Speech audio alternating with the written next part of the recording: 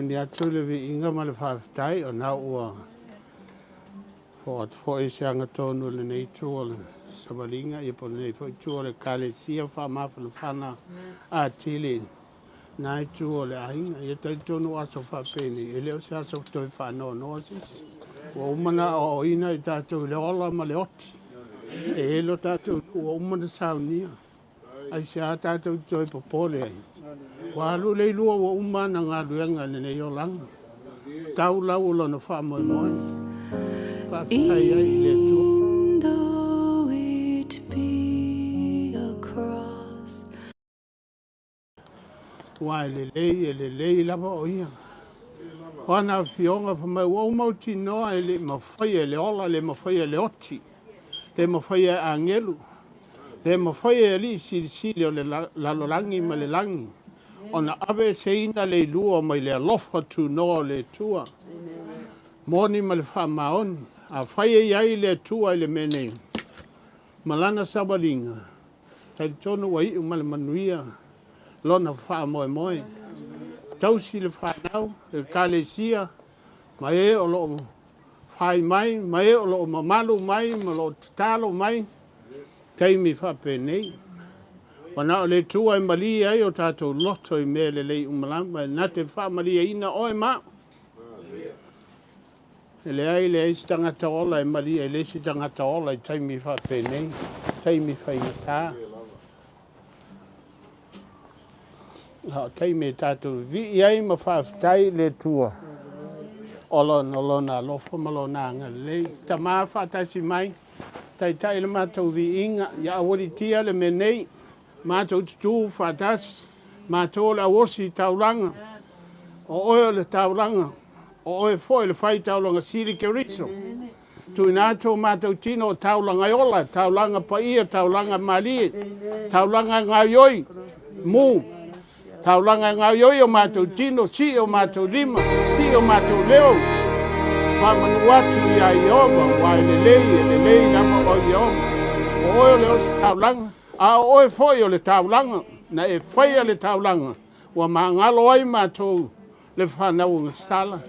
Mātou vi ma whanene, i le nei a fiafi, mātou a watu le vi inga, tātou pepese le vi inga o saunia. Hallelujah. Son of glory, high his holy name. His name above all names. And he's worthy to be glorified. Thank you, Lord.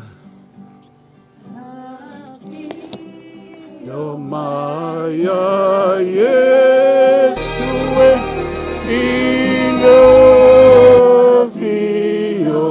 Ma Tuanau Nautele Yoteo Matolotone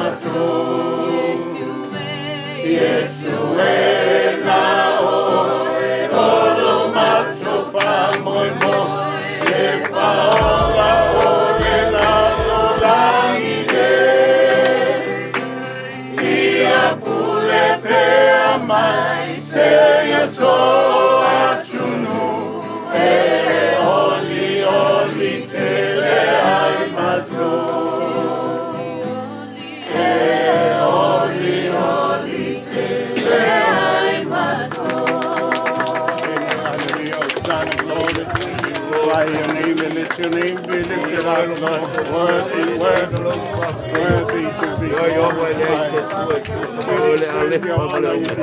Ole mua male muli ole amatanga male ngata anga me ba to te fane ne e lo swa pa fio mai oia nganga pa ia ile mene fio mai oia malau pa o no fo a fio mai ia male manla male fa a fio mai ia malau pa malo lo bi ia oia lo ma to tua to tasi ba male tua si eso le langi male lo ia pale oia bi inga ia oku mai ia oia. Thank you. E ono iai le viinga, e tau iai le whamanuma le whanenena. Worthy to be glorified. You deserve your honor, you deserve your praises. Tau mena e whaia lo mamalu o lo matautia o lo ofo whangia. O lo sili e se o mai. Thank you, Lord. Amen. Hallelujah. To la neila tu na tu le talo sunga whawhengainga e po le whalitua whawhengainga i alofi tau mata sa nia tau te talo a mata i le nei fiafi tātou whamaulalo i lumo le tua. Amen. Amen. Thank you, Lord.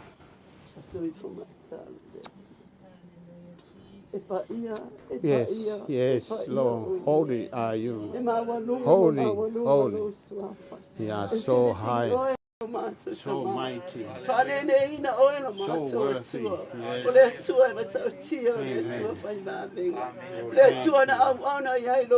Oh, yes.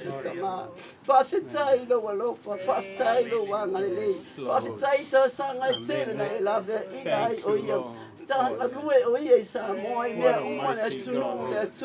Ai whawhetai wa e au mai o ia I te tono lo whale whita whae go mātou tama e a matu e le vi inga ia te oe sa ili atu ia te oe whawhetai lo mātou atua wa I umane manuia ngā nuenga lo watali e te sila fia mea uma e le eise mea lilo I lao sina whanga whawhetai lo mātou tama e vi ia oe le tupo e tupo ma le ali o li o le atua ma osi o le tama o le whaamau o le ali oe o le file whawhetai no na o langa au na ia te oe. Whawhetai no na o langa tau tua ia te oe. Teimi na ulu whale mai ei lo whale le tua. Na whaia o ia ma au na tau tua ia te oe. Nei se leo, ele se upu na ale tau tua ma le whamaoni ia te oe. Tai tai le whanau I le ala e sapa wali atua e tusa ma lo fina ngalo. Whawhetai le atua wa ia te oe lima o lo atani. Wa ia te oe lo watali I le tua. Whawhetai mea uma. Ia mani, ia vi ia oe le tupu. Ma le ali o li. Ia oe le tua malosi o le tama le whaamavau. Le ali oe o le file mu. Whamanuia I lau whanau. Whamanuia I lau au na ma le whare tua. Ai maise le nofo alo. Ai tawa mateine ne tua. Ngā nuenga masa ngā nurue whaatasi. Ma le tama. Ele eise leo. Lo māsa tama. Lana au nanga ia te oe. O lo malie lo fina ngalo I lana au anga lo māsa tama. Ia vi ia ai oe Yehova lo māsa tama. Wanu atu ma le manu malo I lau fio. Wanu atu ma le manu malo ia te oe lo māsa tama. O toi lalo mea uma. Na au na tua ia te oe. Wa le aise leo, le aise mea o sidi lava oe lo na lotu ma na. Ia vi ia oe Yehova. Ine ia fiafi ni whaaporo kalame la wa fio mea uma. Tai e oe le poro kalame la tua la mātou tama. Le aso lo watani. Le iai le mamanu o la wa fio. Ia whaatumuina e lo wanganga pa ia. Lau upule ne ia fiafi. Feta lai oe. Tu lai lau au na. Ai feta lai oe nganga pa ia. Whamanuia le au na mwhare tua. Ma le nofo alo ai maise ia uso ma tua whaafine. Ia vi ia ai o Yehova manatou whanau. Peo na e whamanuia ia apera amo isa ako mai ako po. Whapeo na e whamanuia ia te ia. Malana whanau e te tupu mai ia te ia. Ia avea ma mea whainga ruenga e vi ia ai oe lo mātou tama. Ia vi ia ai oe whaamavau e whaamavau lava. Ia te oe le vi inga ia te oe le whamanuia. Whamanuia le tua lau o pesel ne ia fiafi. Ia maalie la afufonga vi inga lau whanau. E se itia atua I lo watani. Walu watu ma le manu malo. Mea umana au na atua ia te oe. I lo suafa Yesu. Amen e amen. Mesa no pati vi ai le tua pati o fiafi. Ai no no si fia ile fiafi ile nei. Ato le ni fiafi tanto pese mai pese le ali ie le tua.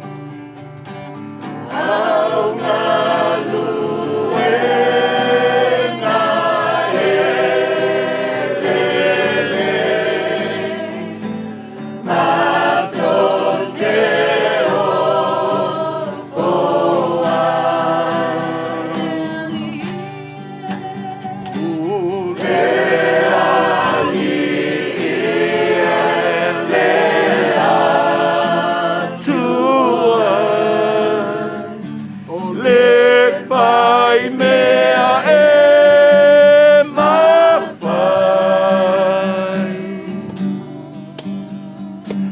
Aunga luenga elele, matou te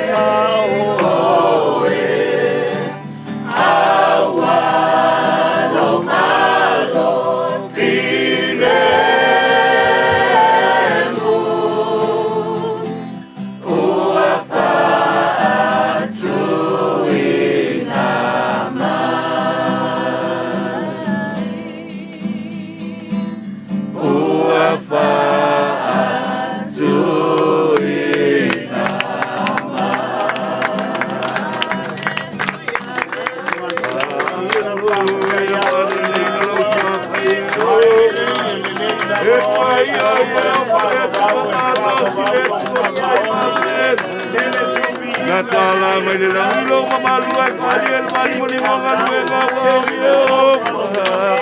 E pai lo atu le tasi asu le tasi asu lo mama oni lo lo le tasi po. Ane ne inolo suafa e pai o ye o ma. Hallelujah. Hallelujah.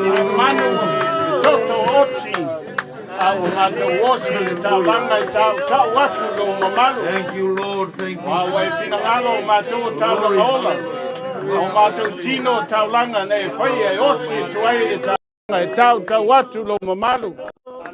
Leo toyo sieni taulanga ni manu pole toto oti au e maliu keriso manu malo faali ya mato fai lo ya mato e ono mato alalanga pepese tau lo mamalo wa mato tino taulanga yola pa ia e malie watu ile taulanga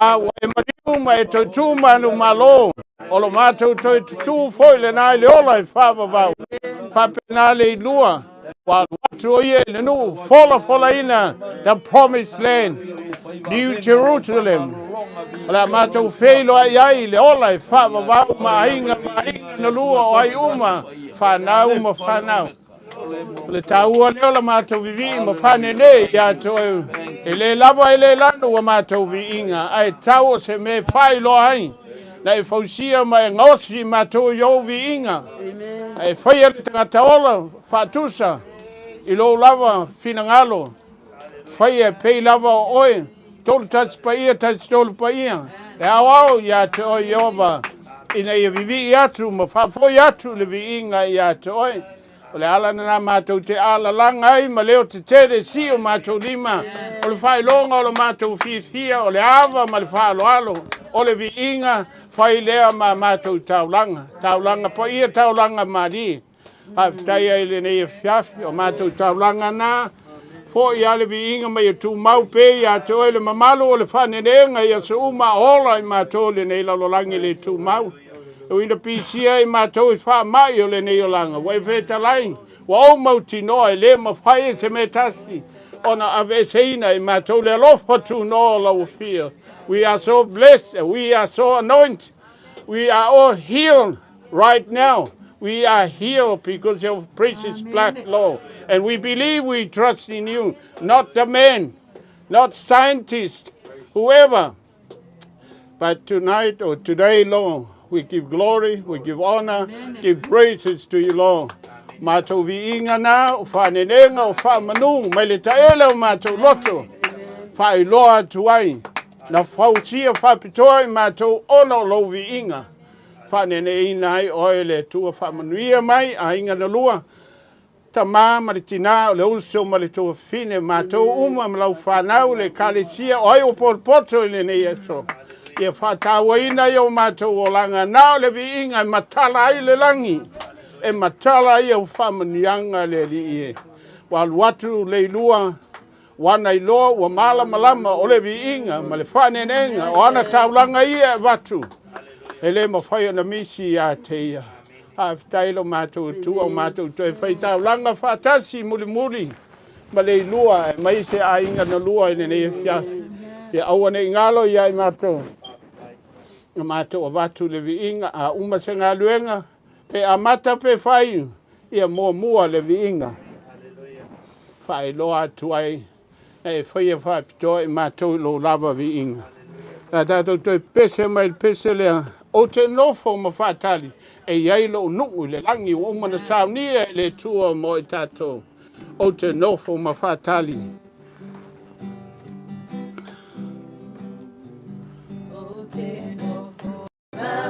Tali aso uma ua lata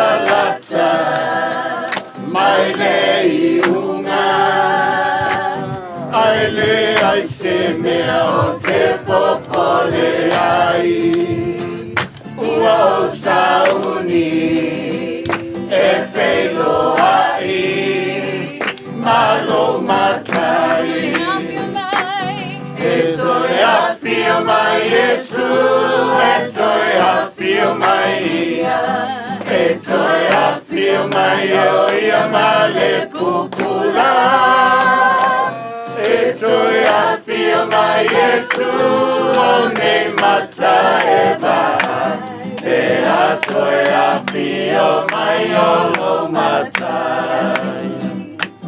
E a pesi mai matangi o le o langa. E a so mai o le masa. Tau trai mai no wali ia I la folaunga. Ia ta fatasi ma o Yesu. Ia so mai. Estoy a feel my Yesu, estoy a feel my ia, estoy a feel my oia male popular. Estoy a feel my Yesu, ame masa eva. Estoy a feel my olo mata. Estoy a feel my Yesu. Estoy a feel my Yesu. Ale oi, não. Não vai falar. Estoy a feel my Yesu. Ne masa eva. Estoy a feel my olo mata. Estoy a feel my olo mata.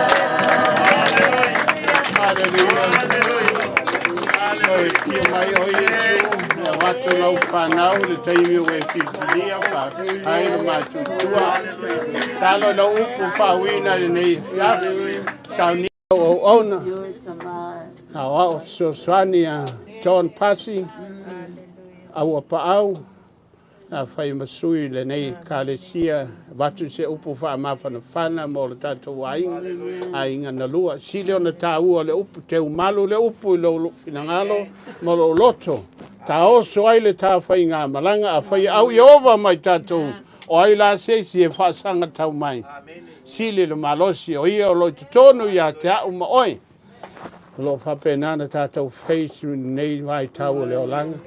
Manuia lana upu. Saunia sunga Pastor John our pau swafa Isu. Amen. Thank you, Jesus. O puat fat pese peru. Ina ua whalonga ua maliu lo nā tani I. O api saloma. Yes. Ona tangi leo le tamaloa ma whapeane. E! Api saloma. Api saloma e. Ta fioti lava e sui ei oi. Praise the Lord. Ai va mai o lo woti o lo manuia leo upo le apostolo nu ese o lo woti o lo manuia. Awa o lo wola. Oh, yeah. Mai a ke riso. Thank you, Lord. Leo tie. O fela o iei lo tui. Le tunga mau e o feo iei lo manu malo. Yes, Lord. Wa manu malo. Ke riso. Le toi tu manu malo. Sure, Lord. Na ia sa ea ma ve ese inga le ti ngā o le oti. Ma le matui tui o le oti. Yes. O le oti. Ua fai mawhili o le toa tele. E fia e ola sa oere tala le sta. Yes. Nama uno foi. E tua sivi. O le toa ina no foi la la tui whanga wha mai. Oal fia oti e fefe vale. Oi oal fia ola e fefe vale oti. Praise the Lord. A fia ola. Fia foi oti. O le tamalia. Ua leva o na sauni le toa ina. E fo i le mea na sauai. E malama le Leilua. I le ala, i le ola e whaavau. Praise the Lord. O le tele wau la unga i asu whapēnei e pei o tau whawewhe le whaotanga. Hallelujah. Na mai vai oia e oti e te leitalia Iesu e te le alu le ola e whaavau. Hallelujah. O le whilwhilinga le tangata. O le mea sili lea o na taua. Amen. Nanga o le whilwhilinga e whai le loto o le tangata. O le whilwhilinga na o le atua na te sila fia le tangata soifua. O le ola e whaavau o le mea lea le atua e le se mea taua. Nai wha mai paulo o lo woti. O lo manuia. O wā o lo wola. Lai a ke riso. Ina ua sa afil watu pese e Peru. Ma mata o nanga lue le watu pese e Peru. Ma sa vali le watu pese e Peru. Ma tilo le watu pese e Peru. Ilona soifuanga ma lona olanga o le asa palia. Ia wale taita ina o lona aiga. Le tamalo tavita na ia tulsi el salamu le. Mai le salamu mo mua tavita. O ia fo ia whapei o le la au. Ua totoi taftafa ane o vai tafi. E fua mai o na fua i ona lava tau. E le ta ulu fo i ona lau. Ai manuia mea uma na te whaia.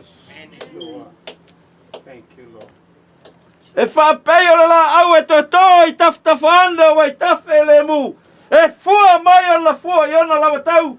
E totoi e langa e tolu sisen sole. O le sai fuanga ma le o langa. Ai totoi ina la au i le mea ngawa. E ke laku lesi kai aua mamango. Wā, a mata na mamahe o na lau. A wha mai le tala le whatu pese e Peru. Whaapei o le la au e totoo ana i taftafo wai tafe le mu. E fua mai o na fua i ona lau tau. E le to ulu o na lau. O le soifuanga le na ola i le tamale i Samoa. Glory. O le soifuanga ma le olanga le na ola i le to ina le i Samoa langa u te malama le to ina lea. E masani la luatu to ina le asilon to fine vai moso.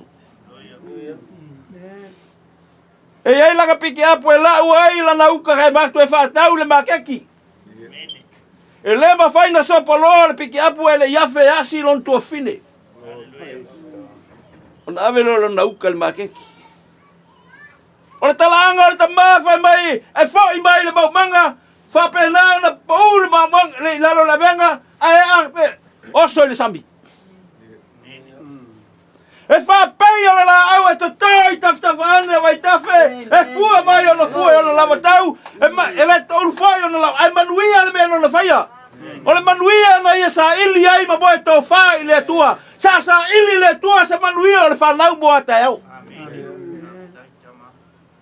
O se afi voi le tavita lango tavita o le tupu o ia o le leo mamoe o ia o le tupu o le nu. Na wha lango ia i le nu. Na wha moe ia i tangata o le tumalo ma le nu atoa ia tavita. Wa o le lei tavita a manuia tavita e manuia le nu.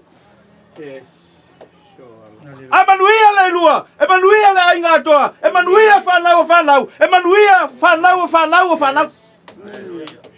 Alea. E fua mai ona fua i ona lautau. E fua mai. E o whanga iai manu whelei so se la au ele lei. E iai o mafua. E kupu mawhala. E fia mangu e kua lunga. O moe ai. E fia wan fui e laku ile si e pula. A wai le se fui e laku ai le si maka. E fia e o whanga iai manu whelei. E o whanga iai le whanau. E mao e lalafi ai le whanau le palo na pau. Sa whai ma palo i le whanau, ma whanau o whanau. A wā fo i sato tō i taftafu al waitafi. Sa wha moe i le tua, e lei wha moe i so nailoa, e lei wha moe i so le poto. O le sita leini al tamalo lea. O le kāmuta. O te malama le tanga e longa nephew. Lewa ia foa iai lana tāleni. E sunga e tupai, si uso e le mwhaia na ngalo ia te au ngol. La maftanga mato ina lea. Le mawhaia tupa i pe aru sa vai, ona sa vali tupa. Le si aso, au whainga renga tupa i le estate. Na sa ue mele pasika ma le alanga pofi. O wha aksoli. Na mua ngoi mai langa pofi le wiskik. Afa mei, na whaatau e abe te alu e asi elo. Siok ta mai sa whaalongo lai ma. Alulo. Ai fo i mai mai o au la wha vai. Ma le eskeke o kereto e fia whai tongi. O la walu ma te tō lua ma lok tamai. I ka muta e whainga le whalu le tamalo. Sa pule le wafu. Va ai asoi. Oi nana wha vai ai tupa ima. Sau ni lole i lua sau i New Zealand. O wala au le tua ia Abrahamo tu ua lo ainga. Tu ua me uma. Tu sa mea. Sau e anu le mea lau whasino wa manuia ina. Ai wha manuia o le mele. Ona wha manuia lo leo le lua i luna nephew. Wha manuia i le lua. O wā sato tō i taftafo wa i tawhi le mua. O le loto e fia iai e fo whanga iai manu whelei. Sa afi e what pese e peru. Ma vivi e what pese e peru. E whapena fo i to ina nei. Sa afi le tua. Sa moe tō wha i le tua. E tō wha i tō wha le tua. O wā fo i sato tō i taftafo wa i tawhi le mua. Ua te maloa. Ia. Samoa a sumai nei New Zealand. Lea lava e tawhi ale vailea. Ale e tawhi e whamanianga lele sisi le ai ainga. I le tupu ma whalaama le tupu tō tele le ainga aisia. E mafua mai le tangata na to tōi tawhikawa wai tawhi. Na to tōi le whalo iova. Na oli e vivi i le tua. Ta whamo e mai i le tua. E le aiso na poto so nata mai. Ai whalango i le fio ifo le ngangpoi. E whamanuia i le atua i lan whanau. O whanau a lan whanau. Ma whanau a lan whanau. Ai sia, wo whanga i ai manu whelei. Wo whanga i ai le whanau. Sa mapu i ai le whanau i le teimi e whapenana tinga ai. O teimi e taunga le muai, ma aso e le taunga le muai. Sa mapu i ai le whanau. Sa sulu i ai le whanau mo sosoan. Sa fesili ai sunga le whawhengainga i le tō whama leuta. Sa wha soa atu le tamai. Sa wha soa i le poto.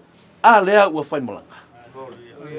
Na mai le au na le i e mal whamaoni. Sa e whamaoni iau tā leni e tele sa whai le lo. Ulu whale mai e le fia o lo. Aingo le atua. A vea le lua e whai ma au ala o whamonianga. Ia pei oe, ia pei ia ua se la au e toto. Awa a o yaso fa pene. E fua mai ona fua i ona lava tau. E manuia mea na te whaia, e manuia fo i mea te whaia. Ai fa moe i le atua. Ai fa lango i le atua. O le atua o fa monianga.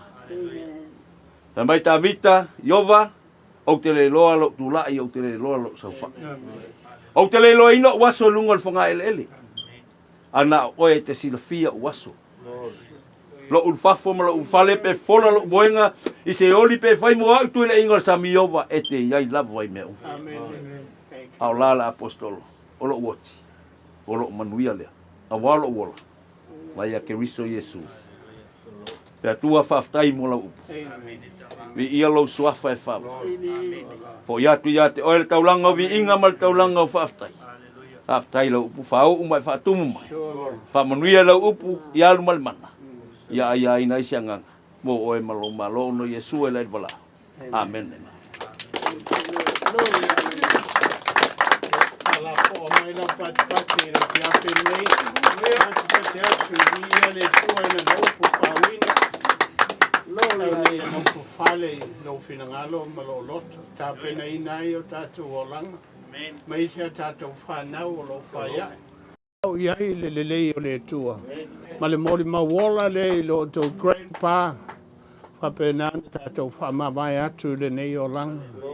E leo se mea whafose i le alua. A Leilua. O umana plan le tua. O umana plan le tua le aso le nei. Na soifua mai o ia le aso lufuru wha. Le aso walu, le masina walu au kuso lo aso whanau fone na au kuso. Le afe iwa se lau lufuru iwa. Ia leo tu malo i le aso mua o mati. Le lua afe ma le lua sifu ma le lua tausanga. Le laua ato nei le iwa sifu ma le tolu tausanga. Tai le tu ai longa i esi si o tatou a o iai. Whaftai ai le tu o tatou i esi tatou tama. Wau le iwa sifu ma le tolu tausanga. Te loa hao pe la le iwa sifu ai. Whaftai le tua. La o tu te talo e umiai lo ola au au na ia teia. Ma whila e le ma le lua. Ia ole unga le nā le tātou whaamai moe le nei e fiafi. Au ne ia whaamanuia le tua. I lana upu, sili le tāu o lana upu le nei e fiafi e lui tauina. Vei tātou ni la au te tō i tawhatafa. Mai te tō i te tōno le whale o Iova e lau lola. Pape nāre ta mālole, te lea tala fia tala lilei, tala māneia, tala susua ma tala mārie. Ia mai si a tala whaupopo fo e toi ina. Al toi ina, se toi ina e tele ana tala, langa ua lolan soifua. Ia o tātou māsani ai. Ia ia si sta mā utona, ia tufo i sta mā sa tātou. Ia whapena a ni tamale ne, ia lea lawa o mai taimine o tātou wheilai. Ua ana lutia i tātou nei wha mai. Le mawhai se wha mai o na wese ina tātou le alofa tu no le tua o tātou celebratinga le aso whaatasi ma le tino le lua le taiminei tātou wha mawai atu ai. Ia la wha iuina la tātou sauninga le pese lea. O se aso ula lea, e maa nei fo tātou tūlai. Tātou tūlai wha rolo wa au. Ia, se aso ula lea, se aso ia, e leo se aso whano noa. Amen. Ia, ai, whamoa. O se aso ula lea, Laia Yesu lo mana mea, ula toa iona fofonga lofa, ole na maliu ina ia o wola, na te ita ilo ulima, ilea ai na fola ina, o se aso ula lea, ia te au. What a day that will be, when my Jesus I shall see. When I look upon his face, the one who saved me by His grace, and He lifts me by the hand, and leads me to the promised land. What a day, glorious day that will be. Oseaso ulalea, Baya Yesu lamana mea, Ulato ayona fofonga lofa, Olena maliu ina ia owola, Na teta ita ilo ulima, Ile ina fola folaina, Oseaso ulalea, Iatea. Oseaso ulalea, Baya Yesu lamana mea, Ulato ayona fofonga lofa, Olena maliu ina ia owola, Na teta ita ilo uliba, Ile ina fola folaina, Oseaso ulalea, Iatea Oseaso ulalea, Iatea. Hallelujah, hallelujah. Thank you, Lord. Thank you, Jesus. Blessed be your name. Blessed be your name. Hallelujah, hallelujah, hallelujah. You are worthy. You are worthy to be glorified. Hallelujah. Thank you. Tato talo tailo matu tua wai lunga luenga le tangata. Tunatu lunga luenga mana la ufio kai to. Mai matou le nei fiafi a mai se lava le whanau a inga na lua. O e lo tangi mai ala le nei fiafi o le mawhaina pa au mai o lo anga mai. Nisi o lo te talo mai. Ia matu tu whatasi le whatu tua maritantonu. E te mawhaia mea whasaonga le mu e la vea i pui pui. La mātou whata singa nei a mai se toi sauninga o le tamā. Le li ielo mātou tua o lau upu le nā e fola mo i mātou ia mātou talia mai o mātou wola ai.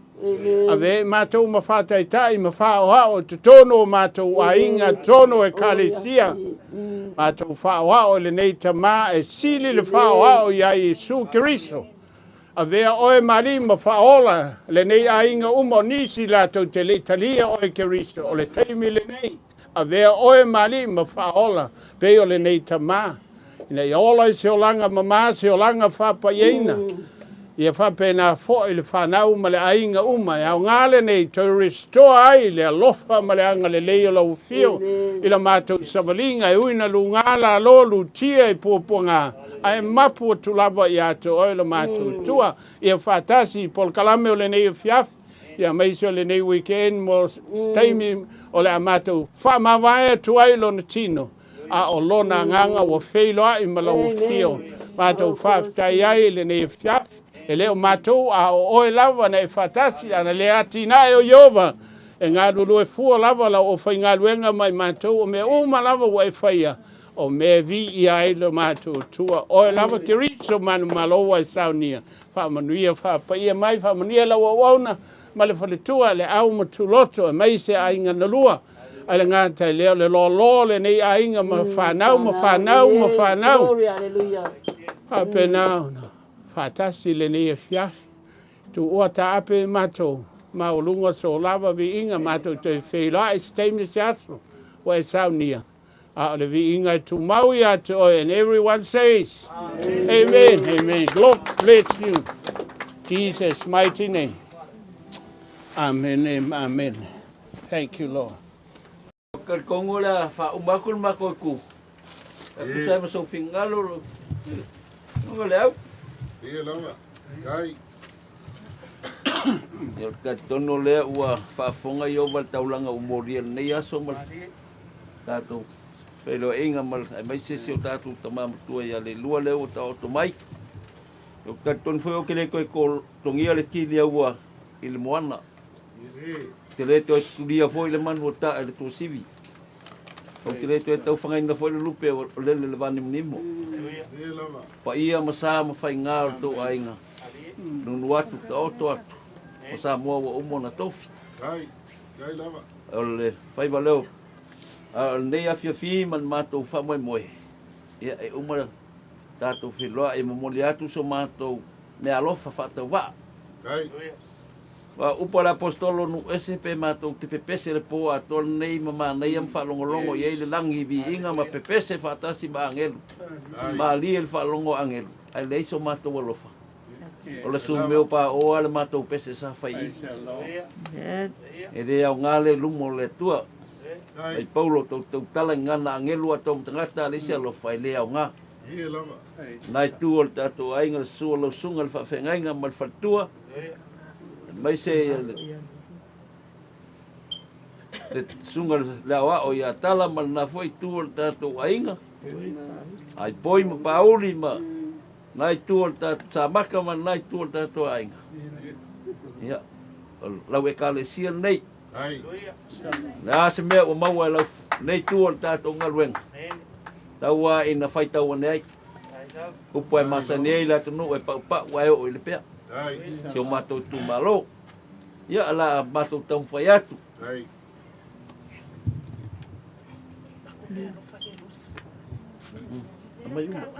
Ole, mātou mea alofa lea. I le wha moe moe o le tama. E luas fuluafi.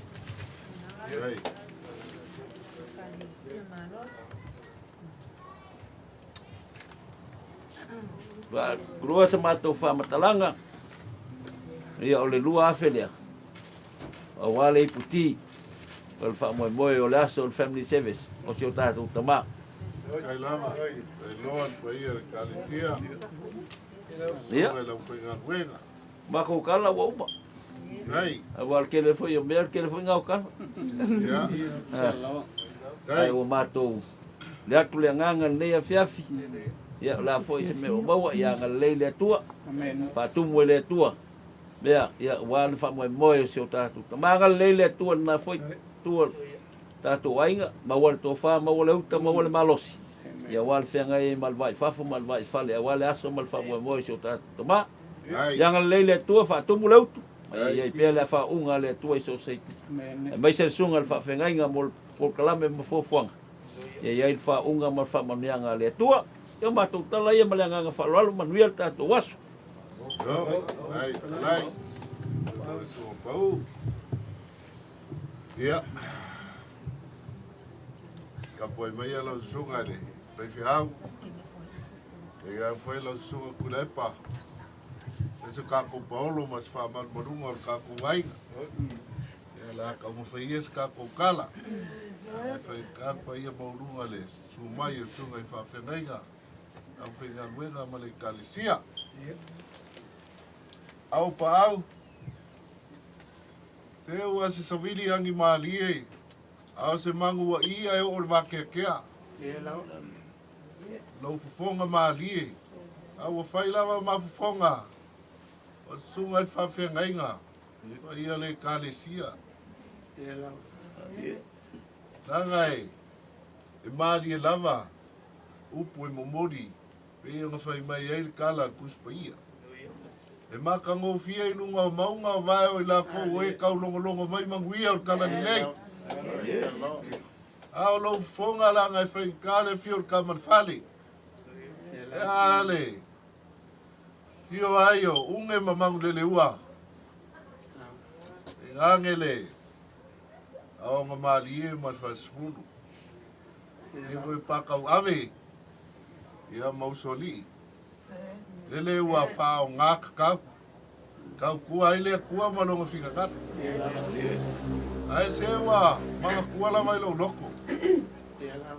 Le kala. Le paia o le ainga. Le whanga ua whau mui ngā. Kupfia. Mai. Inga ua vevesi le ia konga le pepe. Pepe vea. O ngā kango au leo le kaua. O ngā au la i leo kama ko la fua wala la koko finge. Sa mala ulu. O le a kau ma fonki. Na kau sa ilingi au. I ku mua ma pule. Ai longo aku le kala. Ia sa mala ulu. O leo wa sau kong wasi. Fai mai sa mala ulu. Ia la ala me koi pole ai. Ai ai akang wasa wa kwa. Leo wa fio mai sunga fa fe ngai kang wasa. La se si me koi pole ai mako. A leo wa longo mala. O ke mga kuai wale kala i kulangi leo wa kua. E meo kuai malo le kui a kua. A pelo longa fat kua sa wia si au kama. Mga lelei. Sa nga mo moli papai o lo kama. Alo ave kupu a fonki. O ai la fa e iai. Wa fiu foi e fai aku kama. Kau kolo i kua maleifi. E mumusu kama ia e. Kui a kua. Ai sea. E fia fai mea. Ire manga o ngofo. Awa o me mau e kupu e pala i kulafani. E nganga manga o ai la wari. O ngā anu lea wa kenge ai vai mai fonki. O sa wari aku kenge. Mai le kala kupu. O ngai. O lea esi au ako. Mai kala kenge. Se o papalo kamar kui akua. O lea ngau sau e momori mai. Fai mai kala kupu fonki. A se makua mahali e lau kala. Ma manga lelei o le asui le asol ngai lo ngoa. E kele ko ingoia ma manga lelei. O le ingoia kala leo malie. Ai ala ngai afiafi. Ma le fa longo ako pa io a inga lea. Se wa ingo malie ka ngaloa opo ma fa selau. Kiunga malie. Malau fe au mori mai.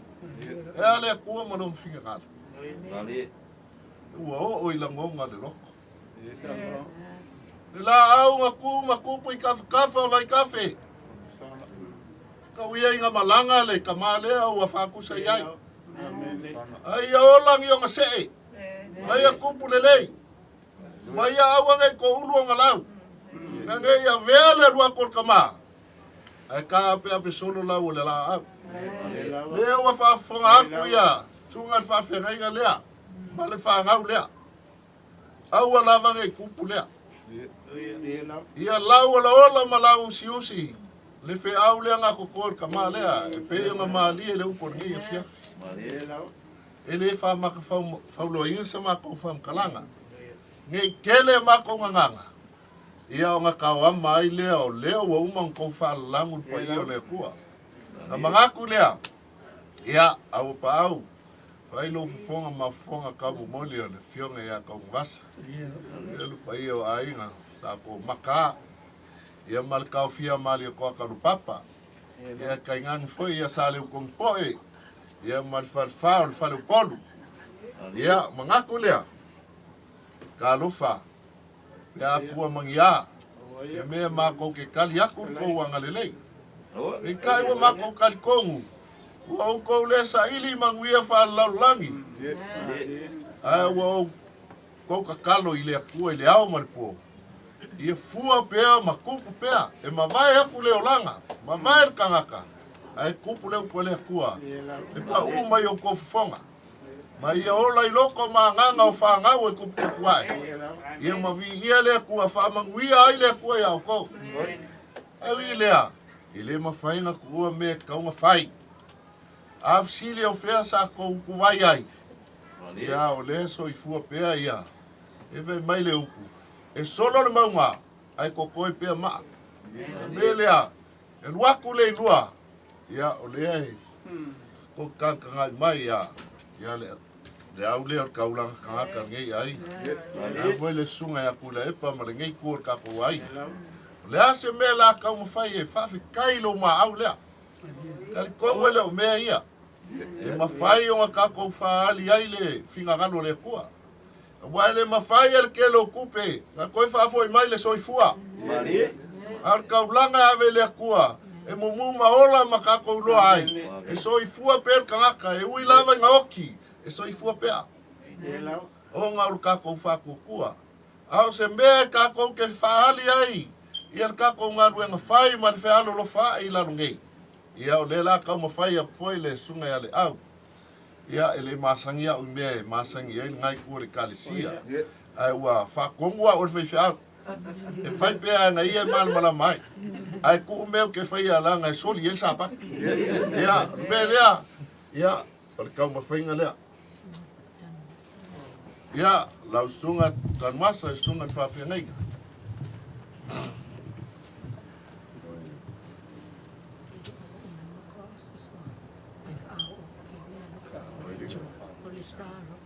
Ia, o le sa, o le sia wau sosuan.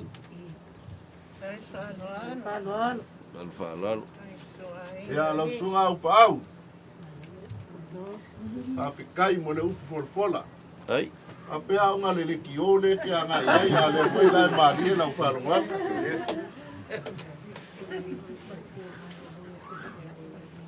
Ia lau a fionga le whatua malolo, whiwia.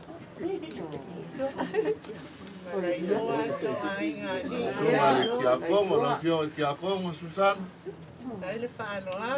Ia. Ia kongo le akoanga le ngā. Ia o le ai whalango aku i le vaenga leo ua masangi ko kalisia. Ia ngā whakai le sa mako whamkalanga. Ia alofa le ko pulpulkeli. Whai foi o ko momoli mai o whea. A ua maa lia i whalongo i. Langi inga o vi inga. Ia o la aso. E kau lela longa pese. I le maualunga i fo le i o whekangi singa. A o ngei aso. Ua orla le wheau o le kua. O le ai sese koe kangi aso whape ngei. Sea, ua malama kangaka. Whingangalo le kua e iai le kako i kuaso. A wala koe whewheises. Ia, o le ua waia whawhikai lava i whanga wiki.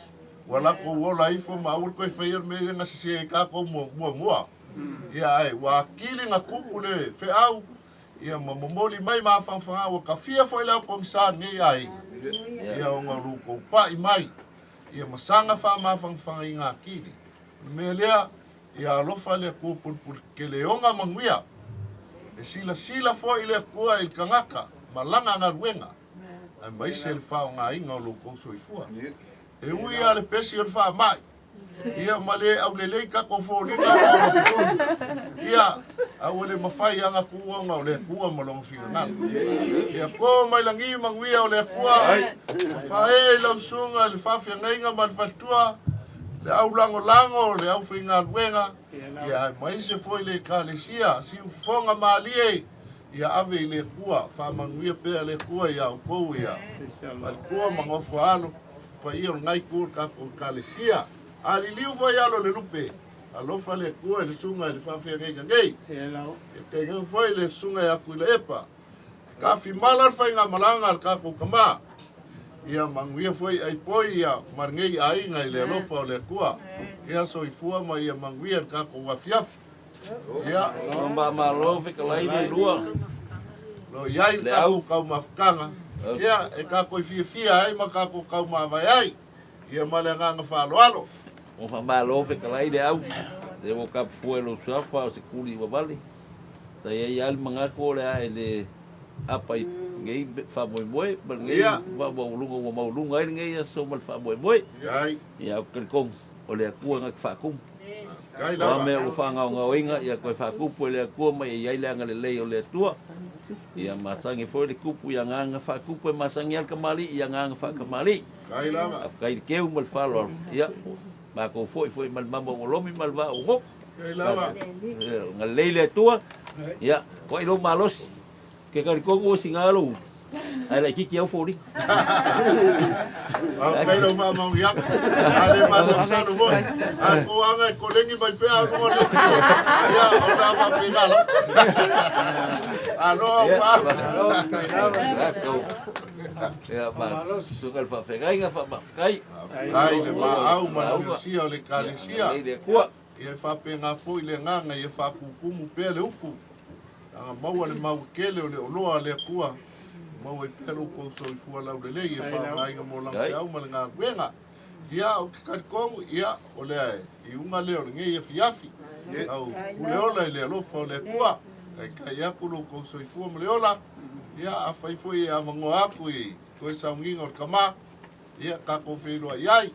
Ia e onga o le wha mai mo kula fongu. Ia ngā fongu ko sila fia. Ia whaingu mela makangaka e whakanga inga. Ia awa ia. Mangawa o mai le fia mauangi. Me ngi amangoa le lei.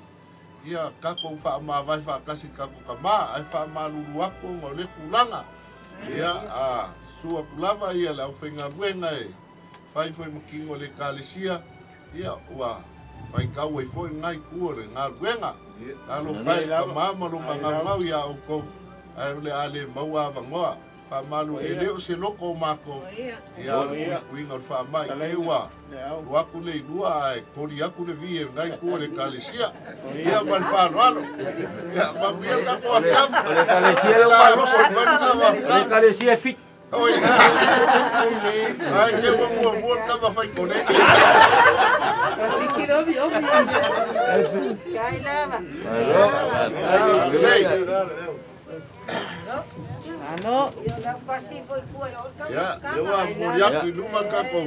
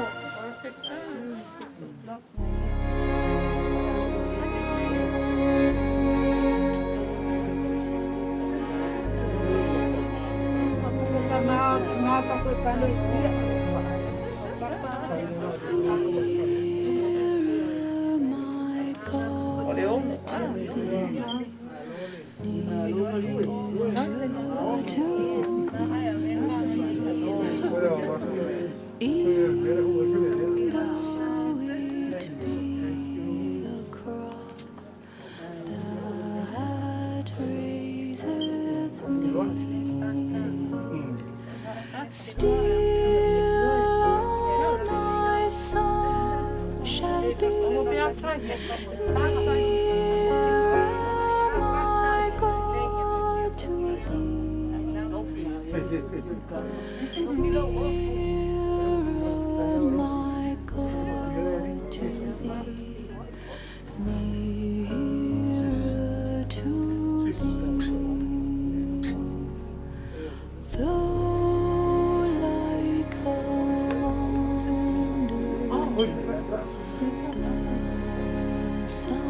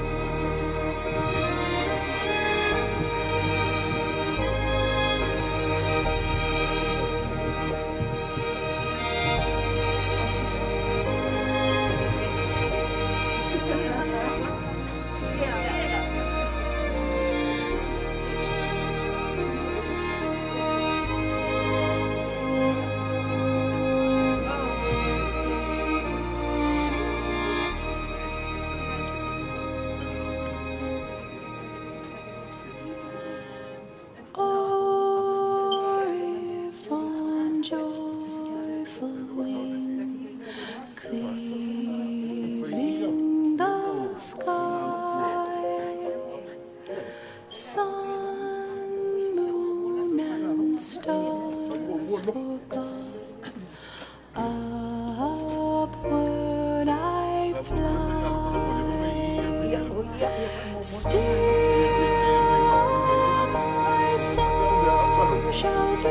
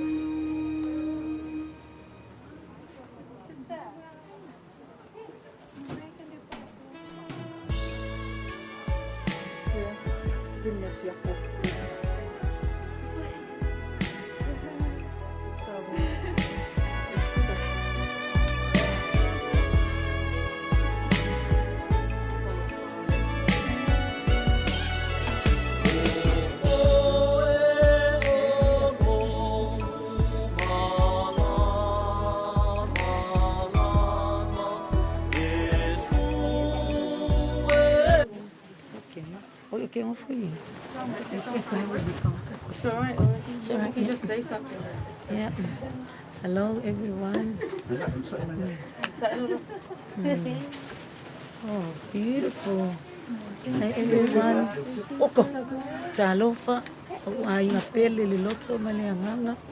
O tau atalofa tu umale lalolangi. Ia, nei aso ia. Tau sisila matanga I mai ia. Mata mai. Ia o leo whai ngā lotu mō papa. Whamawai ana e kalesia. Inga lo ngā solo mai langa. Inga au lofa mai mō papa. O te lofa tele mō o tau. Te lata fo ele live tai au. Te lata fo ele live leva yaso. Swafo Yesu.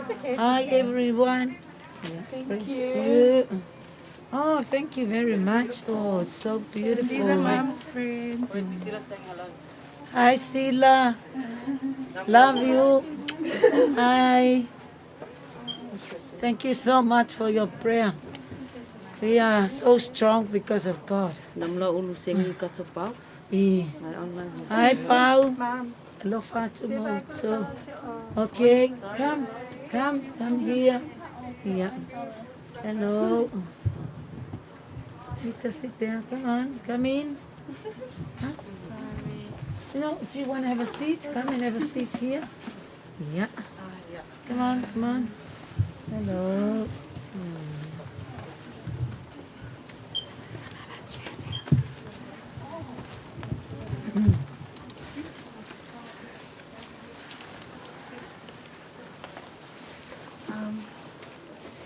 Hi, Mom, Lane. Yeah, Lane, Missy and Rita's friends from work.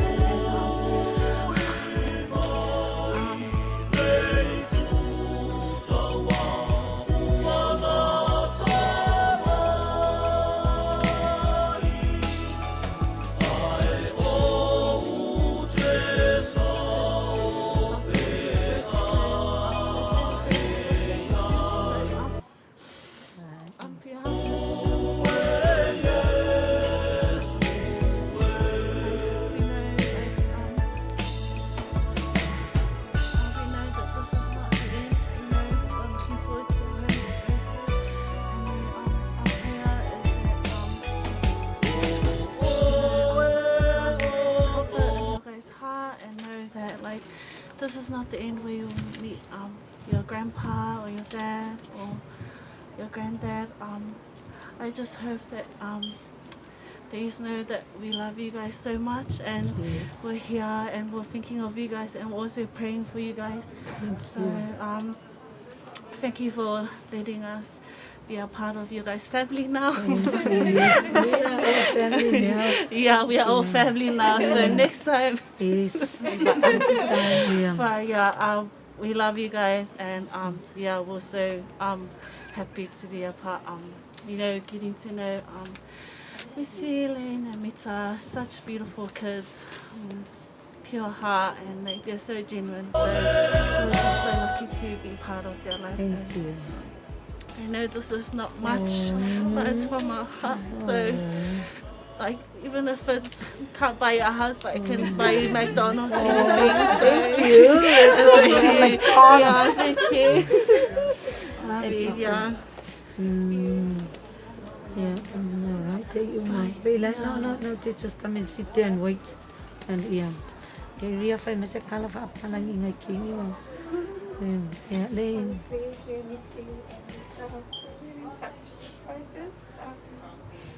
We go to work every day and we see you guys, but we really love you and we thank you for following us. It means the whole world to us that you think of us like this, and we're so grateful that you could come and mourn with us, but your words bring us comfort as we wow.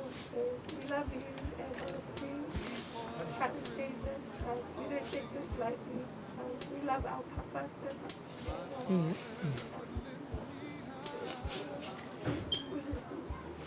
We fight in the church. We serve our papa well. It's not sad. We're not sad that he's gone. It's just the thought of him not being around. We really honor him. We love you so much. More than we already did. So thank you, Nana, Lucy, Danny, and everyone. We love you.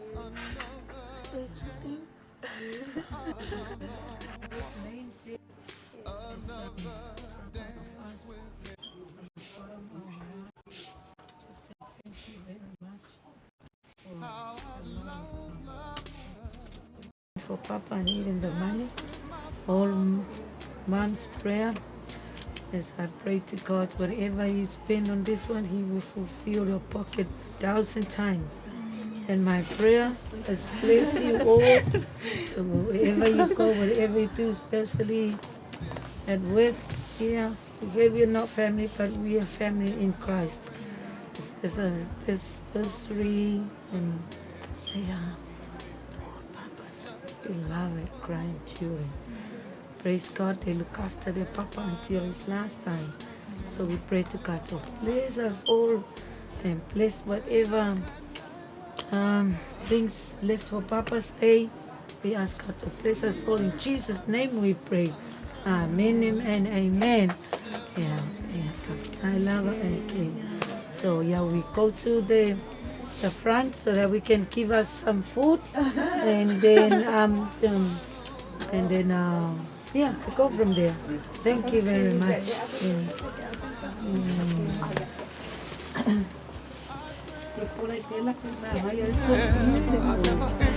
Cause I'd love to dance with my father again. Sometimes I'd listen outside her door, and I'd hear how my mother cried for him. I pray for her even more than me. I pray for her even more than me.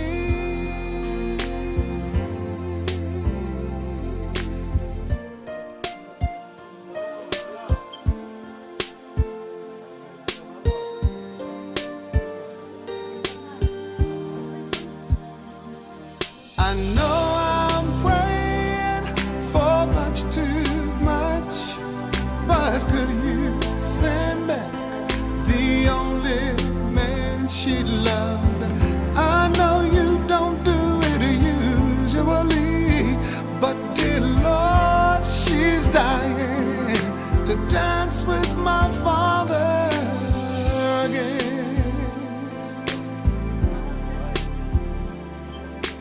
Every night I fall asleep, and this is all I ever dream.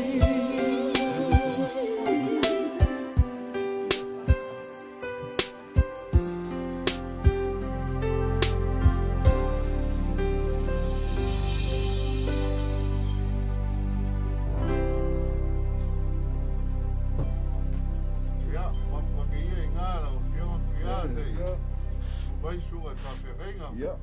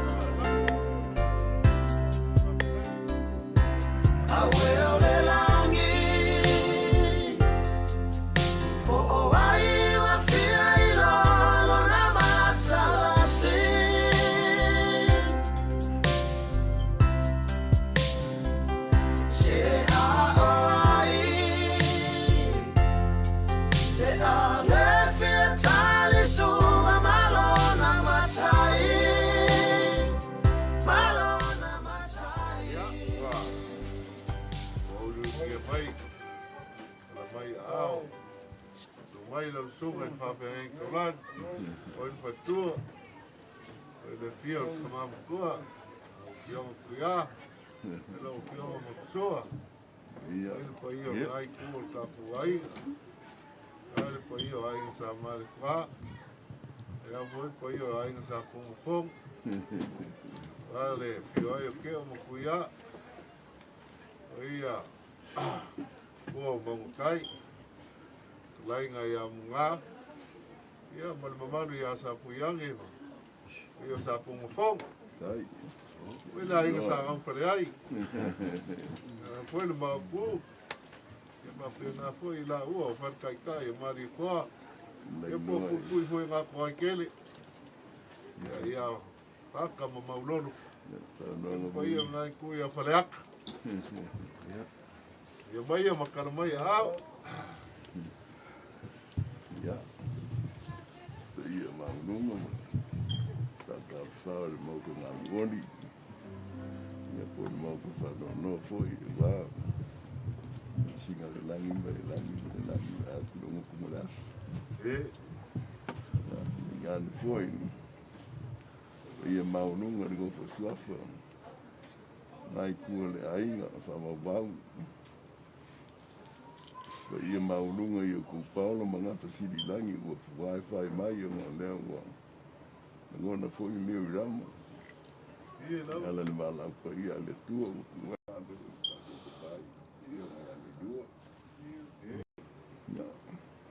ia la sirasi o.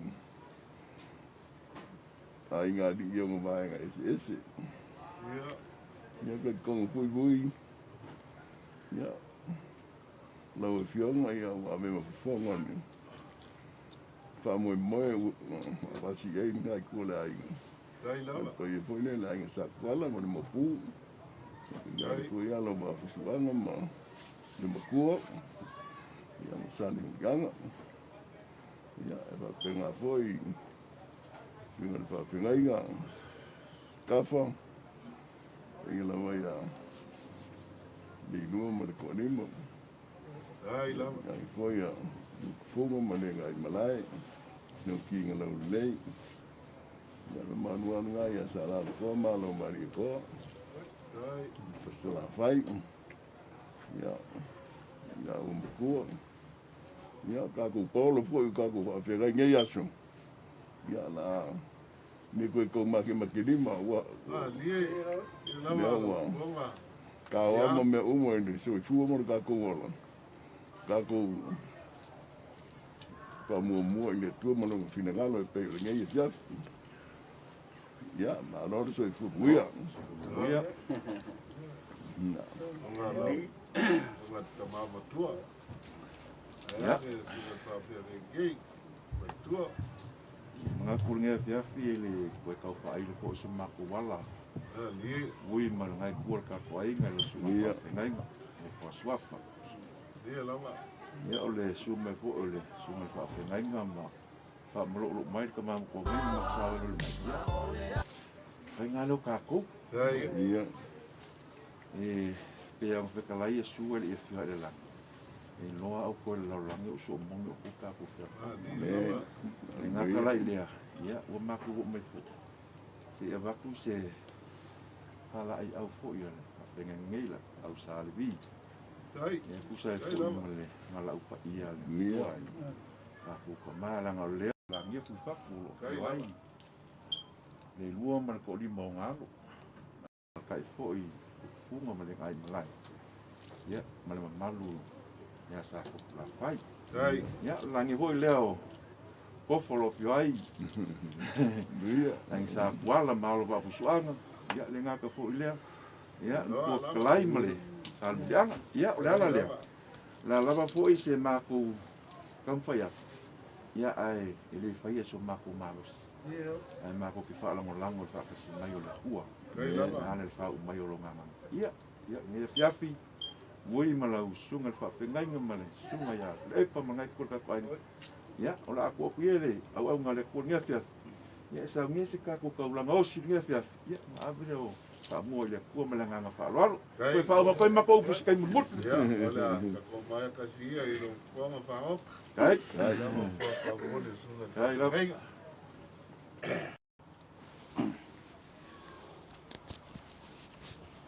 Ya, Leilua tua. Taimi mulava. God is good all the time. Ia me sau pace vi ai lo tātou tua. Te ngongan suafa man malo Yesu Kristo. O te whaafeilo ai atuai le pa ia maulunga maokanga mori. Kai ngange foi le ngofa suafa le pa ia maulunga o le aina. O Paulo mangafa sau sema awa le malanga le tātou tamane.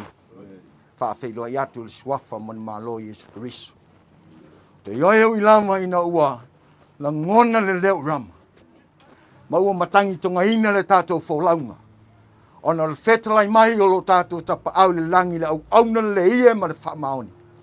O lo whare mai ai le fia o lo wali. Te ioe la le nei tai au. Ia maulunga pea le vi ingo lo tātou tama. Te talai aso o nei o le tātou mene ola. O se whatua tua mai ia te au e ui lama. In hoti, ai ola lama o ia. La tātou vi atuai lumo le tua, e se vi inga wa saunia ma tāpeneina le nei afia.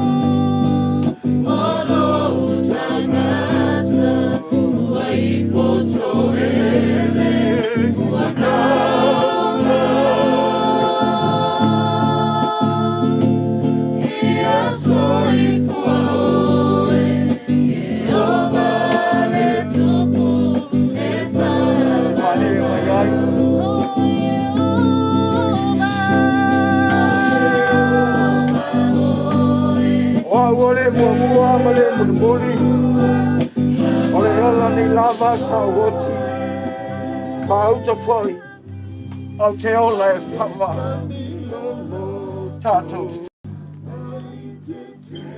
Lo lau mai a lau rangi lo mātou atua. Mai a whio mai lau ma malu ma lau paia ma lau sili ese. Ma mānawa mai a le mānawa le ola. Ina ia whai ma whasilinga ma lasi lau whanau. Au mātou iai aso whaingata. Mātou te talo i anganga paia. A whia mai a mātou mea lau o whio. Toi whaiu le anganga o lau o whio. Ina ia foi atu le vi inga ia te oi. Le atua le tama. Le alo. Mane nganga paia. Nei. Favau lava. Amen ma amen ma amen. Amia e whano noa. Awai wha whanaina I la tau. Lau whai tauina ni se upua mai le fionga pa ia ne atua e ta inai tātou. E mai ai se upu wha whana I la ingo ne atua. Alleluia. O te loto ina yo o tau loa le au soe. I le mata upu e o momoe. Na ne yo tau whana noa. Pei oisi e le ai so na tau wha moe moe. Wa whai tātou te tali tonu. Wa maliu Yesu ma toi tu mai. E whapea fōi o na maia le atua whātasi. Maia e o moe ona o Yesu. Ma tau te whai atu I le nei mea ia te o tau. I le fionga le lii. O I tātou o e ola matatoe pe a fio mai le lii. Tātou te re mua I e o moe. Awa e a fio ifo mai le langi le li lava ma le alanga. Ma le leo ma le angin sili. Ma le pua le atua. E mua foi ona tai tu mai o e oti o ia Keriso. Ona whafua se ilea ona awina e o I tātou o e ola matatoe. Whātasi mai la tau I au. Ina ia whtaiai ma le lii I le vāne umnimo. Ona tātou whātasi pe lava lea ma le lii. O le nei ia o tau whiwha mawhana I nei upu. Alleluia. O le nei, ia o tau mawhana I nei upu. Angai ki ngāne meo le hoti. E le mawhai e whansatele. O na toi whafoi mai la ngono le tangata. Alleluia. Pe hao ina whanau noa. Ma lo fia. I le te ngai na ua tau mai le pule e whaitu atasia le atua. Ma ua ave se nai le sa pele I loto mananga. I le whai ungo fi. Praise the Lord. Anga ua mawhana na mawhtanga.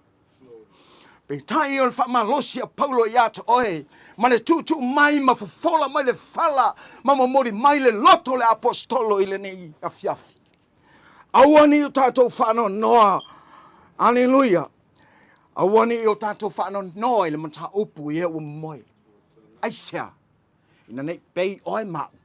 O tangata. E le aise wha moe moe. Amen. Alleluia. Wa whai tātou te tari tonu. Na maliu Keriso ma toi tu mai whai mai le tala tu spaia. E whape nao no toi a mai e le atua. Whaatasi mai o moe. O e tali tonu ma whaatua tua I le li o Keriso. Yesu lo tātou ni I ma lo tātou whaola. Mai tala tu spaia o le saola mo Keriso. Wauti foi mo Keriso e mauti noa. E ngai whaatasi o ia ma lo tātou ni I o Keriso Yesu. E toi fo ia ne fefu le fefu. A le nganga e fo ia tu ia ao lo tātou tu. Alleluia. Le mele o wha mai ai na fionga ne atua. Ia te oe mau I le nei a fiafi. Ina ia tātou loa. Anga saoti umai tātou. Mai lava I la matanga mai a tamu he o ia mose fe mai le tala tu spaia. Na oti I tātou ona le anga sala tu wha solo rea. Peitai. O sewe a Keriso. O le tangata fōwia. Wa mawai me tuai whauta. Wa wha fōwina me umo se o ia teia le alo le atua. O lo ia teia le ola. O le linga le o tātou loto. Whawhitai o tātou anganga. O na taimi na malaulia ai le tamā. E ala I whamanuianga le atua. Whawhitai lona soifua au auna. Vi ia le atua I le nei a fiafi. Fe mai le tala tu spaia. Wai a fia oifo mai le langi le li lava. Ma le langa ma le leo le ange sili. O le pua le atua te loa. E longona I tangata o e o moe o ia Keriso. Le aso pa ia o le atua. Fe mai le tala tu spaia. Halleluja. E mua e le mua o e mau. Angai. E amana ia e ave le wha mua le atua. Le o lo moe o ia Keriso. O e na talia Yesu e ve mali I mafau.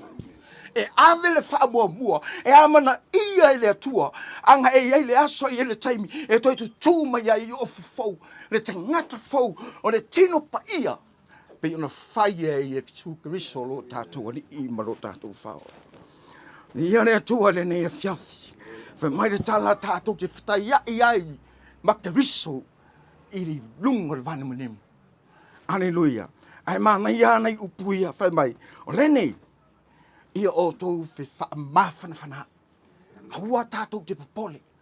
Aua tātou te atu te wale mai sue tele mea tu te nunofo ai. I le maota lo tama. Ana whai le eiwhanua te whai atu ia te oto. O te halu e sai. Se mea e nunofo I oto. A whaifo I o te halu. O te toi sau e ta lia whaatasi o tau.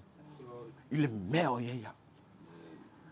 Le momo onga le o ke riso na mo moli lon tama. Na ia whai atu lo tamae o lo loto lea ia te lato. Wena e fo ina mai ia te au. Ina ia iai la tau I le mea o te iai. E mauti noa I le fiaf. O lo iai lo tatu ta mai ia le lua. Anga whai mai le tala tu spa ia mar feta lainga Yesu. Ina ia loa le manuia. Na e fo mai le atua ia te au. Ai le wha waina le lau lang. Wa tato I loa wha monianga le atua. O le mea le tato te. Oli ma fia o tato loto. Tātou te leiloa le 5 minute, ai wa tā penga I tātou. Te mana tua le tala, a tani elu le profeta o tani elu e sifuru, ma le lua e upe lua fe mai. E to tele e mo moe, I le fuefu ma le ele. O I la tau, o e ala mai, e to tele I la tau e ala mai, o isi, I le manuia I le ola e whawau. A o isi I le whalu maina, mana inusia. Aingo le tua le nega fiafi. E lua mea. Tā penga I tātou te ole manuia, lea ua mua ki ai lo tātou te maa. Ioi mata tonu ele toi foi mai uia. Au tātou te o atu ia te. Tātou te vi ia ma whane ne e lo tātou matai. Le au pa ia, a hao I nā fio mai le, mai lia le pū whauma, e toi te tū mua, o I nā tau o he o momoe. Fa mawhanawhana ino tātou loto I le nepo. Aleluia. Le pa ia o ainga whai mai le tala tu spa ia. Amu ia, mo o wha longo fo I le leo I langi wha pe mai. Amu ia e woti. O e woti. O I le li. Ai whai mai ea le apostolo Paulo I lana stosi a Filipi. Aleluia, leo so tātou lu moni nei. O le langi lo tātou nu o lo whaatari tari mai ai. Ke riso lo tātou ali I ma lo tātou whaoa. O lo whaatali ia te oe, o lo whaatali ia te au. O leo ia whauru whale le ta mai le manuia leo lai whaavau. Ai o lo whaatali ia te oe, o lo whaatali ia te au. Pa ia le aing. Pa ia le no whaal. Aleluia. I ia ne atua. Pai mai ia, ke riso. Aua tau te atu te whale. Fai mai o te le tu ua o tau o e mau te wati. O na winga e a fio mai e te riso. E feo putai a te o tau e pei o le matua moa I lana whanau na opo. Ana I pele o tau I a te ia. Aleluia. Vi ia le atua. Fai mai le tala tu spa ia. Vi ia le li. E sava vali ma le tonu e ami o tonu. E manuia lana whanau. Pe ama vai atu o ia. Amu ia o tau. Kia no taimi. Whaafitai la o tūtau singa. Whaafitai lo tau whaita maa. Anga e tele maa kua wa ave I whale wa ai e tangata maa tustua. Aisea. O le moni le lofu folu whanau. Hao si o tūta maa. Le ua ma liu I o tau a. O se lui foi lea I whanau e tutupuani. Ma lauro wa o le ainga. Amu ia o tau. Lea wa tawhea e manuia ia te o tau. E o atu o tau whanau. Ma whanau a o tau whanau. Ona lea. Whamalo. Whaafitai. Ono sa. Whaafitai alofa. Whaafitai le whamaoni le tau singa o tau tama. Fo I le vi inga I le atua ano le me whaia tangata. E toi wai mai e toi fo I mai le tangata. Whaamanuianga le atua lana te talo. Sa ia te talo ai, ia manuia o tau. Sa autu vai ai le nu, fa longo e telo taimi. Sa autu vai ai le nu Mose manuia. Ai ne ngata i leo le kalesia. Sa ili le tō whāmane moe. Sa atu whamonianga mo o toa. Maiso le ainga. Nei iai whamonianga le atua. Ia, anga le mai le atua. Whaftai le lua. Wa ua mātou mauti noa. Ua i le langi. Ua e whaatasi atu lo tātou li o Yesu. Wa o le sa ola mo Kristo.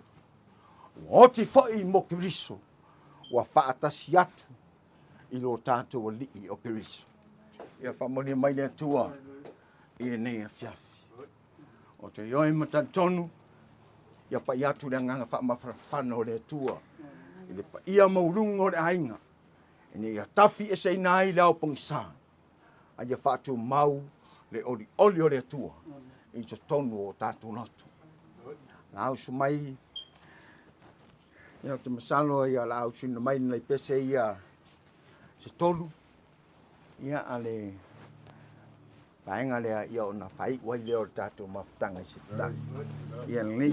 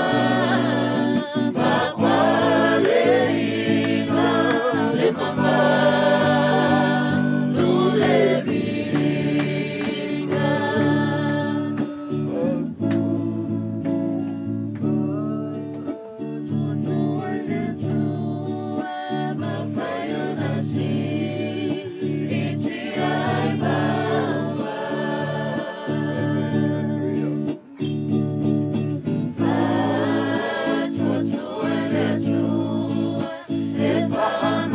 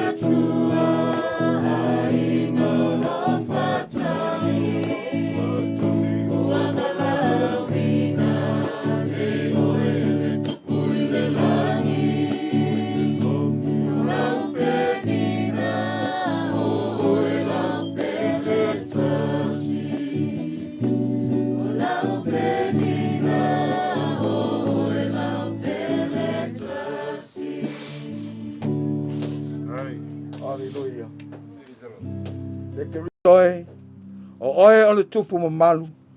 O oe o le alo e whaavavau o le tamā. Na e manu malo le tinga o le oti. O na whaavanoa ina le e oe o le malo le langi. Mo tangata whaatua. Ka tātou tata. Na fōa i mai e Iova. Ua ave seina e Iova. Ia whaamanuina le suafa o Iova. Mātou tu ina atu to e peau whaamavai o le mātou tamā. Ona to e sauninga Iova le atua. Le aso ma le taimi. Ia mai se aso langi le lei. Mātou te talo le li e whaamanumole le mano le nganga pa ia. Ia e ia mai e whaau mai e whaamanuia ia i lātou. O eo la whapēnao na whengai ma le sauninga. Mai lava i le aso o mua sa i o i le whaiwina. To e taimi o lo mātou tamā. Mātou wala au atu i ate oelo mātou tua. O ai o tangi mai ala ona o le wala au pa ia lau fio. Pa i atu lau whananga i ate i lātou. Mātou te talo le li ie. Ia whapēnao na pa i atu lau nganga whanawhana. Ina ia vi ia oelo mātou tamā. Nei a fiafi. La mātou sauni, mātou fo i atu i o mātou ainga. Ta mā aua e te tu la fwa i lau whanau. Mātou te talo ia iailo file mu. O ngātou tonu o ia nganga pa ia i fōwhanga. Ia whapēnale atua. O na whai loa lo mamalu ma lo siri ese. E te le tu la fwa ina lau whanau. Ia o mātou te talo e ale lo swafa Yesu. O mātou ole ma wala awa tuai. Amen, ma amen, ma amen.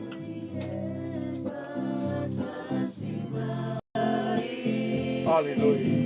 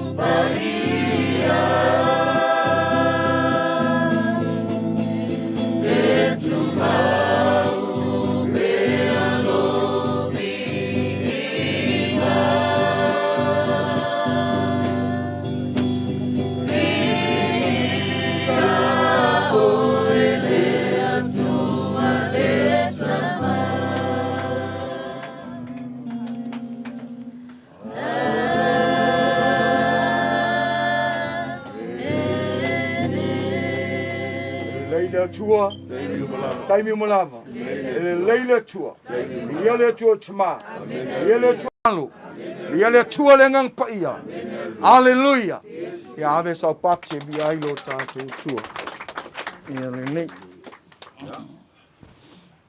Ai kua le kākuai nga ia, le koe o mai au ngā mori su kāku sao ia mangvau, e ale kāku kaulanga vi inga le ngia fiafi, le nganga ia, Avoluma, ia wa whaamaria inga o ko whaafonga. Ia whiawhia ala mai langa au aunga, ia whapelo se maku, se maku leo. Langa o le kako ke runga whaama. O nana po leo le a kōmero nge kalesia, ia wa whai maku ma sweet. Ia o po le. Ia kangu wasa wa popo ia anga. Wapelea, ia, ui ma la sunga whapengainga. Ia pa malangai kua kako ainga. Ia, ia ngok whai aku kei masola, ia ke lale fia. Kalau ya al fuer kilo mea papelea ya porque o kusi lewa ngapi o ko au no va fenenga male kalesia foi wa uma ngas ya mai aur ka mamu kua me kasi la fe kala ya Leilua o la nganga maurunga ya peango fa ke mo sola la se me mo mai ya ka ko mo ki me fa pas kai ya wa ko ka ya peango fa ma va ka ku ka ma ya me se ngisi fo fanga ya lo fongia le kua ngai kua kako ainga. Lei langa leo le kua, lo sunga whawhengainga. Ka whololo se fua ia, mau fo i au penga whalenganga. Ia wale kua mo lo ngale kusa fo I male. E ka inga la fa moe mai se le fale kua. Le nga ko ia mo fa swafa hui. Ai lama. Ia lo fangele kua. Au kama. Per ko wale nga. O e lava le fe ngai ke mi uma lava. Ia na ko. Fa vivi ya. Ia fa kai lo ko kua ainga. Lo kua ka le sia. Ko ngu. Ia lo fale kua. Ia kupu pou. Lau ngai ke mi uma. Ai lama. O nge so le foi pe ngal ko ko. Lo fangele kua ia fa pa mau ainga. Lau ko fa ma lau fa ko kanga. Ia wale fe ngai ya yasu fa pe ngai. Ia lo voi da kua ila nga au ngai. Ia ila nga leo le kua.Oi le so fu la le mal per ko ngai ya me se fu ka ba ya me ngai ko ka ko ai ya fa mo mai la ko ngai fa se fu ai ya ko mai ala se vai a pe fu ku le pa ka ko ai ya se ko fa le os ka ko fa mo la na ka su ma fa fe ngai fio me ya ku ya ma lai ku ka ko ai Pangoka. Ya. Ele foi asa o kala mo mongo fa malulua. Awa ia le, kau fa ngapele. Mai foi le kai mi sola sa kau se ma sa se ya sua. Lama wasa I lama meme ma. Wale sa o le fa leo. O le leo anga sa u tua. Ya o se ve ai fa malulua. O manga kai. Ya yo le ka ko ko fe no ai mo. Ele o por mo. Ya, ya, a ngai afiafi marka ko mafka. Ya. Kai. Se wa wala ngonga kingo makangi le. Kai. O mga kua ya le si, o finga nga kangi le o ki o ko. Finga ngai langu mai. Wasa ya lo kua. Mai kangi lo kua. O ile kua ko ile ang. E wa va ko se o ko lua. Le ai se vai a mo la fanga. A lo mali pespesen. O kingo fo finge le fe awal pese. Na ko kuri fo lava ma fa ko ese le kua. Ma fa pe aku le kua e fa ma ngano mai ya.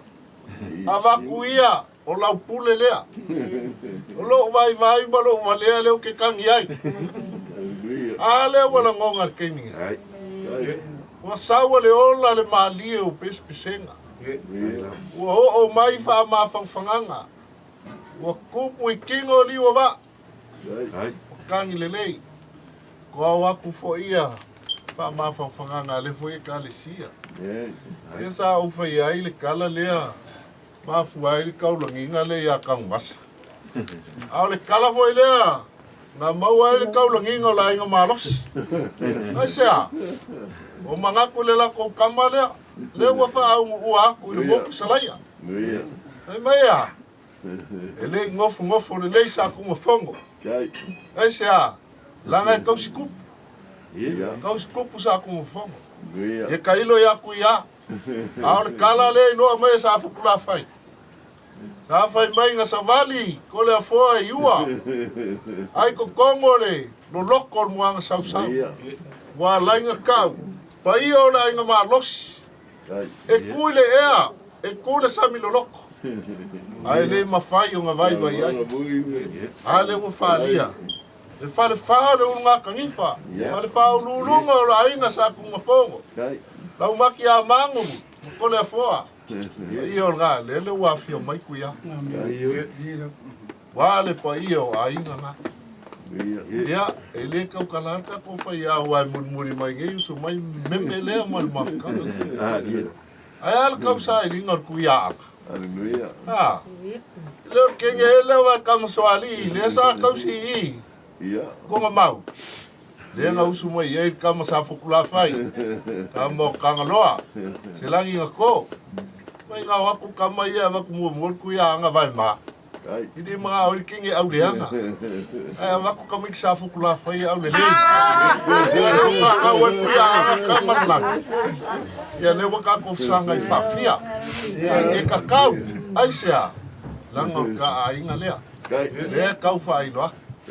O su mai le sunga fa ngai nga mas fa tua. O lu pe fa lele. Wa ka manga fi mai. Angoka. Ya wa. Fai alo fonga e kau mon mai fe au lea. Fa langu lelei. Ele kau fa le oinga le upo le li. Ai mo moli ang fe au le lei.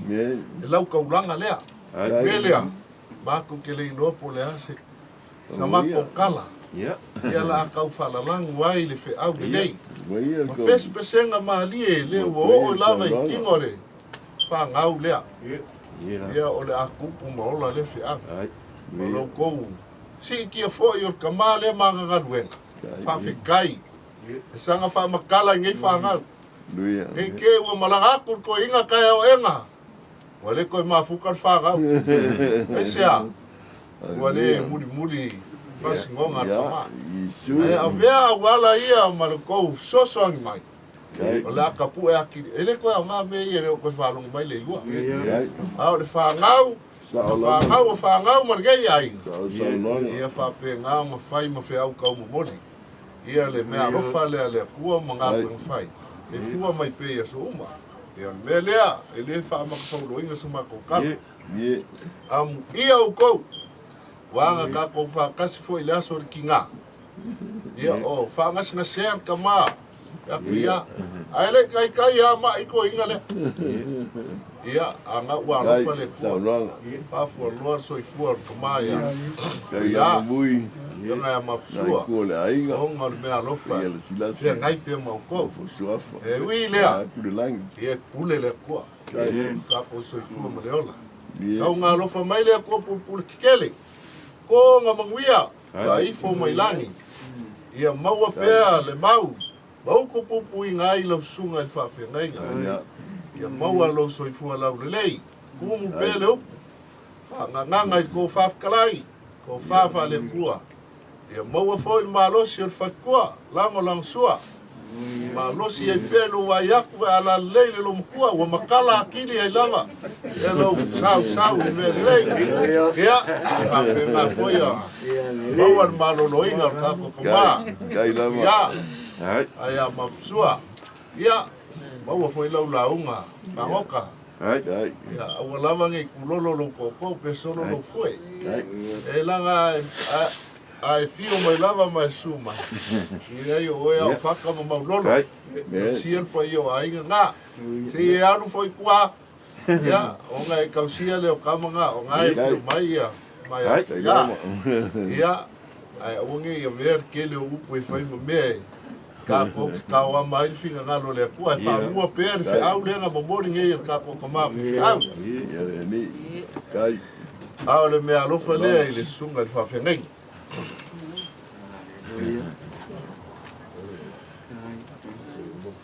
Mapsua, wale vanga mako kungai. Panga fo ilo fo inga kama lo wale malo lea lo fa mai. Male ka kofi kama yo ol kama ko ta kauma fai me alofa ko fa ga. Ia me alofa le ka wanga fai ka wanga ele kele. Ia kali mai e fai ma. Ma me kali ai se kauma fai nga fai au lea ngai ko ka ko ainga. Ia, faoka. Nga wala koe mumusu ifar ko inga. Koe fase se ai yare. Le kaulaga le umakai. Ia, lola ko le faoka. Ia, ese afale. Ese I langa le o mamanu le o I kama. O mea la nge yasu.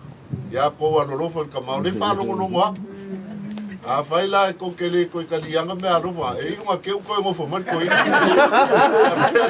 alofa mai ya ka nga alofa mai le ko a fai ko man fua telefon fili ni ma ko ke diwa a kai oi sa nang bui ke masalo las pa ia so ia a ka ku wolo I me fa penge ia lo ka ku le manga ku le ko man ngias ya kai o le ka lo fa lo fa penge o kala Kan ngai fa lo lo me fengi. Kai. A ma o mer ko inga le. So le mena ma ko musu. Sa ala maki. Sa le ala maki ga musu musu fo. Ko ya ku ya. Ese le no. Le o karia le su lo fengi. Ma ko karia o la nga fengi kala no fengi. A ma o mer ma ka ma. Ya fa Maria. Ai. Si bi o pa pu pu bui. Bui. Amo lo ama que lo maki. Awe koe anu mo whea wea koinga. Ia nga pare kongu au. Orvaanga la umaku kua e leo koe maho whauna ma nisi mea. Maria Maia. Ole ba los. Ngare ngo koe sa we pia. Kai kuia, ule lea. Ke masangi la vai ku maanga whakupu. Ia e whapena o mai. Whaia la mio e whasingo ia i makau. Tarsia la vai whalongo i e whangoka ma muri ala ngā. A ua whalongo ia maulolo ma. E voi ia sa mama lea. Nene umai a tai me o tātou te mā. E whai o pule o whai o whanua. Lea o pape a ka kia le te tusilea. Le umane ato o tātou te mā. Ia, malia mai lau sunga. Malia mai lau sunga. Le ua uma sa uma mai ia. Whikalai mai ia. Whangoka. Te atu le ia. Malia mai lau sunga. Mia vui ngā ua. Ia. Ai ke si o fia le aku ia. Au oi me whapenge. Whi maki a iai. E ole si ai ngā pia. Ia, o whesa ko uku ia. Ai whai aku ama ape ai le ai. Ia, we. O me ana o me a... O alofa ngā o lofa nei. Alofa mai. Ia. O me ngale ngā ngā mako. Ia le vaenga o watsunga whawhene. O kapa fuar suafa. Kai. O le mele mo le mako au mai.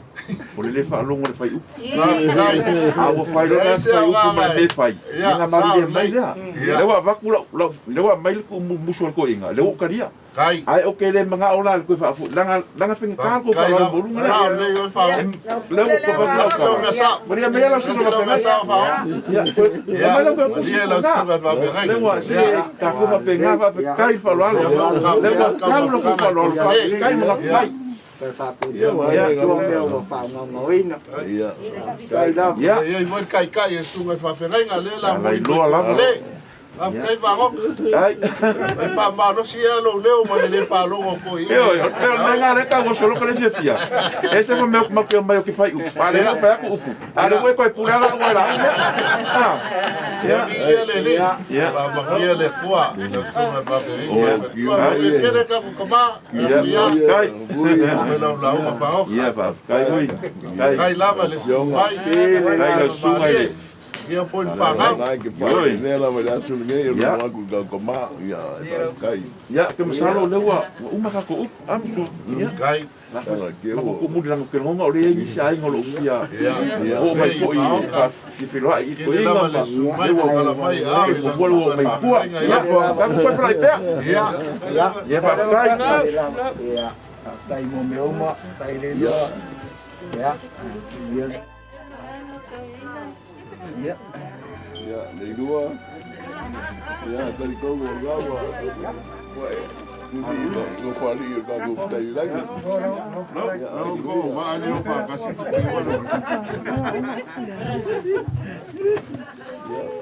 Kai kero o te iasu.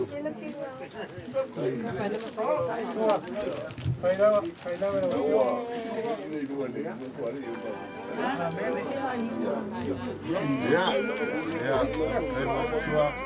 Kai lava. Kai lava sua.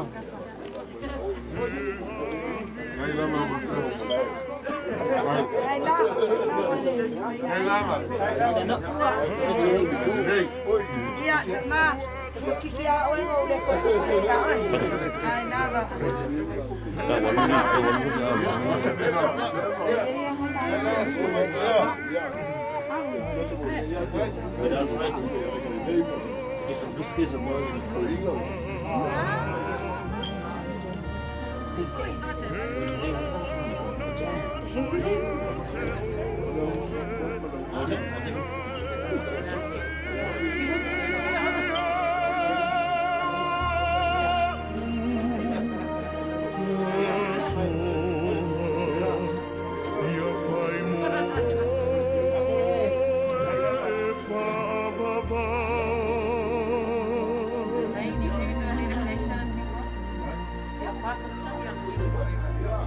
Ave Maria, Maria,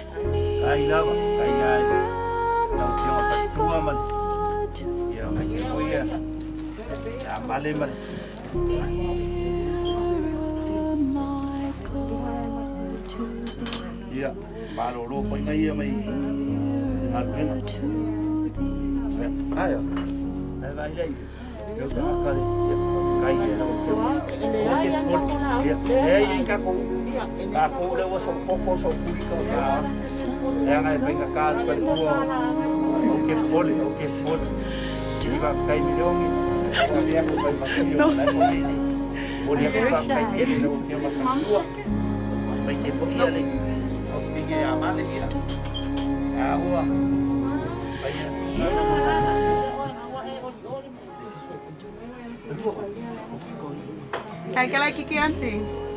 Đấy, sao đấy? Một người ngã vậy. Để chúng mama. Đấy. Hello. Kay mga yari kay mi makyo may Boleh mga kaya po alam yan. Sa ka tadi photo. Ada yang kau mau apa orang ya kau rumah buat maya ini sini. Lang makele o. Kini ya oi pergua mana aku. Kamay kaisa. O kamay kaisa. O may ele mesa. Mau ngakalo. Yo ngayo. Kung fakas. Ya orang itu sharing pak iyo kau pai. Ele mo bonga. Ama fa ya ku era unga mai loka kele ai. Ai mo fa ko nga kele unga mai. Unga winga anga no makele o mai. Leilua fa longo mai oi. Iya dia. Ele Leilua ngale aka mai as ko inga pe ao mai. Ia ko ya ngai ka ka lang au ngare la. Ia lu aku ko. Ane ba ai uma po fe me o sasangi angi. Ver meu foi o liga pro Vou ver ni vai kui. Ai. Ana de Siria caía medio. Kai ma ya le ma ka. Eu vou. Ya, o mas dan forma que kan kita kan final. Iya bener. Sai ngofia me uma ai. Ko yang ayam saya. Alai orang kan kita.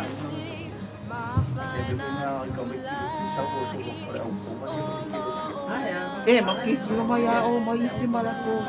Iya nga may kakay iyo siya malako. Iya may kamay tiyo ke umia au de yo ako. Sila fi my lelani. If I tani no uanganga fa moe aua fionga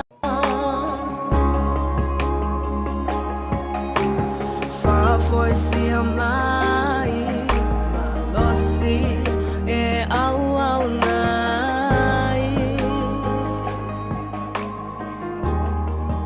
o me asai o lima o Leilua Tama say to umai Uangalo ya ita o suula foinga Bye my love Uangao elo Sana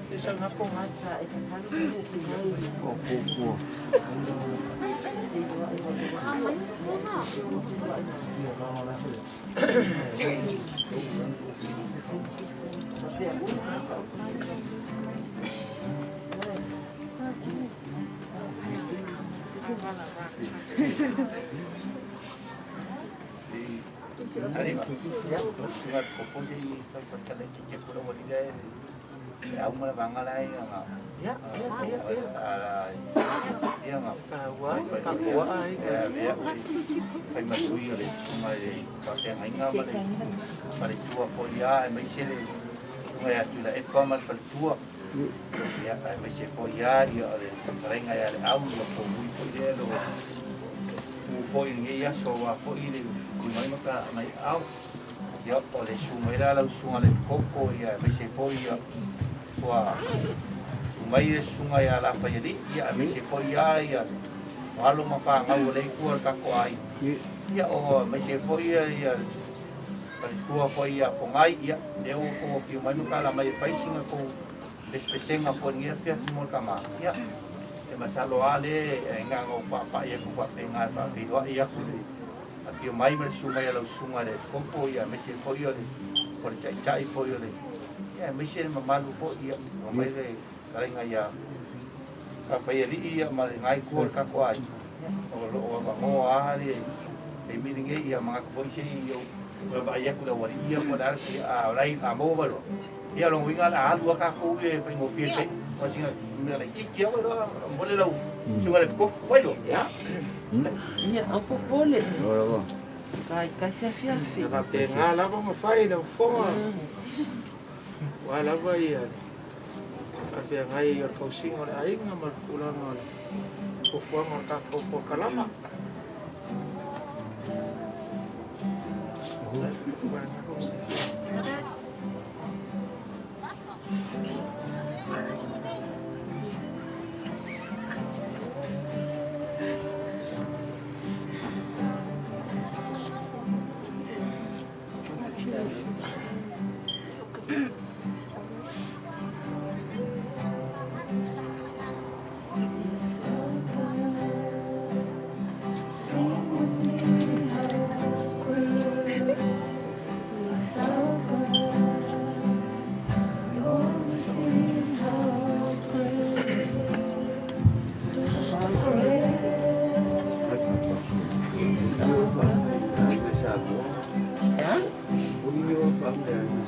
Oi, olmele lai.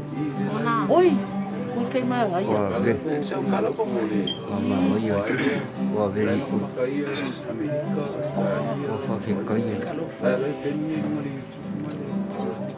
Wa very good ya. Good. Pai la se cara ko. Ia, sama. Ia.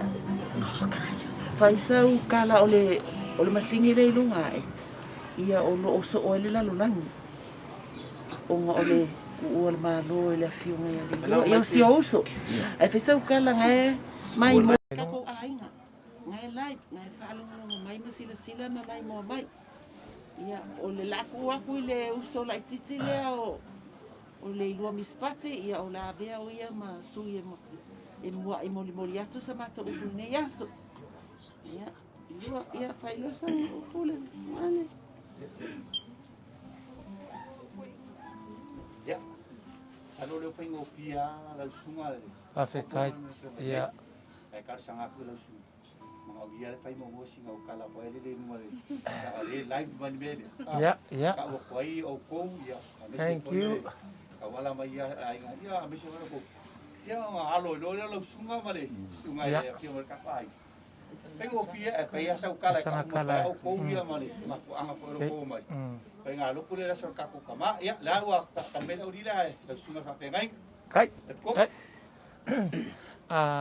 O ka fe la fo i love.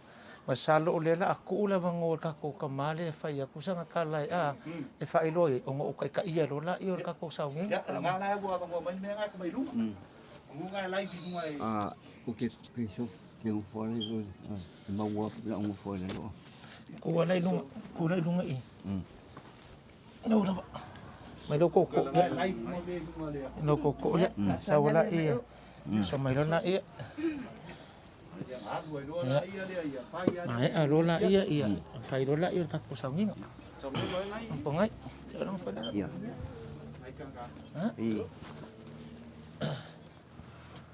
Ia ni ku lai. Mua ngā wedi inga mai whakai lea kua. Nei kai miwa. Mā kua siasi mai ai mai o au o. Kanga ka whakau waa ma o au lava lea. O leo so na ikiki lava lea lea fionga ia Leilua. Le whawheiloa ia kuai ma manu mari pa ia lasi. O ka kou a inga o kou ma manu mau. Kou sāra o le o iai i ku ese o le larurangi. Ai maiso sa moa ka kou whaasinga manga. Ye wau mau ai o kou i. Ye a kungu o ngar kau aki nga inga o ka kou a inga ma wau mau ai. Leo a kuane maa lole. Tionga ia Leilua. Ia o le unga lava le ka kou ni ngei o langa. Kau ngei e wha maise le a kuane.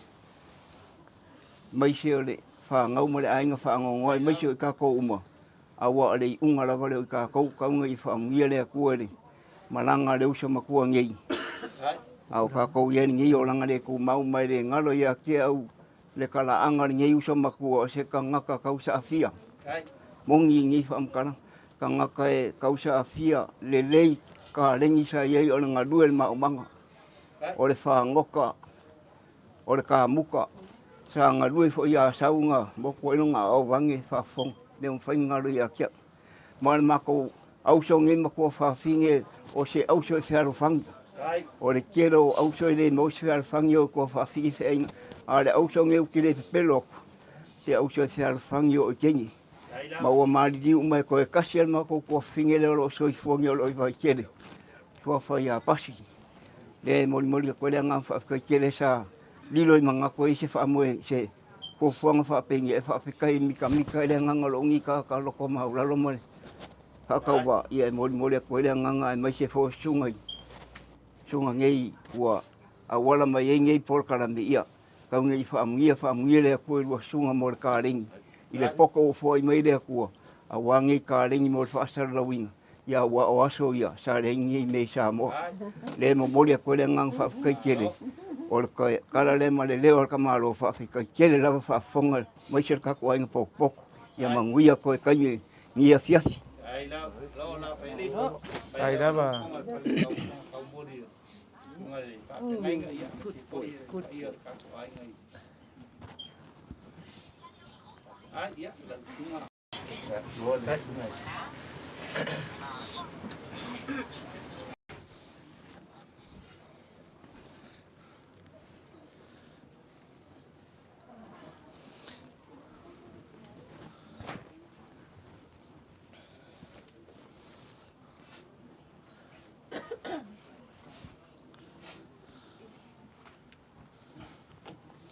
Au tangi lotu. Ia Maria ma Marita.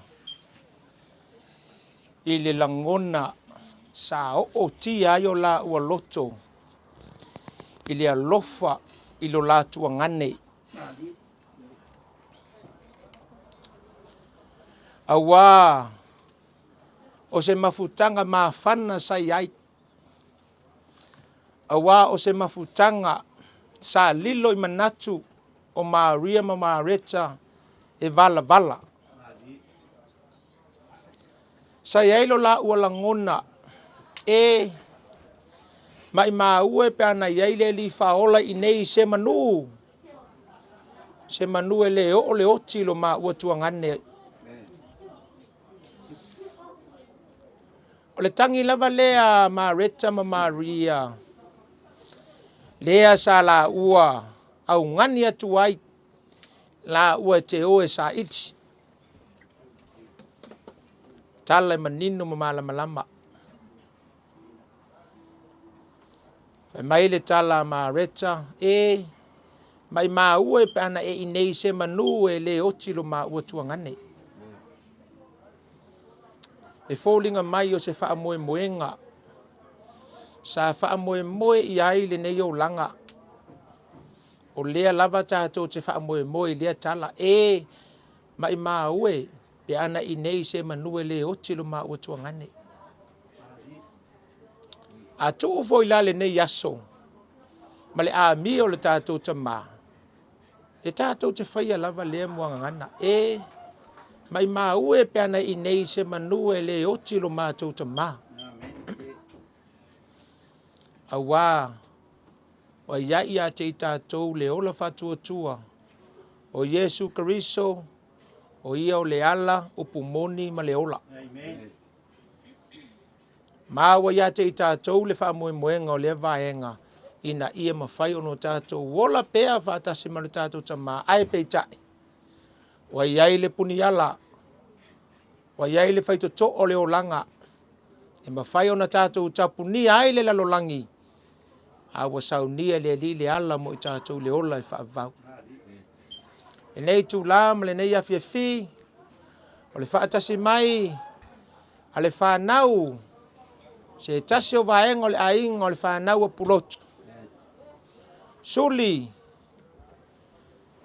o pasi, suli o le tina ya e seta,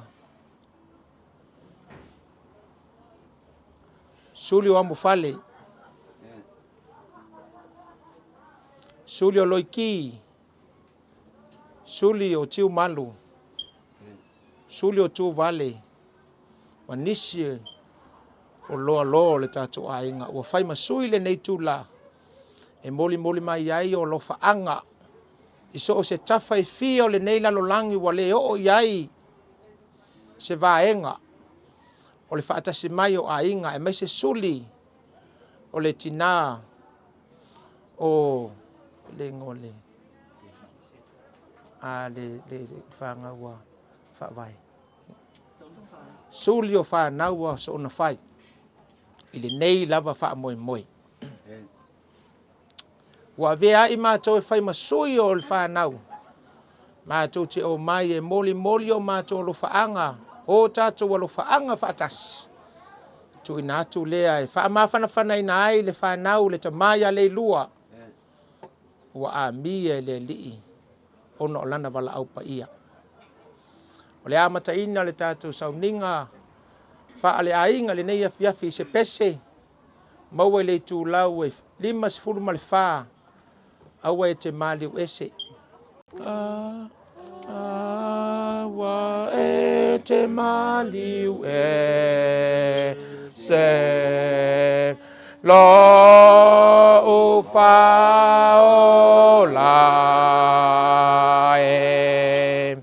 e a tale ala o ta e la vea e mai Yesu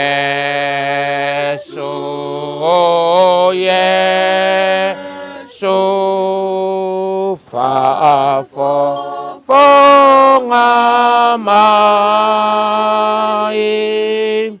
e atali ala uta la vea i mai e a malolo pe ya Yesu e ya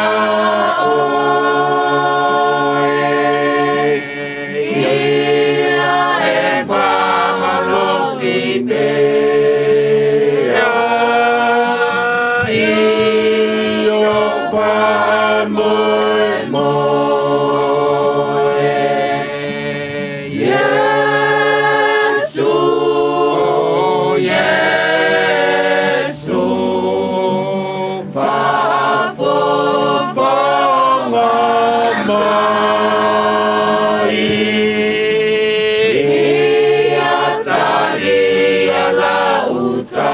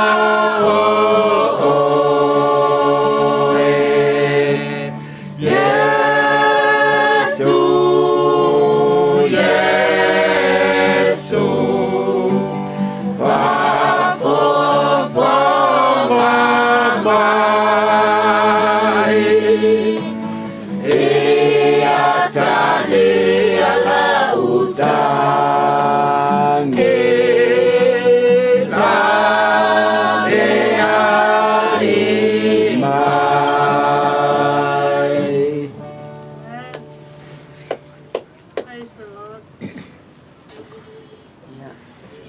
Tatou i fo whaamaulalo i luma o le atua le ni tu la fiafi. Matou iai o luma i le tu la fiafi, lo matou tamā ma le anganga whaafitai, ma le anganga whaamaulalo. Matou te whaane ma whaamanuina lo sua whapaia tamā. A wape ana lese anoa oe matou te le iai le ni tu la tamā.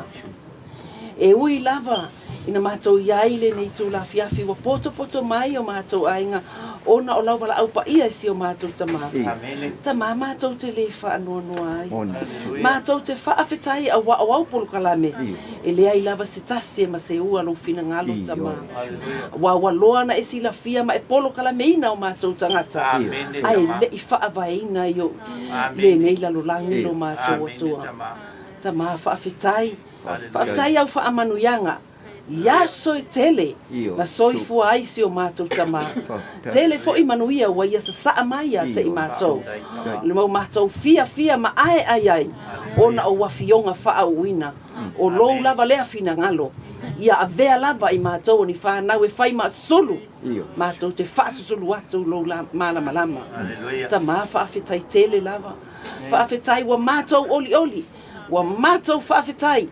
Wa sa tuuina atu ia te oe mea uma. Le nei lawa matou iai nei a fiafi. Tamā wa e fua ina. Wa e whaia mea uma. Wa whaapea o na havanga li mai. Le ia uso matuangane. Ma i lato uma. Wa mafua ai o na matango fie mea uma nei a fiafi. Tamā matou te whaafetai. Tai te lea ia wa fionga whaawina. Whaafetai lo lava nganga pa ia tamā. A wai lea i lava se tasi. Lea i lava se tasi wana o oe. Wa fionga i sili le malo si oi te tonu ia te matou. Nai lo le o i lalulangi le matou tamā. O le whaatua matou te sava vali ai. Ai le o le tino mai o mea. Tamā whaafetai. E loa o matou langona ma o matou wanganga fia whaafetai. Ma fia whaaleo. Ai peitai wa loa na e sila fia o matou loto tamā. A wa fionga o matou tangata. Wana o se ie tati a fua il malai i lau sila whangati. O lea matou te vi ia. Ma sanga whaafetai ai oe lo matou tamā. E lea unoa. Wha maua lalo lava i uruma. Tamā wha mole. Matou winga le ustai ma le whaalongo. Ma le lenga wai e tusai o lo wa o mai. E la vama se tasi matou te suru iai. Tamā o le whaolutanga na i saunia. Matou i oe ma amene. Wa lava lea matou te maanga lo ai tamā wha mole. Wha maangalo la matou maftanga. Lini a fiafi tamā. Wha maangalo i matou oma. Tamā e matou te tatalo lava. Matou te i oe ma amene. Le amataina le whaiwina so ole. To e taimi o se o matou tamā. E leo ma whai ona e tu ulafu i matou. Tamā wha mole. Wha manuia mai. Ia e ao taitaina i matou. Se ia oi lona to e taimi. Ai matou wha fo i lava le vi inga ia te oe wha. Ia la matou te talo lea lo matou tamā. O alava wha mai. Whaafita uli ma fita o lo pesia ai le nei la lorangi. Ia matou te ioe ma mene tamā. Wana o se ngalu e whaafua ai le whati. Wawa umana e whaatawina i matou le toto le manu malo. Ia matou te whaafo i lava le vi inga ia te oe. Tuma watu ia te oe le whaane i tanga. Tamā ma le whaamanu. Nei maaso uma lava se io le whaavavau lava. Amen.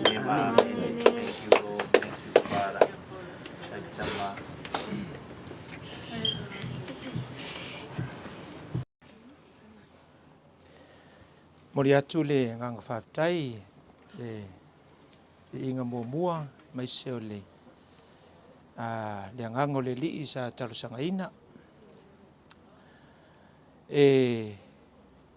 A inga e le iso mātou launga.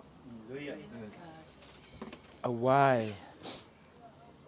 A tātou tilo le olonga lue o le tamā. Wa umona ia tā pena whaafawhine tō angalo na ainga. Sa ia tā pena i le wha le tino ai sili le wha le nganga.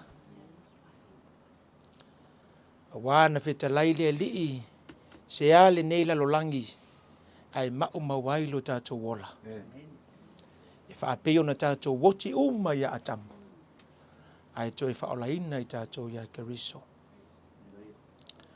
O le whetalai ngā lea li whaola na ia whetalai whaamalosi ai i ona soo. Amu ia o tau. A wā na ia whetalai. O le ala i le langi e vāpiapi. A wā na ia whetalai.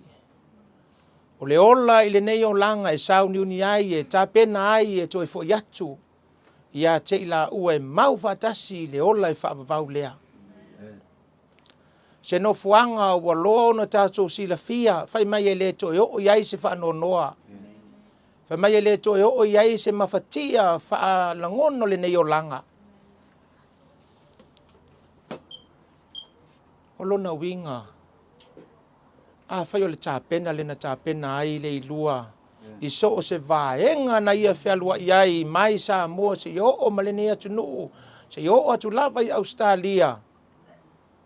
O lana ngaluenga sa ia whai ato tasi le taimi a wa a mia le tina le la ua. Ngaluenga whai whaatasi. Ai sa le mapu ai o ia. Sa ia whawhanga le whanau le upo le ola. E ti o fo'i le saafia finga. A Solomona. Amu ia le te atali e whaalongo le o ina lona tamaa. Amu ia le a whawhine. E whaalongo le o inga lona tina.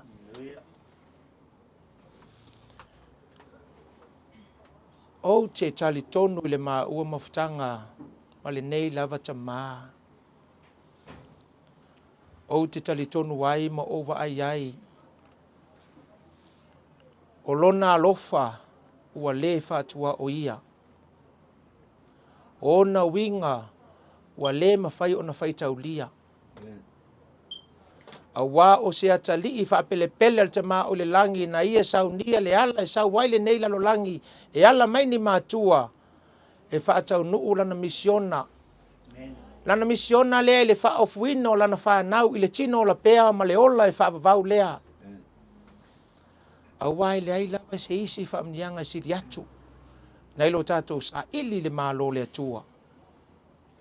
Se ale nei lalo langi tātou te mauma wai. Le ola i langona na ola i le lifa ola i le lalo langi o le ola alofa. Le ola foai. Le ana ia o ina ai o na soo. E lua lava. Polo inga siri sili le lalo langi. Ia alo fatu le li lo watua malo loto atoa malo manatu atoa. Ma le lona lua ia alo fatu le lua te tua o ia peio o lava ia te oe. A fai sa fa mbombo e le lua le li I lona o langa.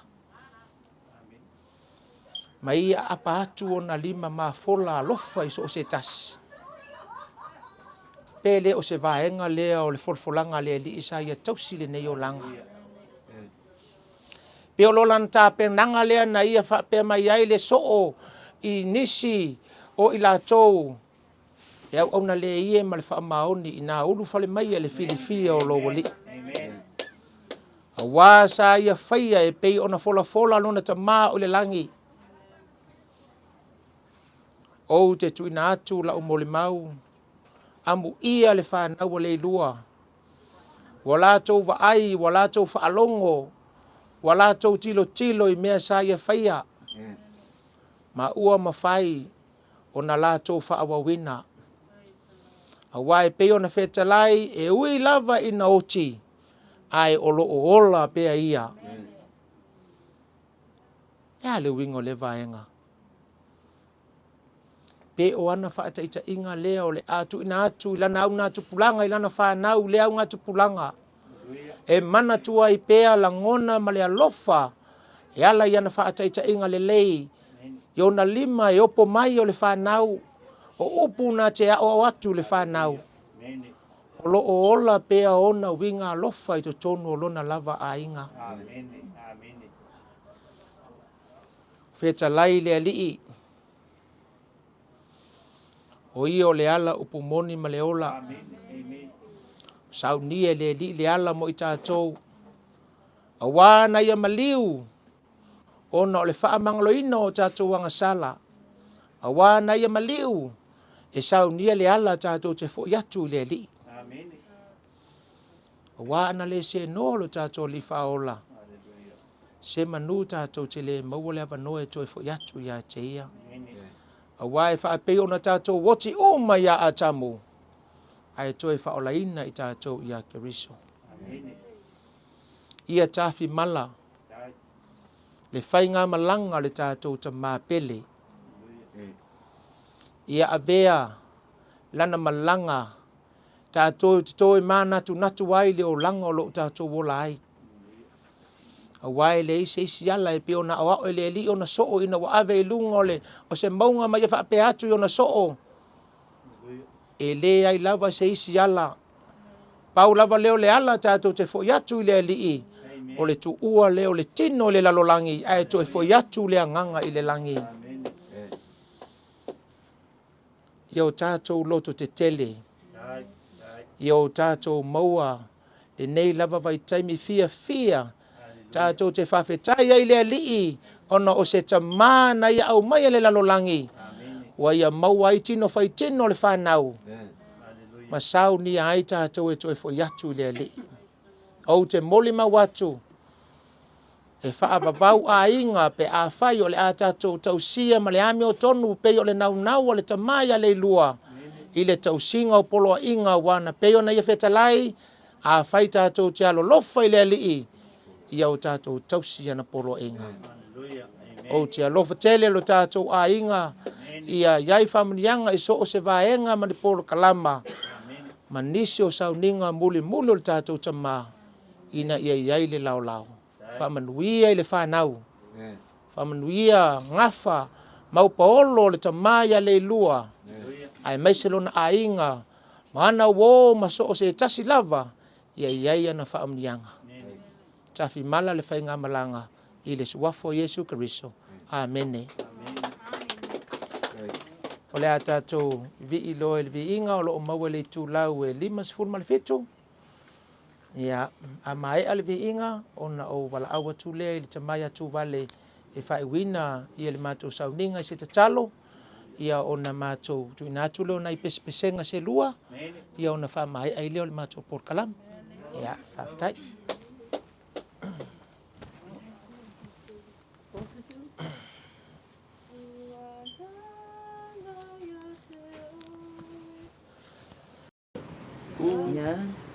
Uana unam ya te oe le ali e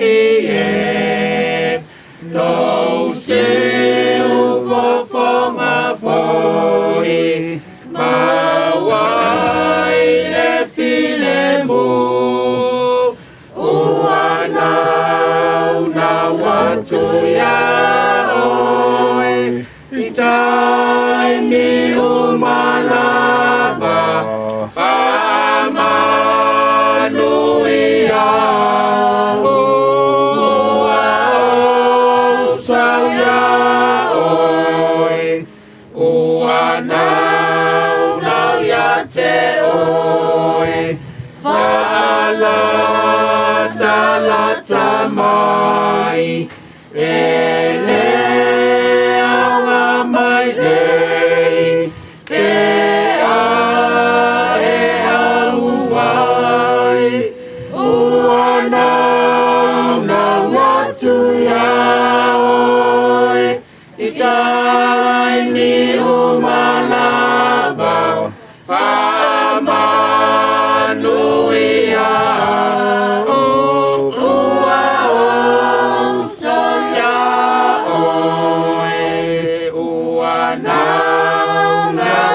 te oe e fia potinga ina fio mai nei ufa moe moe uana na watu ya oe itai me umalaba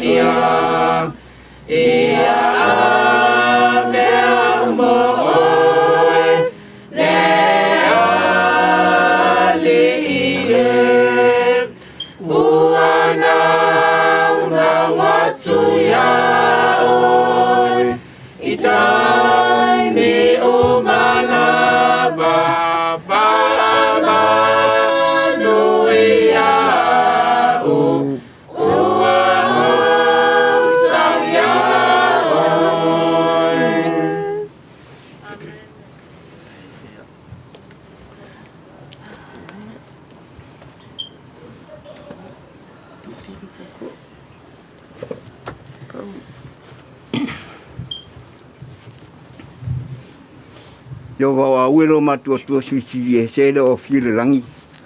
Matua te tonu ne fiafi. Le fionga ya Leilua stangata wa levan sa uni ta pena le ia wa moe o ia. Tal tonu e yei mania ma le ola whaavau. A le du ile mo i matua o soifua maoro. E ana matua ta pena. Wa matua te le mai dole tengi o mai la wa au.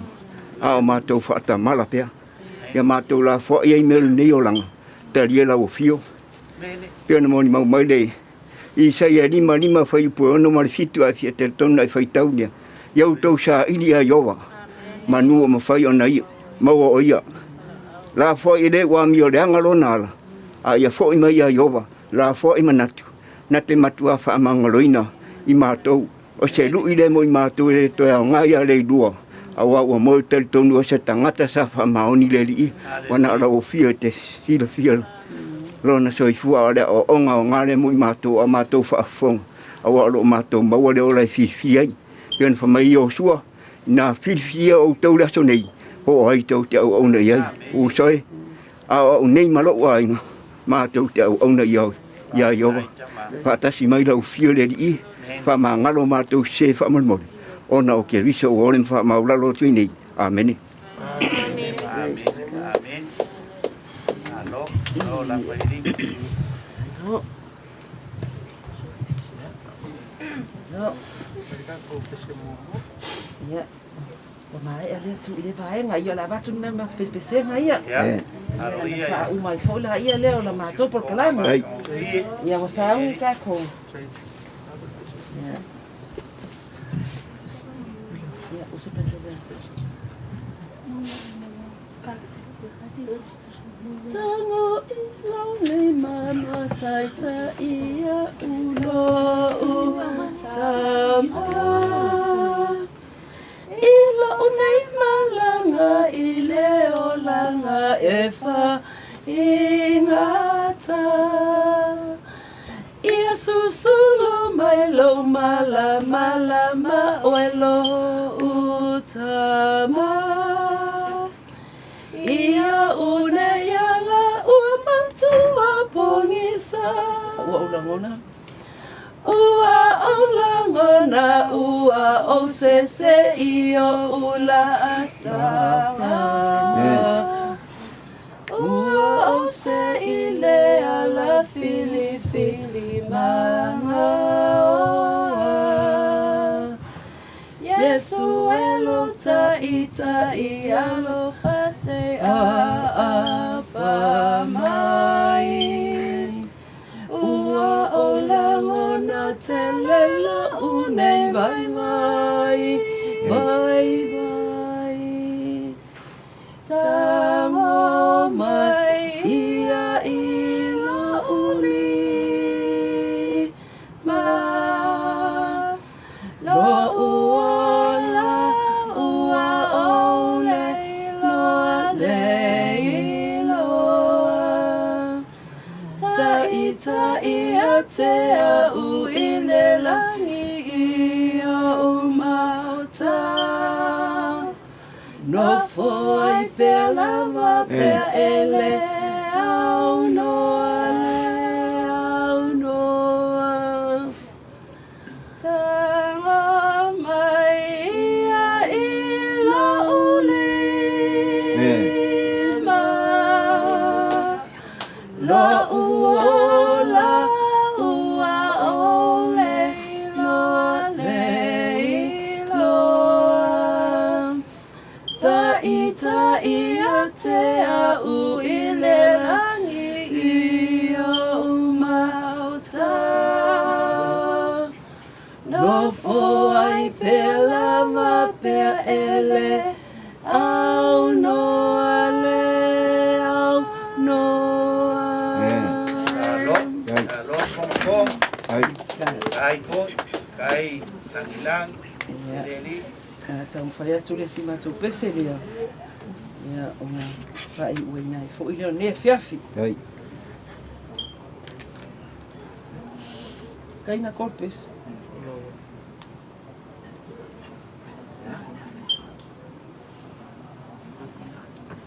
Maunga e mama o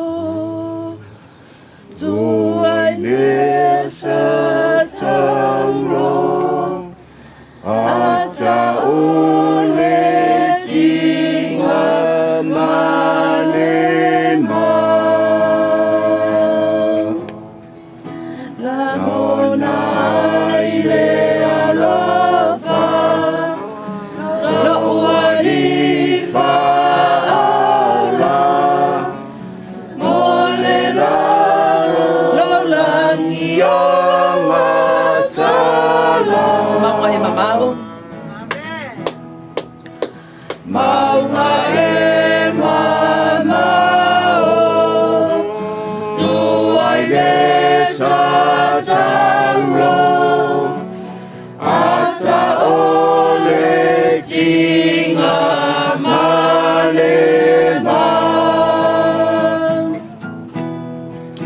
Langona ai le alofa, loa ni whahaura, mole lalo langi anga sala. O te tūmau. O te tūmau i lea sa tauro, te ia o ina manu malo. O te pipi i mau i lea sa tauro,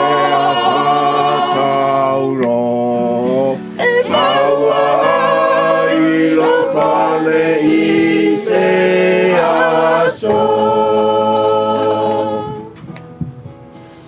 On a hill far away stood an old rugged cross, the emblem of suffering and shame. And I love that old cross where the deer has best for a world of lost sinners was slain. So I cherish the old rugged cross. Still my joys as I lay down, I will cling to the old rugged cross. That's it. And exchange someday for a crown. O te tūmau. O te tūmau i lea sa tauro, te ia o ina manu malo. O te pipi i mau i lea sa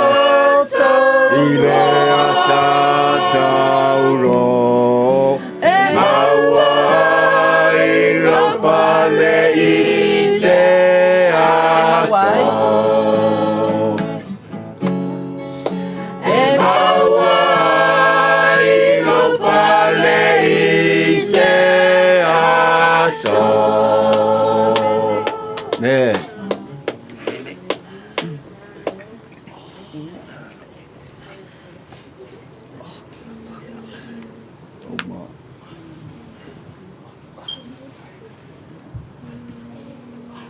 Ka ko ainga. Ua. Haungi mako ni au onga whakawa. Yes. Wa vea lava mako e whai masui e whai loa kwa ilo mako mo o ngā lofa ro kako ka mā. Pa ia kako ainga e so se koe fia. Ia o se kau mawhainga aku lea le whangau a puroku le ngei afiafi. E whae loa kua ilo mako a nganga lofa mako ke pipi ama. Kako ke kau amo whaakasi ro kako a venga. I le ngei lava vai kaimi. Ia o kako walo aku i koe saungingo le kako ka maa. Ia. Lea se sila, lea se whaafongafonga. I le kulanga o se whakaunguinga le por kalamba ngei a fia malu a veifali. O ngā o se ngaunga waku. Ai a whai wa iei singa vaenga I pa uaku. Le ngei lava sa vali a kongo au ngā I se kaimi. Ia ua lea se avea o se a venga e kau ave whakasi kongo le kako ainga ngia fiafi. Ia o se mako kala lea. Ai sunga male ainga. Ia a whai o loo kei loo le mara losi alma ko whai pese a whapea o loo e koe maua se langonga e koe usu au se pese. Ia o lea au ke vea ko le mara losi alma ko whai pese ngia fiafi. Ia o se mako kala le ngia fiafi. Ui ngā kuai so mako a leo vai vai. E whai masui o le kako ainga ngai ko. Ia manguia ia fufuanga umo le kako pokalama koe ngia fiafi.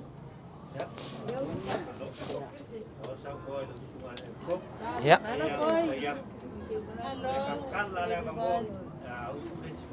Ya.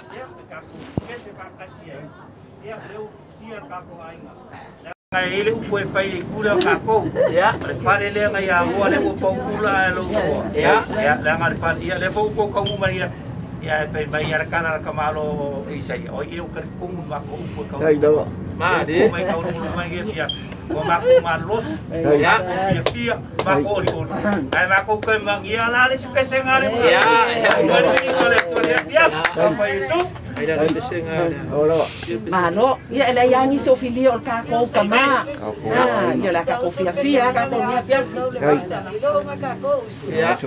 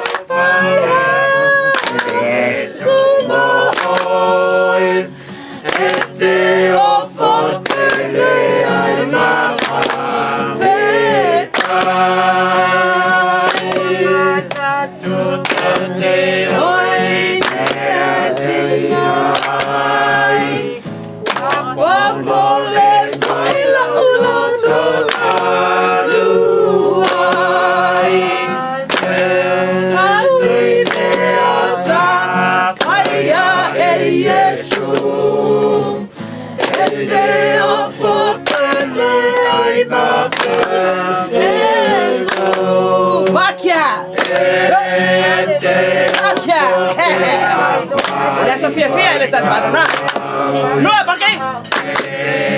Sai tassi vai vai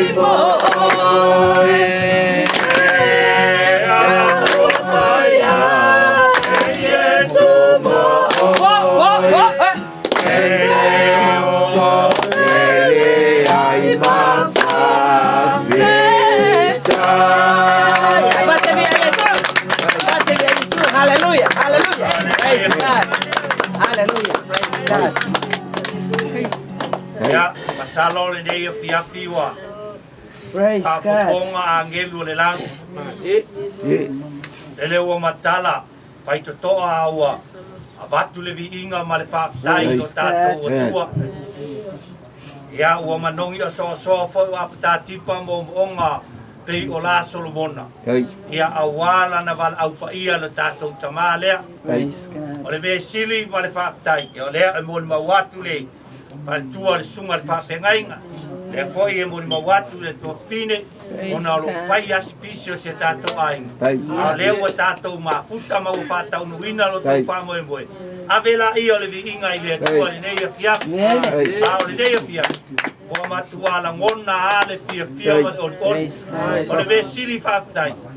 O le o matou lo foi ma matou mautino. Ia o le o watu lunga le laiva ana e fa longo mai o tatou ainga. New Zealand au se talia so se vai. Ia wa ilo ai le moni o le alofa.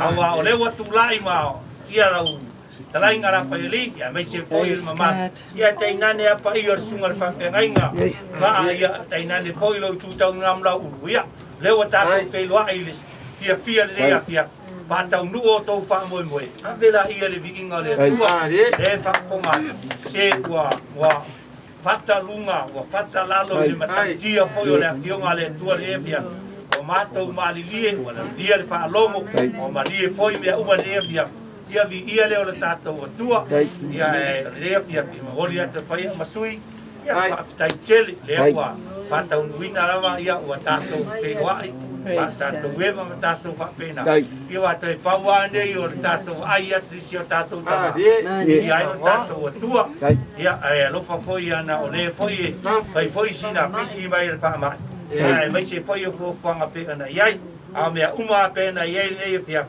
talo nei ainga ya mau alo malosi lau sunga le papengainga le kopo lau sunga waa ma le paletua nae wa pio monofo mai tua ia e mai se foi ia le la faili ia e mai se tio uluan ia le o le mo kwa ka le pongai ia pongai ka kalo nge pia a tai o le ke fa lo le fa lo mo po ai wa kalo ia ile tua ne pia siri foi la mo mai ilunga le lai ma le vere ia inde pia a tai foi la ia sa stai vita to tau ma vai ia langa au angelu e pui tai sa le mu sai pua la sunga le kopo mal pantua ta mai se foi trainga la paili ia le palitua ia pongai e mai se nai fanau ia ole lumana io tato ainga ia o samato upule ma samato jala e mo molia to ale nganga faktai ile reia pia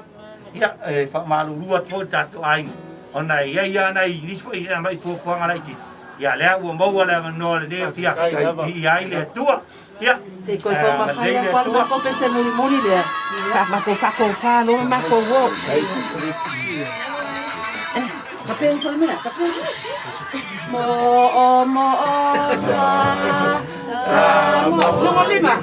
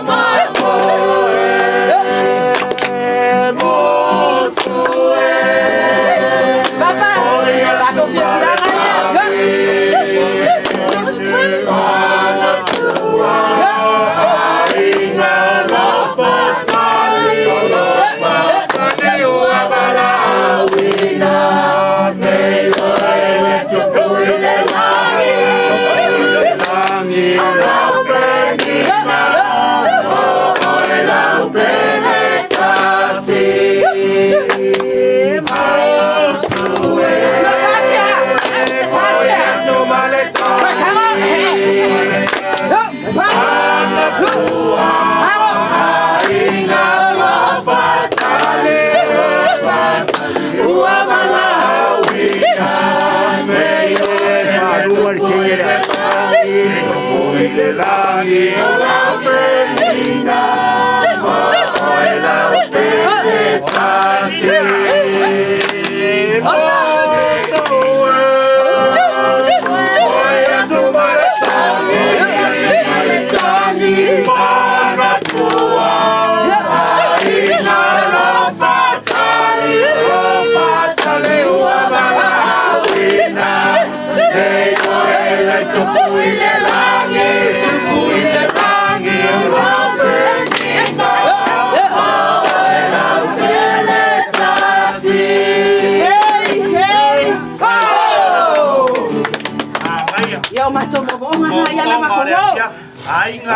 Praise God. Lea wa tātou ai i o pai a pikalo le tua ia lau sunga le tupo pa kai kele a marge ia kai subai ma kala mai au ai se foi la piunga la pa ele prenga la paili ia no le se fu tatu ai ko kai lo fa funga mai tu ia ka ko me ia le atolo nge pia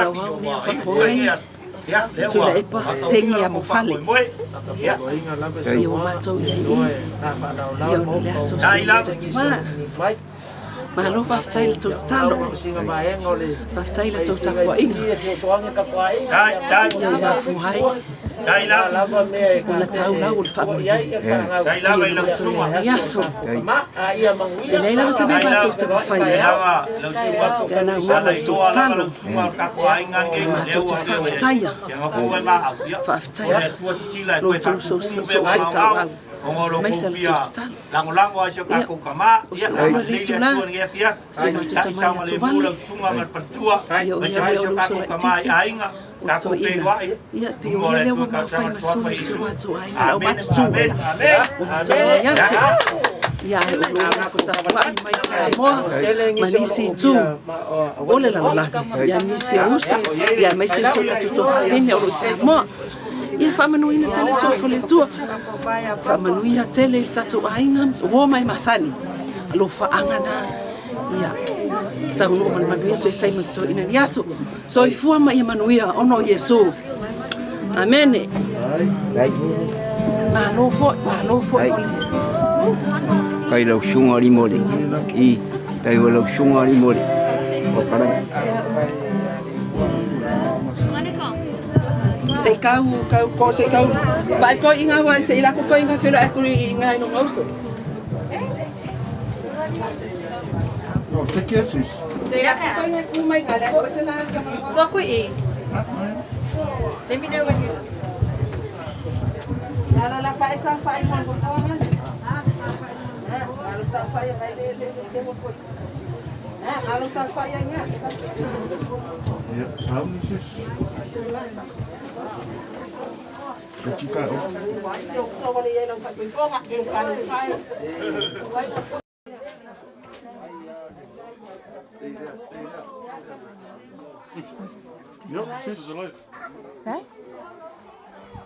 Mai le taelo matou nganga e momole atu le nganga whaftai, ma le nganga whamalo, e mai se whali whaalo I lo tau mai mua mai, a wale I le tino o lo matou tamai a Leilua, o iei nei le Motel 55 for Flatbush Road, Otara.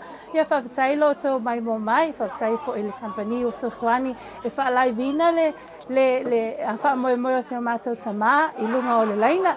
Ina I o tau ona o whaamoemoenga o le COVID-19, o lea ua mana o mia lava, e whapena ona tau a wai whaatasi mai tātou te moli mawina le aso whainga aso o se o matou tamai a papa. Of heart of gratitude, we thank you all. We thank you all for tuning in live to be with us tonight with our grandfather, our Papa Leilua. We thank you all. Just a little a notice from us for tomorrow and for Tuesday. Tomorrow night, o le awhaia lea o le family service, I le tau leono, I a Ligaliga family funeral service. O le awha pena foi ona live atu, I molo o tau mai moanga, I le tau leono. Mai le tau leono tai au, I le 6 p.m. tomorrow, Monday night. E whapena foi ona live atu le aso muli o se matou tamā, I le aso lua, I le taimi o le se fulu a.m. I le aso lua. Again, we thank you all and we we appreciate all the love and support sending our ways for our Papa Leilua. Whaftai lava.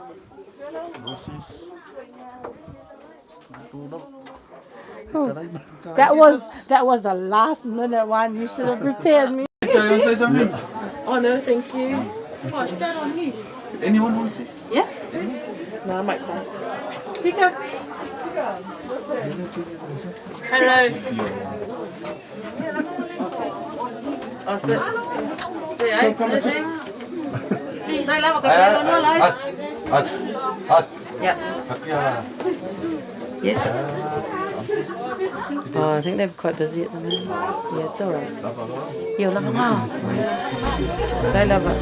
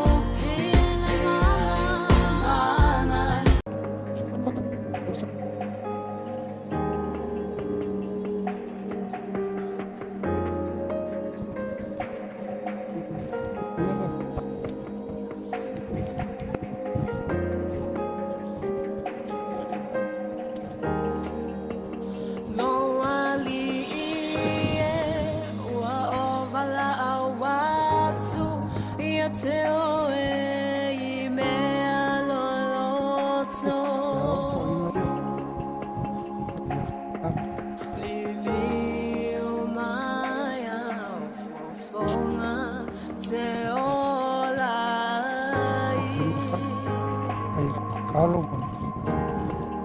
O ai e se isi ma fai na tulai o lo o e te o e le tali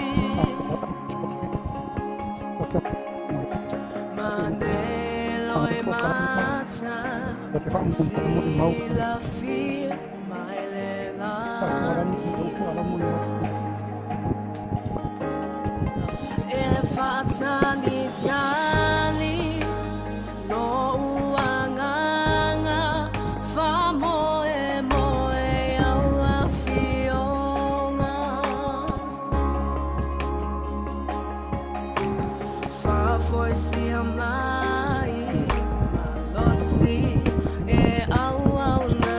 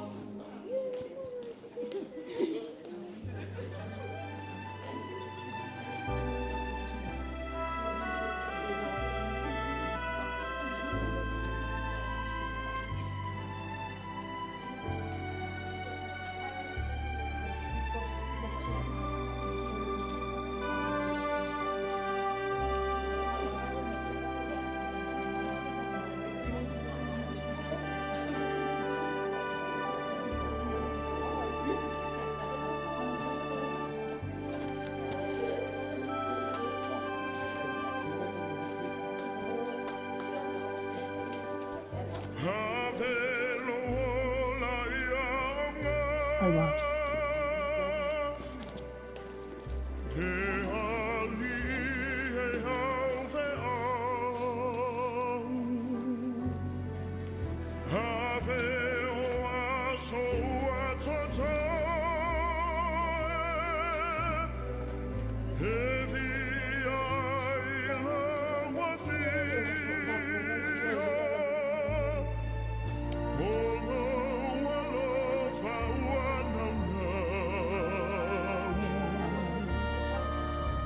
Ano ka kami wala ko. Yeah.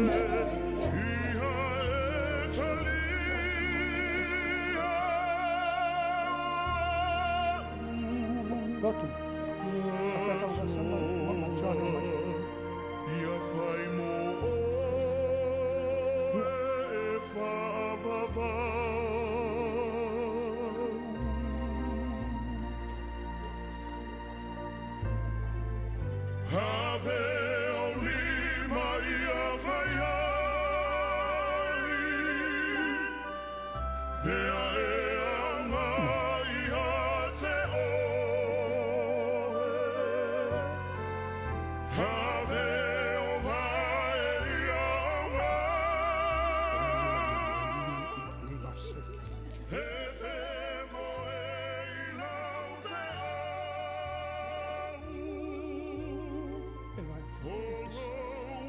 Hello.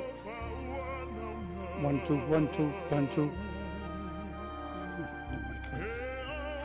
Hello. Mike. Hold on, Mike.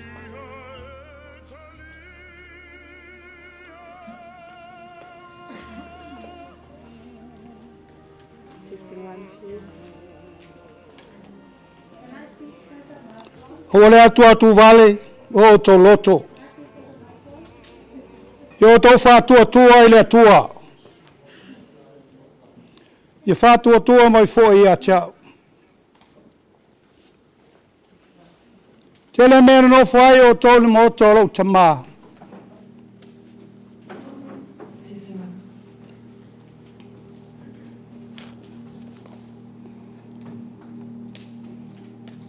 Ana le ai.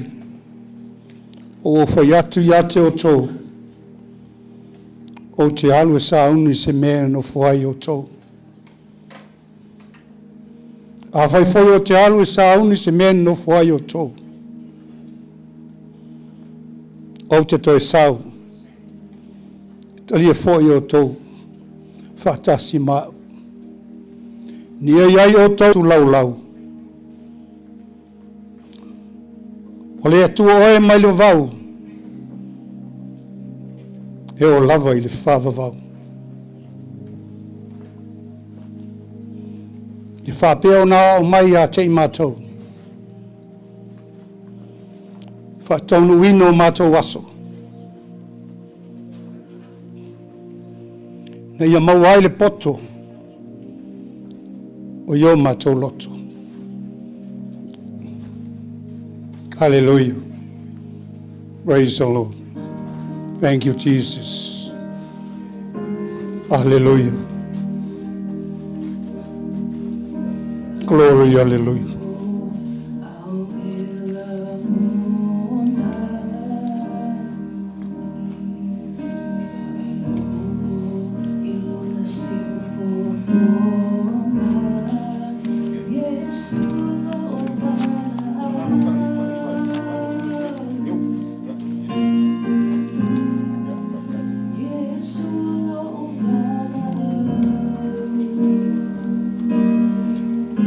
Whamawhanawhana mai le apostolo Polo i tātou i le nei awhiawhi.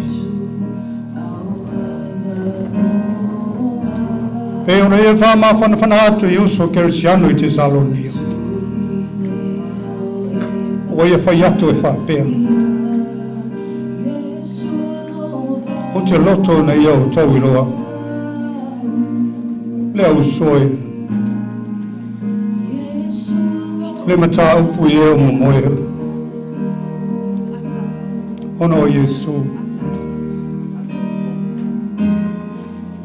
A tō te whai atu fōi le ne mea ia te o tau. Le awhionga le ali.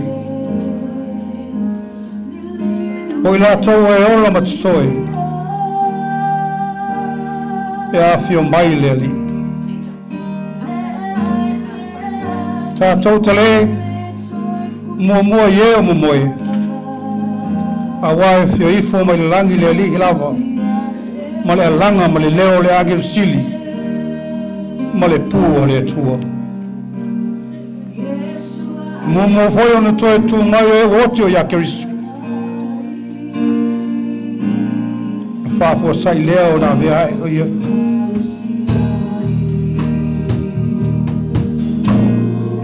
Na ia fitalai mai le li. Le vani manimo na tātou whatasi pēr lava mai ia. Ma le li le neila rolangi. Ia o tau wha mau whana hai. Ia nau.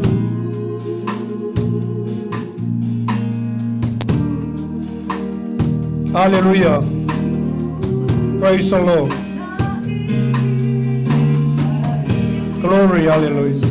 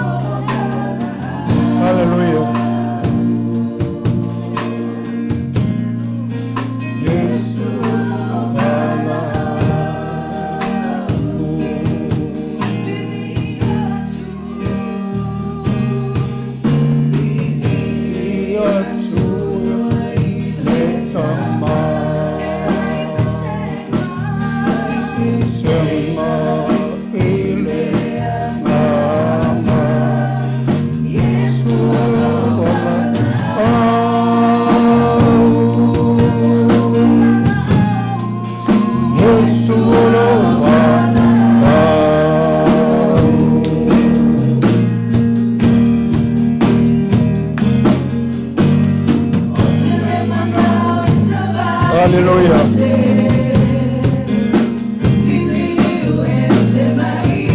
Praise the Lord.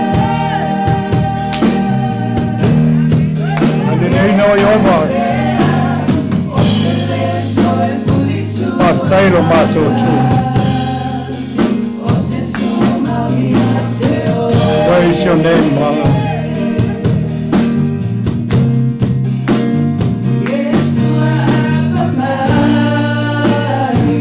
Hallelujah, Lord.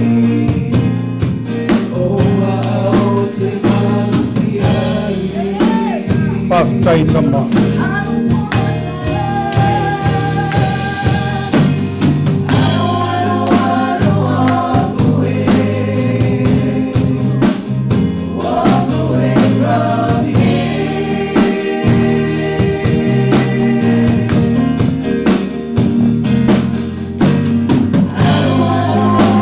Hallelujah, praise your name.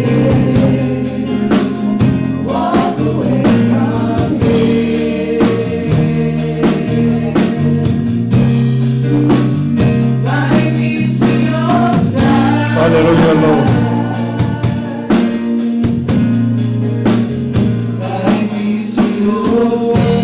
Thank you, Lord. Hallelujah.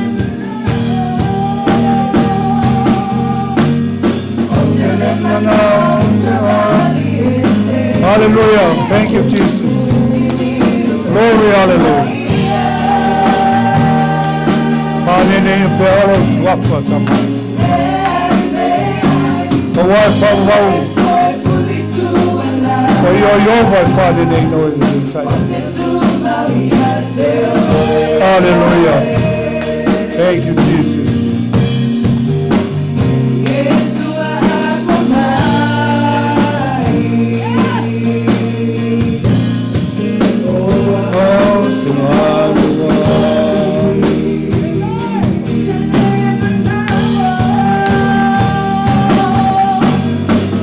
Lemana isemani ese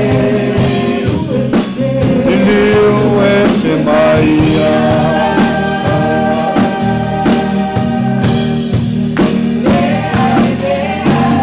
Oselem no ifutu ama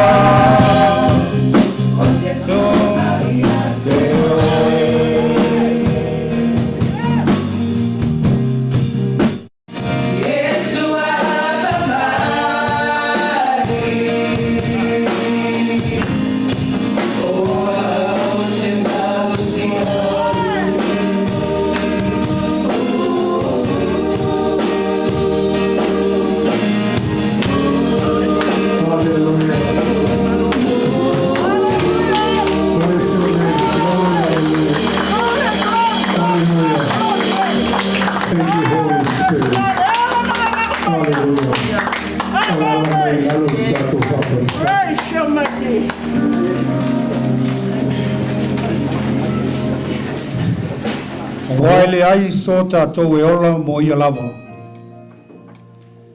Leo te fo I se tasi mo ia lava. Wā whai te ola, e te ola mo le li. Pe a whai tātou te oti foi, e oti lava mo le li. O le nei, pe ola pe oti tātou, o tangata lava o le li I tātou. Wāra me ala walea na mali wai e keriso, ma ua toi tū mai ia, ni a vea o ia, ma li e oti, a toa mai e hola. Le tua mama nai, e pa ia lava oe lo mātou e tua. Wa tala mai le langi lo mamalu, whaalia fōi le wāni munimo, o au ngā luenga mamana. Ai whai loa ele nei a fiafi, lau matautia, ma lau file mūtama. Whasangai o mātou mātai monga e o mai lo mātou fisosoani. O lo mātou fisosoani mai ate o Iova. A wā le atina o Iova le whale ngālulu e fua o e atina. A whai leo ino o Iova le ai, e māta ala fua e na leo. O le vi inga o le whamanu ma le whaftai, e fo I atu I ate o lo mātou atua. Whaftai ta mau e whatanu ino o le sauninga, o le family night, o le family service o lo watali. Whaftai ta mau, I lo walofa ma lo whaasoa le soifua o lo ainga, ai maiso lau e kāle sia. Ainga na lua mo whai o na mātou poto mai. Mātou te seitsi, tia le vi inga le whamanu ma le whaftai. E te pale ai, e te la, e te pulupua o Iova ui inga. O wale ere, se aso whanau no le nei aso. O le aso e fia mātou alalanga, watu oi le vi inga I ate oi. Le atua le tamale alo ma le anganga pa ia. Nei e o le whavavau lava. Amen. Glory, hallelujah. Nisi upu e. Mai le whionga le tua e. Whamalosi ai tātou. Whamai o le aso nei o leo se aso whanonoa. O le aso fia. Ona ua wala winga e le tua lo nātali. Au auna le ia ma le whamaoni. Ulu fole maia e le fia o lo wali. O le sauninga o le maliu I le tangata kerisiano. Leo se sauninga o le whanonoa. A o le sauninga o le fia. Wa fōre tangata wa veke riso maona whaola. O le tangata leo wa yailo na whamoe moe. O le tangata kerisiano moni. E le aiso na oti. Ai yailo na whamoe moe. O le oti le tino nei. O nā le tu e seina leo le anganga o le tangata ola mai lona tino. O le whae to toa leo le whale atuai le anganga o le tangata. Na ia whaatasi malona atua e whaababau. O le mea leo whai mai ele tu spaia. Sili le aso e oti ai. I le aso e whanau mai ai. A wafoi o le tangata. Wa whanau mai. Wa whanau mai lea I le ti ngā mapua ngā. A tangata wa oti, o whanau o ia, I le mapusanga ma le ole o lisanga, e whawavau. O le mea lea, e awai o tātou a watu o le viinga, le whamanu, ma le whawtai o tātou atua. Kawa e pa ia lava o ia. Nei tu la, tu lai mai le tātou wainga, o le a tātou a watu o le viinga, ma le whamanu o le tātou o li. Hallelujah. Thank you, Jesus.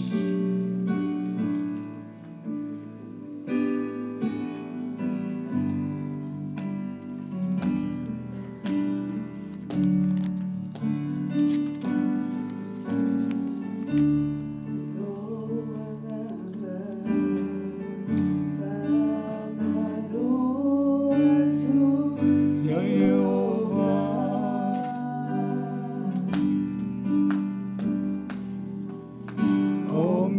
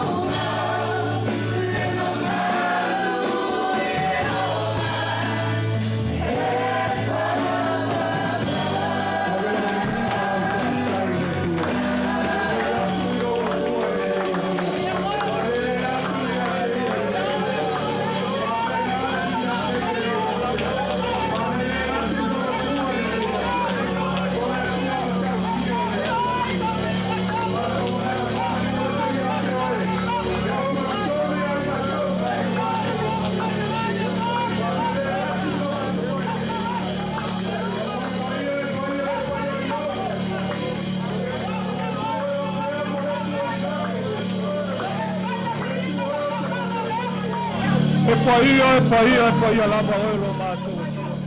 Tāne lei nā e peoro suafa e pāwawau. Wa tau mōna mea le viinga i atoi. O le whamanu ma le whāne tanga. O le pule au hao ma le pia. Glory, hallelujah. Thank you, Jesus. Glory, hallelujah. Whakatailo mātou atua. Ria pea oilo mātou atua. Whāne nei nai oilo mātou atua. Glory, hallelujah. Whawoi atu i atoi. O le whaftai, Iova Saroma, Iova Nese, o oe o le tua malosi, o oe o le tua whaibabenga, o lo lofa e tu maua le li liwe whaua, a wai pai o Iova e whani nei na oe. Glory, hallelujah. Glory a masiri a kiri andada, glory a masi kiri andara i andadama, glory a masi kiri andada, Iova, ia te ole vinga, pira masori a kiri andadata. Hallelujah, hallelujah, Yova. Father, nei na pea oilo mātou atua. Glory, hallelujah. Thank you, Jesus. Glory, hallelujah. Thank you, Jesus. Glory,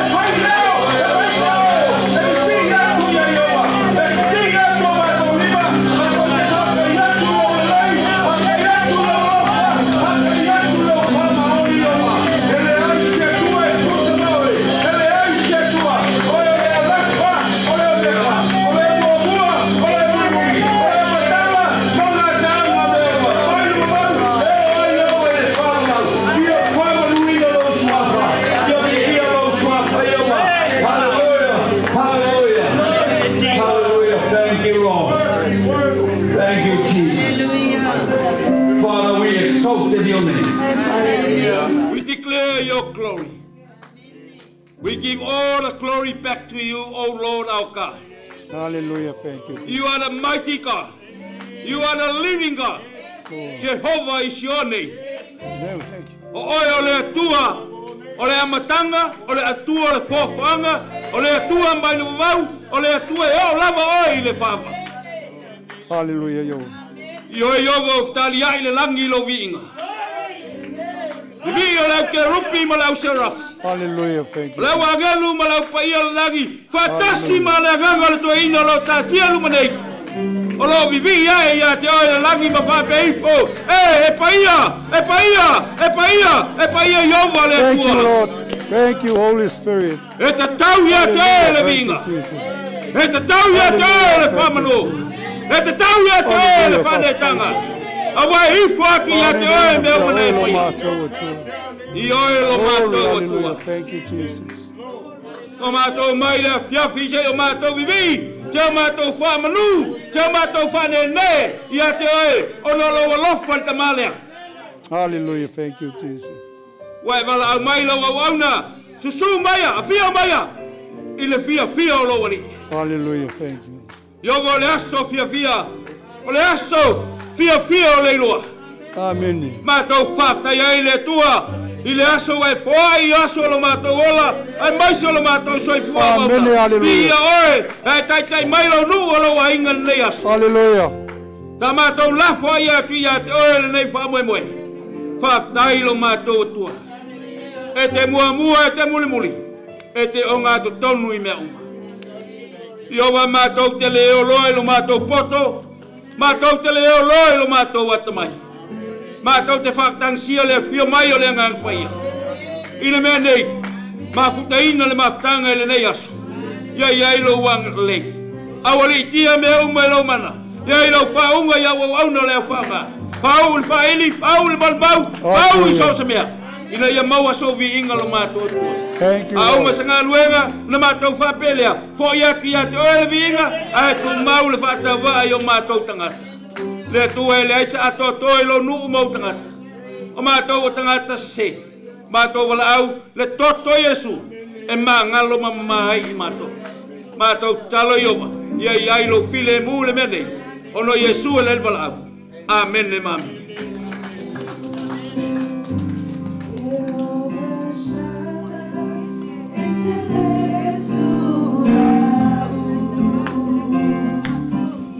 Was all more to love you.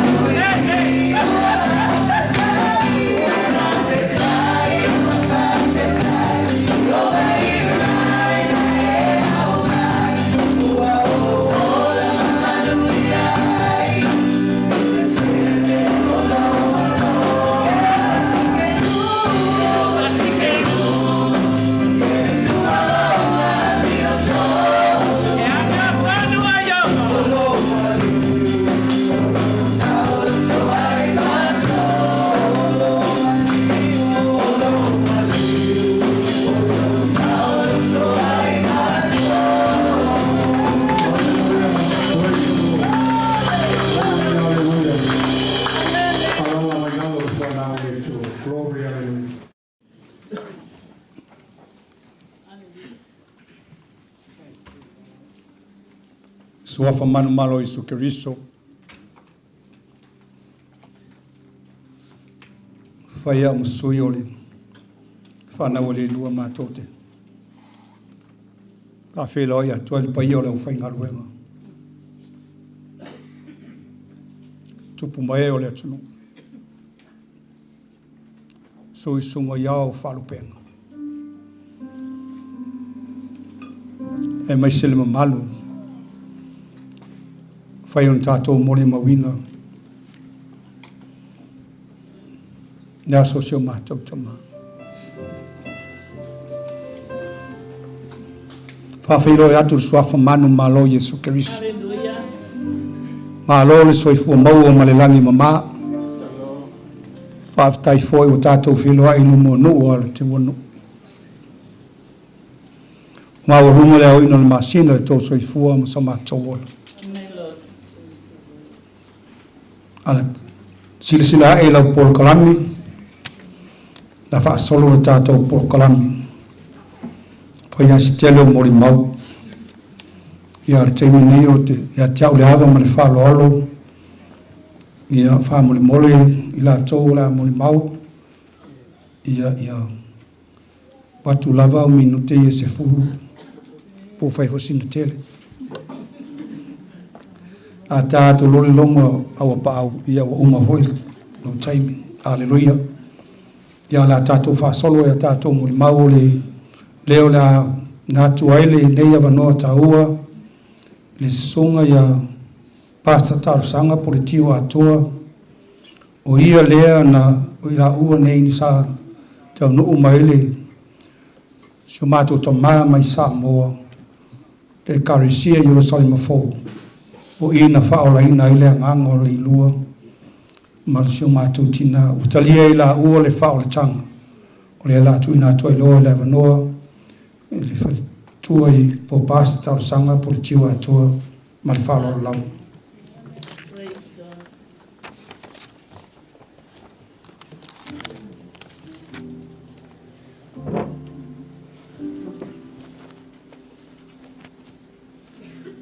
Praise God. Apa upole kamera ya. Wala mawai.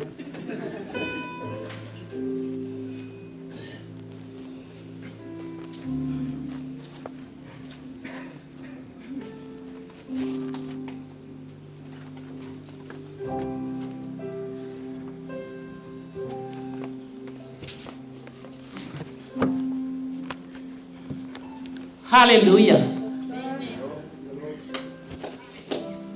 Ole aso le nei na whaia Yehova. Tātou te oli ma fia iai. Hallelujah. Ole aso le nei ole oli ele langi. Hallelujah. Glory to God. Whai mai o e watu tō ina I le whale Yehova. E tupu o la ola I lātou. I loto a o lo tātou watua. Amen. Whai mai. A o ina urusina. Lātou te fua mai pia lava. Praise God. Whai mai. E malo losi malau o la ola I lātou. Amen. Na ilo ai, e Yehova, e tonu ala na amio. Praise God. Ole mea lea, e lele iai lea tua. Te ilo o aso la sa wha anu anua tangata totoa. Praise God. Tangata toa moni aia. Hallelujah. Tangata toa moni a whai mai o e watu tō ina I le whale o Yehova. E tupu o la ola I lātou I loto a o lo tātou utua. Praise the Lord. Praise God. Hallelujah. Whai mai la tala tuspaia.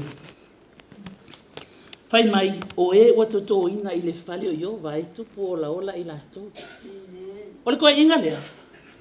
Nga kupo ola mai ai ngau mai akalia inga Yesu Keristo e be mali ma fa ola ilona soifua. Hallelujah. Praise God. O Leilua. O se tama ana ile atu. Praise God. Walanga ufa apia kula ukalanga ngolo ufa ngolo ufa mai elima lomi nke ku wa ulalo. O le la ka mo fai e fa puku po fe ko me fai ale si ala le si melaku. Amen. Praise God. Ai langa ke le ar kala ka mo fal to ina. Langa le ko inga i lo le atua. Le to ina i lo lo fai le atua. Amen. O le to ina i lo ta i lo na a inga i le atua. Hallelujah. Praise God. Leo ke kau mawhai kau kipi aku la lola ka. Whai mai a o oi. Ia e whaauta i mea umalava. Ia e ono sai i mea e tinga ai. Ia e whai ale ngā luenga. A le fola, le tala le lei. Ia e matua whaai uina. Lo whaiva. Kau mawhai a kipi e seisi mea uma. Hallelujah. Hallelujah. Ai, o le whai mai ai le lua nā Timoteo, whai pue whape a e malanga atu i lo whali. Whai mai a o oe, ia e whaauta i mea umalava. Ia e ono sai i mea e tinga ai. Ia e whai ale ngā luenga, a le fola le tala le lei. Ia e matua whai uina alona. Whaiva. Hallelujah. Whai mai. O le tamaia, whai mai e whaauta. O le tama e loa pūlelo na loto. Hallelujah. E whaauta whai mai. E sili le toa na te pūlelo na loto. I lo le na te a e ale olo. Amen. Hallelujah. Ta sina winga o le tamalea. O tamai poto. Whai mai, e loa leo na loto. E le so ona sau noa. Praise God. E whaalongo i le atua, i le whaasino manga. E au mai ai lea. Le fe au e sau noa ai. Hallelujah. Whai mai lea. E ono sai. Le kaukala el kuspa ia len ka ko faitau ai la tun toi faitau le ai. Pe mai e ono sai. O lona winga. E anga malu. O te tama e anga malu. E tali tinga. O lona winga. Po a upo e fai atu iai. Amene, ma me e lolo e a foi e pisa ai foi ya vai le se kalesia ele o yele na me. Amene. Ayanga malu. E fatu po file mu. O le fina ngalo le na e fia ya Yesu. Amen. Hallelujah. Fai mai. E anga mawalalo. Fai mai la amu ia e loto maulalo, awaya. Awea? Uinga alu mai lo ale melio. Hallelujah. Awaya ola to le malo. O le lang. O lona winga o le tatou potopotonga le afiafi nei. Ele o masaro salo le mela ia ima. Ya. Ele to ina. Amu ye loto maulalo awai ola to le malo le mai. O se tama loto maulalo. Hallelujah. O se tama ono sa ye fa palpali. E na te fautua. To te ilo autu. E ye ilo na fa moe moe. E ilo na fa moe moe. Ia ola I fola na whanau. E savalia ala ia na ia savalia. O ala o le atua. E le ngata i lea. Ai ai fo elona wha moe moe. Mo le e ka le sia umba. Ia wha pea o na latou. Whai a foi. Ma wha maua lalo. Ma loto alo lofa. Ma anga malu. Ma tufa latou mea ai. Pei o le lua pe a whanota. O ia o le whaiwhaiva. He's a fisherman. Amen. Hallelujah. O se tamai whaasoa na mea lofa. Hallelujah. E hanga lelei. E toa file mu. Praise God. O te mana tua lava na whai atu se iuli. Ia le sā. Ma le au. Ai wha fiti mai i le amatanga. Whai mai mua oi. O le alua wha fiki la a o ia whai ana lua. E eilo na nau ta inga. Ia au ngata mo le ngā luenga le tua. Praise God. Whai mai. E ono sai.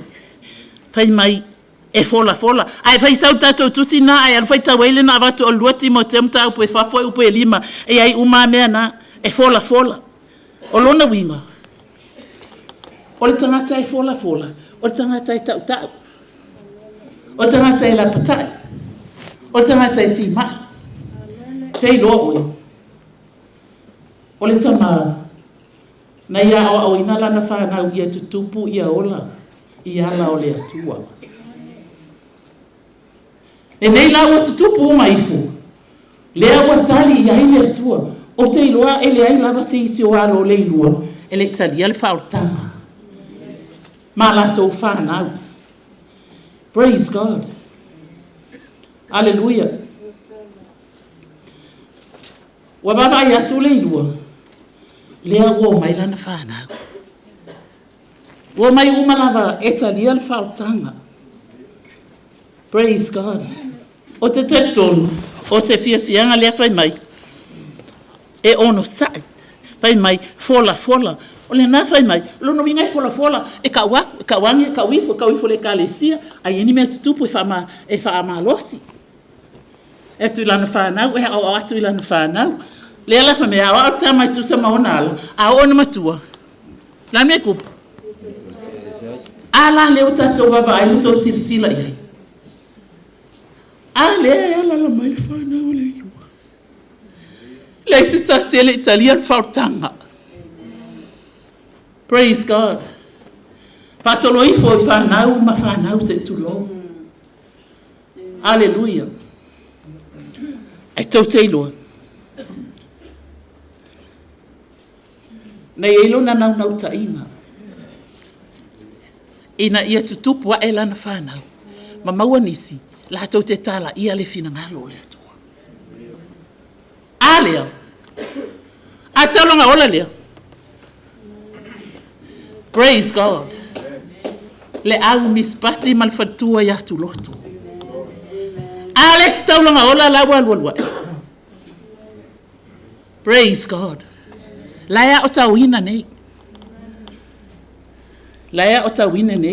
Fai mai. A o ina ulu sina la tau te lea. La tau te fua mai pe alava. Ma ai. Nga ulu singa nga lelei nga sau uli lelei lo na au. Na fua ai nga le fai nga ngā ruenga.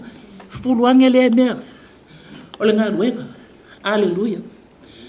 O na aluai lea. Ia amatalon pa elo na u. Praise God. Fai mai. E o ina ulu sina. Ai fua mai pe lava. Fai mai. E mala losi. Mala ola ama se mea ngale fa amol mole se. Wala isa solo I fa amol mole. Hallelujah. Fai mai. E mala losi mala ola ila to. Thank you. God bless you.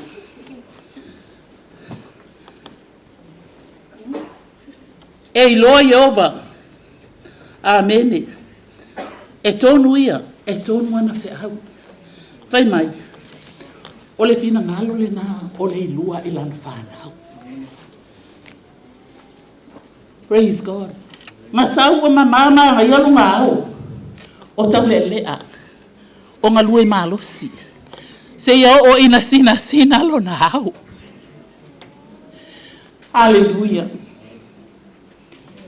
Se ia o ina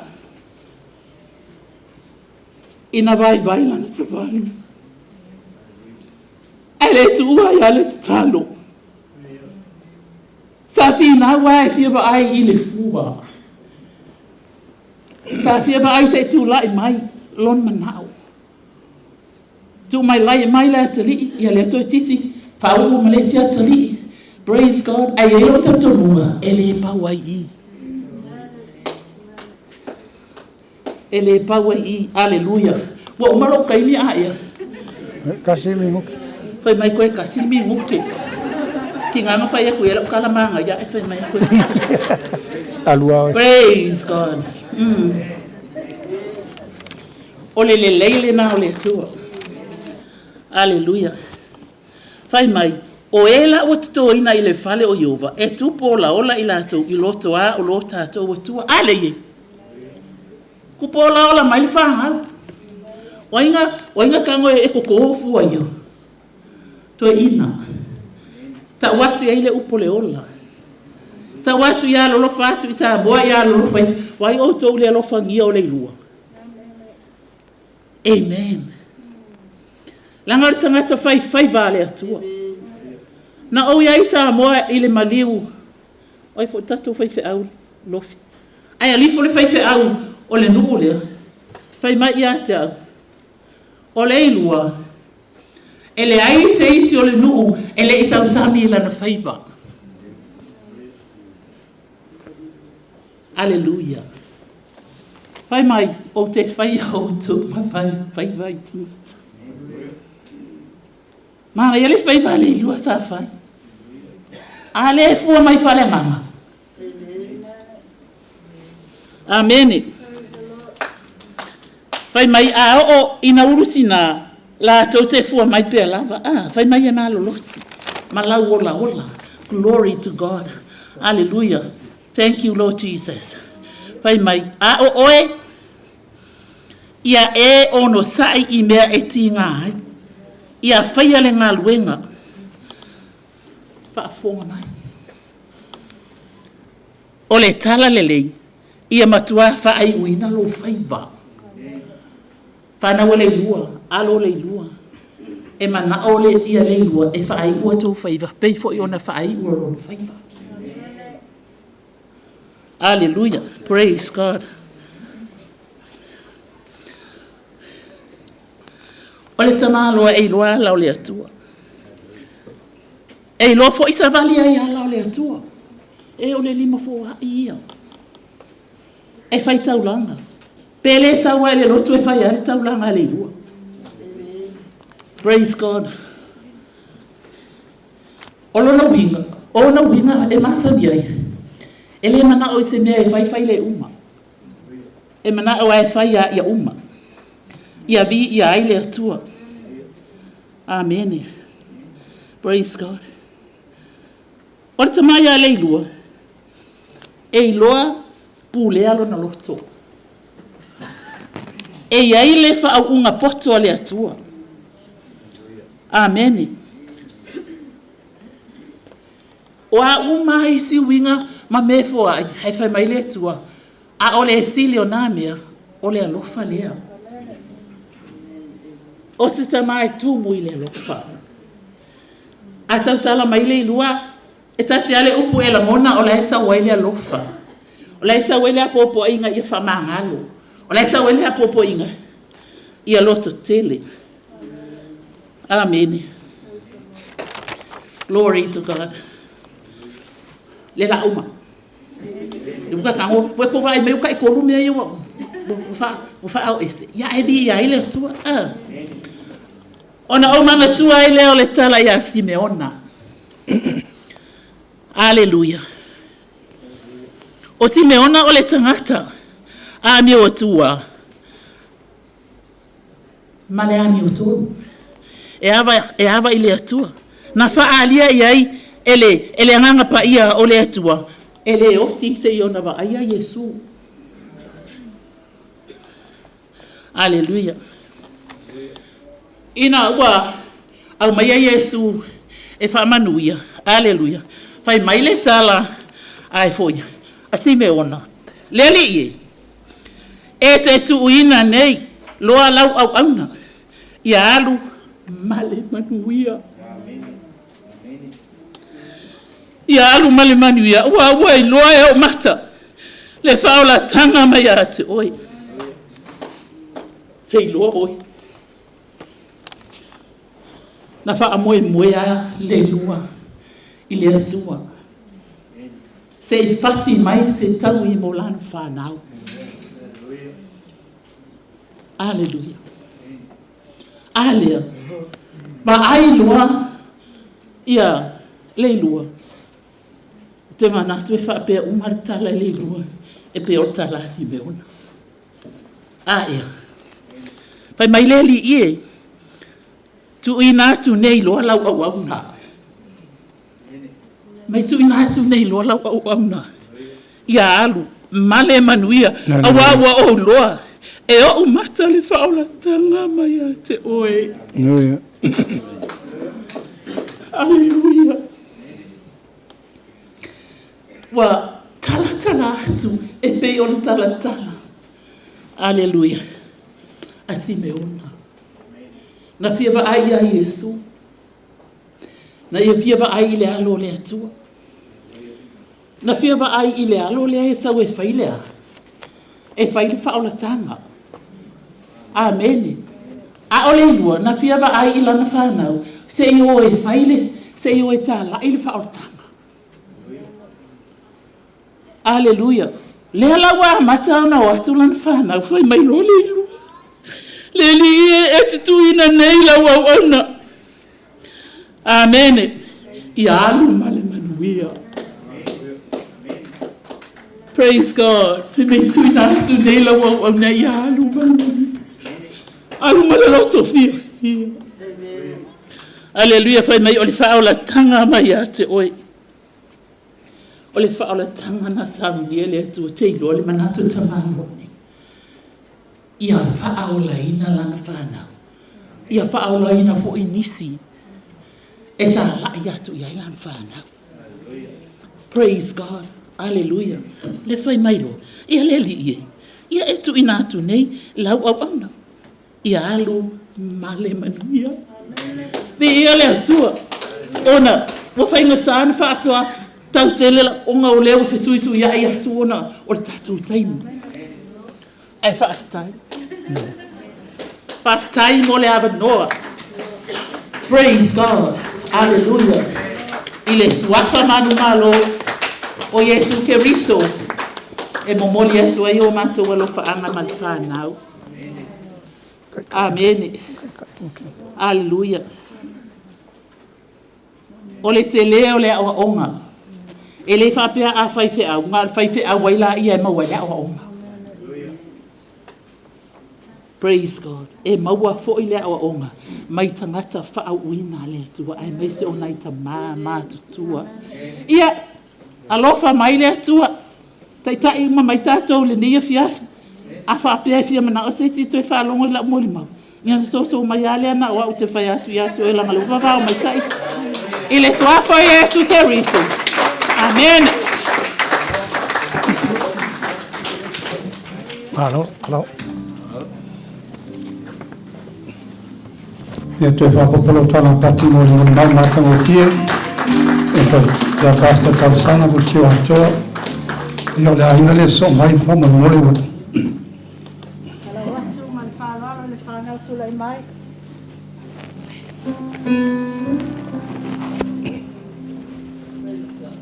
Ia la tua tama. Ia la tua lealo. Ia la tua la paia. Ia la tua la paia. Ia la tua pai mamenga. Ia la tua tan manau. Ia la tua. Ia la tua. Yesu Keriso.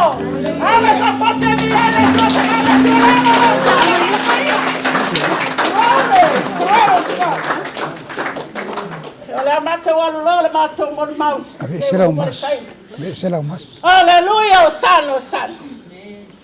O mo bua ona o whawhelo i atu. Sunga iau whalpenga mo lātou whalitua. Ale ngata i lea ainga ngalua. O mai masani le nei a fiara. Atalo whātu suafi mana lo Yesu Kristo mo ngā mana le nā whai e nei a fiara. Amen. Hallelujah. I le malaki e wha pai uperua. A o tau e mata au lo ngoa.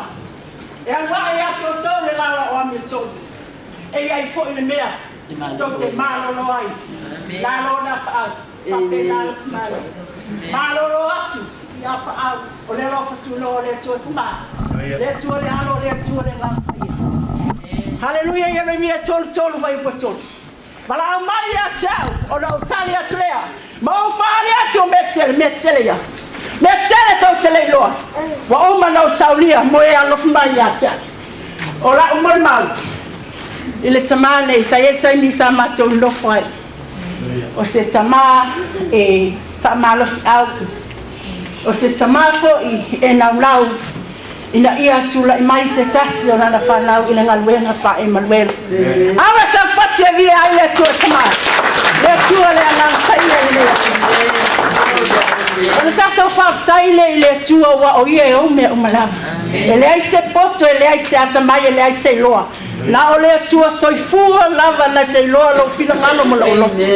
Pai mai Yesu, tau te lei fili a o no fili o tau. Ole mele ilo la langi ya tau. A wai le oni la langi o tau. Wa uma saulia le tua no fo mau. Ole tamai aleluia. Ile langi fo ma le la langi fo. In the name of Jesus. Hallelujah. Se tasio mulma. Se tasio asona se tua timale. Ina wana fo ya fa mo. Pai mai la tala. Mai mautu loto pena ya se me luma le lua fa. Toi fai si na me la tisti la vina na. La ona fa le mo. Fa longo ila na tala sa ba ya cha. Yeah, if I long me on my finance, no money can't do it. If you got money, you can do it. You can found the foundation. Praise the Lord. I'm a supporter of you. What else will be here to Valley? Hallelujah. But you don't know in the real law. You don't know in the real law. You're law to Malutakat. I want a lot of my Gariso. Praise the Lord. Yeah, I don't know for them, but for the talisman. Oh, Lord said, that's so your mama might say, but my tomorrow, yeah, we have to build up the next door. We will find all the men, but now it's in the you know what, my little tomorrow, not the poor, no, by yourself. Let's you are my now to money if I say, say you will my age to go to the fun, you know, the last day. I was a pastor here. Let's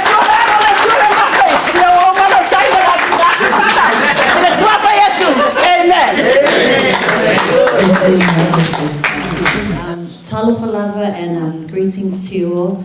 My name is Martha Paumali Mokale, and I am the youngest in my family. I've got my sisters, but seriously. I am the eldest. I am Leilua, Pastor Leau's eldest child. I've got my sister Aipoi Leaya, the two kids. We've got Brooklyn, Andreas, Annie, Sibadiah, and my younger sister here, Angel. Our brother Taffer couldn't be here today as he's protecting the house with all the money and all that. All right. Before I begin my eulogy of our late grandfather, I would like to extend a very warm welcome to our loved ones who couldn't be with us today. Our family in Melbourne, Samoa, Southeast Asia, Elizabeth, who's in Korea right now with our extended family. Hi, Leilua Misipati. And also our family and friends here in New Zealand. Though you couldn't be with us tonight, we know that you are here with us in spirit. Salamo. Se lau tolo iwa, whai upo se fultolo mas fufa, whabela na whaitawina. A wā se atu oe o mana tunatu, na e ufi a te au i le manawa lo tina. O te vivi a te oi, a wana e whai au, e ala ai ona mātua, matautia, sorry, ma ofo te le ai. O mea na e whai au, o mea mamana ia, o mātua e ua, e au nei mea. Praise God. Psalms 139, verse 13 and 14. For it says, "For you created my innermost being. You knit me together in my mother's womb. I praise you because I am fearfully and wonderfully made. Your works are wonderful." I chose this beautiful verse as a tribute to the life and the legacy of our late grandfather, Leilua Misipati Letufuga. In verse 13 it says, "For you created my innermost being. You knit me together in my mother's womb." When God thought of Papa, he knew what type of man he would create and bring into this world. He had foreseen his future, the life he had with our late grandma Bemita, and to see his children grow with their children and with their children. Our grandfather's life was so blessed abundantly that he was able to witness 3 generations grow. In verse 13 it says, "I praise you because I'm fearfully and wonderfully made." Our grandfather was God-fearing. When he received salvation through the late Siuli and Talasangapuli Tiwatoa, his life changed, and in him receiving Jesus Christ as his Lord and personal Savior, the rest of his children followed. I believe that it would be one of his many great accomplishments seeing his children accept the salvation. Our grandfather was a man with many talents, especially when it came to his fourfours. I remember when I was a little kid, I wasn't well. One day he would cover me up with all this orange and lemon sort of vibe, and he would rub it all over my neck, my arms, my legs, and he would wrap me up with white napikingi back in the old days. But I would lie there. Wasn't quite sure if it was working. But I remember him sitting there next to me, and he would tell me how naughty I was. When he would pick me up from school, he said he would wait by the lights. He said he'd wait by the lights, and when I would cross, instead of him taking my hand, I would just run all the way home. Poor Papa. Our grandfather was never confrontational. He never said an unkind word. And through 42 years as I grew up, I never saw my grandfather argue with my dad. There was just a lot of mutual respect between my grandfather and my dad. My grandfather, as I remembered him, was never boastful, never prideful, but very humble. Traits that I see in my dad.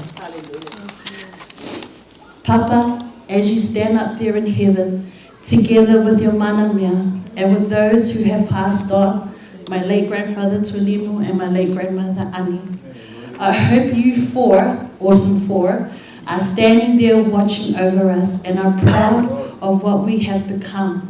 Though we are no longer together, I know that we will always carry you in our hearts. Though your smile is gone forever and your hand we cannot touch, still we have so many memories of the one we've loved so much. Your memory is our keepsake with which we will never part. God has you in his keeping. We have you in our hearts. In Jesus' name, amen. Hallelujah.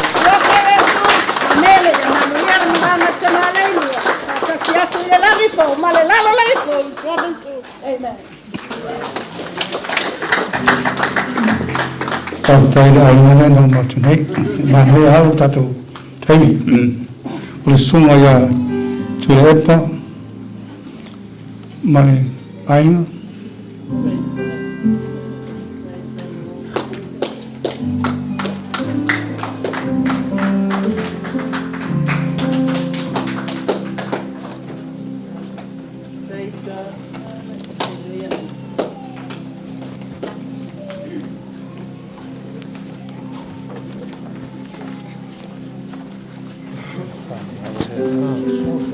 Thank you, Chair.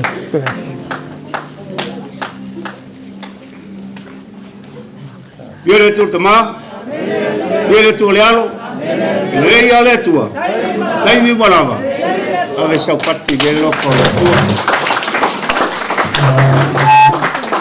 Ia e whaatalo whaatu, sunga i whawhengainga, upu whauina mo i tātou le neia fiafi.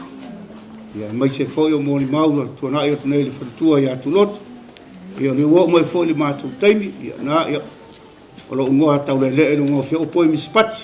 Ia peu whaasua whaina au le ainga si o tama.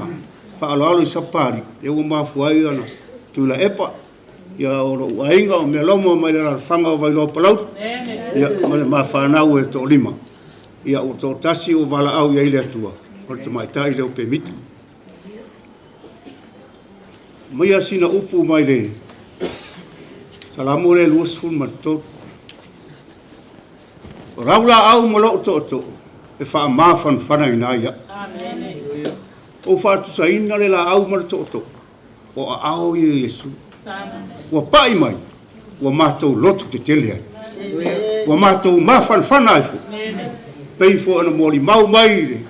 Le mātai o lima alona whai upu e wha. Amu ia e wha nonoa. Au wae wha mawhan whana ina i la tau. Hallelujah. La whai sina utala i le. Mātou mawhtanga ma si o tamaa. O te manatua aso o ulai titi. A o mātou iai la aingo si o tamai. Pito nuu leo fui fatu. Na malanga ma leo si o tamai. O whaia leita. O na leo malanga si o tamai. Langa mai New Zealand mai taimi fureta i toru masina e o mai. Ia mai o whao popo ai si masina mai si masina. Peita iane. Waru alu mātou maftanga. Na o masi o tina ia masi o tuafina o aiponi. Ia ole li le ole au, o ia sa i tutuila. Ia peta iane, tua mai la au mai lesi aso. Ua tapenga mako mei lungo le lodu. Si leo tio tina, lea le mafua. Mai wa tuli tātou le aingo routa ma. Ia ona ma, nei ama le sa mātou na le oso le loli, mātou mai le aingo lo tina. Ia o mai la le taimine. O mātou nofo ai, wala au malo sio tina i sio tama. O mātou le wole matu ai, fai mai le ibua. O le mena sa o mana o iau o tau polonga i lo ai. Ia a leita. Ia le tua leo a manu maro.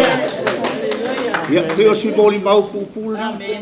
Ia o mai nei ni usila o malanga mai siau tama. Le mea le ma whaina o whaangalo ina nei to ina. Tau sila fie fore tangata e ka muta.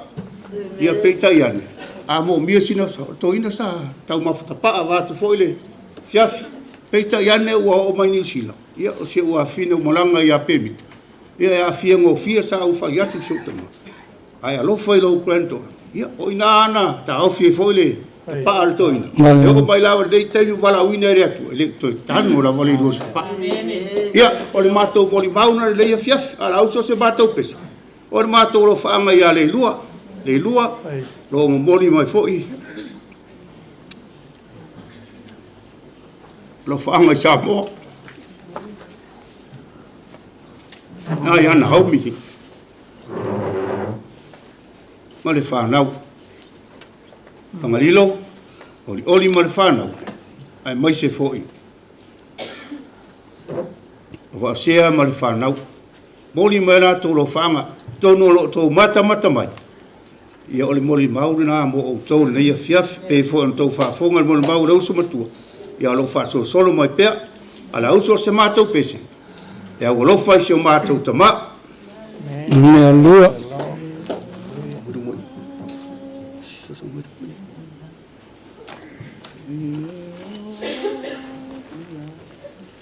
Jehovah e tau sima, ya te au le au ame. O se vai o e mana tau sima le loa.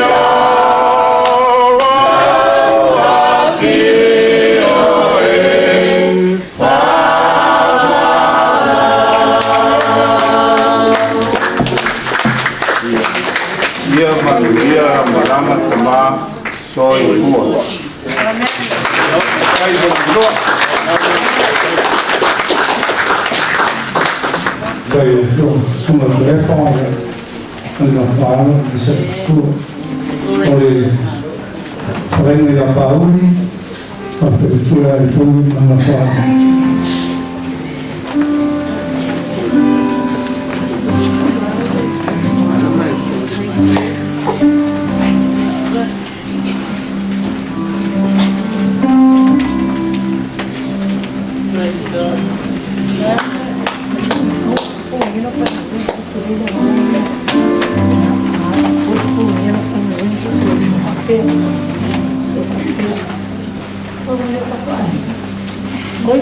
Amado do Auckland, faz todo ele tá sama po ini semua caca mas aí tu lá mo mato no le gale tena le finangalo to te sila fia esse to tele se afana lo ngai sama no wati e yo o me o moi tonu ya ta e pa manu watu ilona suafa pa ia awana ngalo se me tasi ana me alofa le na mai le tu mo mato se mato tama ia le tu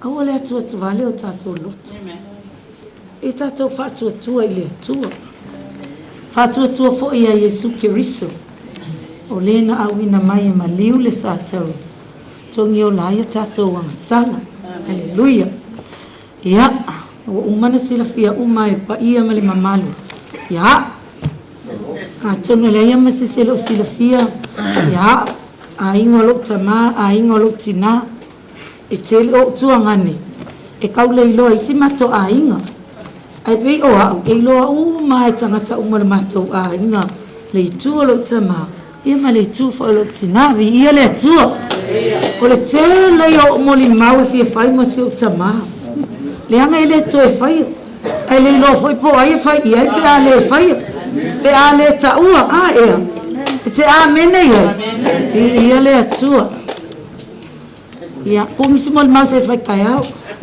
ala fexi ka mai mol mau le o se introduce mo mo ai nga a ta sang ia se pele le pauli ta tafe pauli mai sale longo oi ia le atua musu malitama ke ku sawa ina ia introduce na ia le atua le faia me ia se fa na le sa o ia pau matamua pulotu malana mana mea o David puletiu atoa malola alo Cornelio ia mai la adopted Christian Letufuga sila fa na lea lona lua ufieniko oi sorry leo isi o tama monika na malanga mamau mai lava Australia fai fa na yo to ina lea ele sa oi tal sanga ele ana sio mato tamai le tua ai ese foi le leo le tua o isi inga mali liuta mata e fetangi mai ala o ke fia iai le mafai ai tu te sira fia Leilua ka ese le leo le atua saunia le atua le solu furu valu e tala ile o mai Australia tau Taylor tau nu umanuia mai mose male fana mamo nika masiana fana le pola so mafua ai malanga ya sio mato tamali vavi au o ka se fai va ve me le mesa pati vi ai le atua na fai va veno ia kama ia ole ia se tama no foi fai le kuka ia awale pa ia male mamalu tato vi ia le atua lona tolu ia on tama ita ele o seta o esta o feso ke o ia malona so na te leo le rautonga o tilen lona fa so te ria tu loan mato ainga o so te ria o le princess la lo tama hallelujah e ta wa ia ria A ua fela princess e o ria. Ina ua mailo tama. Sa fai maila na tala. O a fea e a fai poi po la princess. Ta tau na e fai lo a inga o tele i oti. I ia le atua. Nau si ta e ria. Ti ngā ana i loa e ria le fia fai to lua vaani ale pa ia le mama. Aina fai mai a te au. Mom, Faku, you have to listen to grandpa. Na vai ia leo le fai poi ponga so te ria. Na ia sau nia fo le ofo so te ria. E faa hipo ai. O le usi tai na. O le faa nau le tamau. Iu faa mani e ina so te ria masamu. Ke samu? Oia masamu. Ile tama o Samuelu. Ia le atua. So se taime au te alu atu ai le fale fai mai lo tama. Au fea lau tama o Samuelu. Ia le ali. A fe tai le atua wa si se o tama. Ile tama so te ria. Ua malanga male fia. Ia, na, tamai tai leo filein. O filein. O le princessa teria. A fea tupo ela na pele. A lea, o le pele lea Leilua. O filein. E lea ia masai se o mātou tu lou. E mawhai nā lue o titingi lima o Leilua. Fea kwa mai so ia. Ki ngā lima ya o kou. E whaakali a sei sau filein. E oti o na tingi lima. O le pele lea Leilua tu lou for grandchildren. Le anga o tala ia si o tama. Nai to te wawa ailunga o Facebook e no whafi lein tu uai a. Papa oila princess o ria le ngofo i. Oila pele o leine no foi i. Vi ia le atua. Ia whai ilo le ia. Pe mita masia na hani leo si. Ia le atua. Na ave pe mita e Australia. Mga amai mo nika e watu pe mita. No foi oso. Foi so na ia lumana ai. Watu foi uma na ia Australia. Ia le atua. So te lo le tala lo tama. Na Australia. Fai mai ai se awa ave ai pe mita. E tulua. Sui foi se si mea ai. Pima ngai foi Australia leva. No le tala lo tama. So e wha foi mai pe mita. Wha ngala na taleni. So te lua. Na totongi e le lua le pasa se na toi au mai ai pe mita mai Australia. O memory man na ia na si o tama. Au te usi ta i foi le mea fai mai e lo tama e lau whanau. Se mea mana o lo tama e fai lo whanau te usi ta. Ti nana o loa wha mai tangata e tele tupe Australia ma. Na toi wha foi le lei mai pe mita. O nei mana o lo tama. E au mai pe mita e wha o ngala na tāleni e pese e levi inga o le atua. Le nau o lo tama. E ofo atu ola le whanau mo. Ia nei umis wha matalanga. Ai sei whai atu tai au pe au lia. Ma ua whelo sipi masi au tama. Ai wha malia to le atu le awa noa ta tasi se au whanau. E nei to te sila fia. E whai sina lato mori mau. Mo lato mo onga mo si au tama. I le suafa man malo i sukeris. Na le 5 minute. Ia matamua. Oi, sorry. Fa mole se fai mole mau si atahani. Sorry. Fa mole lava tato au fia. Praise God. Aftai molam no. Sa ufa pe. Ele se om no. Mai fa tai lo. Wa amana ia mai au Etina. Tai. Yeah, I just want to say how I be involved in Leilua's family. Why? Because I was been in this country too long. I am against the rule and also the Bible's commandment and also the national rule. Also, ngata sa against me. Soli tu la fong. Yeah, o langal na. But now I was so happy because there was a reveal my secret. I keep all my life. Something I keep running around. I never stay one place. Something I never liked in my life. I never liked kids my whole life. Amen. When I got a kiss from the woman, I ran away. I keep running away. Since I meet Leilua's family, I know there was a right place. It's a good place. It's a blessing for me. That's what I want to say. First time I meet Leilua, I say to his hand, I can feel that. The blessing from the Lord. I was in the right place at the right time. One of my best friends said to me, oh, you're lucky. You're in the good family, the blessing family. I know from there. All the blessing from the Lord. Wa whamanui ai holo o lang. Wa ole let no nei. Tau funda to o peina le rule o le kumune. The rule of the land, meaning you have to speak the language. It's the face. Our language comes second. Ole ngana tatoi e longa lua e whamu mo le ngana English. Or this is the rule of the land. And the other thing, the first time I meet the honest man, I meet the all men in my family before I left. When he talk to me, I know it sounds, it's not telling the truth, it's not honest. But when I meet Leilua, first time, I feel that. And now I know I was in the right place at the right time. Yeah, family mai le toi sauninga tama. Wale o mori mau mai le langi ma laulang. Fitua le langi ma masina ma mea uma. Ile toi taimi o Leilua. Sa whaia ma timtimbu. A nau oloi na o mali Leilua.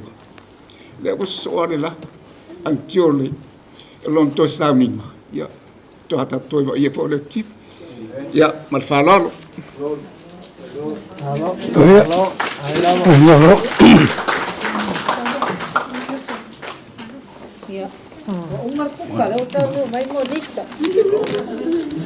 Di mami ke kamu.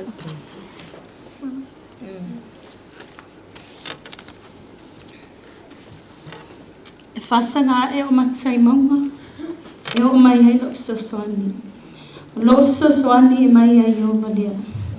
Amu ia fo ia e whaanonoa, a wai whamawhan whanhinga i ngātou. Hallelujah. Whatalo whātu e sofa whapelpele o tato o liki whaolo a Yesu Kiriso. E susunga i whawhenenga whapela a whengaruinga le tua. Ma ainga, ma wo, ma le mamalo Samoa i le nei tula. O lo ingoa o Monica Mathis, le o whaesi no molimau, a wale makutanga ma le tamai a Leilua.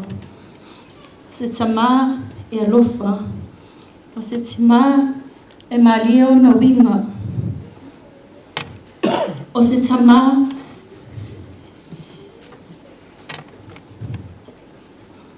le tamale nei a Leilua. O te whawhetai i ai le tama o lona tausinga i a te au, alo o langa a toa. Mai lava o lai titi, se yo o mai lava ina o whailo a inga. O le tamale ne, ana le hailo na lofa, whapene. O te le tu o tu i o tō ruma.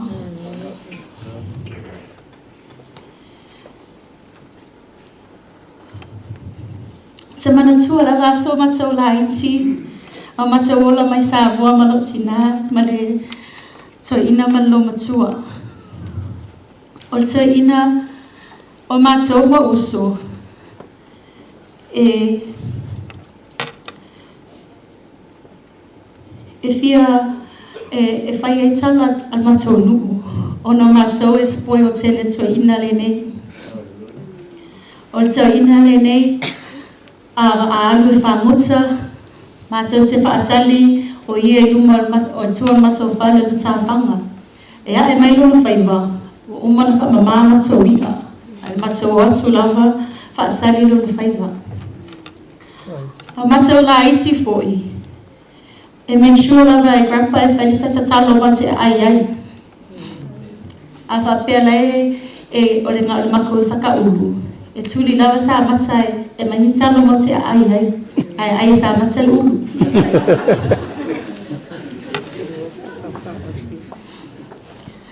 Olo grandpa foi. E tua mai lon mate wa unga. E mai e sa se o fine. E alo whaatau mate tama. Whaatau mata ma koko. Matau whaausi. Ia te fia lawa te ara whaatau whaatau anga malo tama. Ia wai umaloa a mai lo malo sputala whaatau ila lunch.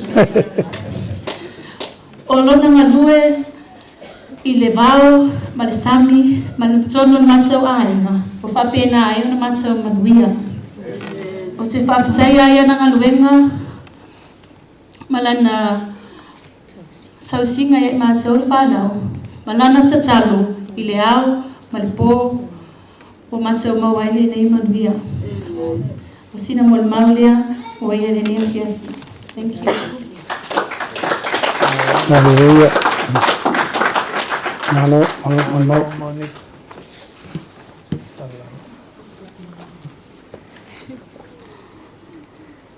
Ya mai se loi tu la mo a fa mo. Mai pole atu no. E mo moe manu ele fati. I sau mala e atiai. Le fina ngalo le atua. Ele ai lava se tasina te seua. Amu ia e oti. Oti o ia le ali. Amen. Lo anganga la. Ia whamanu atu I le atua. Hallelujah. O mea o mawhoi o tutone ia te au. Ia whamanu atu I lona sofa pa ia. O le pese lea tā vita o le salamo. Pese lea masa nion tau tala. Iso mātou tama papa. Taimi o mawhaela na vi inga. Le vi inga la leo le atua o mawalunga ele nei po. Lo tātou whatasinga. Po muli maso mātou papa o Leilua I le tino. Le umana whātalo whātu se uso. E wi lava laina whainga tā. Le matautia o le oti. Ai mawhanwhana lava le loto ma le anganga. Awa awa mau papa. Ia au matangofio lo tātou tama I lani. Whamanula le anganga I le atua. Awa le aso le ni. O le aso na whaia Iova. Tātou te oli ai. Mo tātou fia iai. Awa whai mai leo portusi. Amu ia lava le o wala au mai. Ele matai. O ngā lue pe o ia. Amen. Whatalo whātua I loitu. Whatalo whātua o nei tangata. I le pa ia wao fia. Le nea fiafi tātou te mole mawina. Le aso mose o mātou papa. Amen. Yes. Greetings to you all. In the name of our Lord. We welcome the Holy Spirit in this place tonight. Amen.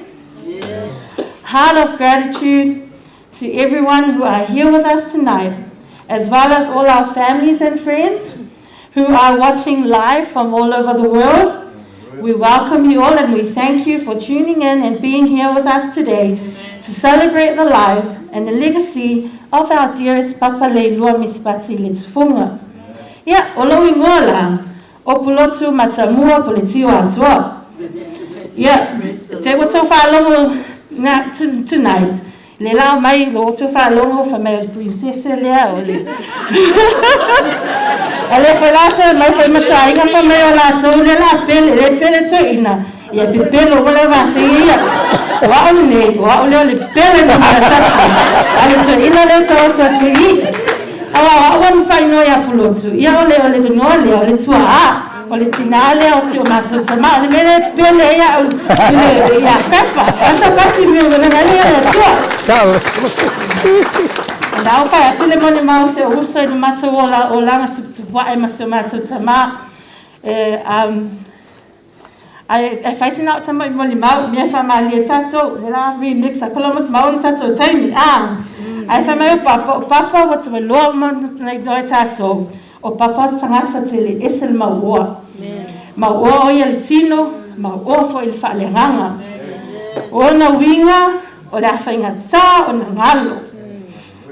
Ona winga tau safia o le mata ata. O le loto alofa I tangata. O le tau si ainga. O le tau si nu. Masa o le tau si e ka le sia. O le ala.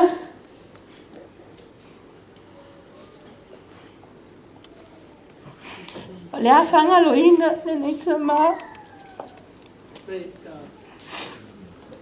Talu no sisi o ta maa. O grandpa lau. Na wha penana suswani si o ta maa. I le wha.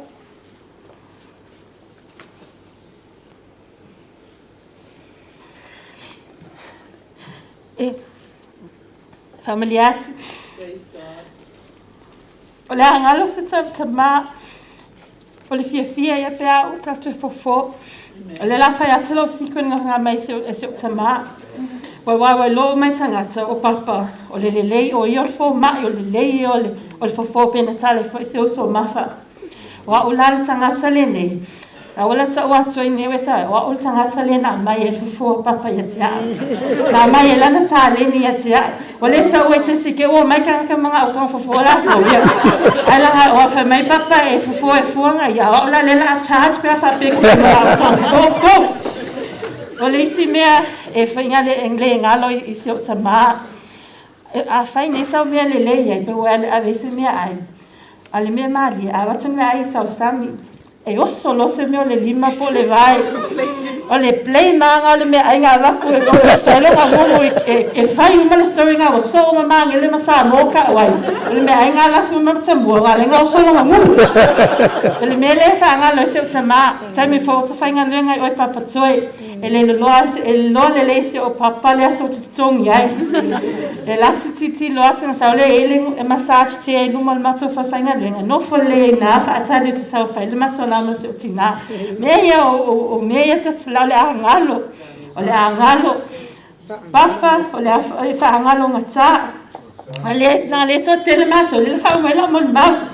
Ai o le nganga whawhitai ma le wha malo. Ma le wha whawhitai ai loto. O mai tato te moli mawina, le aso whapito, le aso po muli, masi o mato ta maa.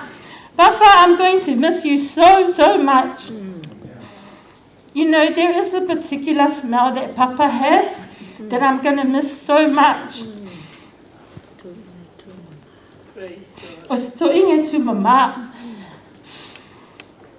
Papa, I'm going to miss you and I love you.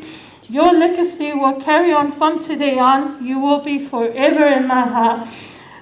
E le ngalo e papa. E manuia wha manuia le tō tato puli.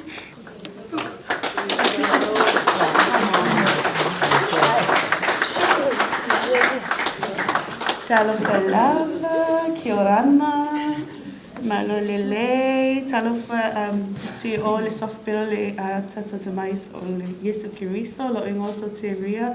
Ai wa mam se o pulling se o tama. E pupuala muli mau. Just want to say it is very well with my soul. O fia o tausi, ma whaino tausi lo tama.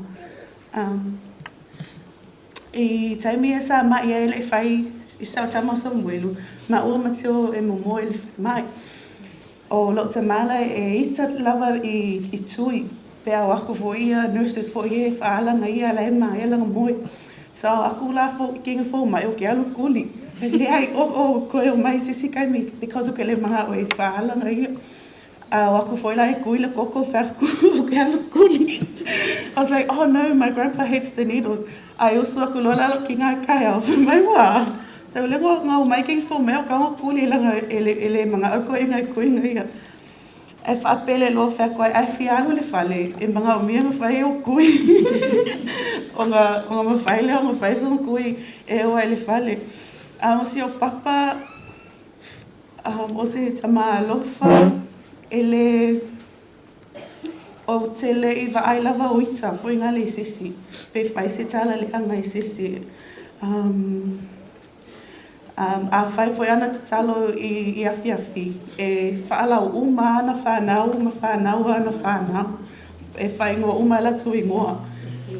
E whiwa ngō poi, e whakali anga kalo whamanuia le au matu loto, ai poi malon to lua ma whanau, ma alu ai ga. Au le vave foi alon tau tau. A osu foi pese, you have to keep up, o le vave o le usumau pese.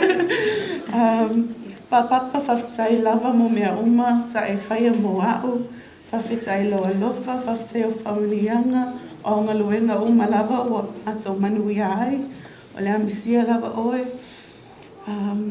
O au fia foi ua e meetinga si o tamo Samuelu. E la tua Samuelu po fo linga papa e le ki ala e moea. But I love you very much, Papa. Like again, o fia lava sa o tausia te ois e taimi sa tamo a mafutai. Ma ia manuia lava malanga, Papa. I love you so much.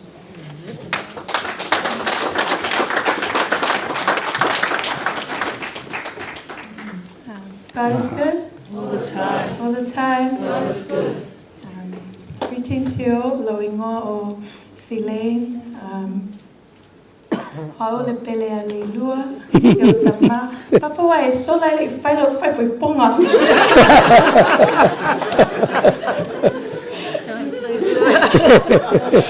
Nei whakaulo ofu.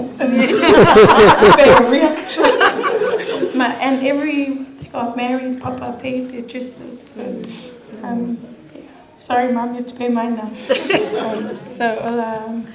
Tala pupu, ila utama.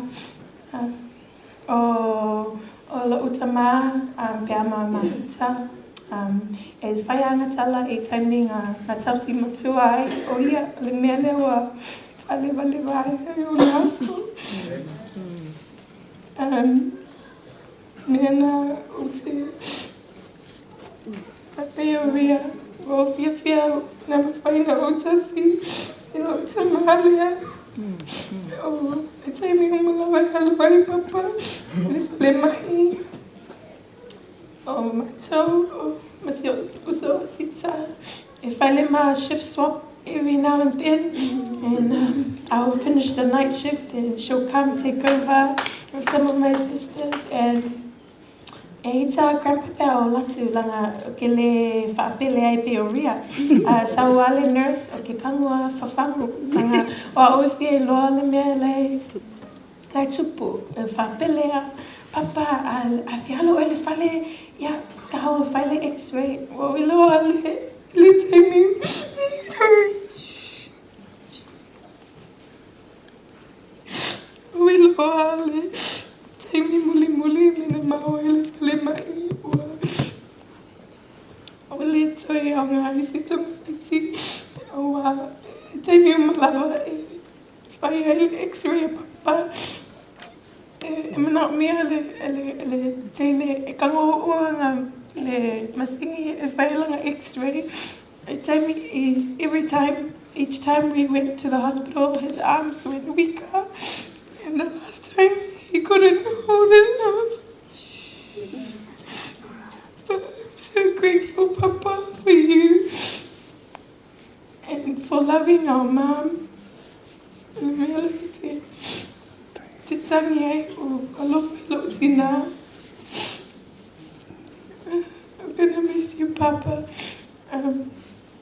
Ele loa ele Papa ta lo ingoa for mai lo ingoa fee rate. E taimi na mato laiti ai. Mato le fale e le ale fato ale garden of Grandpa. He grew his own potatoes and he would make us hot chips. You know, it wasn't the best chips, but it was chips that Papa made. But kipi kanguanga kipi falele mo mako. Tusi ele mato ingoa ele mato plates. You know, me and Miss Cow and Lane, we all had our own plates, and everyone had their name: Oria, Omita, Mafi, Ray. I love you, Papa. Omisia lava oe. Te pele fo ilo. I love you so much. I thank you for all your lessons. And I know that you're rejoicing in heaven. And my heart is at peace because you knew you were ready to meet Jesus. And I'm going to miss you so much, Papa. Thank you.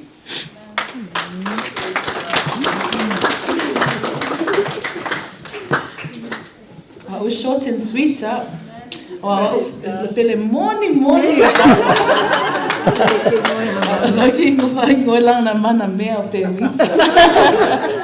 I'm so happy with the thought of them, rejoining again together in heaven. We always used to ask Papa, e koe whai sau ke you? And he was like, my heart is up in heaven. And I'm like, no, your heart is here, I'm here. and he would always tell the best stories. I'm just going to talk about all the highlights. They've basically stolen all my stories, especially Mom. Yes, Mom always had a routine every morning, wake up. Nothing was going to get in the way of her going to Papa to start their day. And I'm so grateful. I see how much my mom has served Papa. And no crying for me. When I think of the gifts of the Spirit, Papa's most notable gift was definitely the gift of healing, what everyone has shared. I was very active when I was young, and still active right now. I played a lot of sports, and he was my go-to physio. I would say he's the best and the worst because of the pain. Oh, Lord. But these are the memories that we always treasure. I just remember too many stories. But he was such a peaceful soul. He loved the Lord. He loved to serve the Lord. And he always asked me to sing. And like Mum said, whaongalo, ta leni mo le li'i. And Papa, I'll keep singing till the day I die. I love you so much. Miss you so much. The end.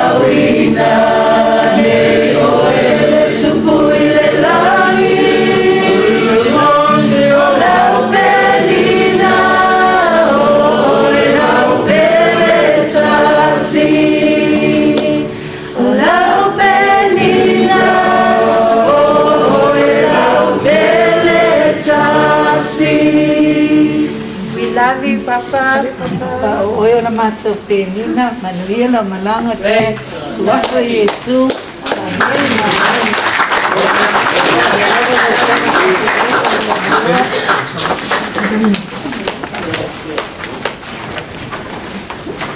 Pega o treino Paulo, sua mana eu sunga já. Tia kono ya tali fafu. Fale tua foi no fala.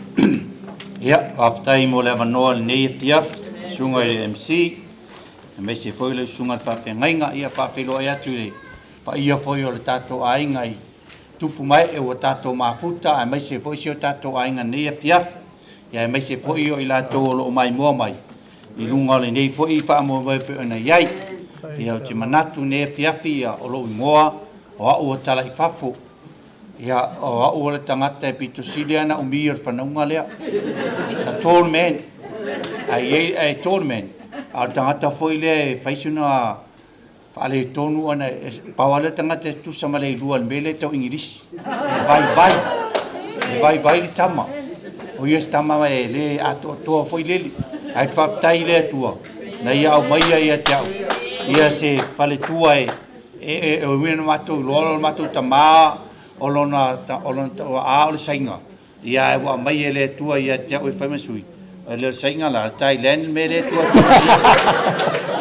Thailand me tu ia ma te fa nau le to lua pa wale me te fia mo tua ne fia fa tai le tua ona o ma fai ona mo tausia se tama fa pe ova ile iva se fulman tu tau sang wa o sa le lo pe fai no ai fa tai le tua na ia au mai foi se tinama se fa nau e mātou te soani si o mātou ta mā. Ona e, o meno whātua e te rolo vai. Ona o le teimi whai na maliua si o tina. E maliua si o tina o nofua i nā. Ia, na o le teimi na alu ale te nofua ai. Ai o whai le teimi na maliua si o ta mā i na ua wala aule. Paola mea o misi lea e vanoa. Ona sa, o la e talo mailo na lima ia te au. Maro o manatu a talo mai o whatuvi ia le eli.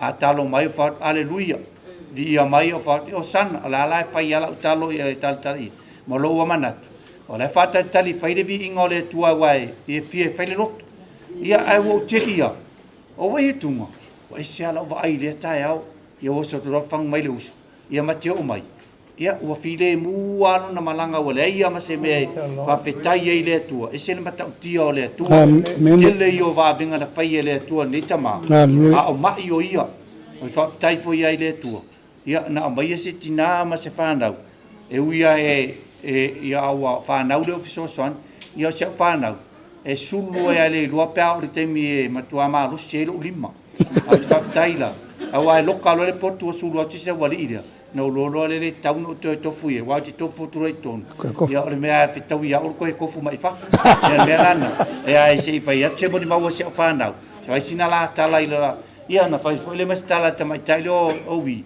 usu man mato pes vi ya ile tu ne piaf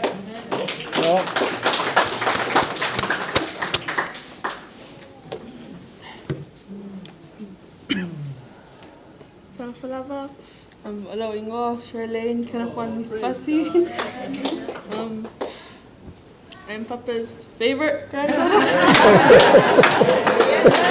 Oh my God.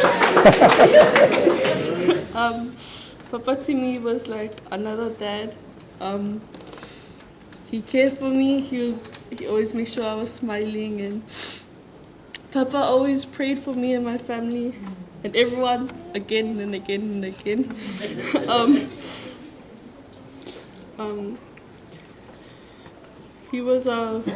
Grandpa was a prayer warrior.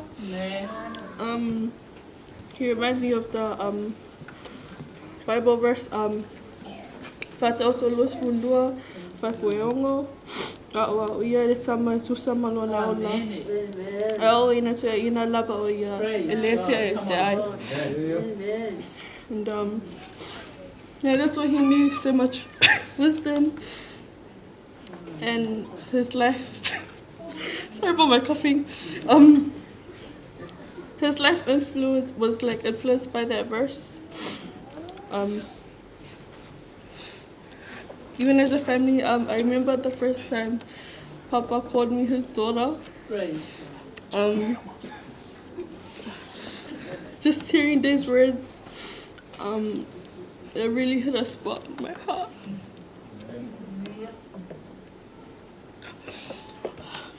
That's it, I can't cry.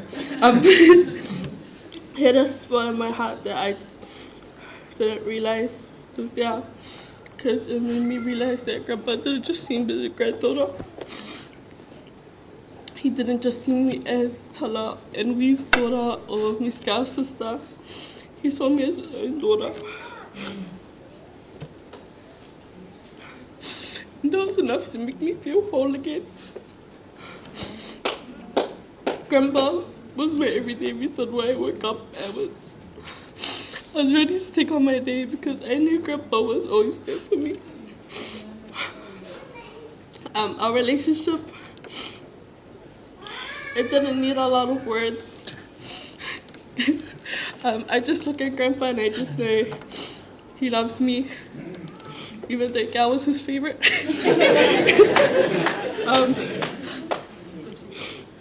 Seeing Grandpa makes me happy that I grew up around blessings and miracles, because whenever I had a bad day, his smile would fix it all.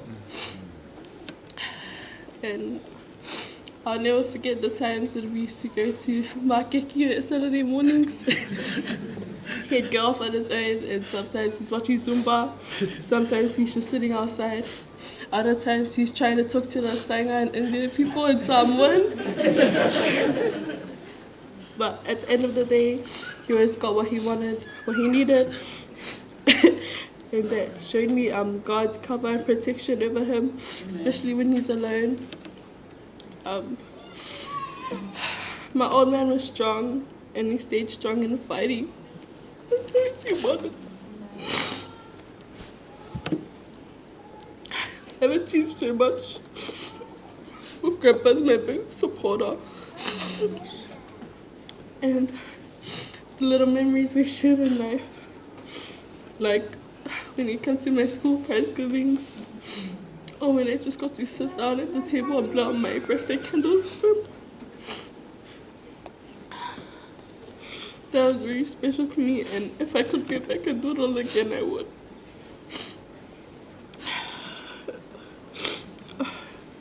Grandpa told me to always keep God at the forefront of it all. Papa, it's getting hard going home when you're not there. But now, mashallah, and now, Manuel, Malanga tomorrow, till we meet again. Love you, Papa.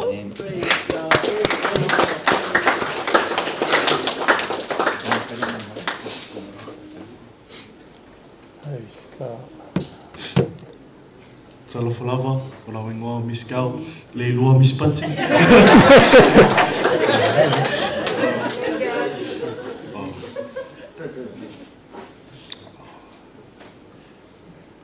Before I start, just want to give glory and honor back to God for blessing us with Papa.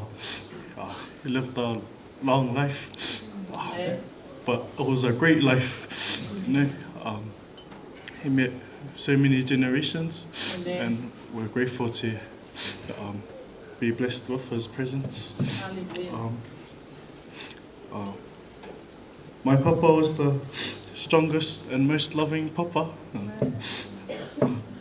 I was blessed enough to live with him. I was also blessed to be able to look after my Papa. Amen. Praise God. Papa played a huge part in my life, and also in the lives of our Misipati family as well.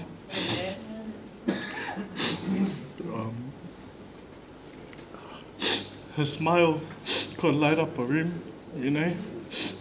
His presence was enough to bring joy to our family. Like my sister said, Papa was our prayer warrior. He was always praying for our family. He would never forget anyone. If he did, he would start his prayer again. Papa, he was a man of faith. And we'll definitely miss him. I love Papa so much.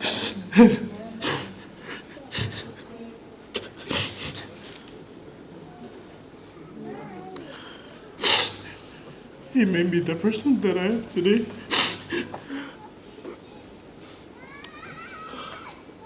He was my wife for everything that I did in life.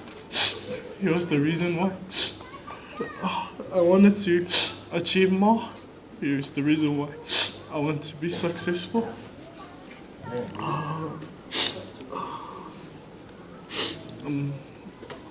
I enjoyed spending time with Papa. I definitely miss all the memories together.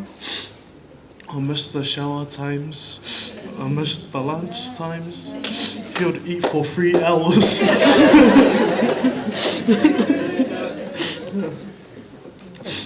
We'll definitely miss him during our locals and whongukakalos as well. I miss coming home from school and work and seeing him lying there.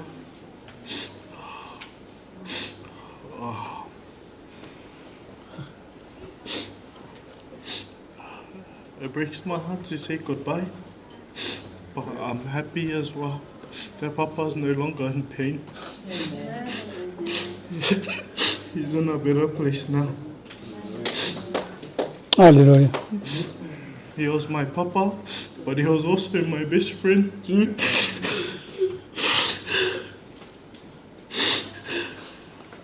I love you, Papa. Thank you for everything you've done for our family. Thank you for everything you've done for the grandkids and for all the generations, Papa. Thank you for loving us.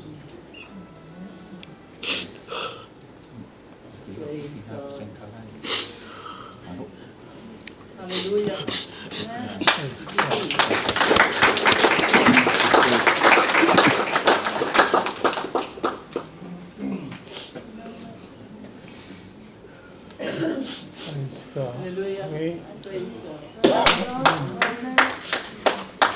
Hi everyone.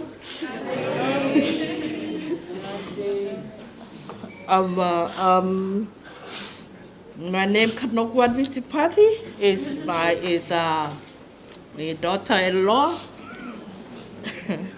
I lived there with him about 18 years.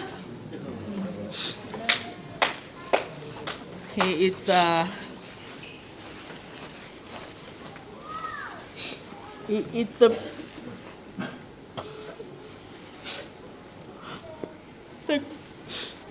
big father forever.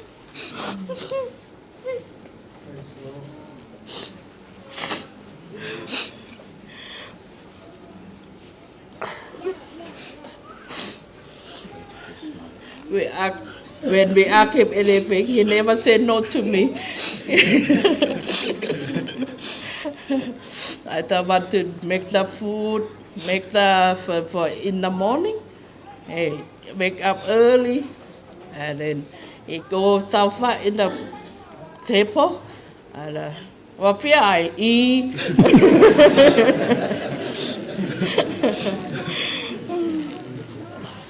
Some food he just I like it. What fear I made ya? Like si manga yaga.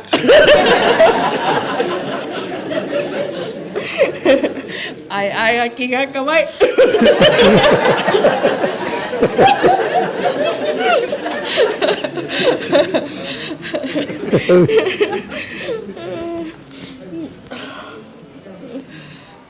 He very funny man. He is a good one. All of the, he love all the grandchildren. All of the, you know, sometimes he do something wrong. He can't. He never telling. He just hide on that. And then when we find out, he say, "Wa fia poco."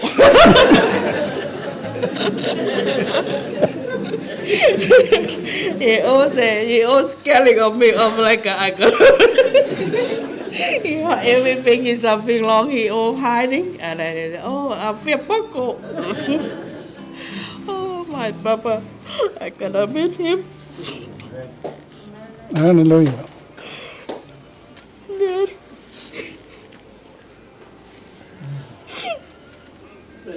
Thật là phải quá chúng nó trong mình mong nghĩa phía cái mặt của We love you too. Phải vì mẹ đi cho mai phải đi lúc vậy Ni tama se ale ro fa pitolo kamai ni fa pingi. Le kai e polande vai e mongo ai si ya wi ai le kai o lo ya pa tai. Ye tama ta ya un faina tau si esta ma fa pia. Ile ma ta mu ta tu. Ya ya ma ne ya. Ya ko. Ma ne ya. Ya mau aso no kwanga tu mau ngawa na uma ne talia Yesu ya uma foi a pena mori mau atu nisi o whanau ia la matou muri ia e pai pei fo la uru ia te matou ia la pai kako ulo ki e fia nga lewo o kere kanga kau kako pes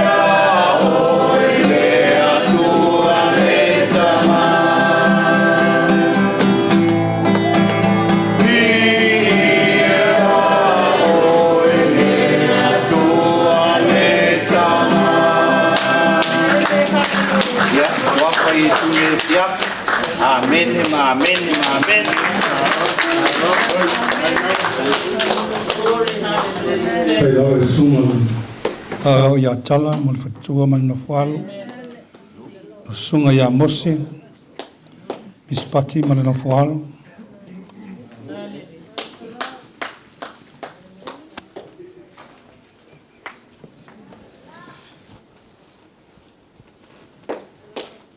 ia tua neli mo lava na fa firoia tude sunga fa fengainga taulilangi mali masiofo ngata fo lea sunga fa fengainga man malo ya tanvasa na si fo masiofo ya lofi ngata fo lea fa firoia foi sunga fa fengainga fata fa taulanga fio fa tato pot ne tula bi ia le lofa maleanga le le tua ai taluai no ele mo fai tinao no mafuta mai le tula aulo mana mo marchina fi fai mesa no molimba ya le la tua tula no marchina fai mesa no molimba yo stadio yo no fa uma tule matou le di ia sua ko Yesu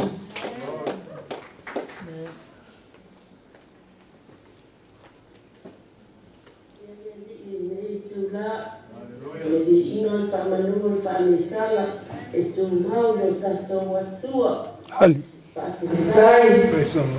Tai ona le aloa mo maua e wina e awaiat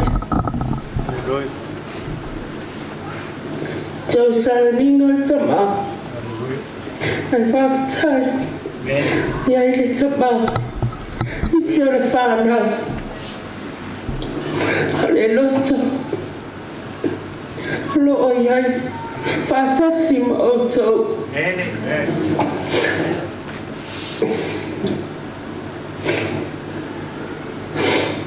Ai tele ia ila moni mau te fia mai.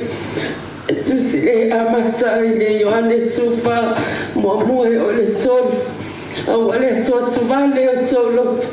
Ia fatu ile fatu mai fo ia tia wai tele men no fo ai o to ile maota o tama ana le ai te o fai atu o te alu e sauni se men no fo ai o to a fai fo o te alu e sauni se men no fo ai o to o te toi sau, o te talia o tau, ia whatasi maa, i te mea iau.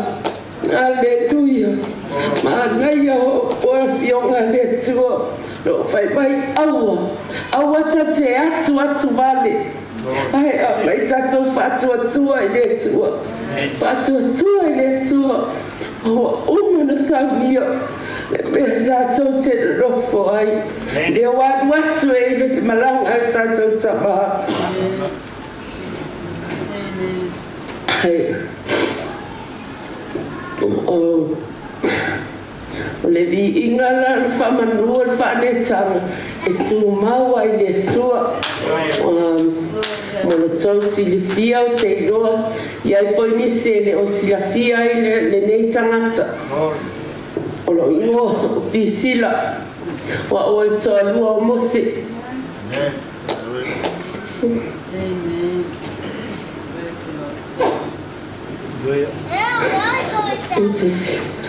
Te whaiese mori mau le mafutanga maritama le taimi o soifua a o iai mafuta New Zealand.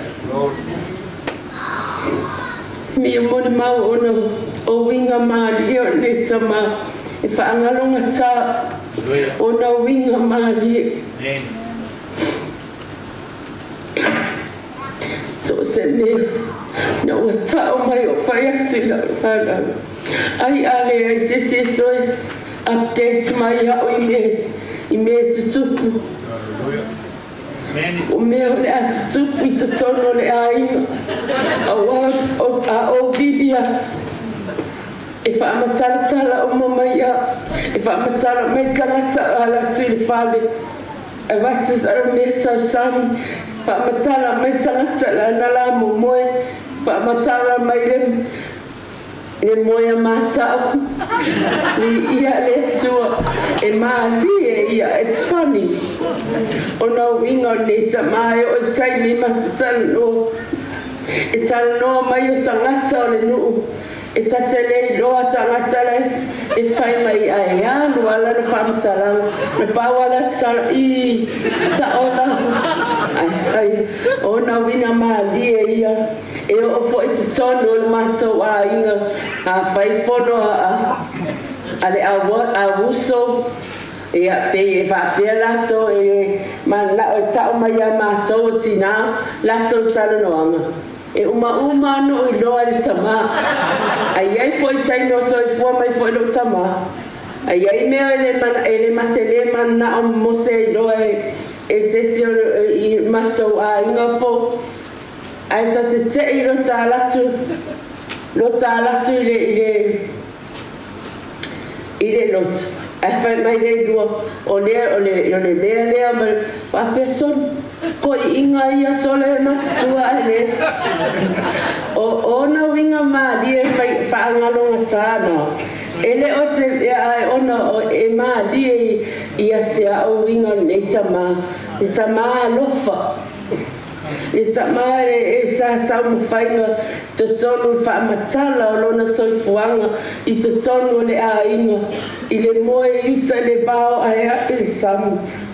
E whawhetai a i ngā luenga le ne tama.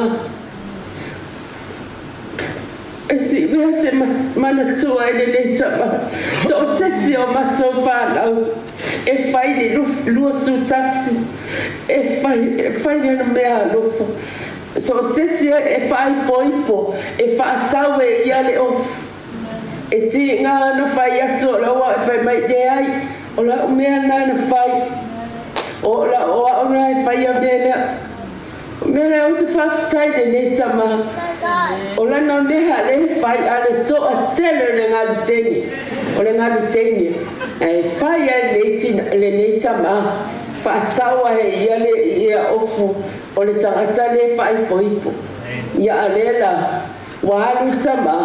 Ai tā lofala le awa e ngā ia le i whai ala to ai tu. Ia le waharu papa. Ia e whaafetai. Ona o ngā luenga le lei ale nei tamasa whai e titonu. E le ngā e titonu o le nu. O le kālesia. E mai se o le āinga. O le tangata e whaangota e whai mamanga e ka muta. He's a doctor too. He's a doctor e whai i rangatonga whiti ai ngā ia. E le ngata o ngā ia, so o sesi e sulu atu i ai. A mato whai atu i ai. E awaito e wa matua. E aile ai, e ese le fia o ia e whai anga tonga whiti. O winga maha e o tama. E o foi pe ala tu le mato whale i o tau. O tau tu i tu i e mo se lau papa pos. E kā sa mala atu mai. Kumai. Nune mama kua amo ni mai ka e ala papa o kau kui. Ngare ka ko ina ka e matua le soifua. Ala he still coming. E fa fetai le tua so. Fa fetai le tua. O le maliwa. Ala malo na mafa. Wow. He knows everyone.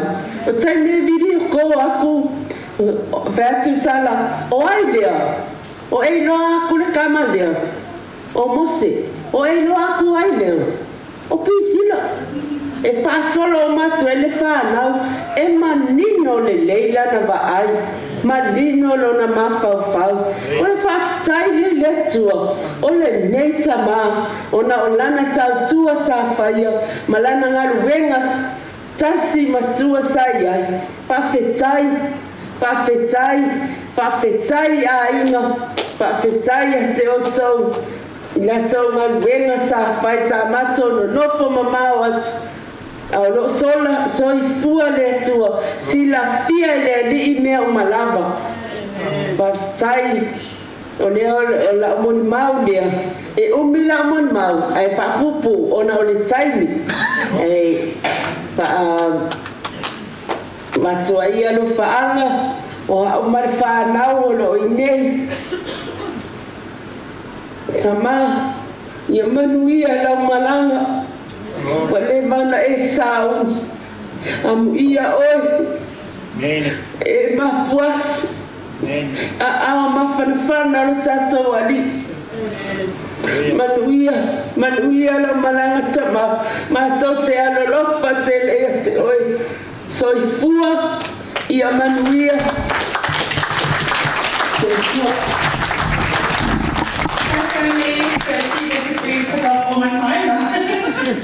But yeah, sorry we couldn't be there in person, but we're definitely here in spirit. We love you all. We love you, Grandpa. Thank you for all that you do. Your legacy will live on through your kids, your grandkids, and your great-grandkids, and the next generations to come. Love you so much. Love your family. Love you all. Ia vi ele tua. Ke tonu wa ave mortina ma tu minuti. Ia e pita. Pa malu lua tu tatu hainga. Se fai sina mo mau si utama. Hallelujah. Ele tu mo ora sonde. Ia ele tua. Ina wa vilia tu to fine ya i poi wa. Ma mai tu si utama le tu ngai tu fiti. Leva na o tau fai eso ese taimi o sawa. Ai kala hinga kule de poa ni. Vala au le tua. Ma nava o le si utama. Pa kali se kaimi o ke o kuai ni si. Di ia le tua. Men e fa fitai. Afa le iva tau no ma to valele. Saulo le fa. Ma wal ma maftanga ma si utama. Ta pena le malanga. Levan ta pena le loya. Fitai ni tama. Tai fa tali atu. Tai na tala le po ani si le. Fai na ma to ma o si na mafta. ai le mal au na tua ia te pe le tua miliones mo le ono fai ko fitu marga ai pe tai au nei e nga ia tu pe au wes o a fai o te le wes ele au na mali so soan ia tu ai a fai o te wes o te au na mai o ia tu a maliu mai o ia na te fai lole na langi le agasa ma le ame tonu ma le whaamisino ia le tua no tala noa e ngaluenga le ngana paia o lau lo ia na le langi ni ngai malama i mea le tua le o lava ta pena si o matu tama le anga na sau Yesu e tala noa lava Yesu ia na fata otu tala noa i le kamuta ai le ngata foi le fai fata anga ne o na sa fai tamalia au ngai le langi ni Haleluya ta pena si o tama le o mo atu ta pena foi matou le whanau e mai se ainga ia o te whia mo le bau foi au tukutu pae tono Samoa ia o tau le avele ma ato ma siuta mari tona o te ai mele le ia su sa uma lama ia e whawhetai le lofo le tua o ame siuta ma ia le tua whawhetai foi le lua sa e whawhetai le whawhetai le tua ta tala mai ema noa o whai e na mose moli mau atu i lumo o tātu ainga nei asu. Haleluya. Ia, whamanuia le tua, tātu ainga o na swafa Yesu. Amen, amen. Ia, ia le tua, ia, aftai mo le amanoa.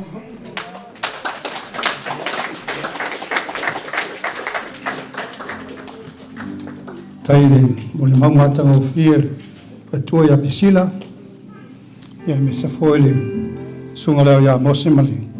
O whahalo. E o le sunga ia matau, ma le wharatua ia whimeme ai, o lua au noa nei.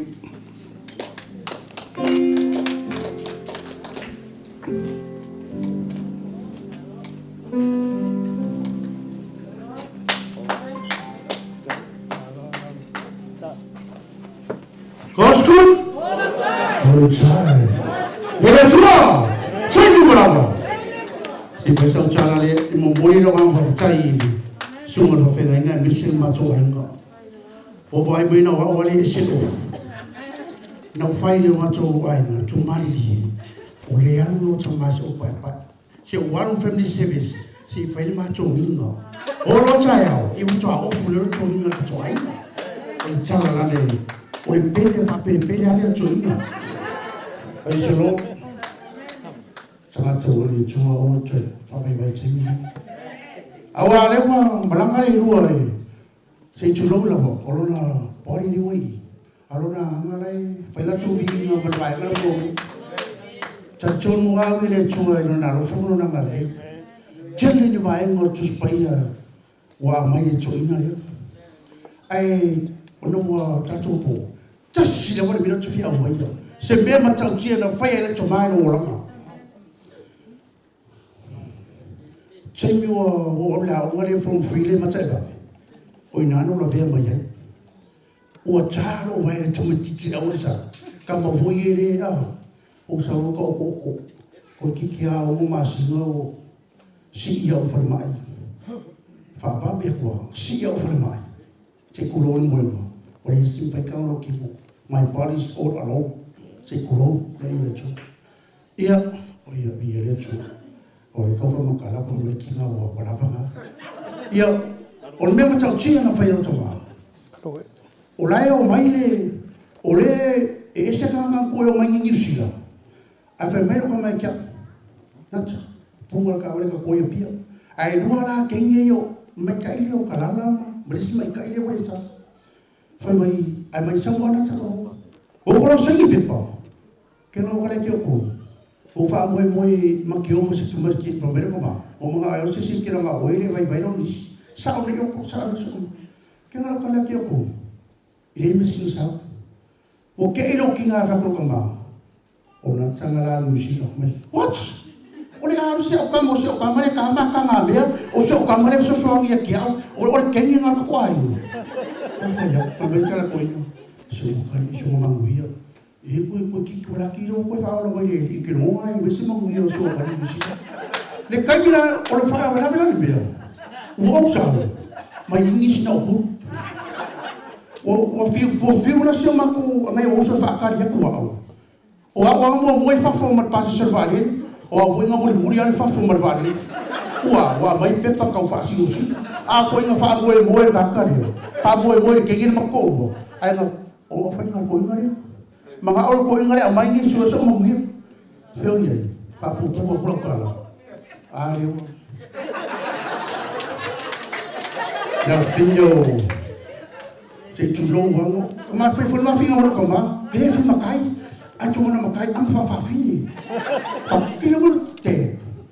Ke fa alo alo yo uso lo tala musi. A fa mai ko ma.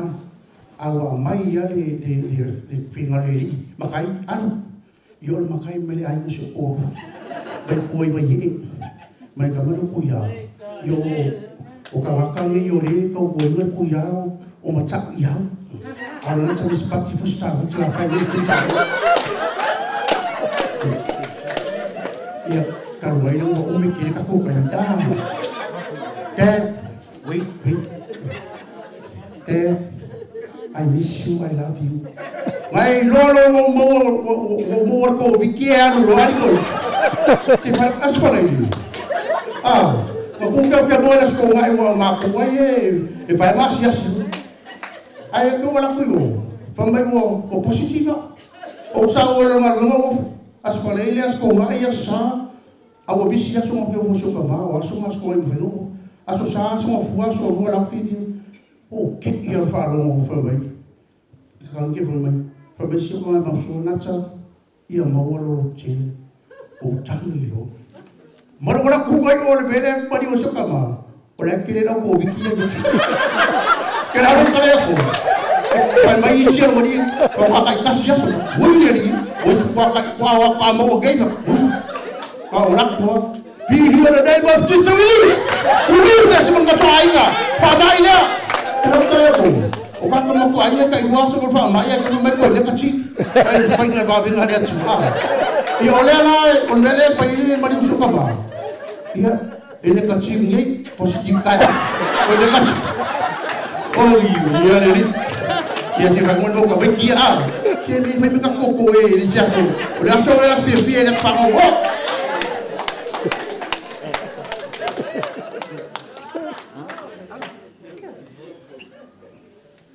Ya.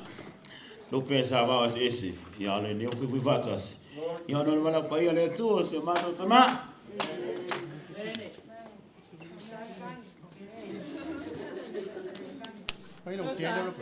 Yeah. Oh, I'm good. Yeah. Lihat mo kot pawai no. Yawa. Ya lo ulun mo kuali. Makamane ya na fionga ya makau ya. Ya. Ya, tahu nak kaya kau orang ingo. Ai singa mun ma. Mangkua I think simole suka si sulo kau sama. Alum lang ay sama. Ya. Mangayal kau fao ngon makoy. Nyawa makumun mau kau fao kama. Nya panau no ma. Yesa kamu ko makoy nga. Kay fakong. Ai nga wo kangun manang isa mo ni wadi ma. Lau ke kot pikir kulo. Ang afe kwa ka wale fali. Maku afe nang wala wa iyor fali ko inga. Ya. Pinga umay ha. Fela mo nang wa. Ona lo fa ka kama.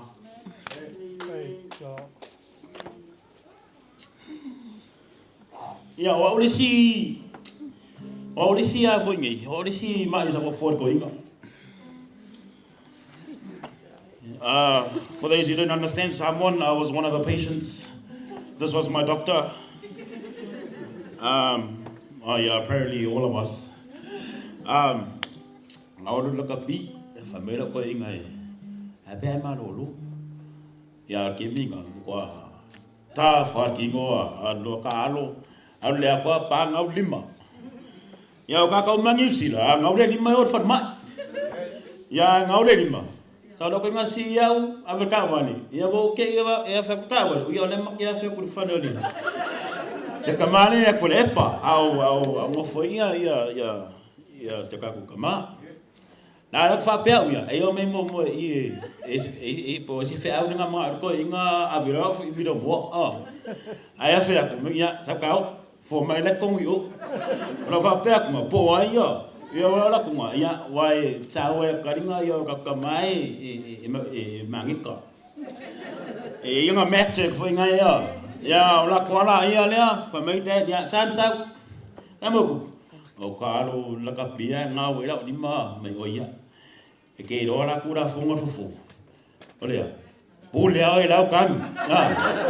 Pulea e la mi bau de mea ia e ka mo fo ba o ia okay. Fo mai la kinga awa ngana aka. Oke aka. Kusa loke aka kinga bole ni ya umi kan. Ya. Ama kwa ya ule fia la kama ba kumiro mo ai sa wi mangele ba ko lepa. Ya. Uma voila ia le ni na uma va mai ya ma ko e lua fo ngi sa ka ya. La kula la fai wi. O fo ngara no ngalua kamalo. Wa wa ya ko li uchon we ina ko inga. Ala mga fo aku peng mai fanga ko inga. O fo mai o fo ku ya fo mai on mai peng ya peng la ha. Ya la o ka peng ha ko ken ni. Ya fa pesu. O ya sorry fa ula mo ni mau. Olo fa kai.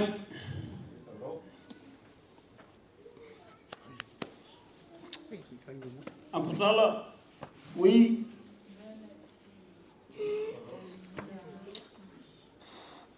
Miss Carol, Shirley, my dad, Samaka, iya wa ko iya sa fa man ko inga ya, pe fo inga ya ko fa finga ya.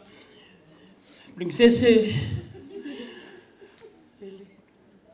fa pele. O ya ma fa pele mo ine ala me ko yo. Ya, mayoko. Ni mani dia ya. Olau kama pele anga le lua. Tafesu, amen.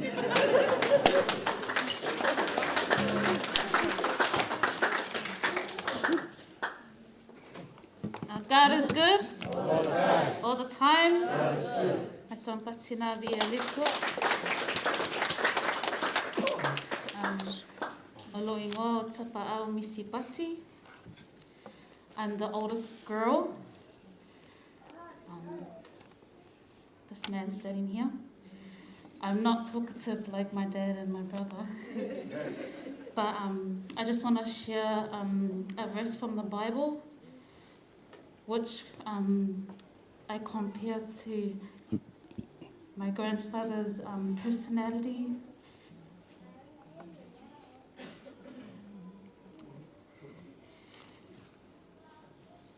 My cousin was right.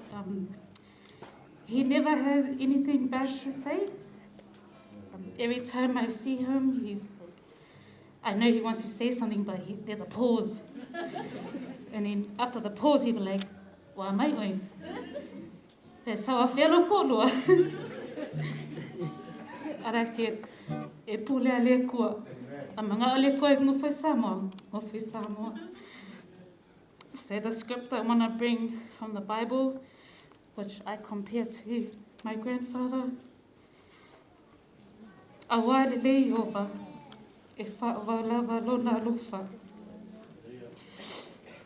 E atu lava lona wha maoni, e le atu pulanga, ma le atu pulanga. For the Lord is good, his love endures forever. Amen. His faithfulness continues through all generation. Amen. All our generation, his love stays the same. O te mauti no matari tonu, o Yesu no whanga I le langi. Yo lo whatele mo e grandpa. Your love will carry on forever and ever in your family. Amen. Pe whapopola pate watastara, na tue ne fiafi. Ai le usuan mato pese e fai oel mato moli mau. E fai asi na utala. Ono le ole na ta oel moli mau pisila. Le moe al tamai o. E va aisi o mato tamai lato taimi whaatanga o e asi mato tamai. Ma moe ai pia whapeo e lato waso. O le ala o malanga si o tamai. Wa le to yalu la si o to loi moe o i si o tamai. Ai o te langona, o le taimi la le to moe ai o. Ona o leo maliu si o tamai. Mo malanga foi. Ai o lato e moe i lo au tafa. La le wa si o tamai. Ia o la le to e moe se foi la to. La le to me ese foi. Ai o la moe au tafa ia to uma. So foi eso. La fai watu mato mo mau. Ina i pese se lua vi ia ele lo foi le tua. Mal mato pese o lo fo mo le tamai le fiafi nei. So foi eso.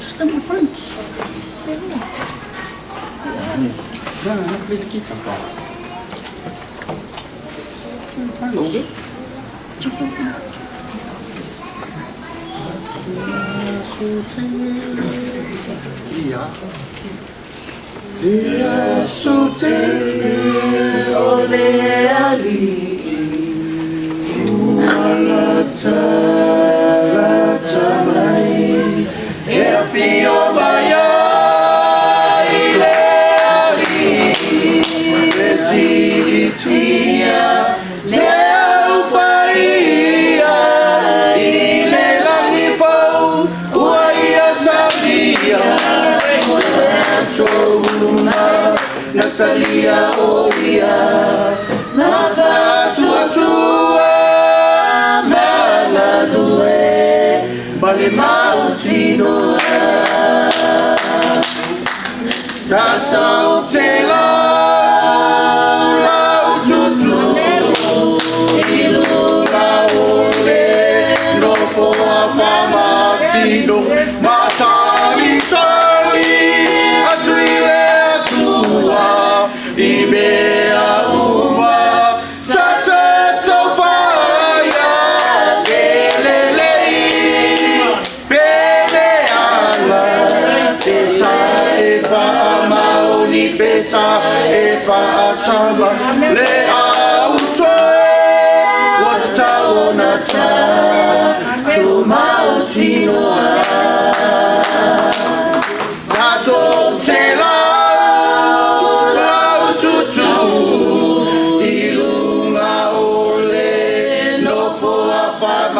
Sino matali tali atuile atua ilea uma satata faya belelei beleala pesa efa mauni pesa efa tama le ausoe wataonata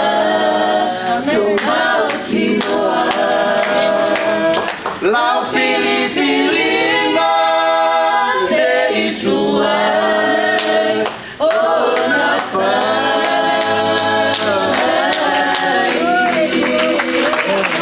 Kwa Yesu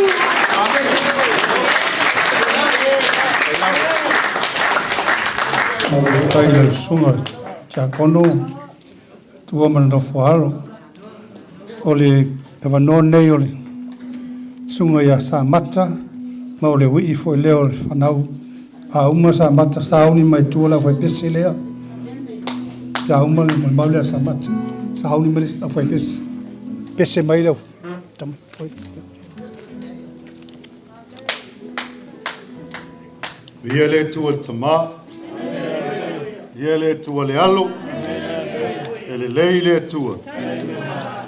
Taimi umalava, lei le tua. Mai staulong pati na via le tua.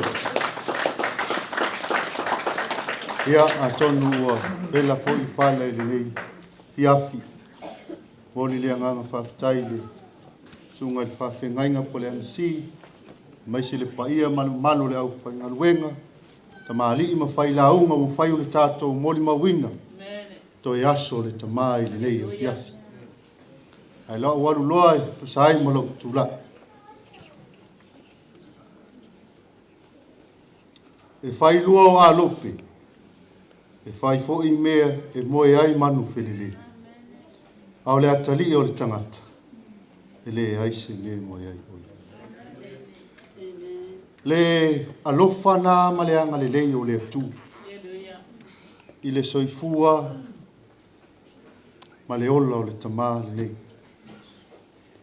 Leo wa uma o na moli mawina Elisio o uso tua whawhine o nis o nefi le matango fie ma le sili sili ese o le alofa o le atua I tutono o le matau ai.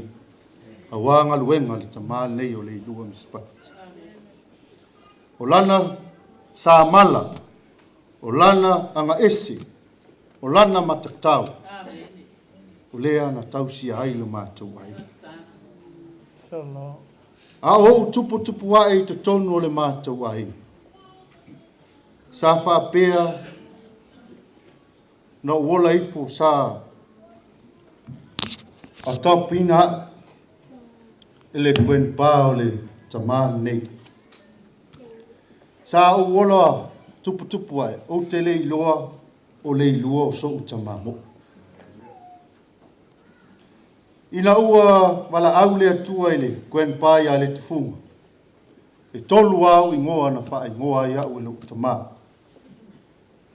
o lo inoa mua o si uai le mea lea o lo nofo mātou wola i whai sa mua i te tonu o evi o lo ingoa lo na lua na wha ingoa ina ia ue lo utama ma lo tina o a lo o le ingoa lea o lo na tama sai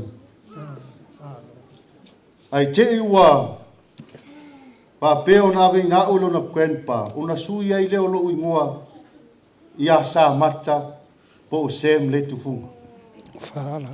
ia le mata utia na o le alofa o le atua i le mama ftanga ma si utama ia o si to lua lea ma si au fa na lea o lona suafa o Juliana e pi Letufuga mai le ala fanga o ale pata i sa fata ale paka sa fata le sio nai tu o i le awa ia o la fa na lea le tasi le teine ai to fa tama to lua kwen children ma le tasi o tama o le mafai na au ai mai o lo fa pe o no fo ia i Australia ia tasi el mele ngalo ia ulo tama o ma ua ma se uto fino ai poi o ma ua ia na fai ele tala le ma tina ma le ma tama e tausi le ma tu ainga i Samoa o no lea ua mai uma o uso i lusi ina o maliu le ma tau tina le ala lea na o fai malanga mai ai lusi na fa pe mai lo tama ia tia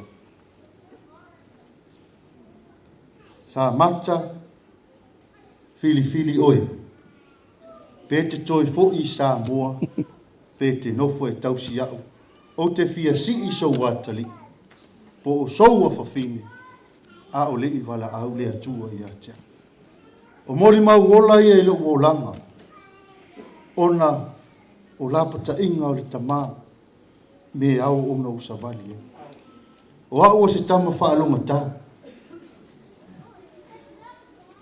ia o lesi i tu o le toia ina o le bank lea le matou ai o au o matau o ai pui a o sau i le fale o Leilua o fai atu ia Leilua o sua lau bank ma kua o walu i le bank e maua le pasili ai a o sau ia te ui ele ai se pasini ave mai Leilua e pasini foi le penka vi ia o winga i o le tama e whaangalo ngata te ia e te sau foi ale foto a foi e te foi matau ia le foi sau e kare e te sau foi oe a wa umana langa ai poi la e ti na na sili lunga masulu la lunga e maulua ai poi o winga i tamale o mau i vera ba e bu bak mas ko inga ko ba ka ale family to inga le anga o yo le wi o mea uma o ia tia o te abatu o nana o te lua o oe o le tama o le tau hati na e lo mai au le au vaenga matutua ia au atumu le penki a ia se whaami umi sa umori mau ala atu watu lewa noa i se o hafine ia Monika e mai se po ia e to lua pe faise umori mau ia male atari ia kuiste ia o aso wha pene i le to ia se teimi tatou te umori mau le tatou te maa pe a umi le lei afi ia mo lunga se vi inga o le atua a tatou hoi fai whawhiawhianga o le lalolangi e alu le dei tūla ma le tūla a tatou mori maule ngaluenga le tamalea o le aso nei tātou te tau e ngalu e mawhai o le mātou ka mā, tono o le mātou ai. Ia tu atu lava noa ia Monika, alau whaaro lava.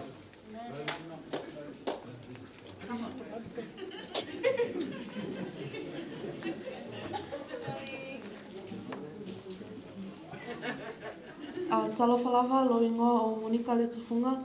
I'm my dad's only daughter and one of Grandpa's many granddaughters. When I think of Grandpa, some words that come to mind is a man of God and a man of song.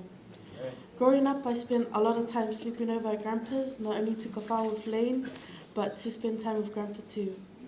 Whenever I went over, Dad would say, I didn't bring you here to kawha with Lane, I brought you here to Lomi Lomi Grandpa's Vai. So each night or each day, I would beg Lane if we could spend 10 to 20 minutes Lomi Lomi Grandpa's Vai. And Grandpa would always laugh because he knew what I was trying to do. Because each night when Dad would come pick me up, he would always ask Grandpa if I did it. And Grandpa would pull through and say I did it.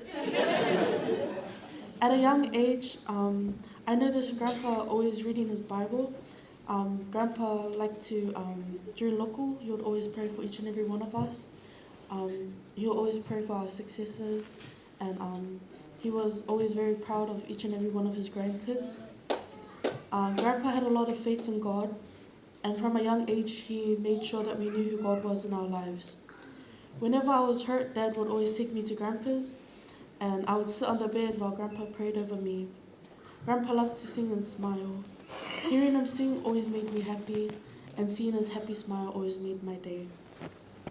Grandpa, I'm going to miss seeing your smiles, listening to you singing, listening to your prayers, and you reading your Bible.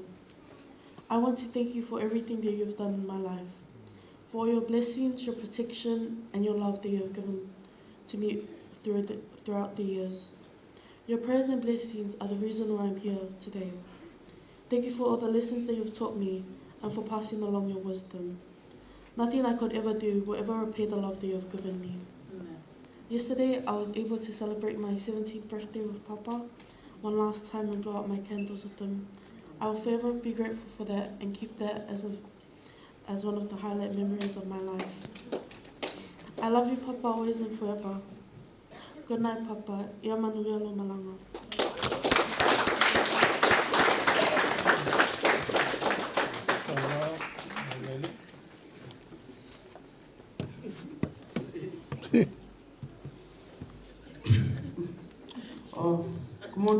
Good night.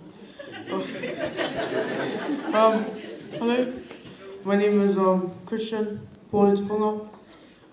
Not really much of a Samoan. I really can't speak the language, so I'm sorry if you didn't understand what I'm saying, but yeah, I'm gonna say my speech in English.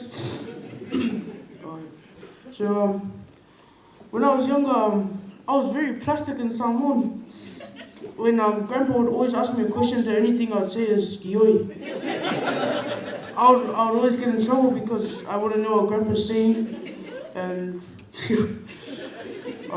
last year when I was writing Christmas cards, my dad told me to write one for Grandpa. I was gonna write one in English, but I asked my dad if he could help me translate it in Samoan so that Grandpa can actually understand it. When I was writing it, my dad was helping me, and I just wanted to go with him to go see what Grandpa was saying about it, but I couldn't. I just asked him what Grandpa was saying. He said that Grandpa was just sleeping. Yeah, but whenever I went over to Grandpa's house, I always thought that he never knew my name, because when I would always say bye, he would just say bye. But a couple years back, I said bye, he said bye, Christian. And then every single time I would go to Grandpa's, he'll be like, oh, Gasilapo.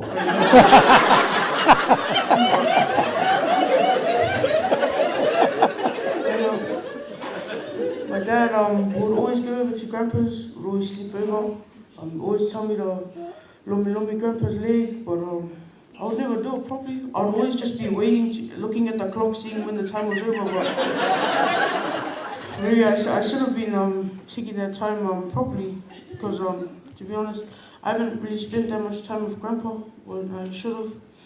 I wish I could have spent more. What's happened, Grandpa?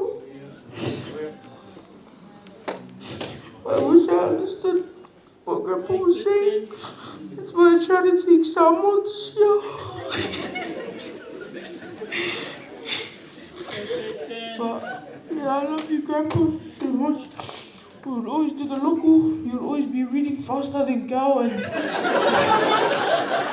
would always have your little torch in your hand while you're reading. I remember when I was younger, there's a video of me asking Grandpa for a nail clipper, and Grandpa really snubbed me. Yeah. I remember with Grandpa when he would always come over and he would play cards. Even at the beach, he'll play cards, and would get excited when Grandpa comes for a swim with us. And me and my dad would always go Mission Bay, get the salt water for Grandpa. And yeah, I just thank Grandpa for everything. You know, I wouldn't be here today if it wasn't for him. And, he's always blessed us after we lomi his leg. Or he'll always bless us for the little things that we do, you know. Grandpa, I really thank you, man. You've given me the best dad I could ever have, the best sisters I could ever have, brothers. Grandpa, I thank you for everything you've done in my life and the life of those around me. And I just like to thank you. I really love you. On Tuesday last week, I was crying when I went to stand at Grandpa's bed. I stood at Grandpa's bed. I was telling him how much I loved him. And I just like to lay it down here today that I love Grandpa so much that I wish I really could spend more time with you. I can't wait to see you soon. I love you. Yeah.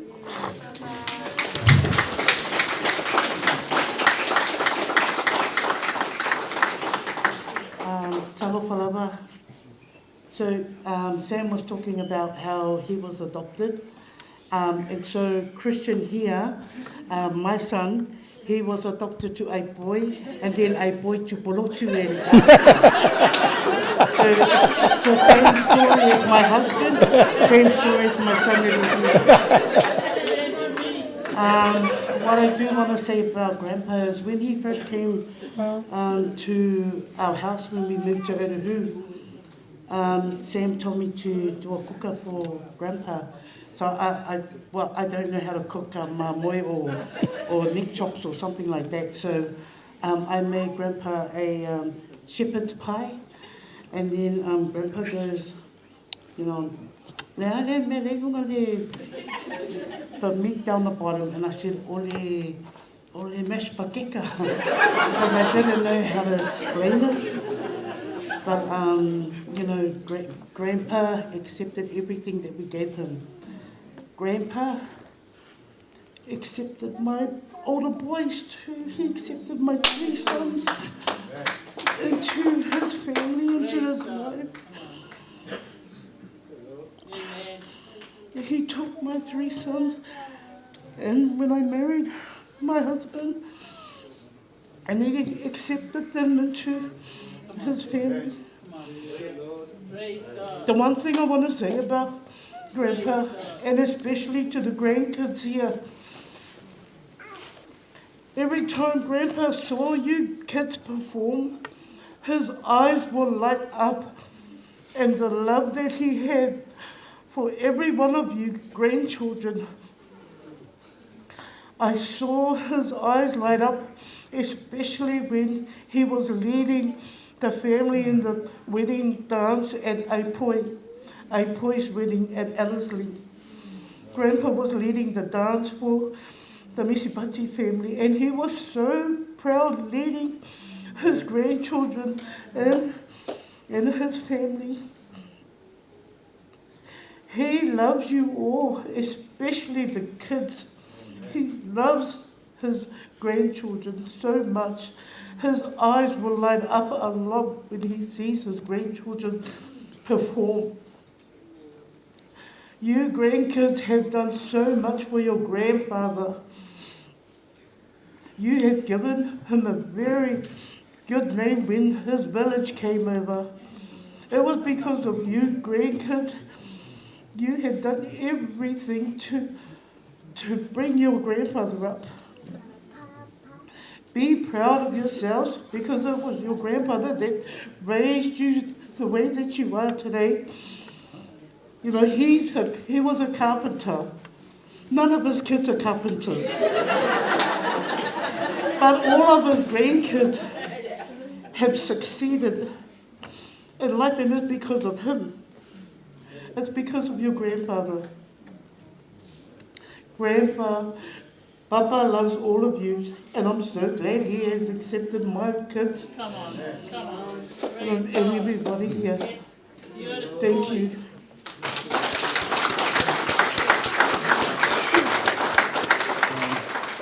Hello everyone, my name's Oscar. Epi and Sam's oldest boy. Grandpa was really good. Like, you know, he from day dot, I was never accepting of anyone. Like, you know, having a new dad and a new family and stuff, it really didn't sit with me well. I thought a family would be like, you know, mum and dad gonna last forever, but it doesn't. And then when Sam walked into our life, it's funny that he, like, you know, he's saying that he was adopted, because I felt I was like adopted to him, like, you know, and he showed me exactly what fathers should be, like, you know, accepting of kids. And one thing I regret is really not knowing Papa. Like, you know, like how all the other grandkids were. But I do have that love for him. Like, you know, I thank him for bringing Sam into our lives, for making us better. Because we were, me and my brothers were lost. We were lost.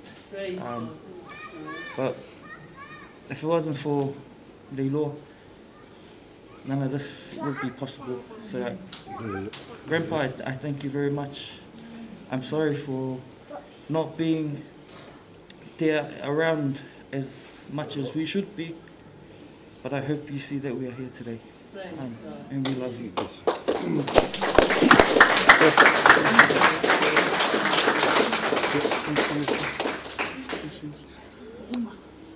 Ia, Leilua, ia momoonga ngā whanau, ma unei le atali e maisi te tōlua ia epi pa tai mo me uma.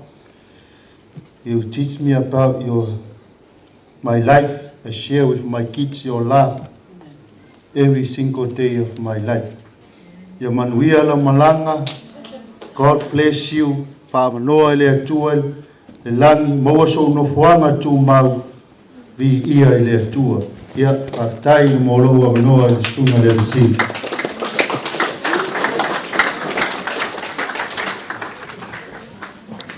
Uhala vai peselena fa tu sauni mai.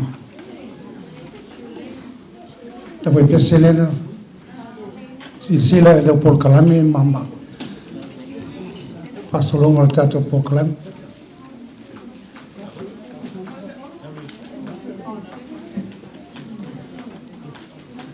A umana so mai le mali. Pesela to ainga.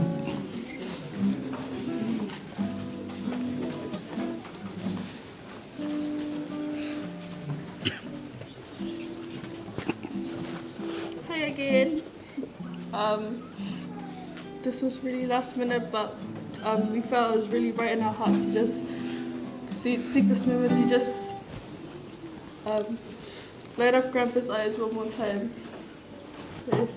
Enjoy.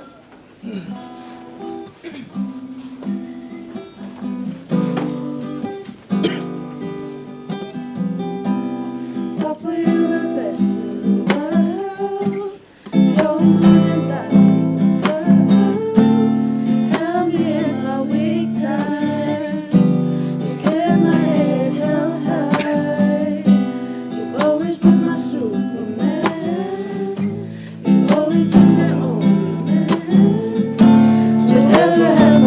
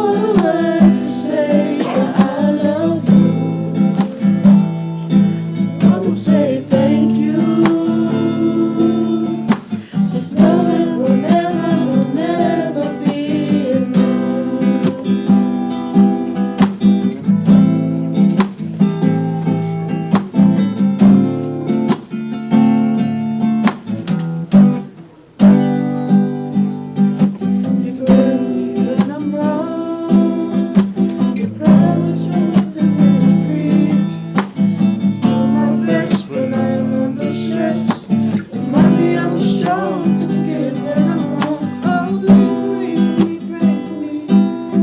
Oh, I love when you pray for me. Thank you, Papa, for your patience with me. Oh, let me eternally. You promised to find a way to let me know that you love me. No matter how far away you are, you're with me. And I will say thank you. Thank you and good enough. After all we've been through, you've never run out of love. There's no other words to say, but I love you. So I will say thank you. Just know it will never be enough.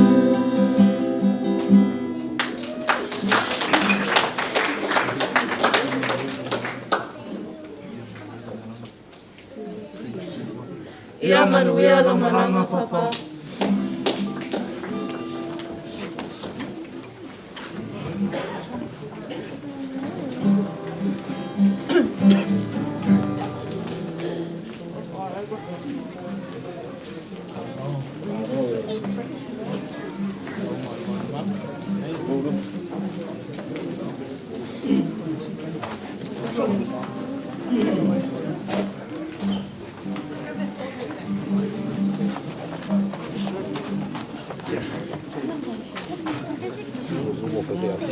Sorry.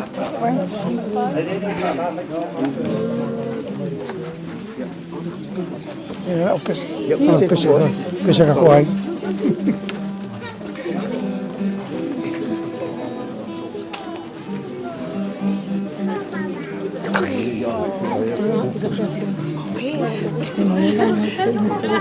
Ani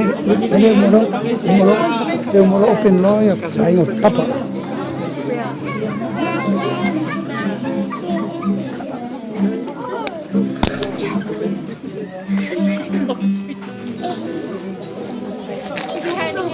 Venga, lo me da.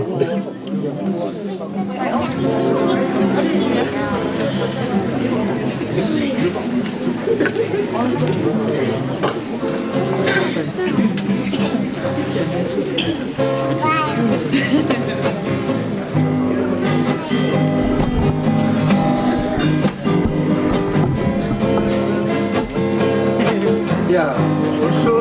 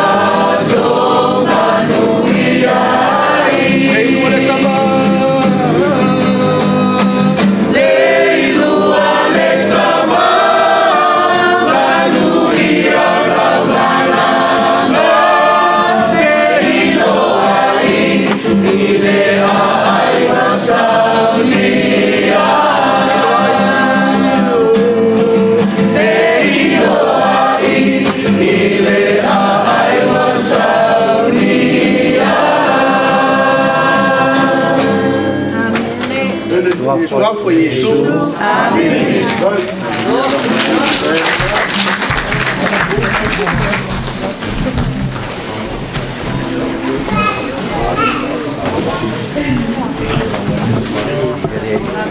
Mana tu fafte tele ni ai mana ana. Mana tu peswa ma vai na la tu tama. Ia tu mana tu leo. La vanore nei mo ni mo limau se lua. O stolo foi la ingor tama ya ni lua. La vanore nei mo ingor tama. Ai se fi mo mau to no ni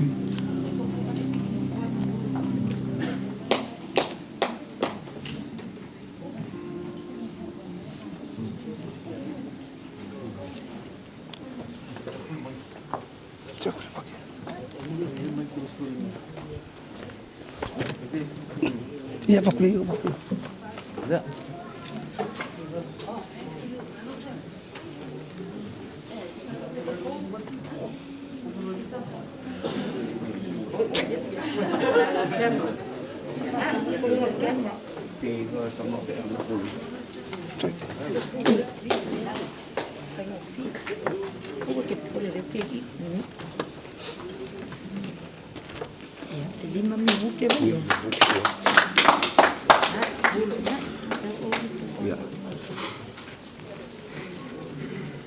Ile ne fia file.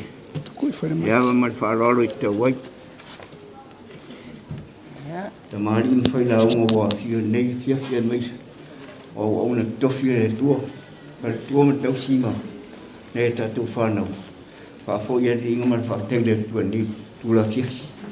Moni la te lenga Yesu amu ia fano no. Awa fa ma fa nei nei la tu.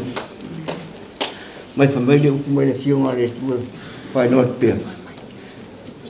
Tal tongo lo sol de duas tangata te tongue tangata lo to maula long fa mau ni maru ele to e ngala ia de duo puni a wa te tono tangata sam ta ulet ai o ngamo e mo ni chef il fai la unga le sumal dual non fai por sumal fa fai la unga sumal dual non fai por su ton mo sumal fa ia e mata ulet tua ma e ana ien polo ai awa o me ia tau tangata uma. O le lui le mo o mo o tatu wala wala le to o ngaia le dual ba o mo o ia wa lava nanta penanga tangata sama futa ile tua a selection le mo o ni a fias ya ma o ni tangata fata wa le titi fa na le sole ali dua e to a fa tini ai to ono e ma to tama e le titi ya o fa na bia to fa tene ya tasi tene la e so i fu tene ni o i vai telefon ya wa nga un fa na o nei tene ya o nei o no le luas tangata sa ma futa foi ma mai maron tina ia te i ya la un penita i Fosi sa fotula fai. sa ma futa mai ala i titi ale ma tuala pe alo amule ngore ida ko mai kau ya so yo lai ki a mai ma ki o mai malo mo ku a wa le ko kau na ki ka mai le ngalo ya ki o shoni se ka kau ka ko mo ska ka ngadue se lon tinale o ai poi do solo tina wa sa ya ai poi le ri o me lo ya ai poi ya funa ma futa mali ya nasa tanga due te ma san fo no sa o sa ai ma wa to inta mu tanga due o e to lengi to ina le o tu funga tanga due te e o hola ai ngolo tina i sa parien tanga due le ngo tu le tanga due te le o le so yele le o soni tanga te fa ngota sa ka muka foi nga motu vani lona lima yo ya sa de ilia sa o le mai to le vai te misa nga due le o le fa to anga o fa ngota le Pato angol fa ngota ole kamut le se me amai se tangata to sa fia te le tangata es sa le lia mod ma o sen fana tangata lo to maula lo Ia o te whāteitai whai iau. Ia nei tangata. Ia wā se tangata loto maura lo tere maro. Whai a mau mai martina ia so ia rau pēmita i. Ia o siona ainga whai a pēmita se tina e ai. E re ngalo whai a teo nei tina wai whai mau mai malo tina. Ao soifua. Ia teo nei whamnia. Lea tua le malanga leo sio nei tonu. Ia sona awa noa. Ile manuia ma le ola e whawau. Awale ni o langa e re tu mau pefa mai so i se le tuo tatou lo i matapeo mo mau tu sio whani. Le tu is whano no. Ia ta ita hoi e tangata sa e tainga le tala vau sa tau le ango le o langa. Tainga le marosi. Ia o whaasola ni matua ia o tapa le mo le ara. Le fionga le tu e tupu mai ia o wana e se uinga le o langa whaariri a vare. Le se me maua o le fo ia le tua. Maua le manu ia uina tinga nei o langa mai paulo. E le whatu saria o po ngā mamasa mi o le o langa. E le manu ia siliwa sa mia ia simu tātou. E tau nei wha mia mai le tua. E le nei a kia whara telefone. Le tua le whanau nei. O teila whawhonga. Asa wale maula.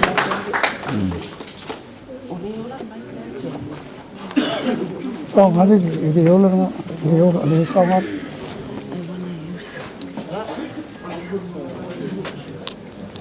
Can I take this out? Oh.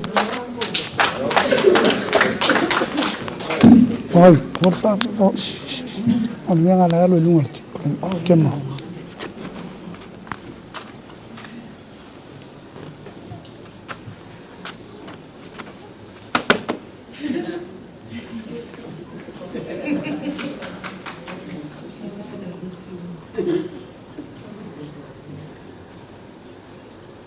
O se whaaloalo lea. Whaelo atu ai. Lea nganga. Whaamaulalo I lumo le tū. Ono le au nanga tamale nei. Talu ai. Pei o fionga le tū. A whai wa leise tamale aina. O le tama pito I matua o le aina. O ia lena te waaia le aina. The way he managed the family, awesome. Matango fie le whanongolongo mai I moli mau. Ona o tu whaatasina la ia whapeme. E whete e nai le tino maleanga. A ole atoanga o moli mau pe o na forisia. Ua manu malo le anganga. Hallelujah! Praise God. O le whaamaoni lea. O le ola matau. Ma le awa I lea tūma. O se le sona fo I lea mo lo tangata. O lo tama e lona lima. O lo tama fo I lai lona lua o tama. O tūlanga fo I piona sa unua e si o mātou tama nei. Piona vai atu. Whapena fo I se loa sa leisi o tama. Whaasino manga na maua mai si o lātou so matua. Ola fina fina. Ola fina fina. E moe le sami, e ala le vau, ngā luea ina I te tono loto I whana. Praise God. Wha mai lo tama, lale mea nei lo lima. Mose, ia ngā. Mea ngā. Praise God. Hallelujah. Te lo le mea ngā o le la, o se le sona le mo I tātou uma, o le a whaapea. O na whaamano sia. Wa avea o si suau le lei. Tau tu fia ai le tātou la mepa. A wala tātou tilo tilo, ma tātou wa ai atu. I le tawalu manga po o whainga mea, o le toia fio mai o le tātou tamai whaabau. Praise God. Hallelujah. Ta tonu walu tama. Ia o whaamanuianga na o tātou mau. Hallelujah. Praise God.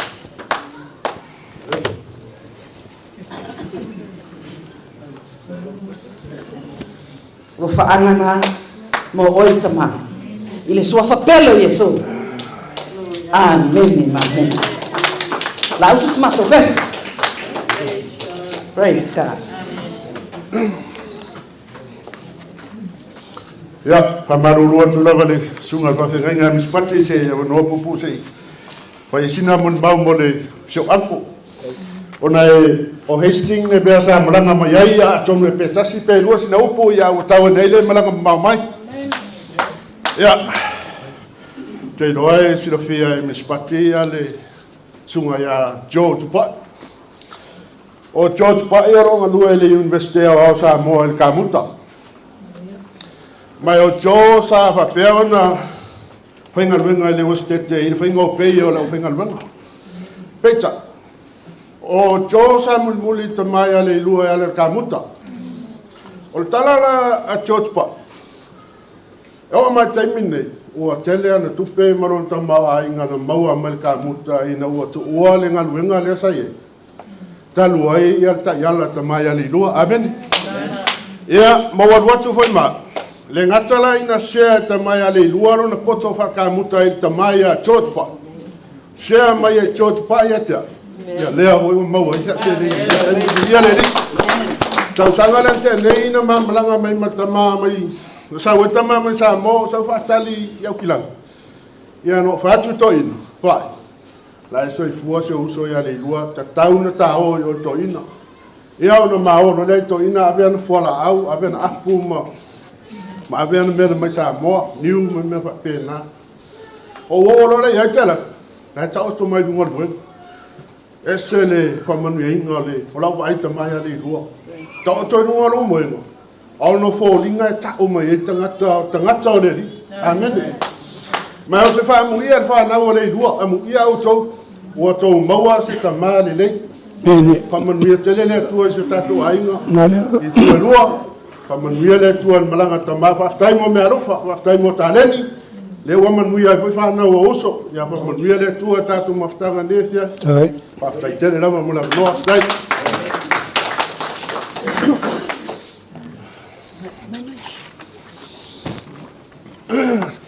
Manatu la suin mato pese la usua. La mato usua pese foi lea e toia fio mai Yesu. Nga ia la so fio mai Yesu amu ia le lua le malolo. Mapu mai o ia mai fainga tama pu nga nei o langa. E tai ta do ia ta to talo. Ta talo mo o e talo mo.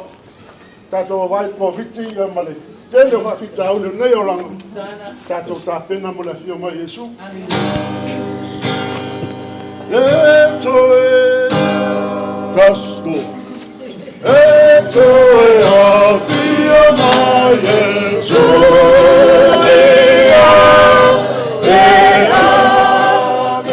na fana O sauni no roya fia mai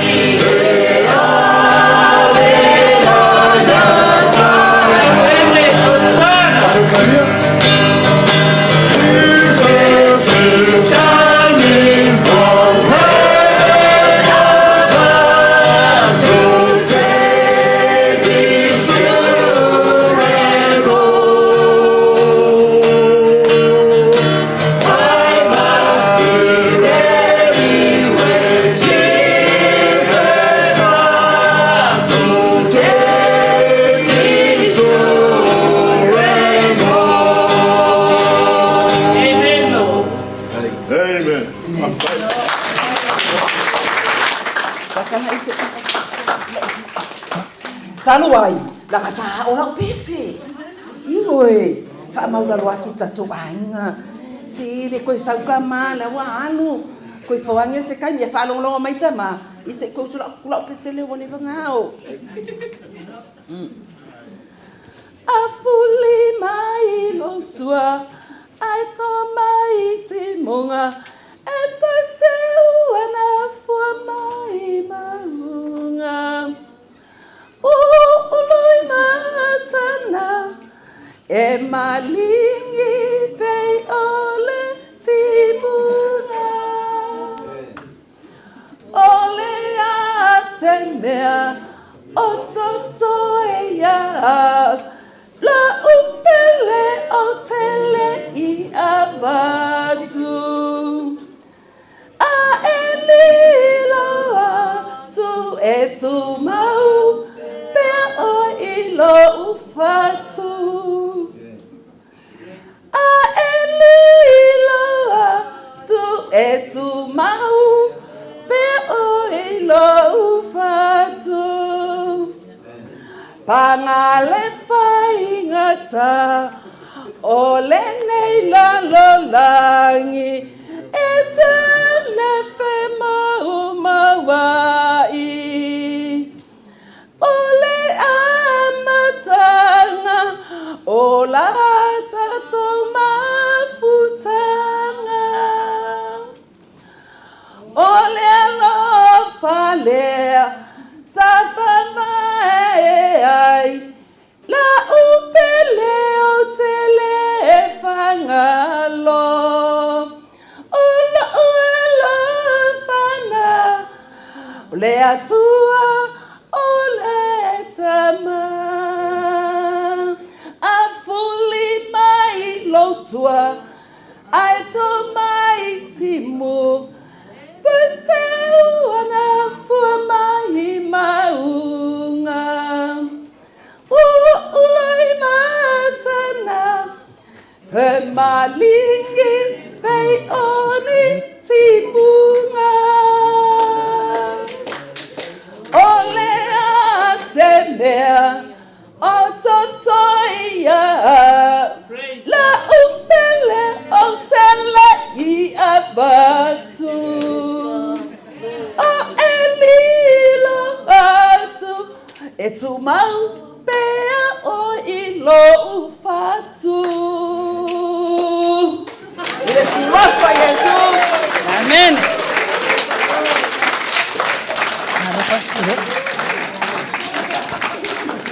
Ya, saya Sister Edmund. Keselamatan waktu ya. Kemalangan mau mai lawal. Kalau tua orang kia wai satu sambil. Ya oleh luar.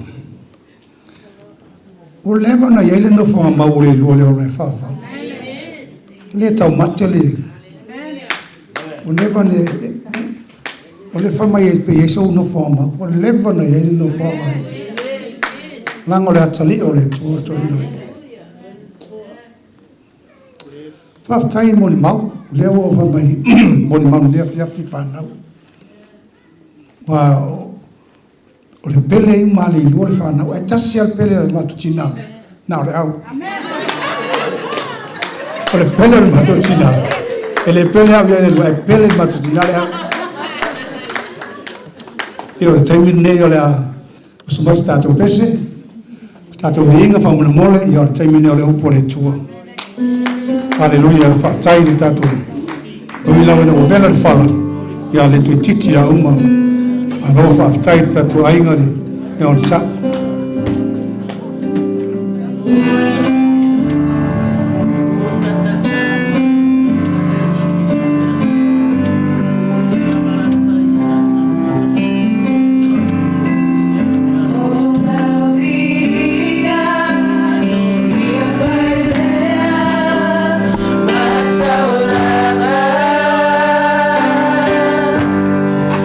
Saulana famanu, Saulana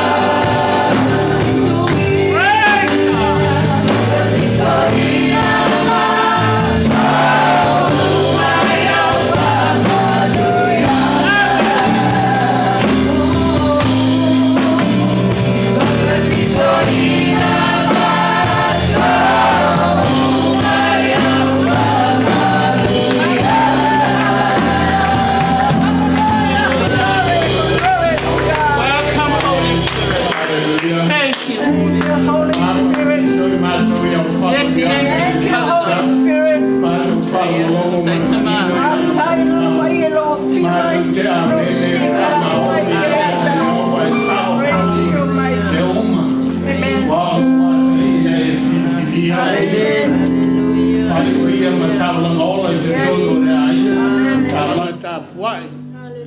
Taulanga vivi, taulanga o vi inga, ai mawhai longa, hoi te tono le nei kalisia, Manukau City, mea na mātou iai, ai maise le nei tuo le a inga ma le lalolangi o lo mātou iai, whaftai lo mātou tua, na atu la upu le nei fiaf, tō matawina mai e mātou loa, o le teimi, we are coming to the end, we are in the end times. There is a reward at the end times. O le iunga ma le taunu unga le nei o le olanga o mātou iai. O uma na walo ia e lau fio o taunu foi nei me uma. Na e walo ia e le lalolangi le nei. And there is a reward. There is a reward at the end times. O le taimi le nei, o le taimi o le lawe ina ma le wha o le tanga. Wana o Yesu Kiriso lava o le ala o kumoni ma le ola. Le mawhai e se me tasi o na we se ina I mātou le lofa tu noa la ufio mai wha maoni o yo. Pa u la upu. E talai o ea mātou wha lo longo le nei kia. E ala no lava suapa Yesu. And every saint says, Amen. Hallelujah. Osana. Thank you, Jesus.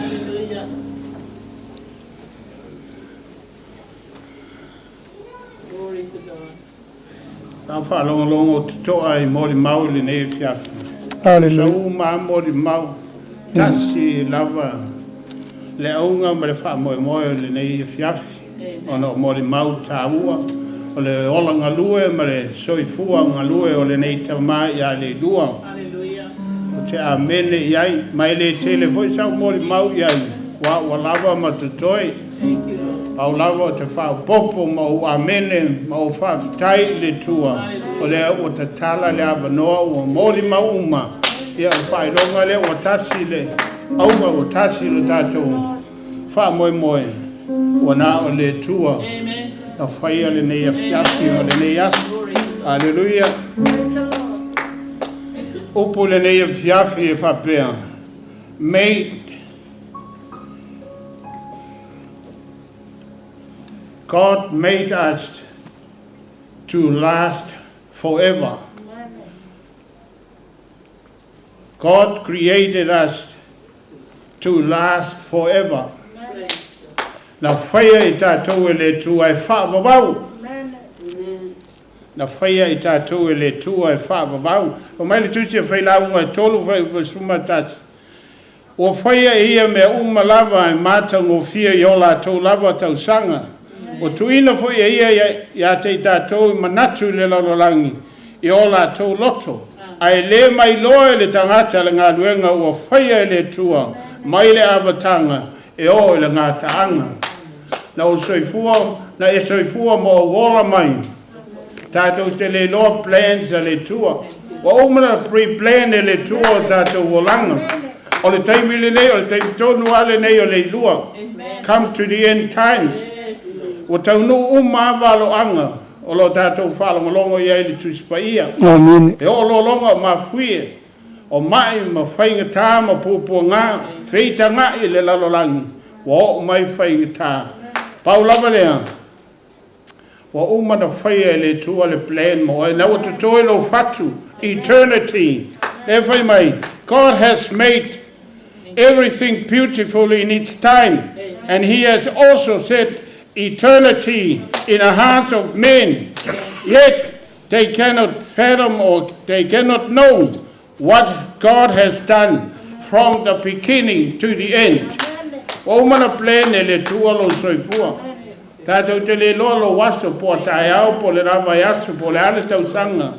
A o mana plene le tua le asu. Ui lawa I ti ngā ma whainga tāo le ola nei. Ai na whape nā. Na tau fili soifua o Leilua. Se I poto uma mai tangata uma se mori mau le tau o le nei tamā. tūlai mai tu tono le ainga, mai se foi le kalesia. So le tāua le amatanga, tāua le ngataanga, le unga o lana ngā duenga. Awa umana plene le tualo soifua, malo wola e whapena foi le tamalole o Leilua. Tangata anga malulo tau maulalo. Tangata e fia. Este o na winga pe o mafuta e le telo taimi na iai le si luas fulu tau sanga o tōna i atu. Na matu mafuta ai na whai umai lana sawaringa i tono le matu kalesia nei Manukau City pe na ta ua le whaitua i a tarsanga. O ina mata mai ai la ua ma tina ia pe mita. Tangata tau safia ma le alofangia o na winga maulalo, le loto maulalo ma le anga malungu. O me ia mana o ai le tua ia i tātou, ia le tua. A wāo tātou i loa, a whai le pitia lo mātou whale, a pitanga whale lololangi. O ia te tātou le whale mai le tua. O le whale le whai e lima, e whavavau le langi. A whai le pitia lo whale a pitanga. Wa umana saunia e le tua le whale angangu. E le whai e lima o tangata, say amen. Amen. A wha umatia lau whale le nei tulo, polo whale o le nei, polo whale tele le nei. Wa umana saunia le tua le whale le langi e le whai e lima o tangata. Le tātou te mao whai mea o whai e le tua. Wa umana plant e le tua le eternity lo loto ma lo loto. Ai te li ola ifo o lewana saunia e le tua oe. Ai peitai o loe whialu o loa i le lololangi le nei ono le tele. O wha so songa ma whitao le olanga le nei. Wa ele malama ai le tua malona whina ngalo. A le tu sia ele na whionga pa ia. Le wha maoni o le tua. Le waiula ngā luenga le tamane nei. A tātou whalongo longo i mole mau. Oka ni mole mau. Wai le malu tau mo tau le whanau. Mai tātou umalama o lo ola le lau langi nei. E leo se tātou nu moni le nei. Wa umana tau nia le tua. O oia le titi teni o le langi pe ai talia kiriso e be mauri mo faola. E te le mau nei e le o sounu le nei. O le mele nei wa whaina ai le lololangi. Wa o mai le circulation o le lololangi. O le alamo toi o. E toi le petia ma whao matia le lololangi le nei. A la tatou iai le lololangi fōu na saunia. New Jerusalem. E tu ifo i lunga i lalo nei. E tu iai oe. O le ola ma whatu tua ma tatonu. Whaia ngā luenga le lei pei o lei lua. Sa le po pole se me tasi. Iai lona whatu tuanga sa whaia malona lei loa. E iai le manuia e whaavavau ina wana talia keriso e be marima whaola. O le ua manino ai le tamale nei. O le ua tala i le whanau tala i le ainga ma le kalesia. E iai le ola e whaavavau o saunia mo i tātou. Say amen. Hallelujah. Ai peitai o me uma sao ngai a tau, Filipe tolu fai pue fitu. Ai peitai o me uma sao ngai a tau, o manatu ale au ngai e me uma ona o kiriso.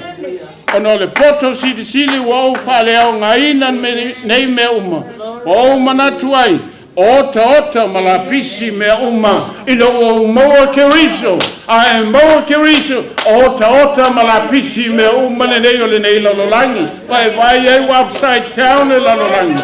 Taua ma misa ma vai inga, to tonu e kalesia. Ao sewe ya kiriso, ole tangata foua ma vai me tuai. Pauta u fafoina me uma, leo iai le lua le taimi le nei. E le toi fafilingia so na no foanga le langi. O mana saunia. A veke riso mo na rimo no faola. E le toi manatu I meo le lalolangi. Hallelujah. Fetai wa walau. Ia le lua le taimi le nei o le koviki. Tele le whamai o pepesi. Fitu se fulu mo na tupu le ua iai afe. Fitu se fulu mo na tupu afe. Oka. E so o e ani usila atoa. Ma le lalolangi atoa. O fea lai te tua iai mo o tua iai. Fai mai le fionga le tua le valu, le Roma e valu fai po tolu valu tolu iwa. Wawa o mautinoa. Ele ma fai se metas. Ona ave se ina u le lofa tu lo le tua oe ma u le na. Ina wa veke riso mari ma faola. Talia mola ma savali ai peo le tamale nei. leo whātaitai le whanau, whātaitai le lalolangi, ai mai so e kālesia, wawa mauti noa. Ele I mawhai e le oti, ele I mawhai e le ola. Pe ola, pe oti le taimi le nei COVID. Wa umana tuisia lo ngā, wa umana plant le tua le eternity in your life. Pai o oe lawa e hafu wailo le o le ola e wha wawau. Pe a se se lau filifilinga, awa te fefe, awa te matau I meolo o mai. Ai a wha tua matali tonu I le tua, o ia na te whapena ona ave I tātou, pe o mai le oti, pe o mai o le ame o mai. Fia o I oti. Hallelujah, praise the Lord. Wa o le tātou tau I oti tangata uma, a whai le petia le nei whale a pitanga. Wa uma na saunia le whale le whai e lima o tangata. Whai e whao matia le tino nei, aunga male. Wa uma na saunia le tua le ola I wha wau mo oe mawau. Paun mea, talia ke risa vea mawali mau whaola. E leo le ingo se tapua inga po se lotu. O Yesu o le ulu. O Yesu o ia o le ala upu mole ma le ola. Confess atu I le tua. E maua leo le ola. Tali tonu I ai mai whatutua. Ma ola ai ma savali ai toanga. Fai taula na fionga pa ia te talo ana pongi. Tu atu I le tua mea uma. Wa lo manatu mai o ia. Say amen. Amen. Oh yes. But whatever was in profit, I now consider lost for the sake of Christ. Everything a loss compared to the greatness of knowing Jesus Christ, my Lord. For those sake I have lost all things. I consider them the rubbish, and I may call gain from Christ. O mea malava saunga, wa umanat, wa leo ngā mea Hallelujah. Teimi te taria I ke riso. Wa ota wa la pisi mea uma. Na wa veke riso mo ri mo whaola. Le isau ngā le lalolangi le nei. Amuia le dua le upa malanga atu ai le o mai na fita. Ai le lei o le tātou te poto whape nei. E le lei o lo whaia tunga mau ma me uma whape nā.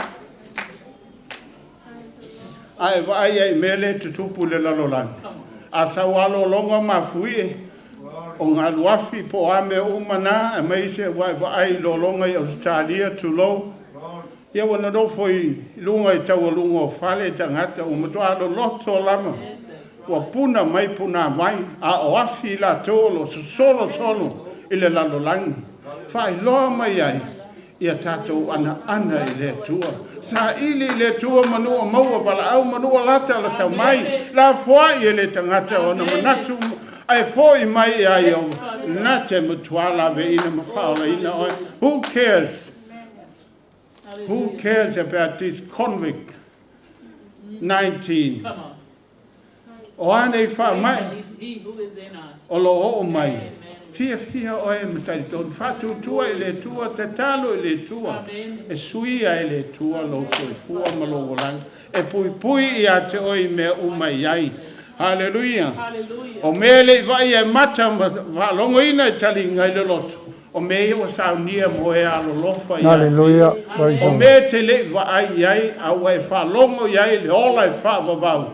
O me na o saunia le tu ai le o me wa e vai ai.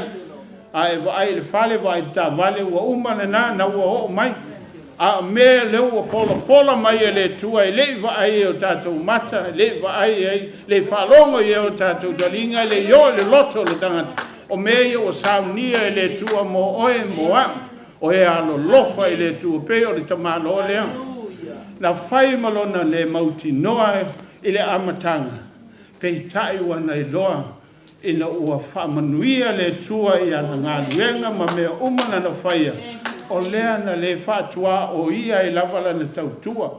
O le sami, o le vau, o le nuu, o mea uma, o le kiwa, o le alofa atu I lea ma lea, o mea nai fia I ai le tua. Fia Yesu mai a foai, a mu ia le foai, whape na foai ina mai I a teia.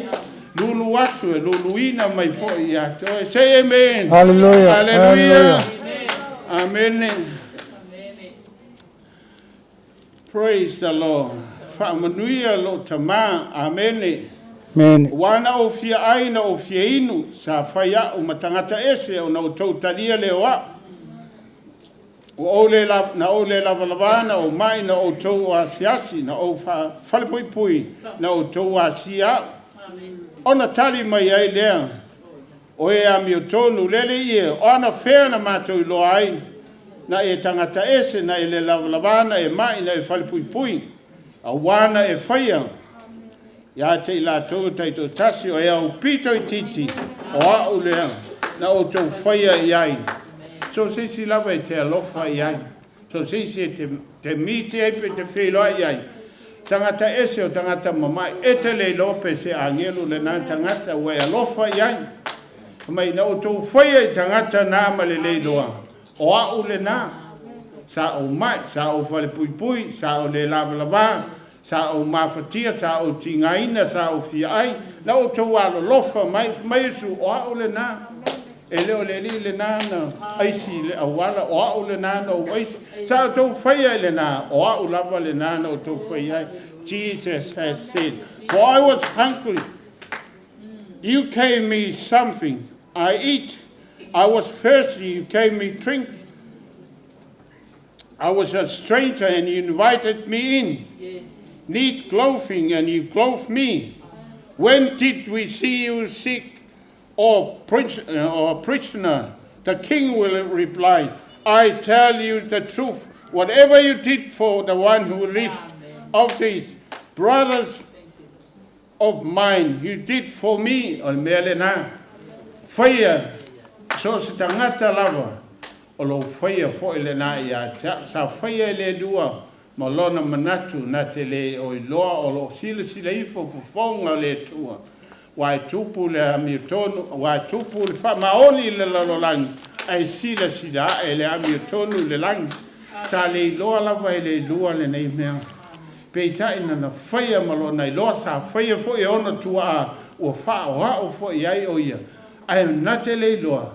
E iai le manuia le ana saunia le tua mo le nei tau maa. O le aso solo atu le whanau ma le ainga ma le kalisia. O le la aiai le nei tama.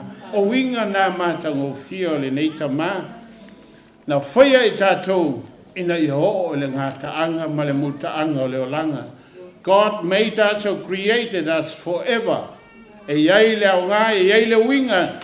E iai le wha moe moe le ungo le nei olanga. Awane ngalo ia te oe o mea uma e te whaia e ari ari lumo le tua.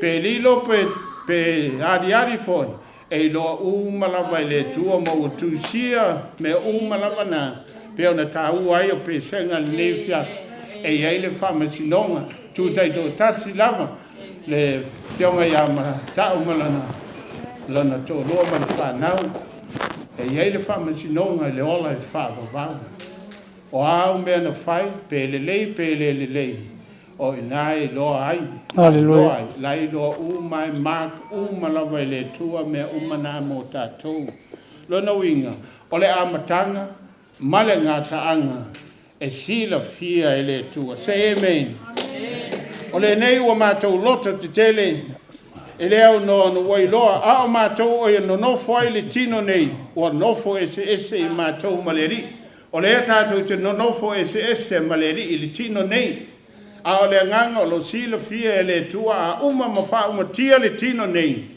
o na saunia e le tua le tino fou e le to iei ni tinga le to iei ni poponga le to iei ni whalavelave o me whapena o la mo watu a la tato sa loto le ola ma le manuia whamavau o na saunia God has created us to last forever. Wanga nara tangata na te leo mawhawhau ma nai loa e iai le ngataanga, e iai le manuia le ola e whaavavau pe a umatu le nei o langa ia mana tua lo whaitauina e le tua lo soifua ma lo wola. A mata tu nei lau sabalinga se io na fio mai le li matalia tātou a vea tātou ma ana whanau pe a whai tātou tausi. Ma leo ina o tātou o langa, ma tāla, ma tāla. A whai ngata I leo langa mea nei tātou te wha moe moe. I ake riso, o sili lo tātou ma laia I leo langa nei. A whai ngata I leo langa le nei mea tātou te mana na o ai. I ake riso, o sili lo tātou whāwhaina le laulangi nei. Pe a whaina al walau le lia, mai. Ai le ai se alu le tua. E le ai se ona ina, le ai se viinga i le tua, le ai se manatu i le tua, le ai se amana ina o ia, o mea uma na whaia i le tua. Pe a whaia ngata i le olanga nei mea tātou te mana na oai ona keriso, o sili lo tātou whāwhaina. Ia e mana tua le tua i o wala uma, si o mia i tātou i ala uma, na te mana tua tātou i lau te talo, lau mafuta atu, sa ili atu, whaitau o ana fionga pa ia. O le sulu le nā, o le malama le nā o tātou wala. Say amen. Amen. O le amawai atu foili, le lalolangi a toa maona tuina nau. A o le whaia le finangalo le tua, e tu mau le whāwawau. O le amawai atu, a le wa matana mawai atu o tātou whalongo, o tau nuu pola inga uma, o tau nuu valo anga uma nei, o tātou iai whamai. La le si meo tutoe.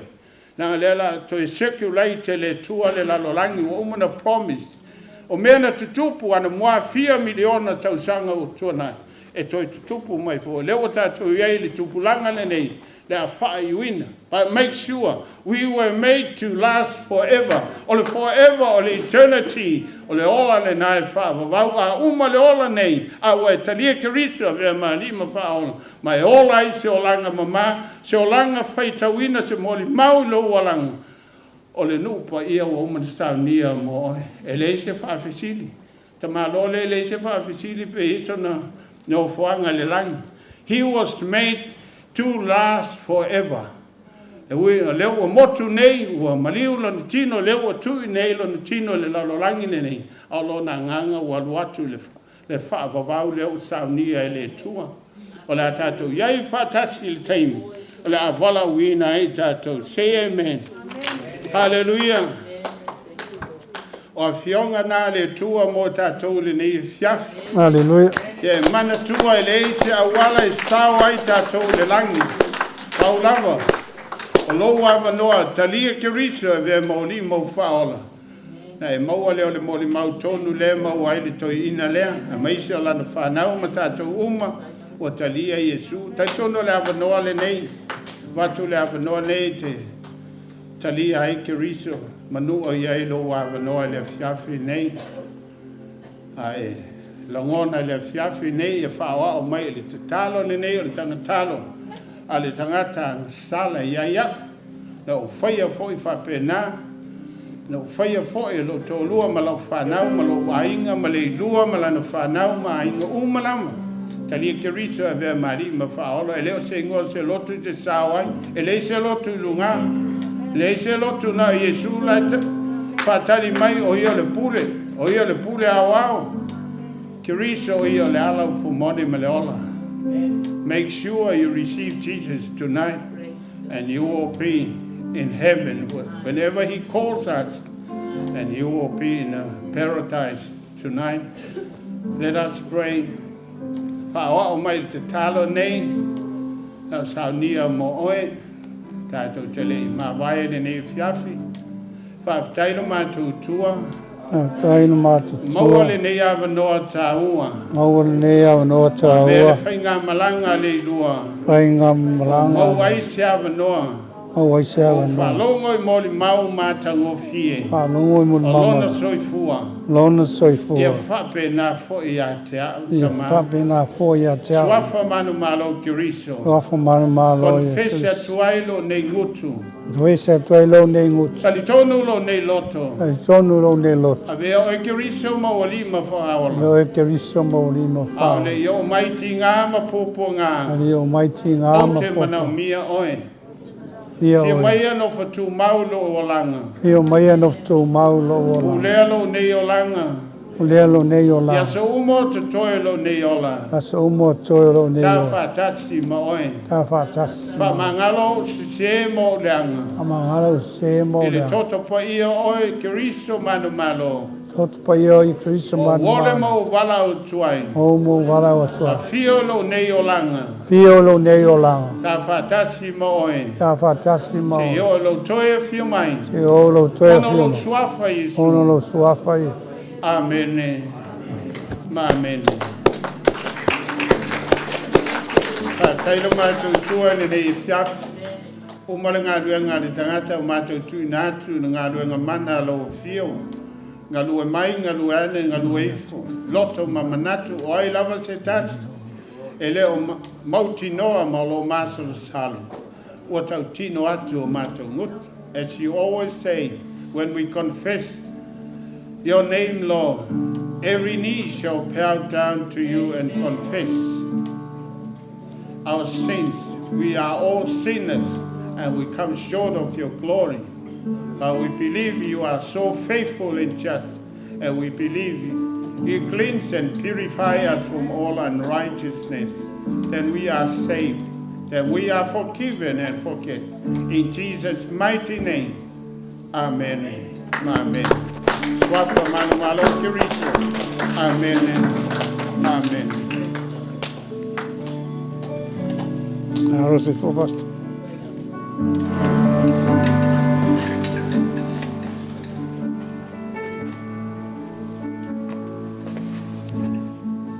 La mele tu tu fatase o awe Leilua Misipati Letufuga o matang o fie sa mele lana o ona o tato ainga nei tu la fiafi ia e tu maisina 2 minute o taimin nei o le tato o lunga i le la sa wele ata o tato tama sina 2 minute fa mole mole.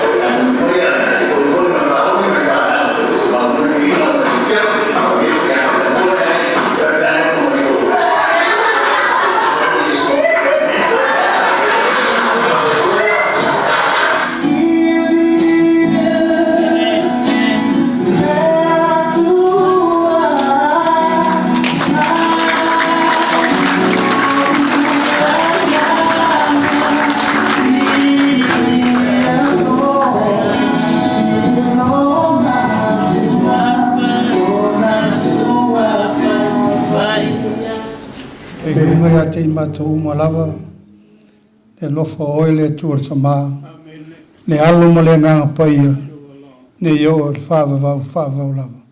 Amen, amen. Ia le tua tamā, ia le tua le alo, ia le tua le nganga paia, e le lei le tua. Hallelujah. Kai mene tu nā tua lava noa le tō ainga, whalo lava.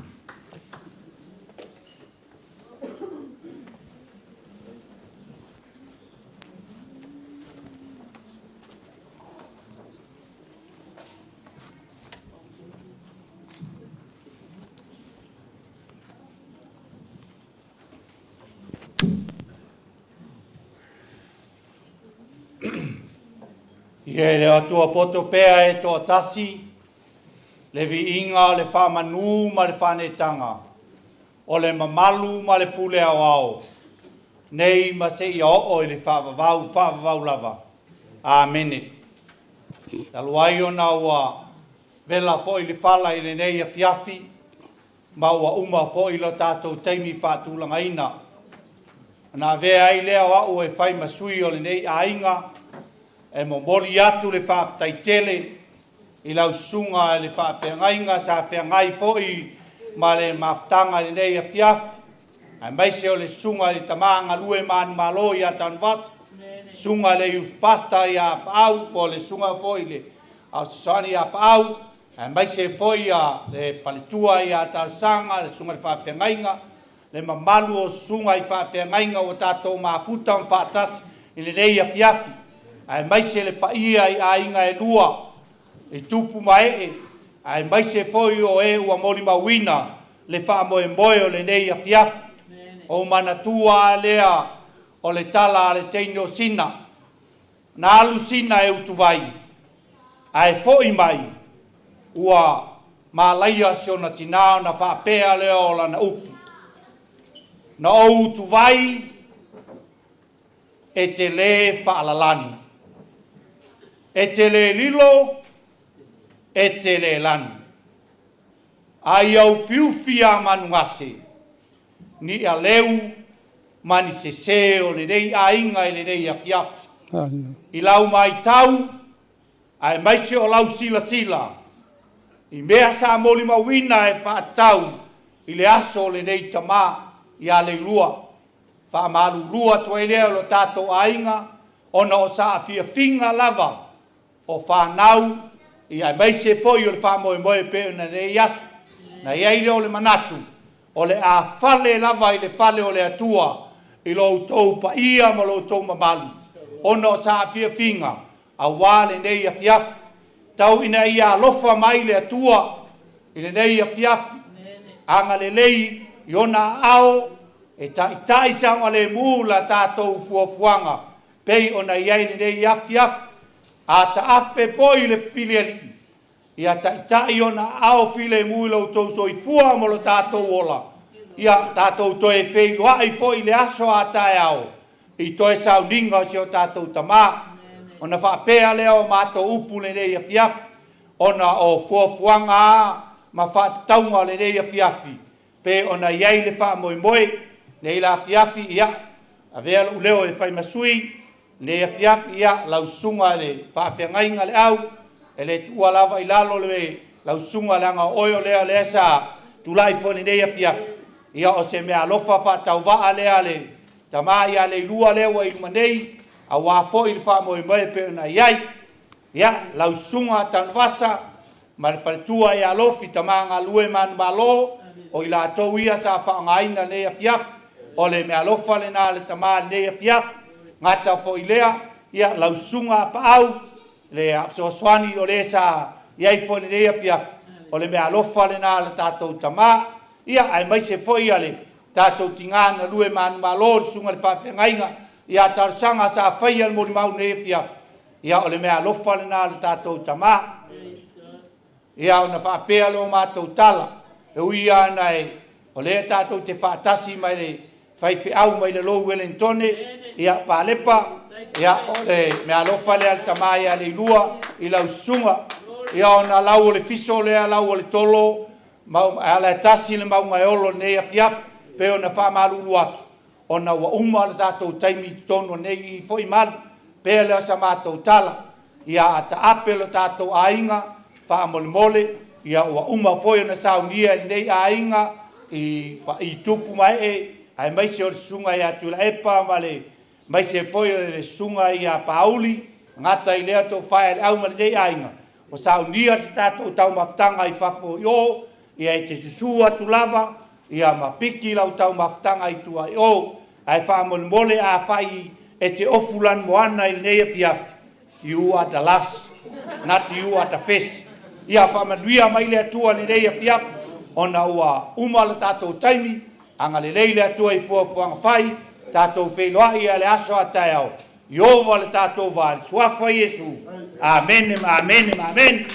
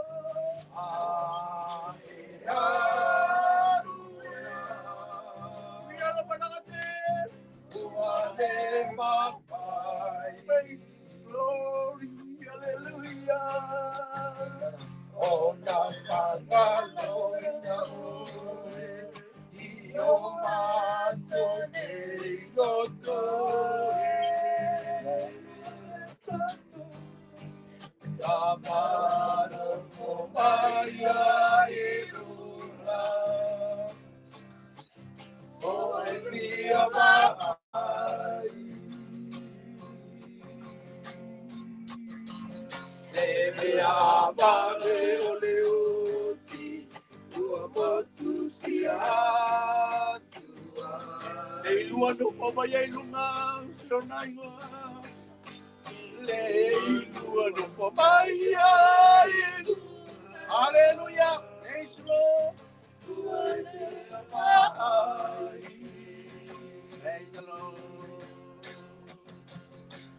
Dia apa leoti o tu sia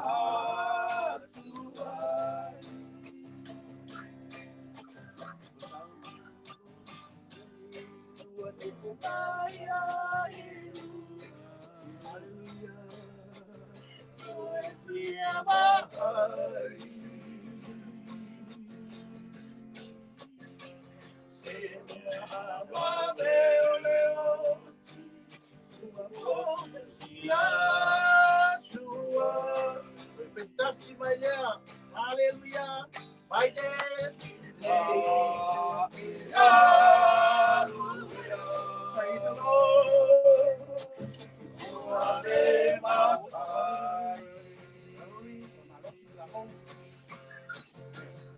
Oh, na na no no. We are to be Lord. Hallelujah.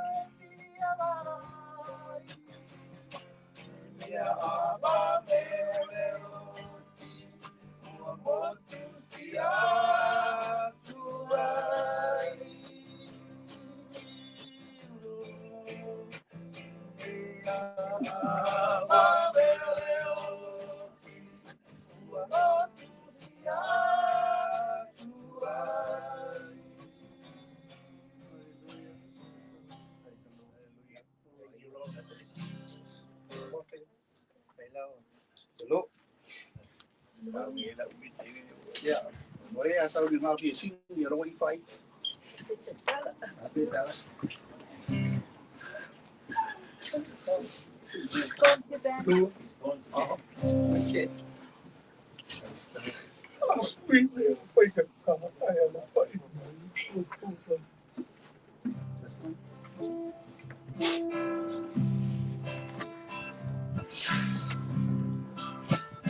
Hello, boy, buddy. Tafu email, not for your job. Allah, bye bye. Pua pua. Lampelele oti se amano, se itreno po, Maya iluma. E vai moai la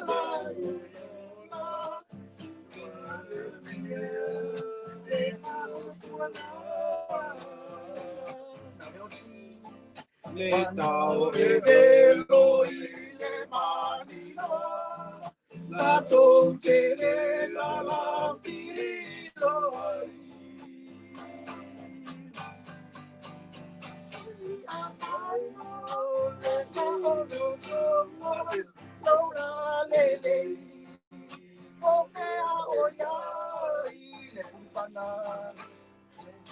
le puru pana le tahalofia wana o Yesu Emmanuel au nei ma o Elena ta pa amae ma pa atopa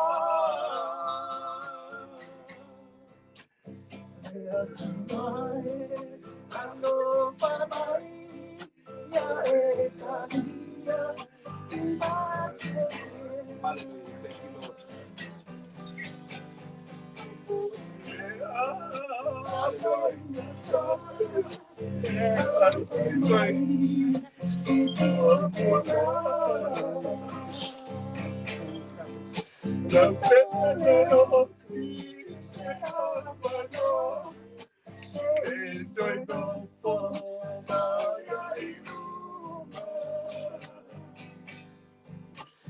Bye bye, ole de yola, e atoria, lupa amor moe. E tau e de loi de manina, la doce la finino ai. Ciao, alleluia. Le ciao e de loi de manina, la doce la finino ai.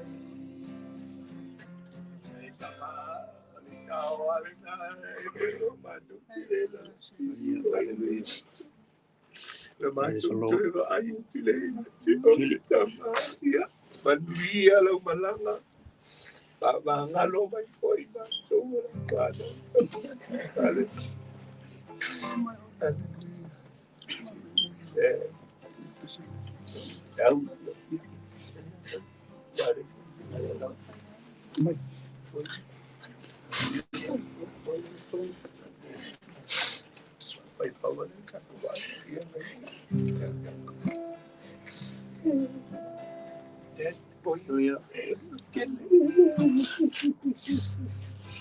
Aku pernah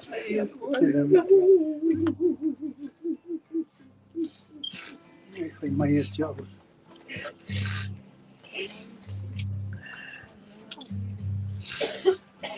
Mai nei lau whana. Tau whai ala mai mea sai mana wai. Loia. Patsina. Leo. No whamai wai te sau ni te. Nen.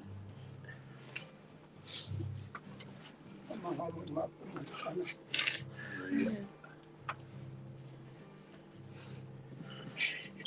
What? Manuia lau mala. O filo i te mamu. Yo lai whawa umu na samu.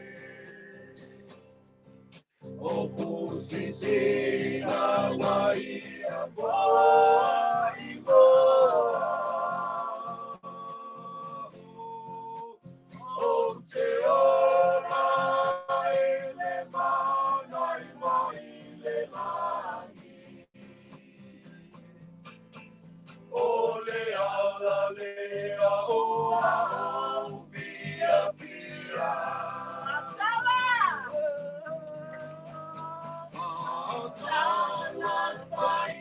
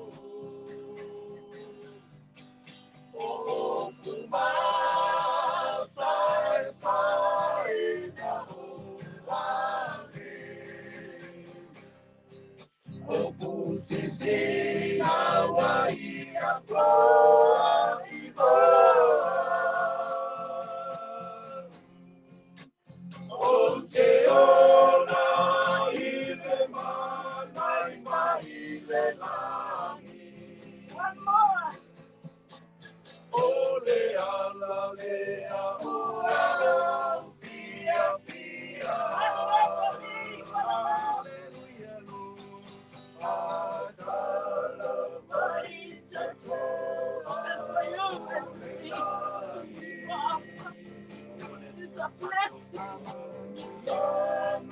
It's a blessing. Your purpose for me.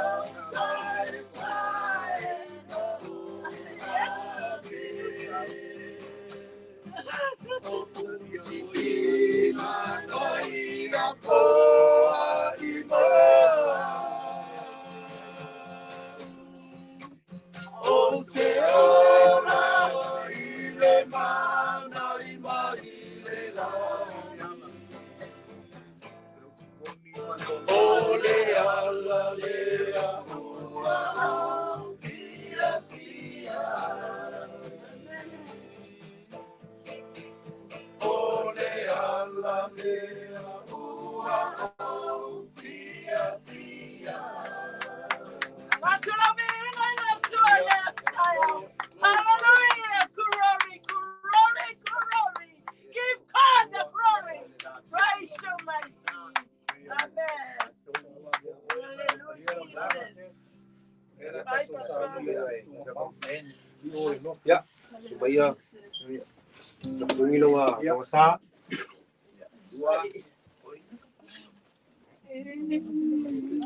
My Lord.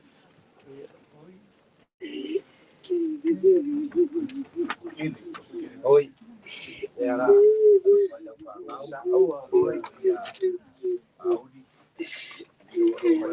Maria de Lua ya que o com.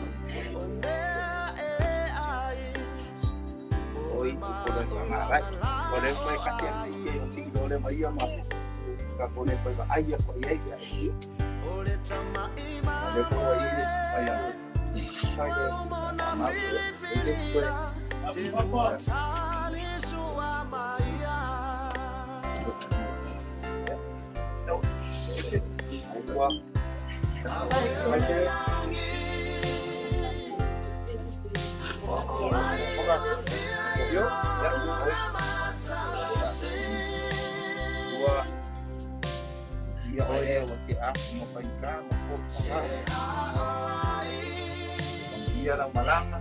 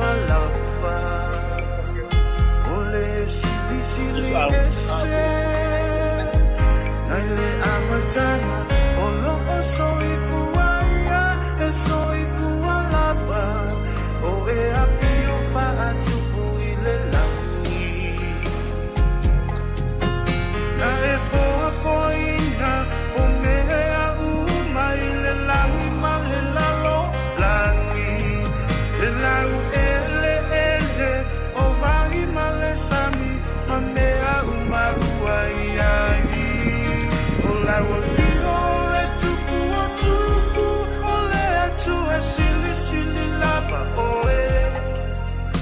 It's a male alo male anganga Paria e machatia oe O atu malava e o atu mafai bi ngatu ilo suafa O lai wafio e tatawa i laua Fa'ala eina Fa'apaleina Fa'ane ene eina Le tupu mamalu Awa e o fofo mi alava ia Na e foa foina O mea uma i le langi ma le lalo langi Le lau ele ele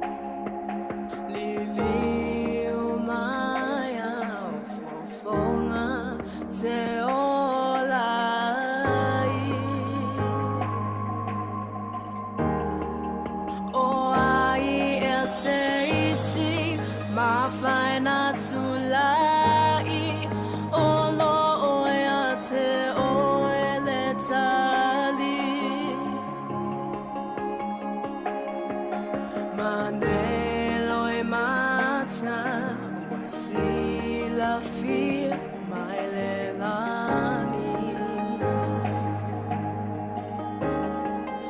e fatani tali no uanganga fa moe moe aua fionga fa foi si mai malosi e au au nai o me sai o lima o Leilua ina tama sei ta umai uangalo ya ita o tula foinga Pai mai lo pai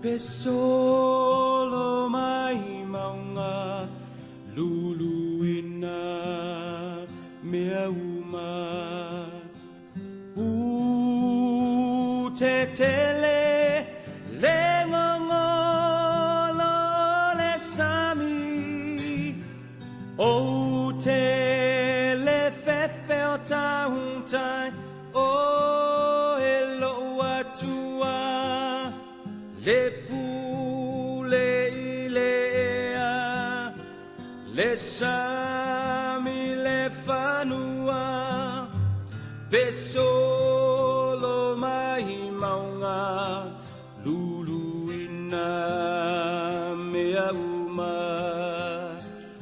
u te tele le ngongolo le sami o te le fefe o tautai o e loa tua le pule i le ea le sami le fanua o te malosi malu e pea tatalo fina upea ua maulo ulo toia o e loa tua o lo umana o te mawhai ai mea uma pele funga mai le vine le mati le olive fa umatia le la fuma moe le fanua tu maulo ufia fia ia o ele mafai ona suia lo una ya oe o te malosi malu e pea tatalo fina upea ua maulo ulo toia o e loa tua o lo umana o te mawhai ai mea uma o lo soi fua oe e ufi ufi mai o lo soi fua oe e ufi ufi mai o lo soi fua oe e ufi ufi mai o lo soi fua oe e ufi ufi mai o te malosi malu e pea tatalo fina upea ua maulo ulo toia o e loa tua o lo umana o te mawhai ai mea uma o lo umana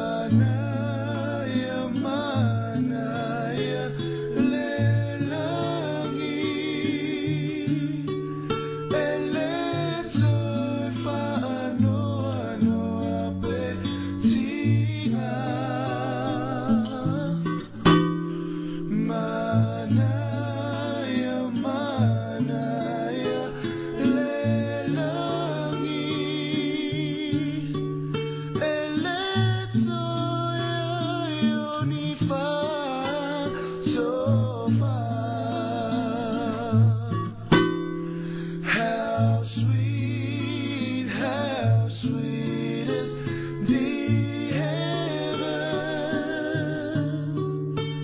Leave all of your cares behind. How sweet is the heavens. There'll be no more tears.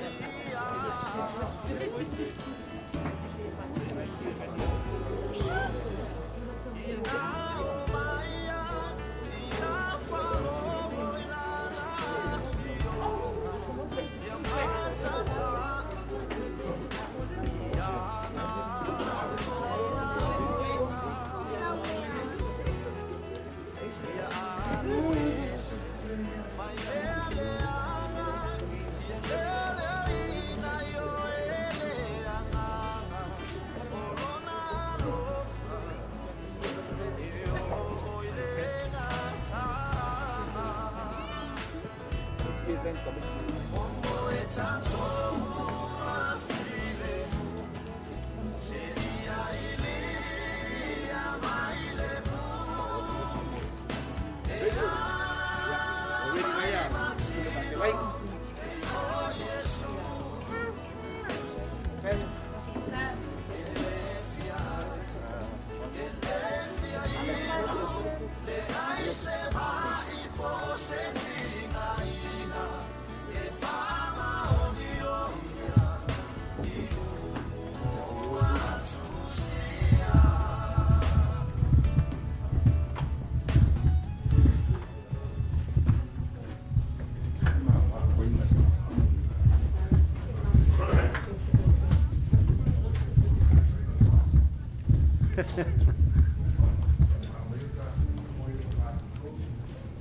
Ia matatu tula I whatasi mo le mori na mai o sa o tatu tama. Ia Leilua Letufuga Misipati tatu tula I ma whawala.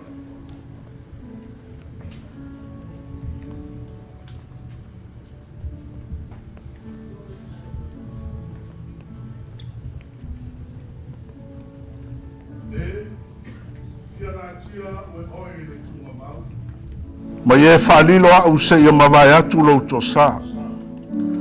Ye atofo ina mai se aso mo au. Ma ye manatua mai au. A whai e oti le tangata e toe ola mai ea o ia. O te whātatali atu ia so uma o le taua ua tō fia ia. Se ia o ina suia o au. Ye e wala au mai o no tali atu ai lea ia te oe. Ia e fina ngalo I le lofa, I le ngaruenga o au. O wawa e whaitaulia nei o ulasanga. O wawa o wiloa, o loo soifua le na te tongi o laina. O aso a muli foi e tūlai mai ai o ia I lunga o le ele ele. E uilava foi ina whaumatia le nei tino, pe a mamai atu lo pau. Ai au te ilo atu le atua I lo tino. O te ilo atu ia te ia mo au lava. E vai atu fo I o mata ia te ia. Ai le o se tasi. Vai le to ia I o manao I to tonu ia te au. E o umalava I le me tasi. E mai le efuefu umalava. E to e fo iatu I le efuefu. O le atua. O lo tātou malu ia mo lo tātou malosi. E whai o ia mawhisoa sani silisili I pua pua ngā. O le mele a tātou te le fefefe ai. Pe awhi liwa ina le lalolangi. Malulu ina maunga I totonu I. O le sami. Pe ata alili ma sousou o na sua sami. Ma whaanga te ina maunga I lona mawalunga. O le vaitafe. E whaafia fia o na mga vai le ai o le atua. O le mea pa ia o iai a fioanga o le sili sili ese. O lo tutonu ia te ia le atua. O le nofo le me lilo o iai le sili sili ese. E mau o ia I le paolo le ona le malosi umalawa. O te whape atu ia Iova. O lo malu o ia ma lo uolo. O lo uatua o te whaatua tua ia te ia. O wawa e pola ia tu iana a ngelu ia te oe. E tausi ia te oe I o wala uma. La tau te ave ia te oe o la tau lima nei tu ia lo vai se maa. Awa e te tu la fuai e wha mawau le ali e. Awa e wilava ina whaati ngā mai o ia e toi alofa muti muti vale o ia. Awa le atua tu vale o tau loto. I o tau wha atua tua I le atua. I a wha atua tua mai fo I a te au. E tele me no nofo ai I le maota o lau tama. Ana le ai. Po o whai atu I a te o tau. O te alu e sauni se me no nofo ai o tau. A whai fo I o te alu ma sauni se me no nofo ai o tau. O te toe sau. O te talia fo I o tau I a whatasi mau. Ina ia iai o tau le mea o te iai au. A wawo o mauti noa, e le mawhaia le oti, po le ola, po angelu, po alii, po e malolosi, po mea I nei ona po. Po mea atali, po le mawalunga, po le loloto. Po se tasi mea na whaia. E le mawhaia ia mea ona whaate se ina mai I tātou. I le alofa o le atua o ia ke riso Yesu. Lo tātou wali. Ai pei ona tūsia, o mea le iwa aia e mata e le I whaalongo I talinga. E le io o fo I le loto stangata. O mea ia wa saunia e le atua, mo e alo lofa ia te ia. Whaauta mai o te tauatu ia te o tau le mea lilo. E le momoe I tātou uma, a e liua I tātou uma. E whafua se I lava o le emo le mata, pe ai lia le pū whauma, a wā e I lia lava. E toi tutu mai e uoti, ma le ola pea, e liua fo I lātou. A wā e tatau ana ofu le nei tino I wale, I le tino ola pea. Ia ofu fo I le nei tino oti, I le tino ola lava. Pea ofu fo I le nei tino I wale, I le tino ola pea. Ona taunu wai leo le upu, ua tūsia, ua whaamatia le oti le manu malo. Le otie, o whea o iai lau tui. Le tunga maue, o whea o iai lau manu malo. O le tui o le oti, o le angasala lea. O le malosi fo o le angasala. O le tula fono lea. Ai whaafitai I le atua, o le na te fo ina mai le manu malo ia I tātou. Talu lo tātou lii. O Yesu Keriso. Whawheloa I le anganga pa ia I sau taulanga pati. Put your hands together and welcome the Holy Spirit. Whawheloa I atu le anganga pa ia. Ma whawheloa I lo tātou tamā wa I lumanei. Aleluia. La tātou sauni tātou te tāpua I le atua. Ia o tau vivi I atu ia ioa. Ia o tau vivi I atu I le atua I lona mamalu. Ia vivi I atu o tau ia te ia I le vani monimo. O ia I lona malosi. Ia o tau vivi I atu ia te ia ona o ana mea mamana. Vivi I atu ia te ia e tusa ma lona sili sili ese. Ia o tau vivi I atu ia te ia le leo le pū. Vivi I atu ia te ia I le napeli. A toa ma le kitara. Ia o tau vivi I atu ia te ia I le topa ma le siva. Vivi I atu ia te ia I le menima ma le whaili.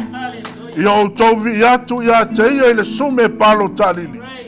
Vivi I atu ia te ia I sume palo leo te tele. Ia vivi I atu ia ioa o mea uma e whai manava. Let everything that has breath praise the Lord. Au e soifua ma o manava ma o wola. O le ua maua le lao lao. E te vivi ai I le atua. Tātou sauni tātou te vivi I le atua ona o ana mea mamana. Whaaleo tele mea whaili. Whaaleo tele lau pati. E le tau fia lau alanga. Au e maua le soifua ma le ola. O mea uma e whai manava. E vivi I atu I le atua. La tātou saunia na whai pesi. Tātou wosi taulanga I le atua.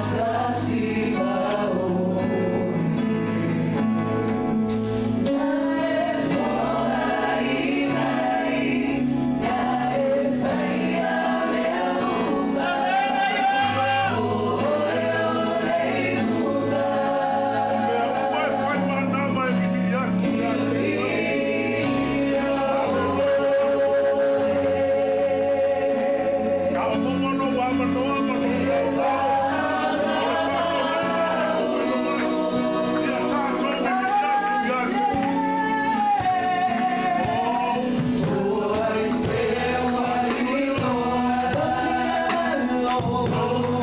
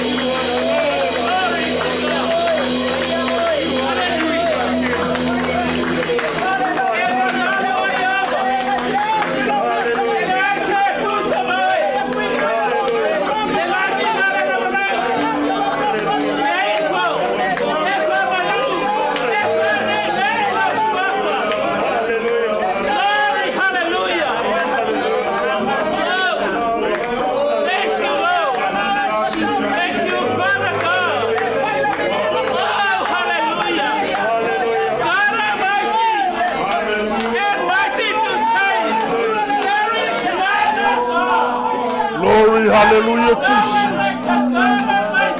Amen. Praise you, Lord.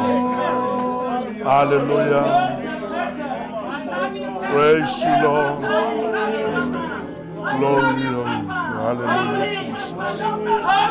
Hallelujah.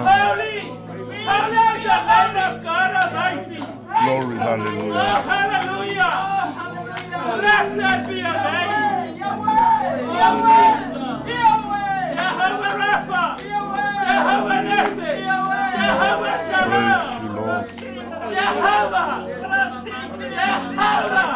Amen. Jehovah, you are holy. Oh, hallelujah. Praise you, Lord. Praise God. Ole Thank you, Lord Jesus. tuinatu le sunga ile whawhengainga ia le au mispati mo le tātou tārsanga.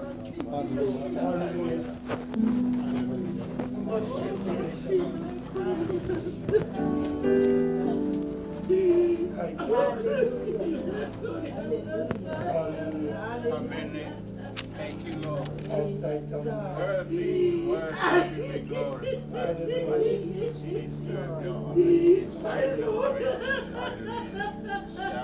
O rara whamanu atu i atu. Pe o mo tonu ia te au whamanu atu i lo suafu. O rara whamanu atu i ate o ea o lawani ngalo se me tasi o me alo. Wa oi o le atua mai le wawau e o lava i le whawa. Le atua o le alofa tunoa o malawa. Le na wina mai lo walo e lo mātou whaolo Yesu Keriso. Na umina mai le ola atali, le mala malama.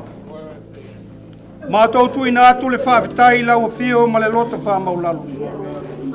Ma le loto atoa, wa lo maliu o wha umatiai le malosi le oti. Ma le toe tū mamanu. I ta tala ina ai le malo le langi. Moi la tau mo e o tali tonu ma foi mai. Le ola ia i mātou. Ma ua le mawhai le oti po le ola. Po mea inai o la po mea atali. Una whātea se ina mai i mātou. Ilo ua lofa o Yesu Keriso. Le tamao le alofa muti vale. Ma le atua wha mawhanawhana. Ia e sila mai lo ua lofa. Tele mo lo ua lofa muti vale. Ia ua na whano noa. Wa maua i lātou la wa whio. Lo lātou la fitanga. Ma lo lātou malosi. O le visosoani sili. I taimi o pua ngā. Ma le iroa foi o la lofa Keriso. Saini i lawa lea i manatu iai. E foi mai a tei mātou le wha. Toi laloina o le oti. I lona maliu. Wa te tala ina whai te tō le ola e wha vau. I lona toe tū mai. O Yesu Keriso. Lo mātou o li. Le atua wa tū mai. Toi mawa atu i luma o fonga. O tupulanga ma lea tupulanga. Mātou te whamanu atu. Ma wevi atu i lau suafa. O no awa au na uma. Ua lātou tuua le ola nei. I le whātua. Ma le matau i ate oe. Ai maiso lo mātou ta mā nei. Le ua veina atu i lau a fio. O mātou whawtai atu i ate oe. A fio oe i lau a lofa i ate ia. Iaso o malona sa fua. Le lalo lona ngei. Ma ono lou fina ngalo. Ia wala au ina o ia. O mātou whawtai atu. O wāwa whai uina. Nei mai ma whaak nonoanga. Ina ia tuanai i leoti. Ia te ia. O ia mwhai o na urufale. I le malo longa tu mau. O tangata umba. Le atua sili e se. Mātou te aio i atu. Na ua whai. I mātou le whaonga. O tangata paia. E efsosoani mai. Na ia mātou tau whetuli ma leon sai. Le ala tanu o io mātou umba. Ma ia wawai atu ia Yesu. Lena te taitaina mai. Ma le whātoa toina o mātou whātua. Ma whai ai o atu i aso iu. Lena i ola de malo o lo mamalu. Leo i ai fo se toi oti. Po se whanoa noa. Po se au e. Le i ai fo se toi tangi. wā ua pave atu mea mua e ala ia Iesu Keristo lo mātou o li whaola. Iova, pi ia oe lo mātou atua, whanenei nai pēa lo suafa tamā, whaftai tamā e whataunuina le nei tau ningi pai. Whamanuia e lo nu, mai se ainga na lua, malu sunga i ao whalupenga. Mātou moli mawina le nei tai au, pi ia oe lo mātou atua, tau mo na mea le vi inga le whamanu ma le whaftai. Pale oe le vi inga, te la e o vi inga, e te pulu pulu i o vi inga Iova. Haleluia o sana e whani neina. Ma fio mai oe nganga paia. Wha penao na wha amataino le nei sauninga. Wha ufoi lau a tali o le urutulai e tai taino le nei sauninga. Wha ufoi lau upu mai luna tumwai. Te iole a lofi o nao tama. Ia lua tumale mana le upu. Awale o se upu. Glory, hallelujah. La upu le toi foi fuatu ia toi. Ai whai le mea te whina ngalo iai. E manu ia foi le mea te awina toi. A mangalo ni o mātou se le toto e Iesu Keristo. Lo mātou o lima lo mātou whaola. Amen. Amen. Amen.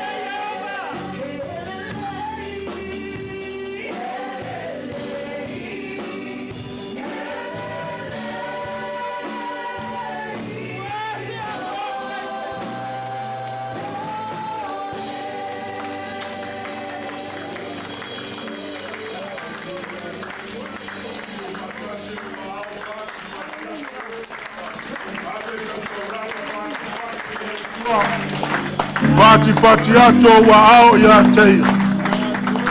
Hallelujah. Tato wa lala mai lalo. Let's be seated. The presence of the Lord. There has never been a day like this day. Eleia se aso sili o lo soifua. Nei lo le aso e te whai ai se me sili mo leli. Pei o le nei tae ao.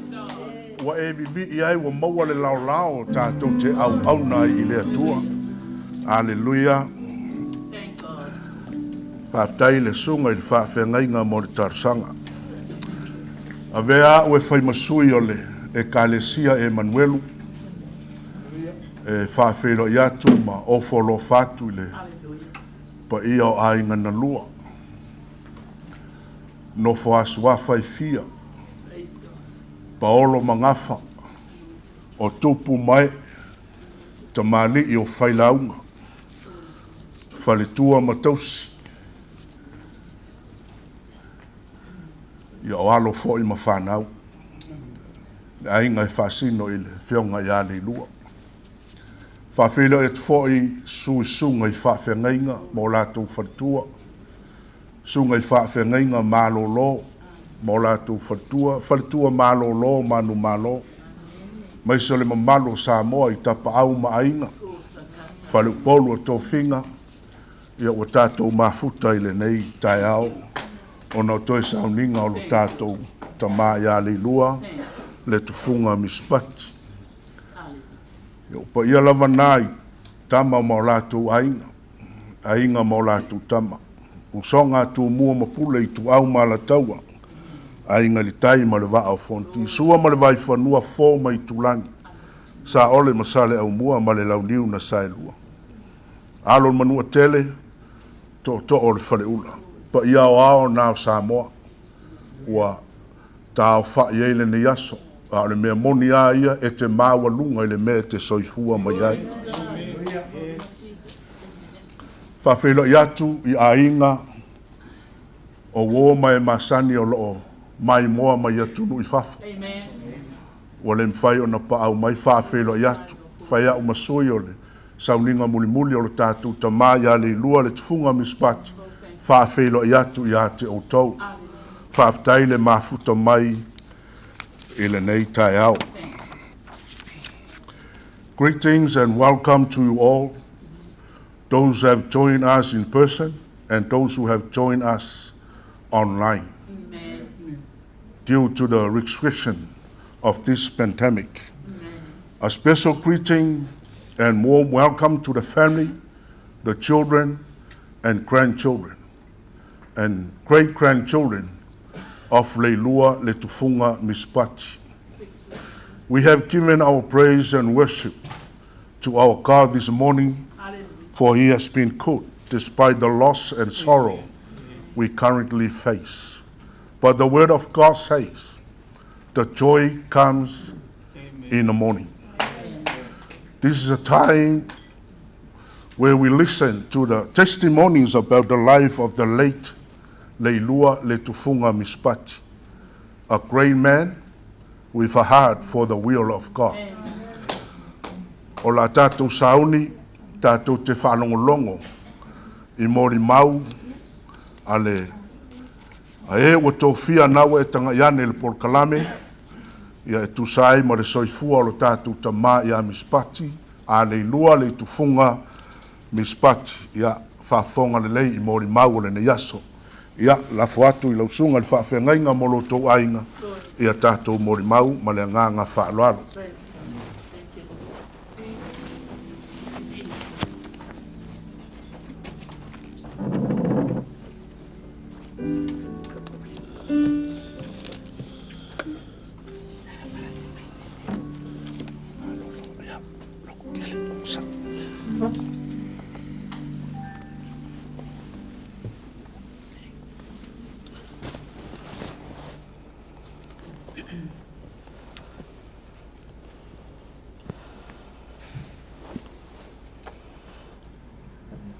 Wawa o Maltinoa. Ele mawhai ele oti. O le ola. O angelu. O alii. O e malolosi. O mea nei o na po. Mea atali. Po le mawalunga. Po le loloto, po se tasi mea na whaia. E le mawhai e ia mea o na whaatea ese ina mai I tātou. I le alofa o le atua. O loo ia ke riso Iesu lo tātou o li. Whaalia I le nei tai au. O mana whaata alofa atu le sunga le whawhengainga ia e le whai masui o mātou umane. I le paia, ma le mamanu, wa fio mai, matala mai a au. Tātou te moli mawina. To e sauninga si o mātou tamā. A mai se fo o e o lo whapēnau na mai mua mai. I so o se itua le lalolangu. Vi ia le alofa ma le anga le leio le atua. Ona o mea silisili wa ia whaia mo I tātou. A wā ana le se anoa le alofa o le atua. E le mawhai ona whaatau no uina. Le nei sauninga matango fie tātai. Pese la walu tamali, pese le ana usu fo ia na po. Fia e usu lo uanga ngai wha manu watu ia Yehova. o mea uma fo'i o tonu ia tea e whaamanua ia le suafa toi ina lea i lona atua ona o lona alofa ma lona angana lei whaatai le sunga le whaafeangainga o le ulu matua fo'i leo le mātou whanau o ia au mai le avanoa ia tea o te whai ai se moli mau o le talaanga o le soifuanga o si o mātou tamaa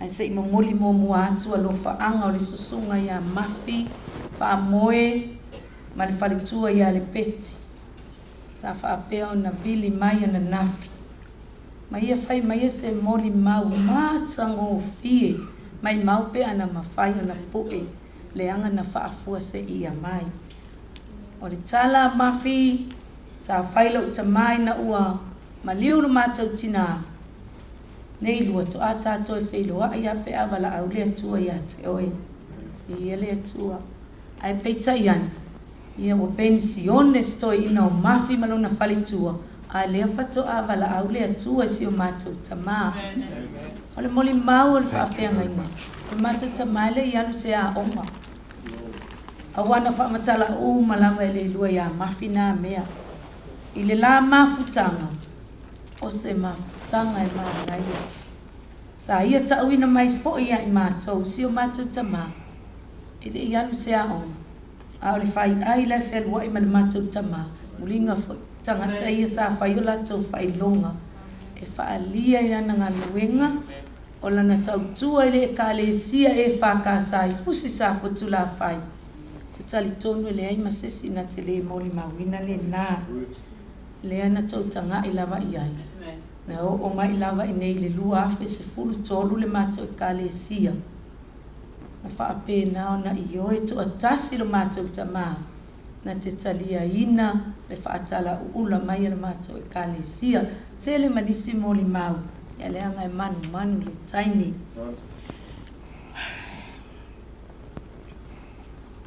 o Leilua sa soifua mai o ia le aso lua sefulu wha o au kuso i le afe iwa se lau lua sefulu ma le iwa o na mātua o a lo o le saina o pulotu o le alo tu i la epa i sa palii o mātua ia potua a ia si o mātou tamaya Leilua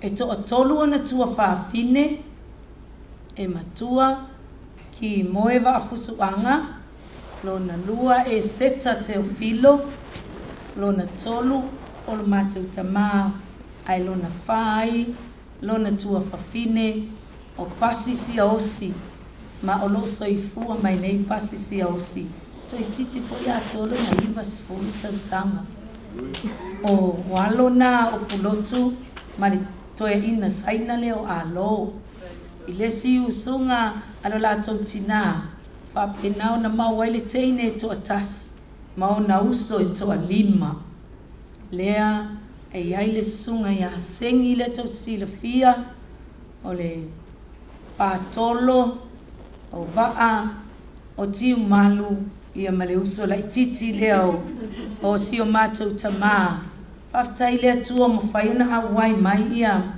la whaia li i wha malepe e moli mawina e aso muli o si o mātou tamā.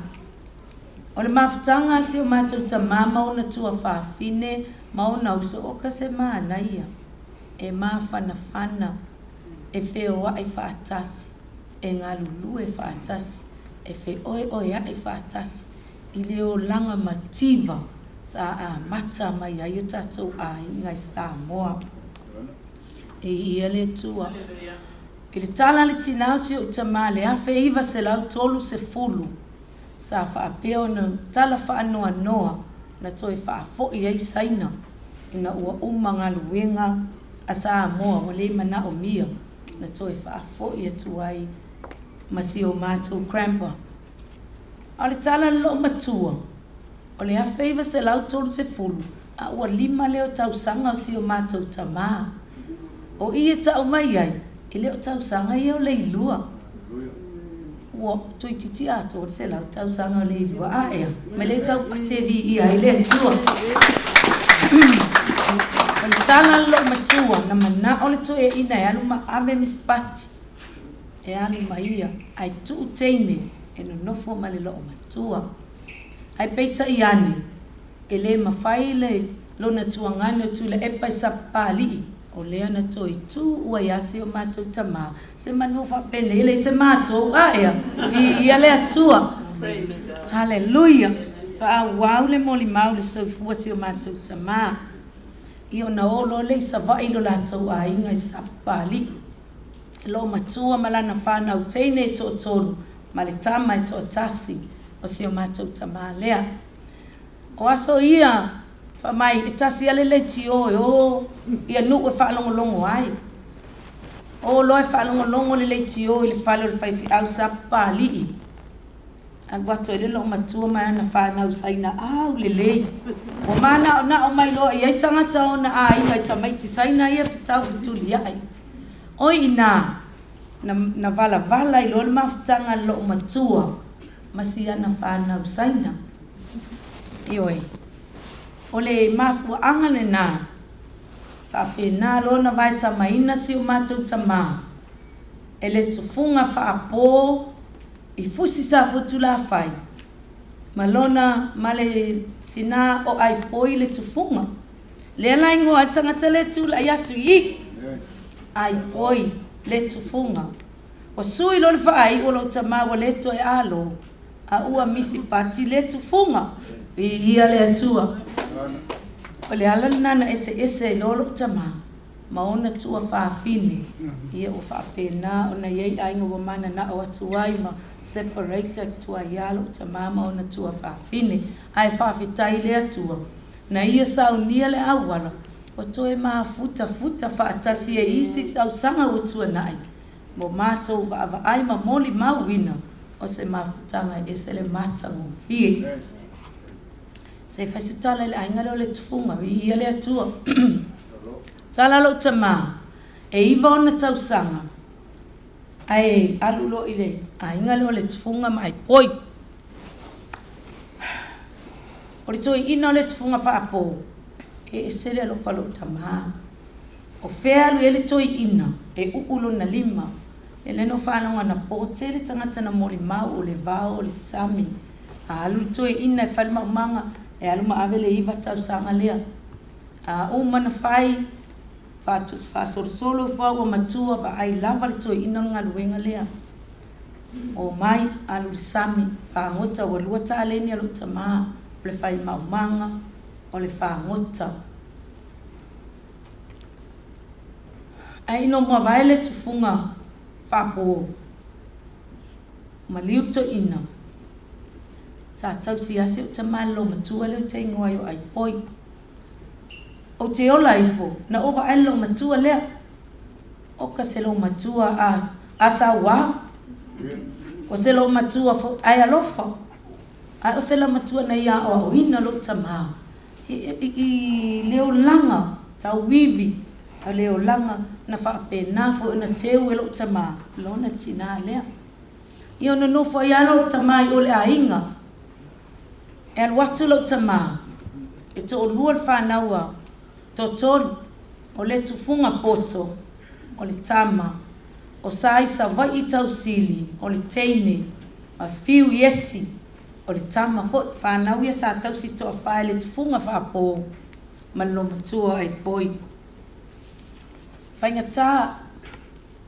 o le tala lo tama alu asto ina whalma umanga male wha malwe a onga o te roe poto lo tama na onga na au lo tama vai poli tala lava len fai mai ai fai mai le fai fe au sa ai lo mato kalesia so ia soti le no to ina pa mai Misipati o le a e alu lai le onga o itau sielo matua le o matua lo matua no fo e tau silo matua e siri atu manu ia te mau le lo matua le nei lo manu ia te alu le onga ai alu le si ali i le olo na o fiu yeti alu yeti a onga e nofo e usta na nofo le matou tama e tausi a le mo manu ia Mai le tu la fono e lima. Ia e ava I lo tama ma lo tina. E fa leva ina ai o waso. I le nuu le afo ina mai. Le tatou tua e tele I o tala lo tama. Ai manu timing. O le si tala e whanonoi lo to me o aso ia. O malon fai sua vai tofu le pito tau ato. Alu ki liva me ai matangata lai oi tua sivi tangata mawalulunga le malo o fanga ino nofo I tangata. Ale tala whaanoa e mo e atu mana nawe ngai tongi anu na ulo tangata foa. Lalo le maunga le fonga boa. Foa sau le toto tu lalo le avenga alu le ainga le next door suni. Salu sida fia nis. Fai ele uru lea uma tu sau to e amo le amonga. Tau tua matavela. Ia le atua. Tau tua matavela. Oka. Ia na tu sida fia. Ele ia lo tamai se a onga a. Ai ole tamau a inga male tamai mai le atua. Tele ai ta le ni le matu tamau. Ole alofa male fa maoni. Ia wala vana tala le ainga le tufunga. Pa wala me utufa no le ainga le tufunu. Oka se polonga lo tamali fainga le ainga. Fanua sami. Aito telo. Ile alo lo fala ainga lo tama. Mo ila sila fia le atua. E maliwa sengi o ita le ainga le aisea. Au sina matai fo se tasi se I ave tali ele tautua lo tama. Ele ia la fala ngolongo me la ainga le tufunga. Na o fai fo iai o Samoa. Na o fai atu oka se koule alo lofa lo kama. Uma le olo lo kamar ko ainga. A o singa makai. Ai tu te loa. Ele ke ale lu ele masitala lo tama awa ule te ita. Le anga ule te ngoa le ngoa lo matua la ainga lea. Le lopo ai po ile fa mai ata ke fai la wa ainga la. Oka se koule anga. Ai tu te lolo tama. E ai masikala. Fa ku te. Kinga ainga ko longa nga ainga. Fa mai Oi pia. Ah, ka o mai nga. Ile mana o tamani manuia o tino. Manuia fa ale nga ale o manuia lan fa na. Manuenga ia lo matu tama. E o manuia ia na fa na. Ile ke al matu tama. Ile muy fo lo tamano nga ainga. Ile se kala fa mai fa no ma. Oi pia. Ah, e alo fa la vale lua.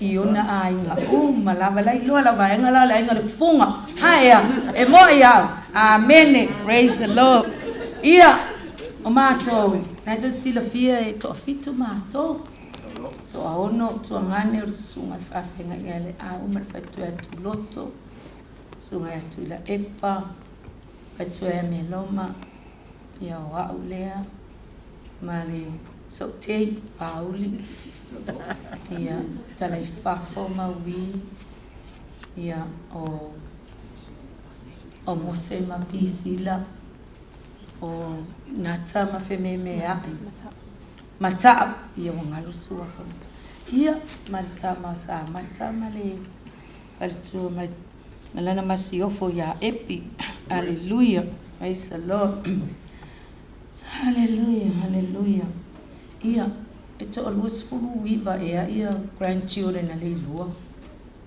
Eto alwas fulu fitu na great grandchildren. Aito alua na great wafatu ku anga Leilua ia le tua muka se pa mami. Hallelujah, praise the Lord. Hallelujah.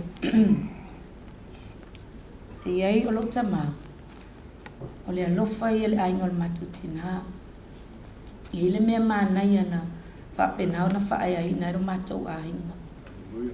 Lo mato tamai na tali ni ka muta. Sa alula lo tama tele o fale fele tamai le to tong. E fai fua. Ai tawi mai ele atua. Le na mawalo na suwa fale le lua. O le to tong yo le ngalu wenga na lu fai le fale o le ekalesia katoliko I fusi. E fai fua le se kupe.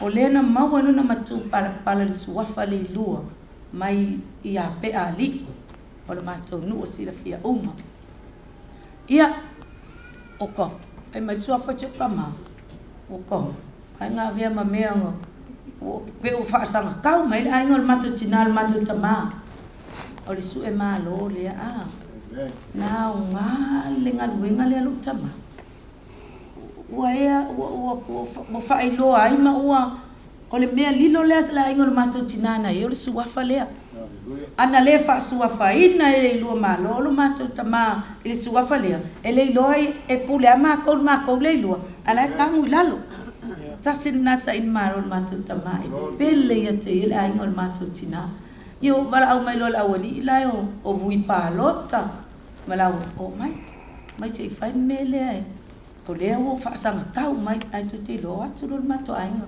ia le atua na matou malo i le faamasinoga ua taʻu mai ai o le matou lava lea mea totino e pule ai a matou tasi nasa i le malo le matou tamā ea te aleluia iai o kani me lelei na faia lo matou tamā o Leilua o se tangata e loto alofa o se tamā e o ke lolo makou le makou e no nofo around le fatoaga se o tamā ka pule au fai ua kuku kama e pei ona molimau se tasi lo fanau e al toʻaga ia fai faausi tulisi o fanau e faatau to te loa gaga ko kama ki koe ka puli mai e fia tangata o ka le fai kuka lelei se matou tamā poko e fai leai se mea leiloa le matou tamā fai le pia sua tufa uma i toʻina ma lo matua e koe sau le kala Misipati, ko iai masisi mea e whapea o koula waku mai whawhea mako.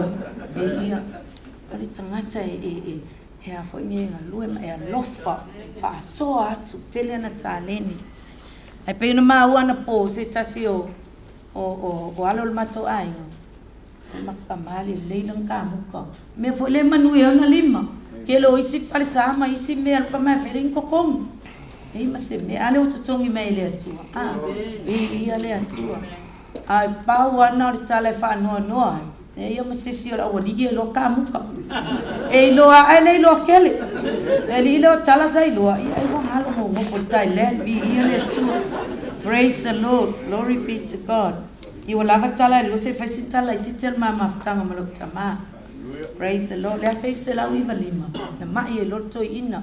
Mafua angana lai na mai New Zealand manu nofo wili melo ya le au wani sau sisi o to e to mes passe se o le lum pemit e watu le le New Zealand telefon mai mafua angana na mai le lum pemit New Zealand o te lo ele le ine telefon mai tele avanoa ai na nga le o mai ine ka pena ona mau al tonga fiti al telefano no na o mai o Leilua ia a o mo ai malanga i sio matou tina ale ko al haleluya na tinga ai na Leilua la talata le vai asolna o vila tulo filein sau mam ia nga luenga sau pa ai pole ale tu langa we lo tama o le me mo mua te fai ai si akiri tata na fatu o a mai o ia sau lo filein fa no foi lunga wa mata ona matou loina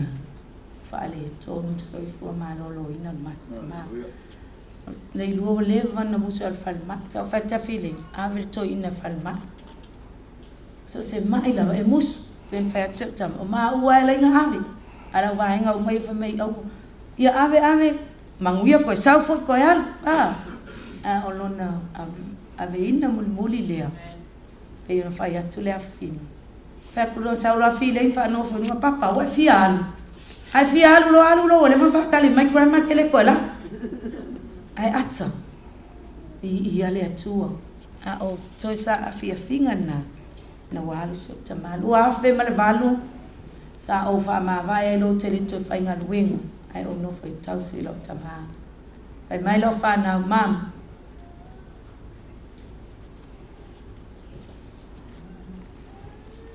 no foi tausi lo tama me sili le wa ma le va no tele tausi lo tina ai o no foi tausi lo tama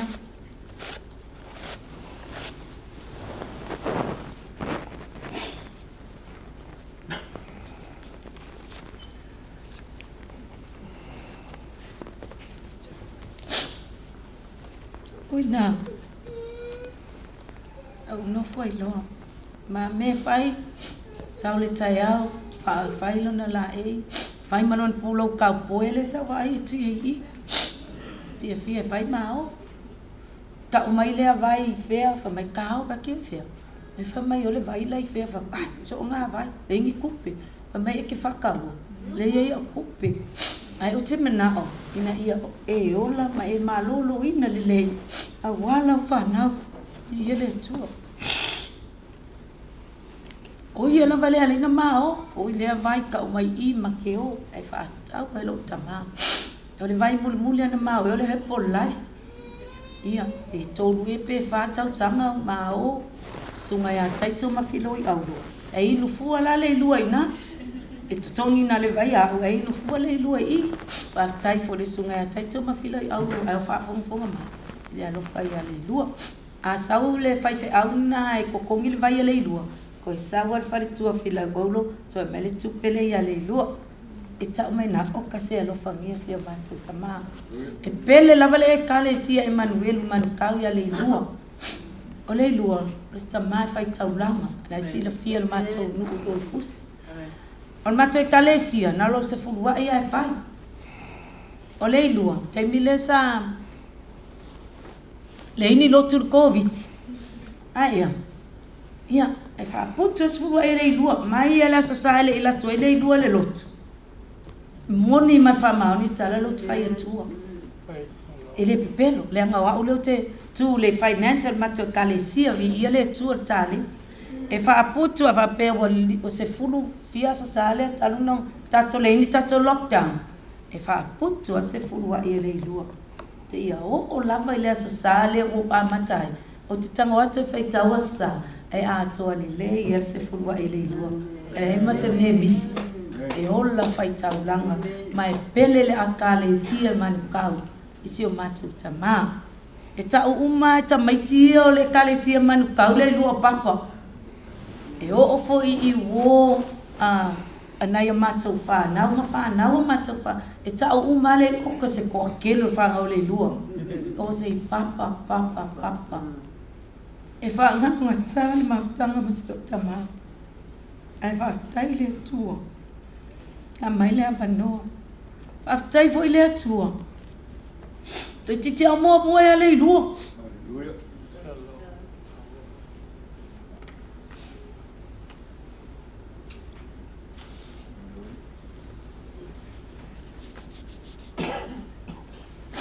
ai aftai le atua eu mo se tamai atia ai ana mo foi te fia wala o le banga o sa ungi fo ia wi bele ele pepelo kala le ko kiki mo se kama o sa ula ia le aso fa te man fan mai o ke ko fe lo ke o e kinga ingo pe me si le lo ko sa o ke mo fo yo ata ale al fina ngalo le tu e te o lo te tu yo ata lo was fa na to pa wale umalo Kiki alu ai lo tamalo was fa na fa ten awa ke alu kene manga ke fa ngo ko fa ngo fo lo was fa nga fa kali se mai mo se ma mai fa ngo fo lunga pa ko le ke ngo fo fa mai ka ele hanga kele ai se a o lo ke fia ngo fo ala wa le vanga ngo fo an ge fa mai fa ngo fo I le tua au mato no ia ina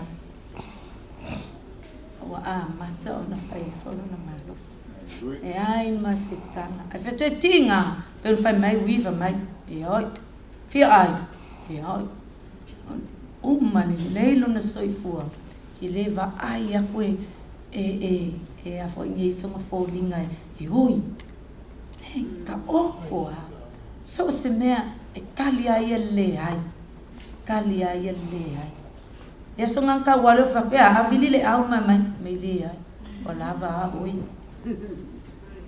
o wale pele o kama o wale pele o kama au fa no fa mai sa matana po e o mai vola o mama ka ala vo ke su ko lo ke le su e mai malo kama ko pe ke so se me o ke alu yai o ai ma ko ai no ka o mai o ele lo ala wali e ke lo pa pe ani se ke la kupe e ko ngiro kama pa se ke alu ai e vai fala vela ve unha ainga e fai a uma sui o lana fa nau i so se fa la ve una ainga ele alu lo tama a e tuli ke alu nga o le king wai lo lo kama e ka ngo wa le usio nga ainga pe ia le tua ave a vole nei tula e mo mole tua lo fa tai te le lava ila to malava salo lo fa o ai sa fitau i malo tamatu e se luas futa la o le ase mea aina e fo hai mo lo tama fa fitai to wanga le se tama fa fitai fo fa tu ta sanga so se mai lo tama ele ma fai nga le la kal sanga yas a va kular kupe le avia le lu a kula kang wa ala tar sanga ele se la se kupe va lu se la ko se la le ko ai lor ma ko ai no ai le ka o ya e tu uma la tanga i ele tu ma to kalesia pa tato wanga le ya ke la foi se le o ma to tama oi foi se si sa le fi se no fina ngalo dia te ya ngalo umai le tua na me ia o te alo fatele la vai o mato ai o tau mama mai ia alo fatele mo o tau fa tai ngaluenga le sa o tau fai mal mato tama fa tai sunga fa fe ngainga mo la tau tatalo mo si o mato tama mes fo le asia si mai si o mato tama fa manu ia tele la vale tua i to sa ninga sai me o toe ata apel filieli e le anga le o tua ia o lava ia kala ku miskala se fai se sia so iri suafa man malo Yesu Kristo amen ma amen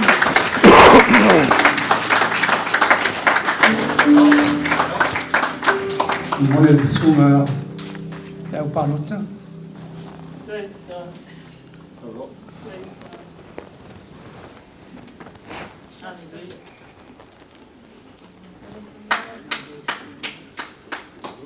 Praise God.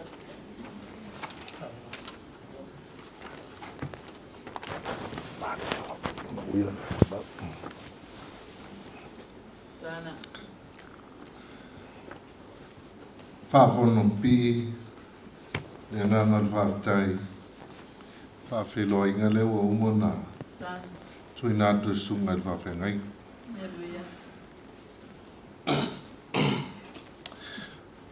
Ia, le leia le motor pāu ai loa, o au le au pālota, e tō tolu i matai on mato ainga, e sunga ia le au leo o whaife au, e au tafa, ia ma le au kawini, ia le a mute i nei umalawa i New Zealand. E momoli le nganga whaafitai tele, i leo whenga ruenga le tua, sunga i whaafengainga, ia whaapefoina whaafeiro i atu le pai o ainga, ainga na lua, o mai masani, o ise foi o kalesia, tu samana to lang sua, ia ma le su mai matala mai au. Fai foi na mamalu le tapu inga, ma le tau ma vaenga i tatou tumai a Leilua. A wau Leilua se isi tala. E toe whamatala i tumai a Leilua. Wa leo o uma na au ili una o mātue e le whanau. O fōlinga fo ia, o le fo ia no whalong mai e ia le whasimele no mana o te sau, o lavana te mori mawai. A leo whamatala atu i ai boi. E o inga lai le tau e lana umise mori mau. O le upu al tuspa ia. Amu ia le au ona. Ua maua mai alona matai, alo whapeon whai. A le mua ngana whapeotania. Actions speak louder than words. E tau le whamatala ina fo ila le tamā lea. Ai, e lava ala ua ai. Malau mori mau, i ana ngā nuenga. E whamatala ina ai le tamā. O le tamā fo ilea. E le i whato a whaola ina ua sau New Zealand. O le to ina lawana sau i Samoa, mauta tonu fo i olona soifua na tuputupu ai. Ua umona whaatala le ina e le li. Ai, o le tau mawau wau, po le ase me whai e se tala e winga le tama. Ala mata atula i le vaenga lea, i ona mo le maua i poi. I le suafa o nei ainga. A le suafa lea Leilua. Ia, o ana ngā ruenga nā, pe ana o whai atu le whai mai le upu. E leo tele atu ngā ruenga. O le ngā ruenga le ka le sia le sa whatino ma whai el tama. Ia le whape asto ina ia ai ufa pele na ia to ino Leilua kose i le mai el suafa Leilua. Ia e Leilua e to ina. O le suafa le suafa al mato ai. Ai wana ngā ruenga. Ia o le telefoi o le mato ai ngā sa lilo o le mato ai ngā e le suafa. Ia wa vea pe ia na mo le mau atu e poi. Wa vea nei tama. Ma wala e toi la langa e le suafa o le mato ai. Ia ha pe nao na vea o ia o le whai awa. Ia au le ngā ruenga le tangata whatino. E ui o le tulonga le tawina o tama o le whai awa. Awa langa ina ia le tele o toi lalo. Mea na mai vai e le atulanga o le mato wainga. O le sotanga o au ma toi ina ma malan whana. O le tua fine lai titi alo tama lea sa mafuta ma le toi ina leo Leilua. E ia ia a uso lea ma le tua fine. Ia o ana ngā ruenga le leia sa whai tono mato wainga. Te pe o na talaulau o ia o le kāmuta. O ia o le whai whātoanga. O ia o le whai whaiwa. O ia foi o le fōma. E fia le to ina e tala noa i ana ngā ruenga le lei. E mai se lava le taimi leo o matua. So se taimi a matatala noa. E le ta te fiu foi whānonga. Tala noa mai, wha solo mai puro kalame toi. O lea fale, ma lea fale na ia whai. O ia mea, ma ia mea. Ia, amu ia Leilua e ia na tala e fia ai. Mai, o ia mea uma e wha so fia pia le tua. Ina ia tupu ai pia le vi inga i le tua i lona loto. Ana ngā ruenga.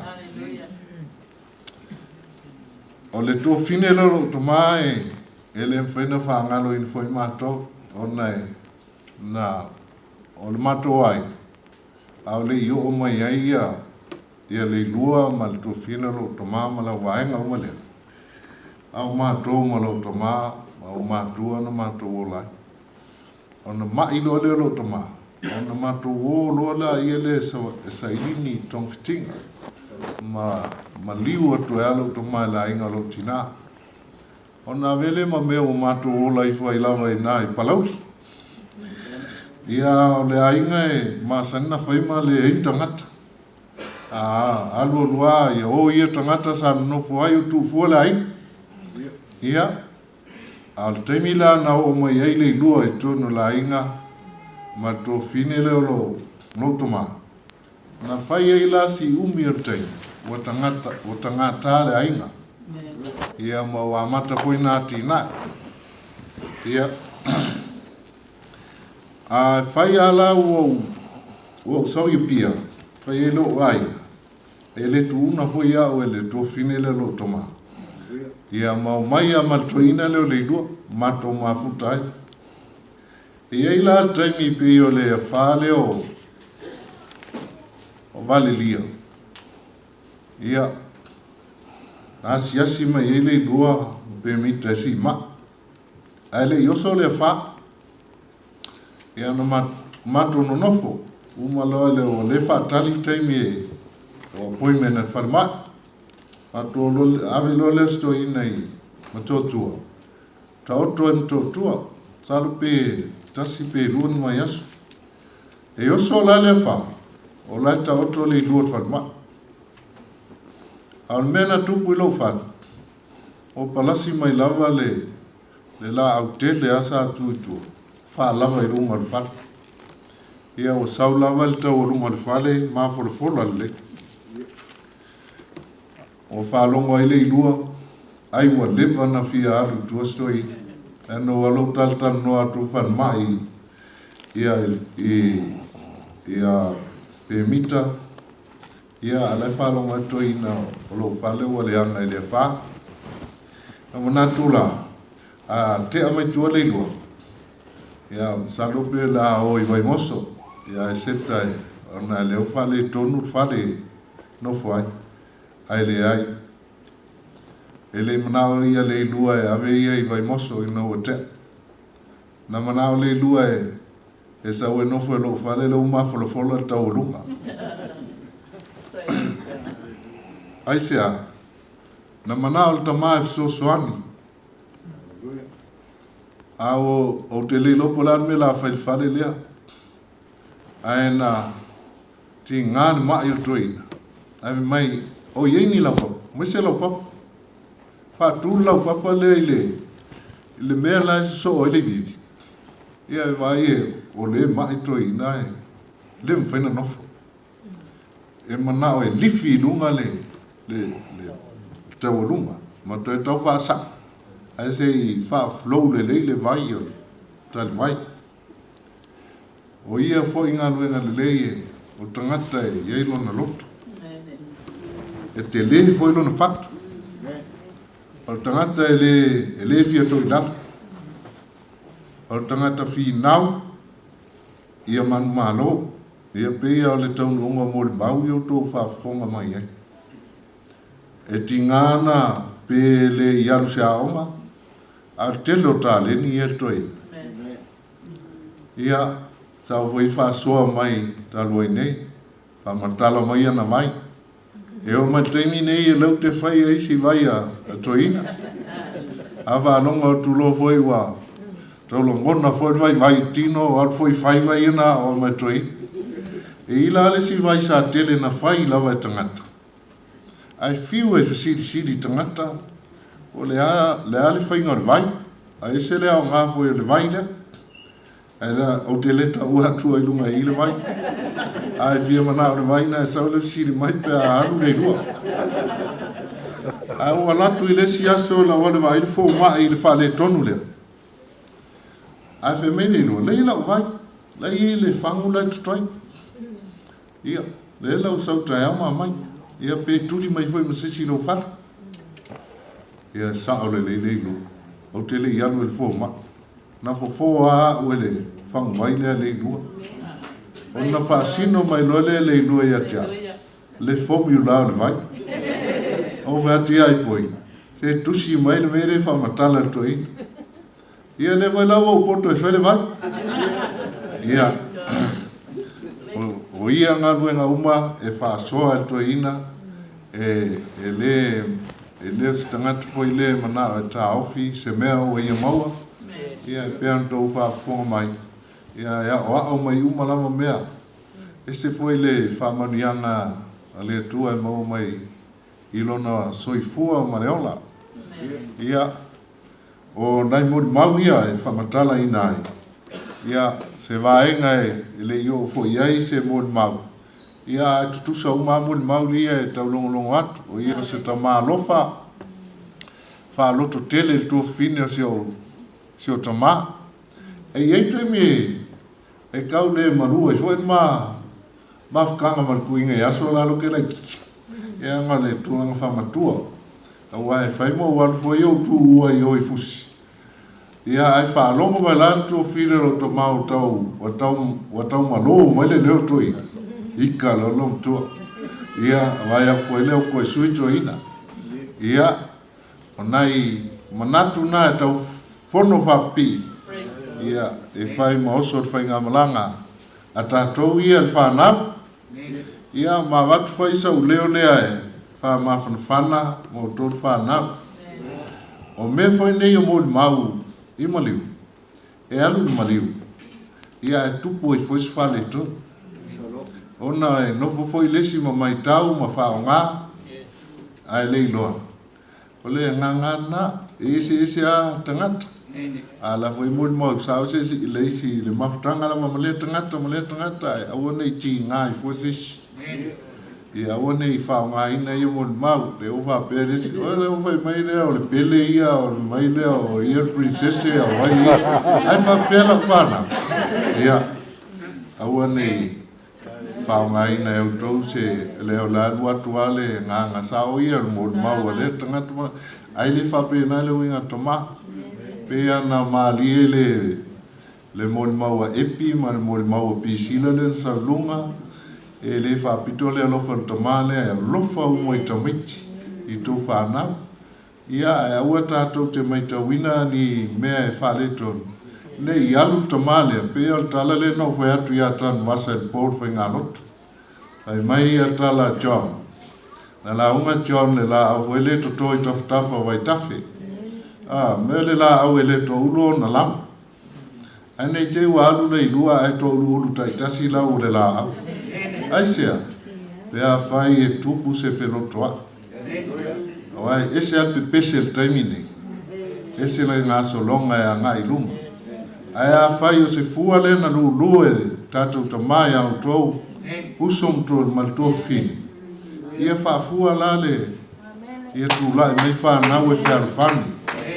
Ia e manau mier tūlanga nai tono tātou ainga. Ina ia whai o tōu, maawe whi au, o ngā ruenga Leilua, ia atoa foi mal tātou ainga. Ia whai foi e whai anga atu isi i waenga o tātou ainga. Ai tai mata li i au tau i mea uma. Au ai, e mānai e tautu fia le li, tala le le, ia atoa ma pese e mānai e whāno. Au tai tonu alama lea. Ia Leilua, ia manuia lau malanga, whai ia masui, ia o le tātou wainga, ia nisi ua le mwhai na mause awa noa e mōle mau wai, ia leua whaino leo e whao atuai sa mātou mōle mau, ia manuia lo malanga, ia ngalo fwoi ia le ainga, ai whawhtai mo au ngā ruenga le lei, ia mwhai fwoi na tia e tūlanga o ainga, ia whawhenau na whao au ma whai watula mōle mau, ki le pese re māsani no wha, e le pese mātou, alo fia ia pe ausui i taimi ia o asfapeni. E la pe pese vai ai e lau vai pese a ria ma mita. O le pese rewe mai, ma naia langi. Ia whamon mole ia. Ia ria ma mita se i usulta to pese rea. O ke rei lo pese a leo te fia whalong longo ai.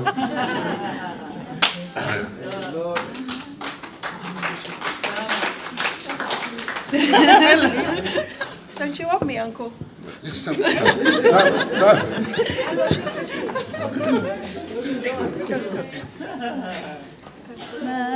Manaya, manaya, lelangi, ele soe whano ano betinga. Manaya, manaya, lelangi, ele soe ai oni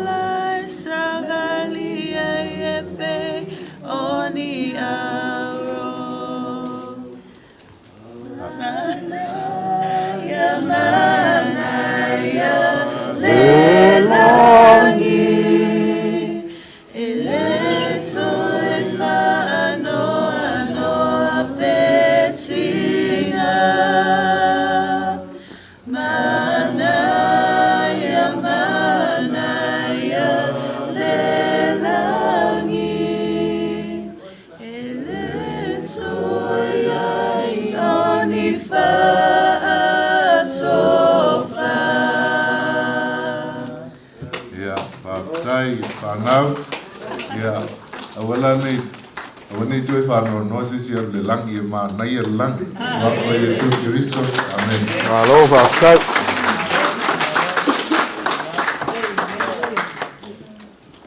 Alo sungani. Tau hao ia. Alo ta. Me se kore na whahara. E o tamalu lua tu lau sungani te tai. Ono lau iei nisi. Whapopunga la iti tia o whaatau no mai. Te whamalu lua tu e lau sunga. Le ale a le ia sa mo mau le se leo iai. Te mana o tu pe le manoa i tangatei. O le uso leo le Leilua mai Australia, whamomole o le la lai mai tei nei, whamomole, a ono le so mai le mai sunga pauli. Whaatei atu mo le amanoa o mau le nitu la. O te moa i whaatano whaatu, ialo e whaasino i a Leilua, ma o nātou aima. Ai mai se o nātou whānau o nātou whānau. Whawhitai, mā lori soifua, mā lo fo i le nani mamā. Ai mai se fo i le tātou aima poto poto, o e mo whai o nā whaatasi i toi sauninga o le fionga i a Leilua i New Zealand. Pa pe fo i le tātou aima poto poto o lo whaafonga mai matangi mai ana i so se vaenga o le nika lo langi. O te whaatano whaatu fo i le kāresia, lau sunga le taitai, le nofo ato, e mai se o na vaenga se ese, i so se vaenga o le kāresia, ma i o na ao se i o na i, ma lo le soifua, ma lo le langi mamā. Tātou whaafo i peane ki inga ma le whaafitai i le atua, o na ua veala na mana au pa ia i le fionga i a Leilua, u whai le mana, o mwhaiai o na tātou ofisira wha. I luma o penga te whailani. Ai o tātou le wheiloa i le so tūni ma le so tau au e pe o na masari ai. Tanu ai, e lo te pōse lilo o na o a fianga o le lalolani le whaama. Rirama sa iere na umota ima e fia mafuta ai peita. Ua whai na tā o na fuafuanga o a iaima o whaama. Lea o te whaamālulua tuai ma o whātu. Tuai le tātou aina o le mwhai o le tātou mafuta whatasi. I le nei aso ma le mafutanga. Tātou te lamona pēr whaamāwhanawhana. O le tūranga i le mātou mafutanga ma le ilua o te lamona. O le ale o oa i eisi tala o te lamona ua maea vaenga uma. Tusa ma le soifua ma ngalue o Leilua. O Leilua ma o se tangata e ngalue. E alofa. E le whaalamorama i seisi. E whaalamorama i ona lima. Sa tausi ai le aima o le nuku ma le kāresia. E le o toe pōse lilo le tautua a Leilua le nuku. Ai maiso le kāresia i Samoa. Se e o mai lava i Usila. O ia pāhema uma. Tātou te lamona o sila fia e le atua o le uma. O le tala i a Leilua, o Leilua, o lona tonu lea o le whanau, e tō se furu. E ona tama, a e tō teme, o e o te tea ma wala o na o le wala au pa ia le atua e tō ono. E tōnu tama, tōnu teme, o e o lo toi mai nei, e tō whā, tōnu tama, tasi teine, o au rei tau talatu, o lona walu reo le whanau. O lona walu reo le whanau. E le ngona lamba le whanau noa o na o motusia e mafutanga e ala le marima le oti. Ke le teimi sa mātou mafuta ai ma le ilua ma pēmita. E a te au lama fo ia mono tani tonunga, e le tau mori mawina, e mori mau whanau o le ilua. E mori mau le whanau o le ilua. Ai maisi o le kāresia o le wala le whasino i a le ilua o le mori mauola le nā. Mori mauola le nā o ngā wenga. Sa whengai ma le fionga i a le ilua ma le tausi a pēbita. O le o le tea o na o le mafutanga i marima leoti. I a lewe to a wala au le atua i a le ilua. O se uku whaamawhanawhana ia te o tau uma o alo e whaasino ia Leilua. Tau te rei mātua onti o le upu moni lea. Aisha, e mori mau ngā luenga sa whaia Leilua, nā ua o tau whaatino ina. Le tau singo o ainga, tau singo o le kānesia, tau singo o le nofo le lei, ma le nofo whea whani o tau mautu. Ona o le ngā luenga, māta ngō fia le tau tamā. Sa tau siai o tau o te mana tua le tala e lia. Elisaya, kamai Elisaya, kamai Elia, le ane mea e te manawa. Tali Elisaya, whaalua mai loa ngāma ia ja. Alo ma whanau o Leilua, o le nā o whalua atu, ia te o tau le ngāma atoa o Leilua, ina ia o tau manuia. O mea lei sa leia whaia, ane nā o whalua atu, ia te o tau, ina i o tau sāwari ai, ma tau sentea, lo tau wāna no whāna. Paure na ngona, alofa mia e lea tua, e uilawa ina, na nofo le frefu ma pūpūri e tāla o nore matuitui o le malanga le marimu le oti. Mai pita, e le whailea maala e whaatea e se ngai le alofa ma lea ma le leo lea tua, i lana tau singa, manana e leo. Tanto te whaafitai pia i lea tua, o na o le tele o mea le lei o tāleni o mea le lei uma. Na whoa i lea tua i a Leilua, lea na sa atu, ma whaso atu i a te o tau whanau. Ai maise o le aima, o le nuu male karesia. Na mona ia, na mona i pēr le fia ma le ngāma le whaafitai, ona o mea le lei na ia whaia mō le tātou aima.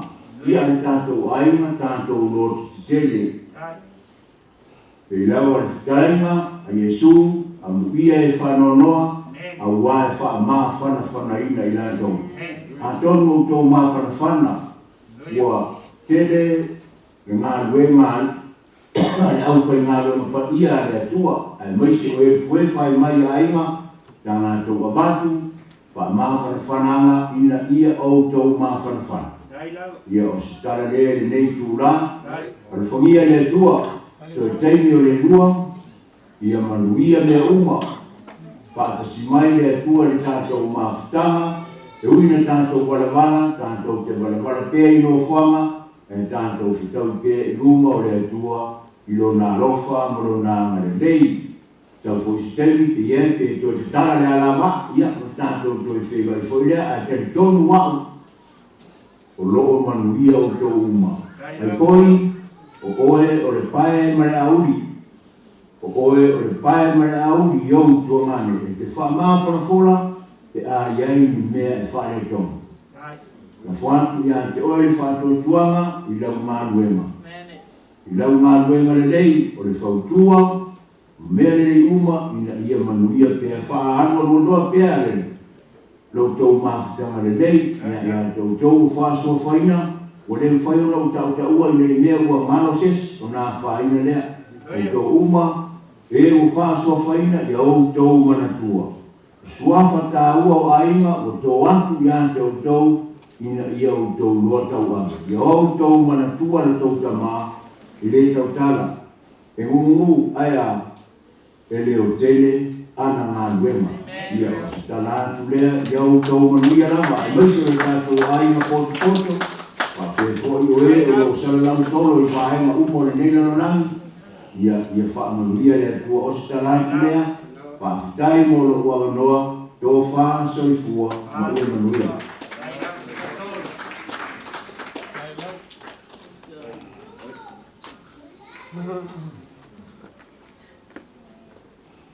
Ia, whakatai atu i le.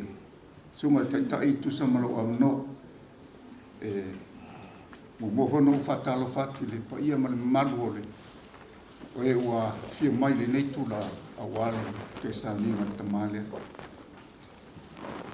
Ona wala na o tuan mana umia le sina umori maule titi o wale ang to whafonga po. E le itau nuu le mafuanga na leina o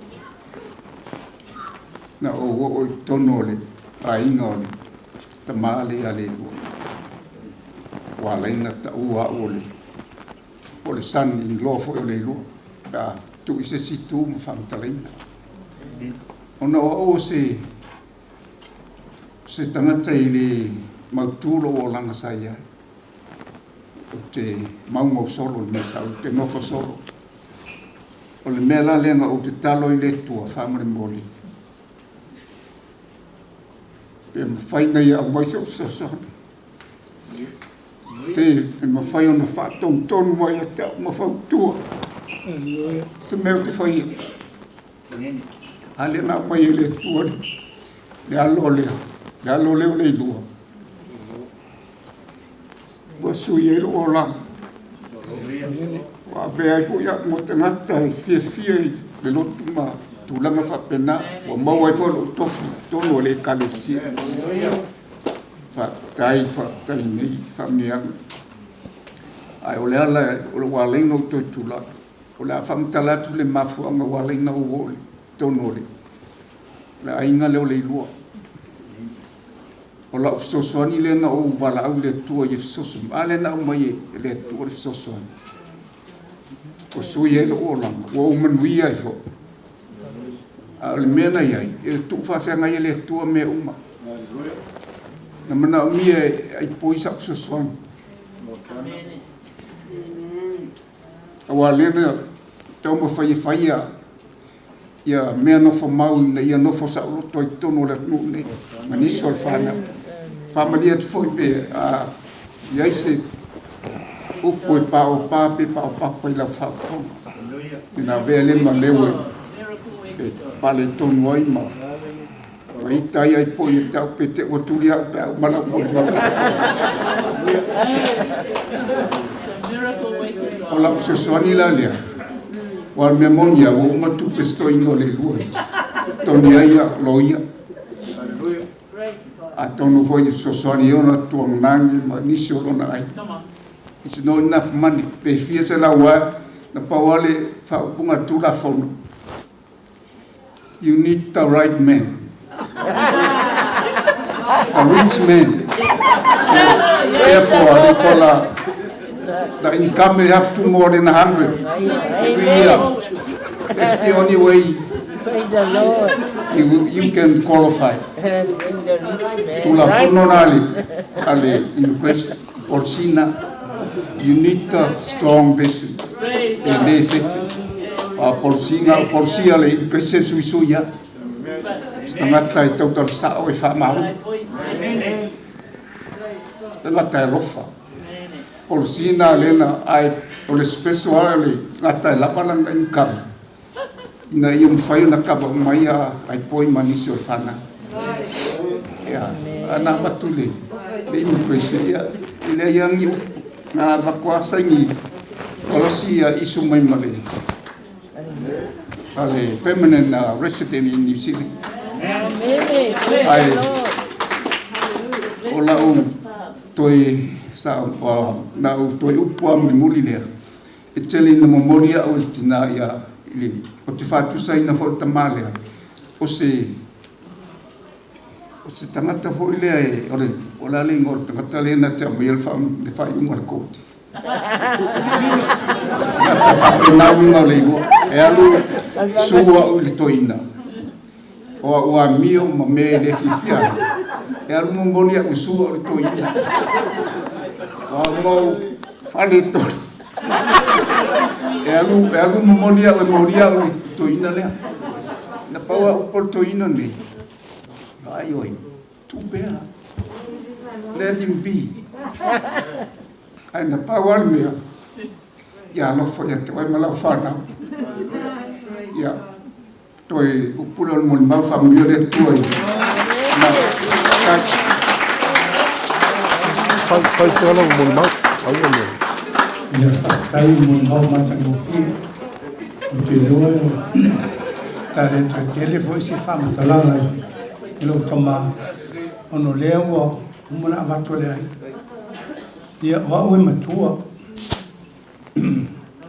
alo o langa na topa i il tuo ngane lo tinai o tutuila tele tau sangalo no foi tutuila fai wina o au ngai tutuila.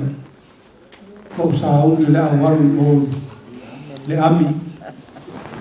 O toi la vole ro tau tonga o mau ni la fai. O talo le tua. Na watu matua i oli lo whaunga. Ia o le tama le toa ngani lo tina le nau ia. O stanga te pito silo na sa wale la lang.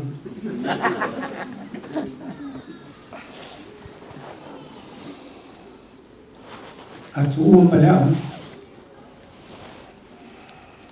Turi au tia. Chalu. Mai ni ulu e whai leo. O le si tūlo. A le si tūlo whi. Whate tire ma le venga tau. Amu mai leo. Saot. Whapelo tina. E sāne ua mai eo e whapolong. Whapolong mai nona ai. At whatai na ola wana. Na wato matua e o whaunga. E tu tuli uma matua na i o matua. Tu tuli matua. I matua te o susi. Matua te no fort. Na matua o le si ai. O nan whata pena ai lo whaunga. Ai ai le tamalo o hausa. Whai pesi, whai mai. O te popoli le lau alu te tongi. Lo pasi se mo matua to te toi fo i sa mo. Na o le whaunga le son fua. Ai o so rua mato fe soi. A o mai leo leo lokale. Tua ngani leo lo tina. Ma abu le whai pui pui. O walu le sa mo. Pei a o mangalo mai se whai pui pui me le fia tau sanga. Ni tau sanga. Whaunga. Polong. Ite tua ngani a lo tina. Sauro le sa mo fe tu lo tam fa mai lo tina. Sauro sau sau ni tia o i sina. A manuia batu mai o to o so mo ngai. O fa fini. Le la sa. Na tu watu watu ngani. O pe mitai. A mai le sau le o whaatari o au le wala au toi ara o tōtonga. Mai lo tina, e tia o toi ara. A lau tala na whai lo tina, e mita. Le teimi mua le te vai mai a tia, ta toi whelo ai langi. Pe o la upula le na whai lo tina ma lo tama. A ngai o na whaama muru mai lo nai. La la loto, ina o le toi foi e le tutuila. Ai o sauri lo te sauri New Zealand. O tau numba loi nei e mai lo te maa. Toli. Tau tua nā ma o e o song. Tau ma, o atu i nai New Zealand. So e mai se runga nai o tato ai. Sa o whai alawa mea umana. Ana o i lo tina. Sa o mai o mo uso. Ia o te mina lai 5 umana o lia i sa mo. Ia le la mo ma mai nei la o lia. Le po pāti sila e. A le wha munu yanga ia na mai mātou tōma. E o whai o la tua e. E olo whanau. Ia le tua. E mai se hoi se o tua whini. Ia le whātai.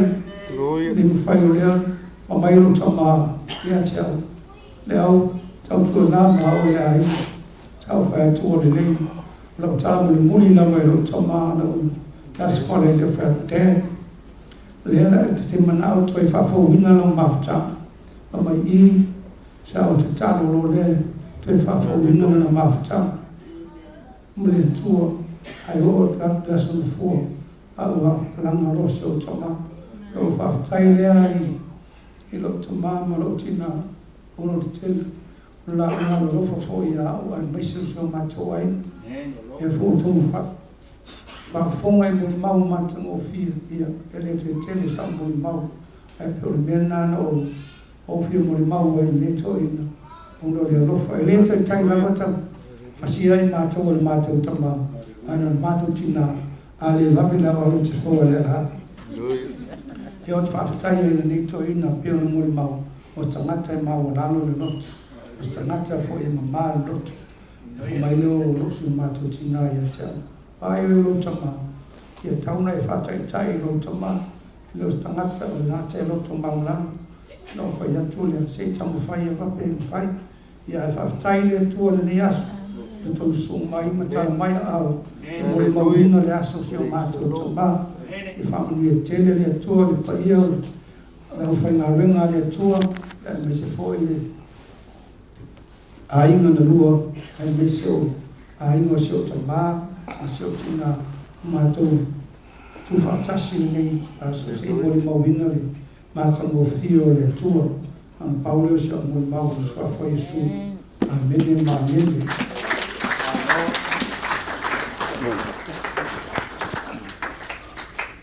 Tai ia, toi tu whaatasi o ao pātipati atu e, tu saima mori mau mātango fio le ne yaso. O le awa no le leile nei e tu inatu le whawhiangainga. Ka le sia Emanuelu malanga mai lava i Wellington o no le. Fia awai toi sauninga o lo tātou tamā. Ia mori whaitawina o le awhiongo pa ia le atua. A tātou tutulai. Tātou tutulai, tātou whaaloalo. I le fionga le atua, i nei aso, i ia le li. Pai tawina le fionga le atua, le a maua mai le mo moio ane lima, a matal fai tau le fai upe ono e o le sifulma le lua. Tātou whalongolongo la o fai tawina. O ia lava le nei, o le ena maliu mai ma le vai a toa ma le toto. O Yesu Keriso lava, ele tuli le vai. A o le vai a toa ma le toto. O le anganga foi o loo mo le mau mai. Awa, o le anganga e wha maoni lava ia. Awa e to tolu o e mo le mau i le langi. O le tama, ma le lokou, a toa ma le anganga pa ia. O i lato nei foi, e to tolu, e to atasi lava ia. E tolu foi e mo le mau mai i le lalulangi. O le anganga, ma le vai, a toa ma le toto. O le atolu foi, e a unga atu ia i le mea e tasi. A fai atalia e tatou, le moli maua tangata, e sili le moli maua le atua. A wa o le nei lava, le moli maua le atua, wa ia moli mau mai ai, i lona lava alo. Amene. O le fatua tua i le alo. O le atua, wai te tonu ia te ia le moni mau. O le ele te tonu i le atua, wai ia whaia o ia ma pepelo. A wai le te tonu ia i le mau na moni mau mai ia i le atua, i lona lava alo. O le nei foi le mau, wa foi na mai le atua ia te tatou, le ola e whaavau. O le ola lava ia, o i lona alo. O leo ia te ia le alo, o ia te ia le ola. O leo ia te ia le alo, o le atua, e leo ia te ia le ola. O le fionga le ale atua, o na o Yesu. Kai lawa.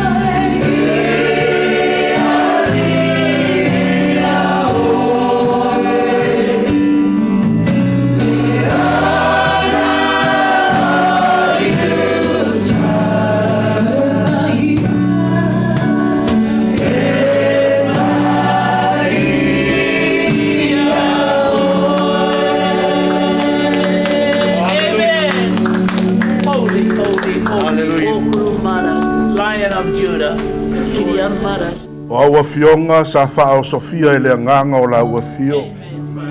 I la tau na tūsiaina. Le ala foi leo le wala au lia wha pitoa oia nganga pa ia. O le whaia onga o le fesoa soani. O le nganga o le poto ma le malama. A wai leise maa losi o le tangata.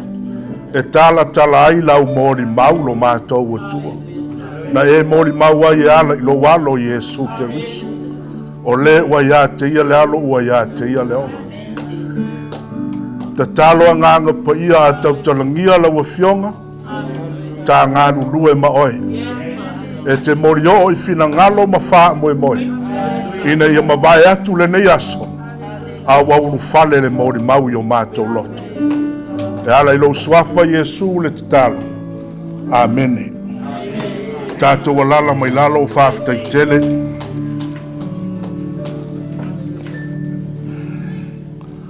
O le whātuatua i le alo le atua. O i totonu i a te ia le mori mau. O le whātuatua i le alo le atua. O i totonu i a te ia le mori mau. Anyone who believes in the Son of God has this testimony in his heart.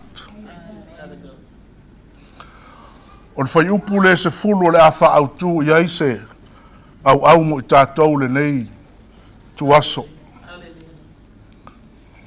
O le whātuatua i le alo le atua.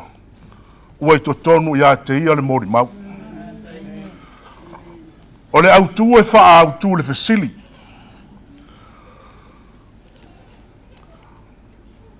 Ua e mauti noa wa i totonu i a te oe le mori mau. Ua e mauti noa wa i totonu i a te oe le mori mau. Are you sure that the testimony of God is in you?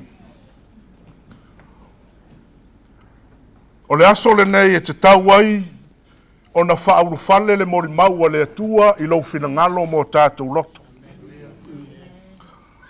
Ua mori mau mai le atua i lo nalo.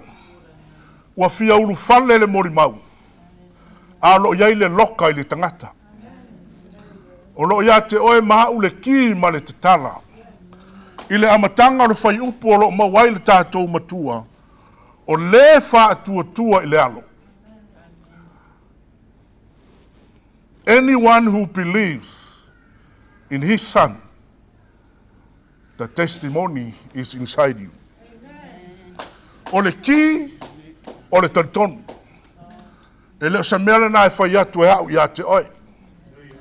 O oe na e te nofo mariki, se i whaulu fale le mori maua le atua. Na tātou whalongo, e sili le mori maua le atua, na i lo le mori maua le tangata. God's testimony is greater than the man's testimony. E sili langa o le atua lea ua mori mau mai. Na i lo le mori mau le tangata. E leo mori mau ia na mawai atu nei. Ai se uma na tātou o lea i le tātou autu, i le tātou launga. O le fesili le nā e te nofo mai mafau fau iai. Wa e mauti noa wa ia te oe le mori mau le atua. Are you sure that the testimony of God is in you? Ma te ulufale atu le ekalesia i Jerusalema. O te leo wangalo ia te aru tau sangu salpo le iwa fitu.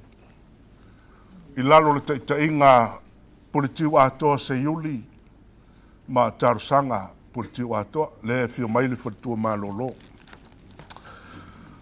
Ma te ulufale atu o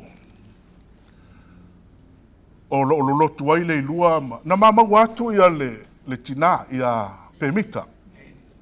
E le umi ase mato mafutanga ai maliu loa ia pemita.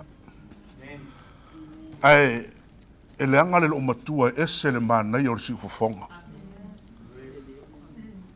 Le lo matua leo pemita. Ia le la moli mau ia pemita ai tu Leilua. Na maliu loa leo pemita. Ai so i fualava Leilua. Ma te ulufale atu e to tele ati nā mātutua o le ekalesia. O aninga I malae tuilimu. O ula leo lua I ali. Tala pelo sa. Ia masetasi o tina salopo I falfa. Le ala o ia sa. O tina uma ia sa matou mafuta. O na wha aile o teine. Tasil tama. Na uma loa lea o teine. O tama. O le winga o la utala o teine. Ua marili uma teine. A lea fato avala au lea tua ia Leilua. Lea fato avala au lea tua ia Leilua. No whalongo mai ana po I mori mau. I sa fia finga alo ma whanau o Leilua. E ka muta. E whaifaiva. E whaifatoanga. Ai toi fo mai fo. E ele pōra whaila mātou fonta talo le mauta puti wa toa matarsanga. Ai, e leo se mori mau o Leilua o lana tala na whamsang po o manatua e tala I whafo. O mai le tala le to ina, ua ti ngalo na o loa, lo na nifo. Ai le fialu le whanma. Na alu loa lea I le tū le whaata I le bathroom, a vae malpalaya. Ia se ia I loa malona o loa. Lea la matua I o talitonua o le fōma I Leilua.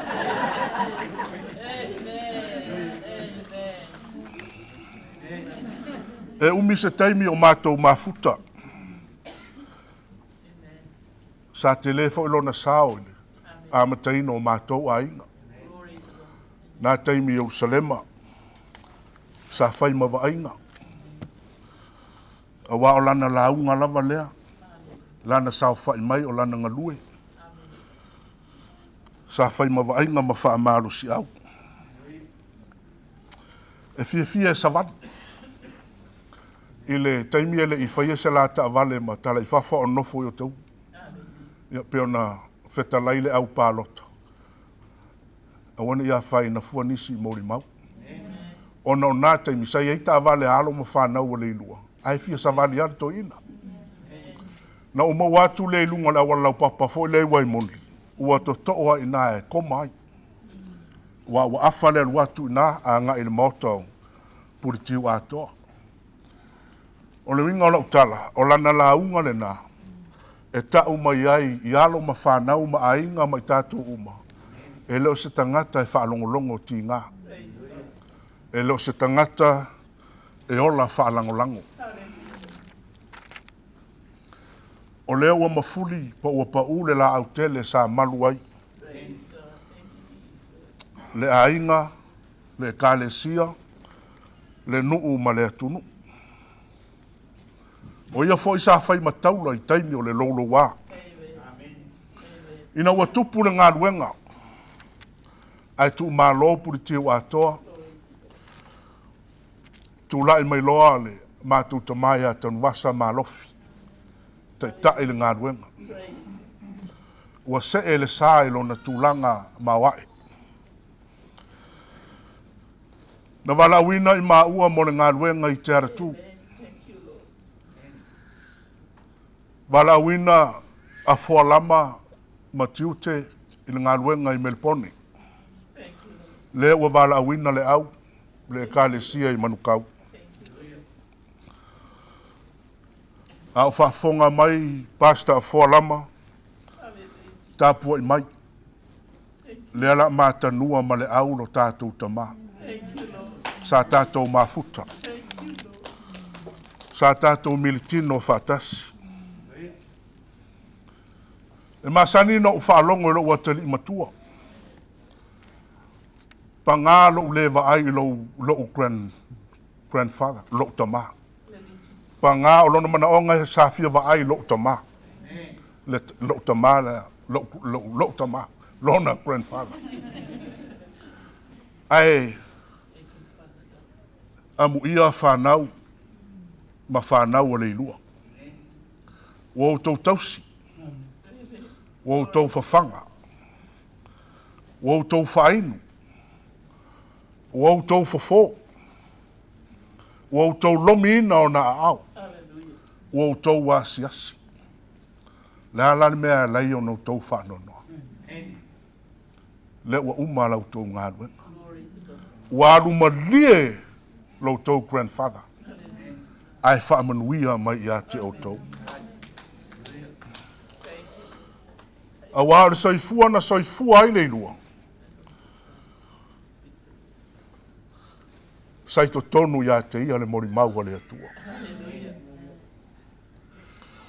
Sa te talo mo le au whai ngā ruenga. Sa te talo mo le ekalesia. Sa te talo mo ainga. Te lelo na sao le nei atunu. O le winga o le te leo le sao le ilua i le atunu. O whanau, ma whanau ala na whanau. O le toi tangata i o le ekalesia o au. I vas futolu tau sanga. O ia o le toi tangata. Whaamaise ma whaamawhanwhana le atua i le au au. Le atoa i New Zealand. Lau sunga le au ma le wharitua. Whawhengainga malolo, manu malo ma le wharitua ma le ekalesia i manukau.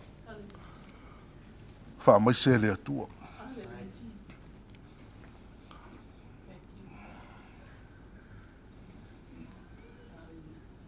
Amu ia le ilua ua malanga atu. Au lo to tonu ia te ia le mori maua le atua. O lo mo mori mai lo faanga o le faa o le ekalesia. Le ilua ia e maisa le mamalu le ainga. Ma le sauninga o lo faa manuia mai ma faa manuia mai. I toi taimi o lo tātou tamaa. Ona fo i leo le tala i le tātou launga.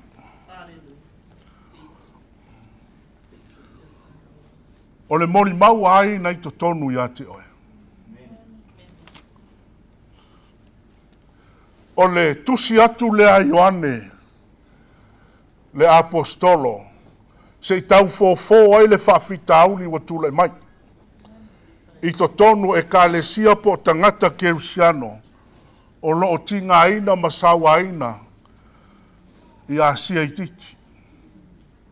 E leo whapitoa se e kalesia o ave ai, so o se e kalesia, so o se kerisiano, o ave i ai le tusi a Ioane. O Ioane lea sailuma o le sa taulo lo tato wari.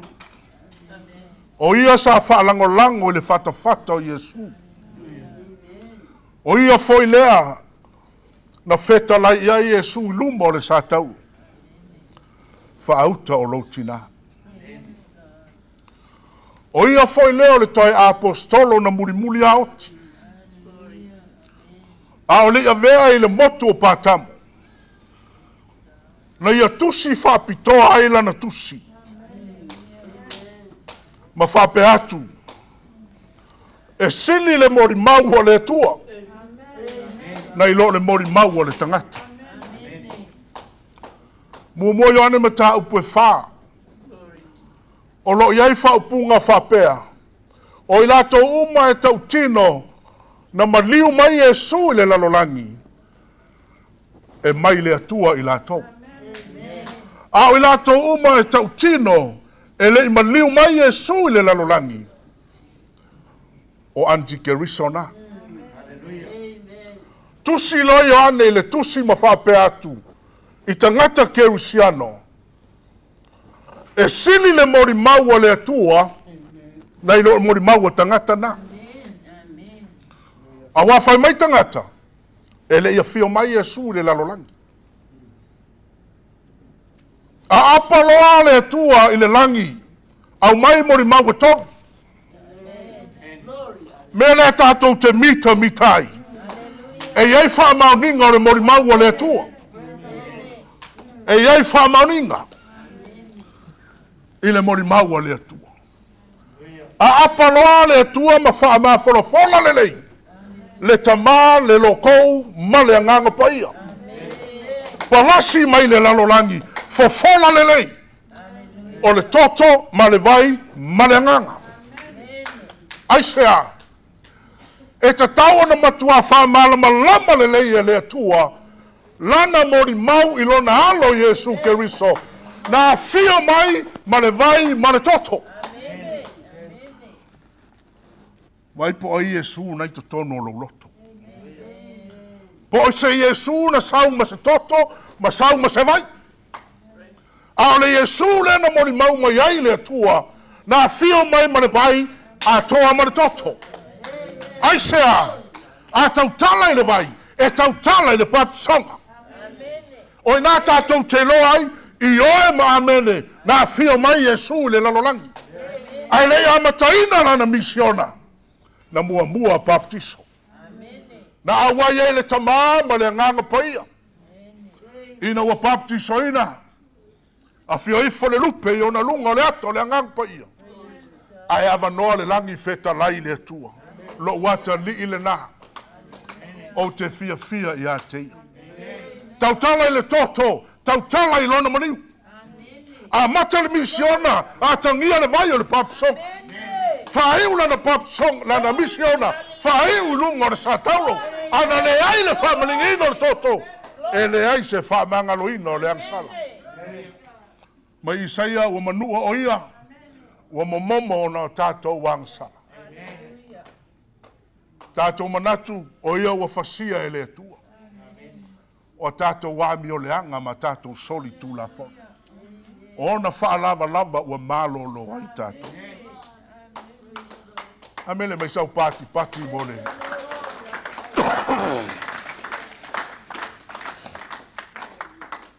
Ai atu le tilo fo ile yoane mtau po sumreiva. Pa wale le mori mau. Fa mai na vai atu tangata tau o lo tutu ilo na itu. Na o Yesu ana tafe mai ele toto mare mai. Amen. Oi to tonu ya te oele mori mau le atu. Mori mau mai le atu ai lona alo. A fai ele maliu Yesu na te au na iai. Fa urfale le mori mau le atu. O lea lava i le lalolangi o le antikeriso, o lona winga o le tetee i le atua. A whaila e leo ia i tātou le mori mau. O tātou uma o anti. Tātou te tetee i le atua. A whamai le atua o le e le talitonu le mori mau. Ua tau peloina le atua. Le aise pe pelo i fofonga yoga. Na mori mau ale atua i lona alo mai lava le amatanga o le tūspaia. Tūse ke nese mta upus e toru fai upus suma lima ina ua feta lai le atua. O le tamare fine na te tui momomolo. O inaia o le ata o Yesu Keriso. Sau le angelu fai a Maria fa auta o le ato oi. Fa anau le tamatane te fai ngoa i a Yesu. O na winga. Emmanuel ua ia i tātou le atua. Le mori mau lea sa ia Leilua.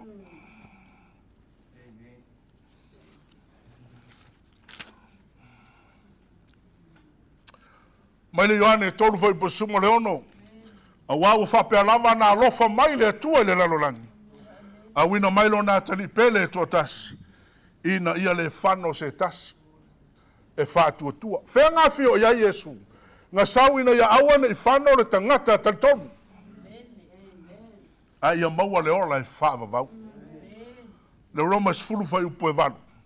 O le ua fai mai, ua lata ia te oele upu. O ilo ngutu ma lau loto. O le upu leo le whātua tua o mātou tala i atu.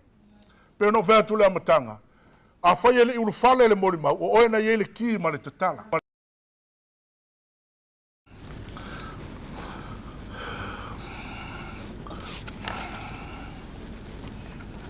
Whoever believes in God's Son has eternal life. That's all we need. You don't need to wait for eternal life because it's begin the moment you believe. O le taimi a te talitonu ai matalia ke riso. E te lefa atali se e tu malope o Leilua, o na e maua leo la e whavau. E tu sa ma le a o mai a le atua. O le taimi e te talia ai ma e talitonu le mori mau a le atua. I lona alo. Ua ia te oe le ola e whaavavau. You don't need to work for it because it's already yours. Te le toi whai eise sing aluanga nau o ina ia oe.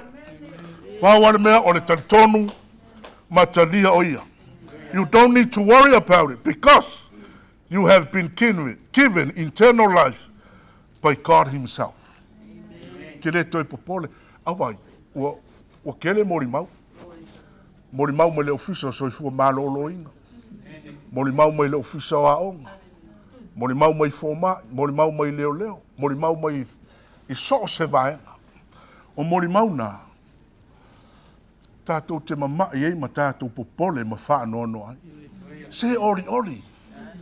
Ori ori o li mori mau a le atua. O le wa ia te ia le alu. Ua ia te ia le ola e whaavau. Wala matanga le atoanga le whaiu. O le ua ia te ia le mori mau. A le atua e ala I lona alo. Ua ia te ia le ola e whaavau. E le whai mai ua ia te ia le ola. Le ola e whaavau. Ioi, mau e fwoi mari whautuanga I. A wana I toi mori mau se si tāru sia ia maua sa wawa no. Le ai, e le toi whaia le nā mori mau. O le ua ia te ia le mori mau a le atua, ua ia te ia le ola e whaavau. E le o whai mai, o le ua ia te ia le alo le atua, ia se I loa pe iai so nā mano I le langa. Pati pati mori mau a le atua. Aleluia. E se le leo Yesu Keriso.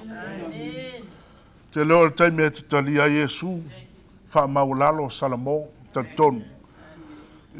Ua vea oi matangata fau. Ua mawai mea tuai, ua whaafauina mea uma. Mea nana whaetua Yesu I ona so e tos fulu ma le lua. Tau te fia o fo I mautou. Ona o le vevesi I le tino ma le toto le li. Le talitonu e le. Alfitalai ngā ia Yesu e wha le nganga. Ia e peitai ua si ai le fesili ma vevesi ai. Whamaitala tuspa ia o mai ne ia ele I toi o mai so o ia. Mai lo Yesu I ona so e to suma le lua. Tau te fia o ese fo I mautou. A whamai pete ia maku ia ngai a te o e upo le o le tau. Aleluia. A wā o le alo o le atua. O lo o mori mau mai ai le atua. Le ala se me tau na tātou whaia le nei. Awa uli. Au tātou I sau ninga muri o se o tātou tama. Wharinga e tolu whai upo e luas furu. O te tu atu le pui o lo. Pui ma tu atu. Ai se tasi e whaalongo mai lo leo. Ma ta tala mai le pui o te ulu whale atu I a teia. Ma te tali sua mai o ia foi ma. O lo tu Yesu ma tu. Whaulu whale le mori mau. Ai se ilua tali sua. Se fesili mai Yesu I a te oi.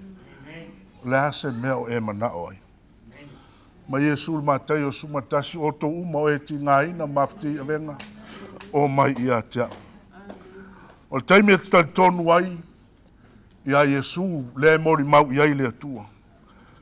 Taimi fo le nahe vei oe masuli o le atua. Suli whaatasi ma Keriso. Ioane ono whai upa tolu sumareiva o le nei foi le finangalo le tama o le wa awina mai au.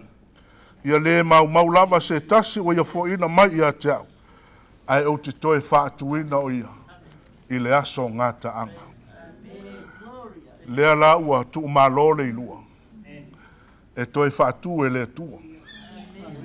I le aso ngata anga. I le ngata le nā.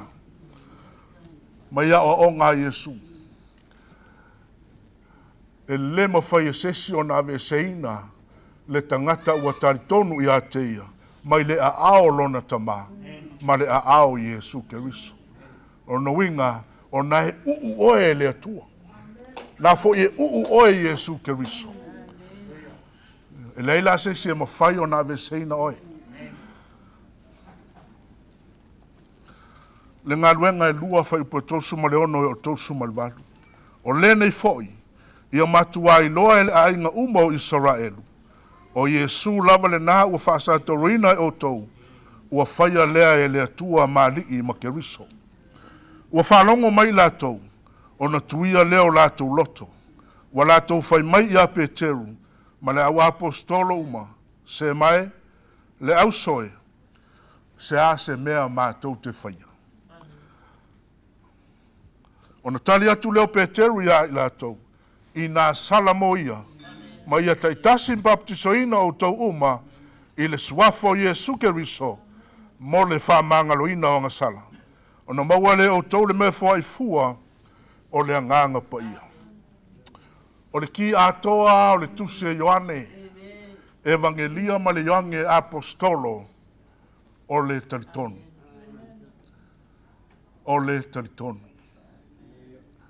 A whaia tele o mauti noa, wa ia te oe le mori mau o le atua, tātou te maua I le ola e whaavavau, tātou te sa o loto ai, tātou te oli ai, le to iei se tangi pe aha o le taimi a fio mai ai, si tia I tātou le manuia o tātou tau mawhai atu iai. Le to iei se oi, le to iei ni mai, le to iei ni whaano noa. Le to iei ni teste whaia. O le apu tino I tui.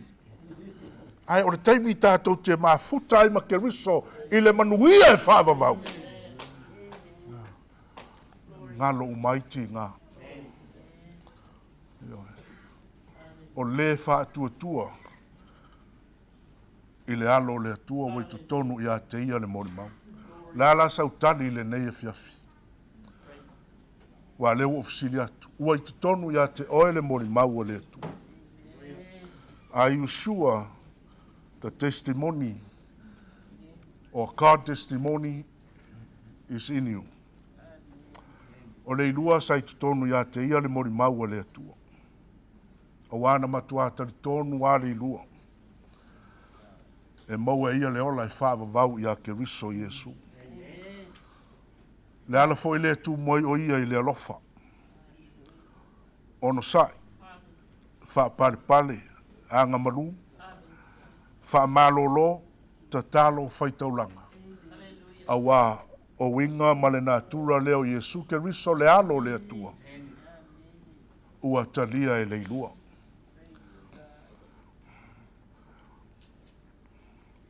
Awa e mauti noa wa I tutonu ia te oe le mori maua le atua. E ala I lona alo. Tātou tūlai.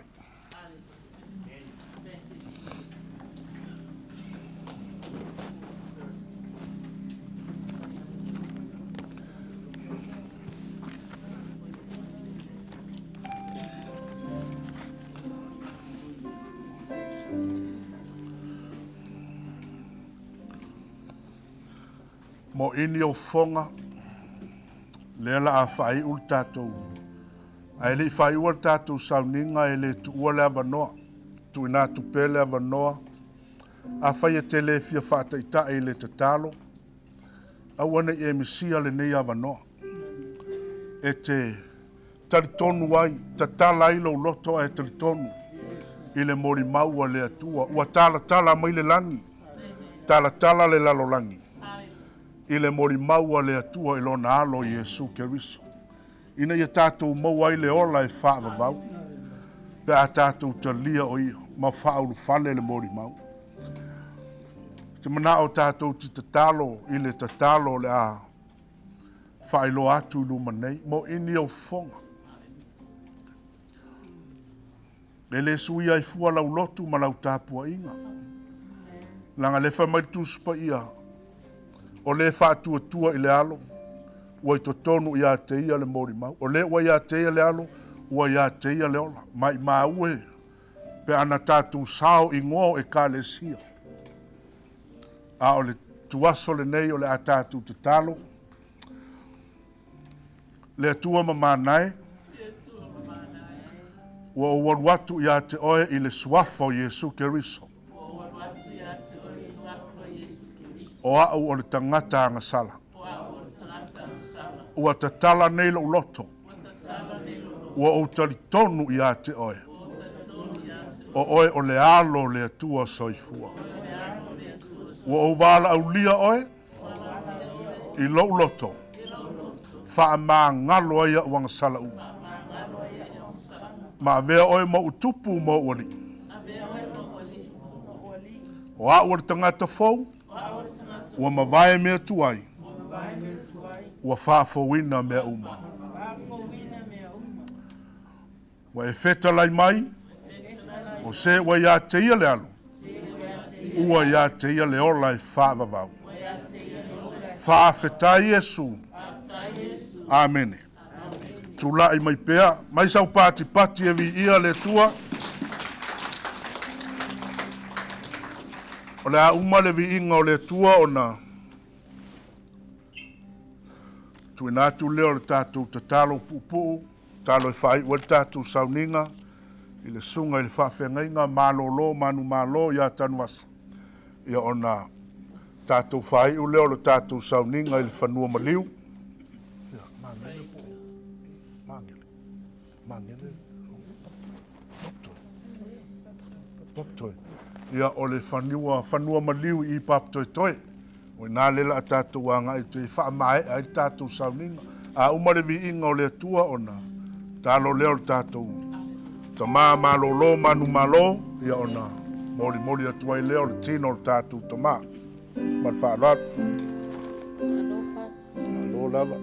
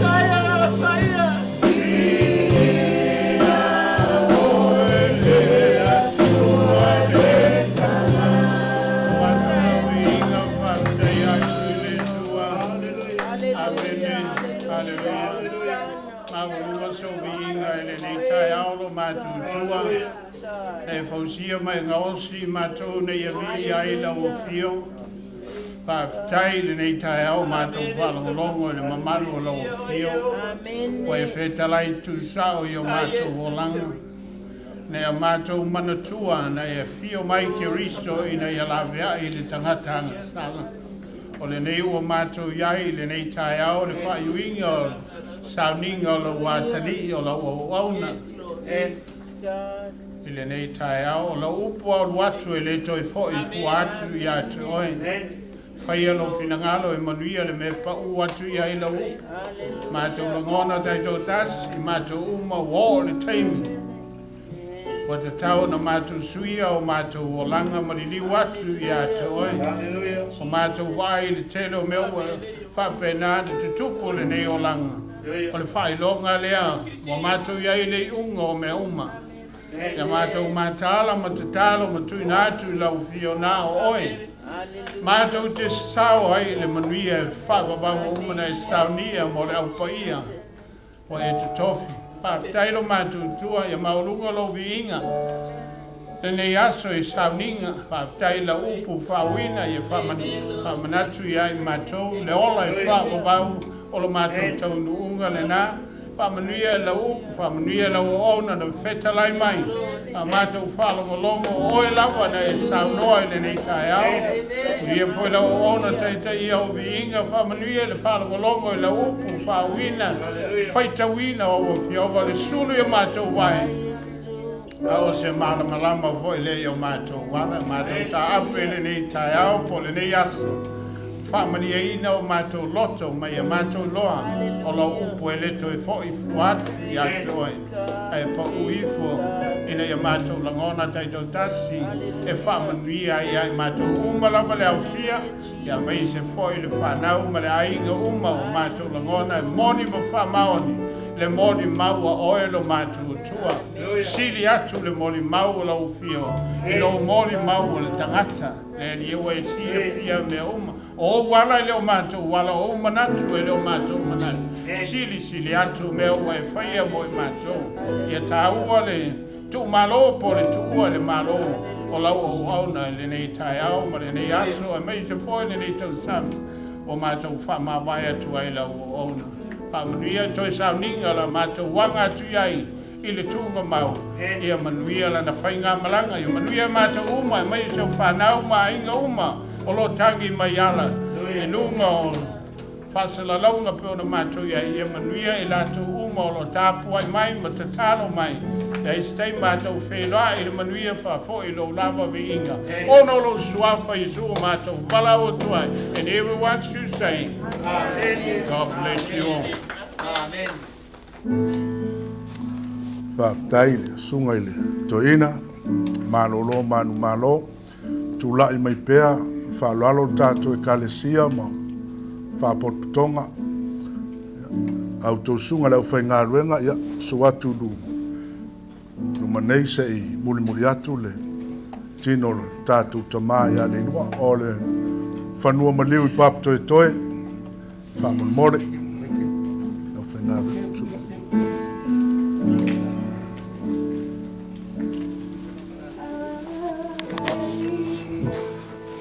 Oh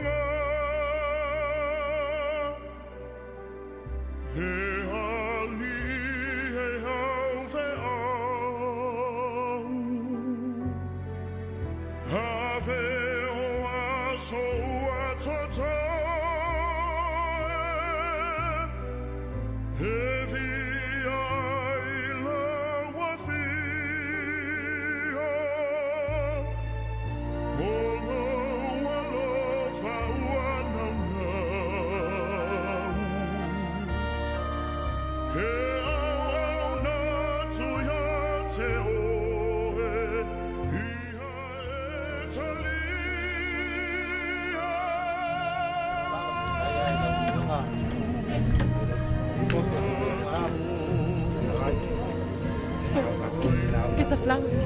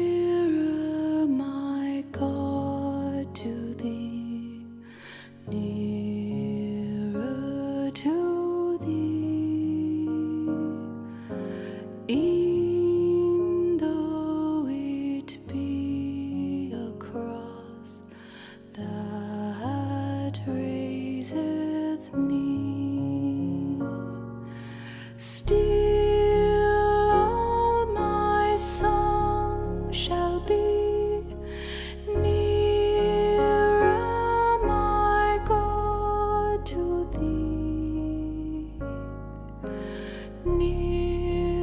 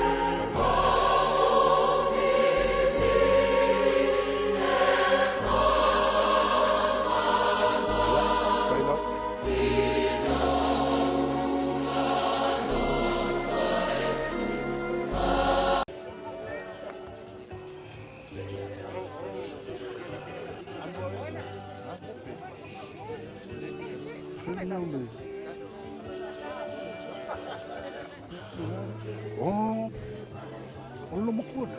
Ono daw ka ko man.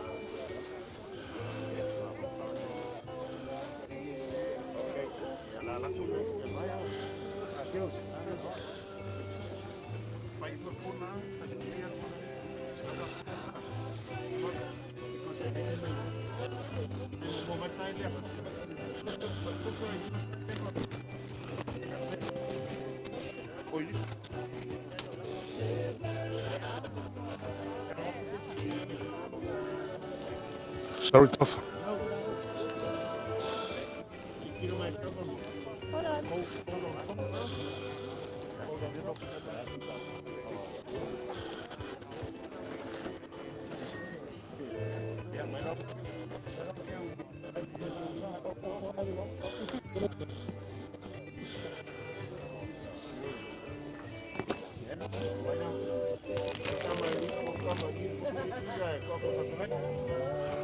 Tai.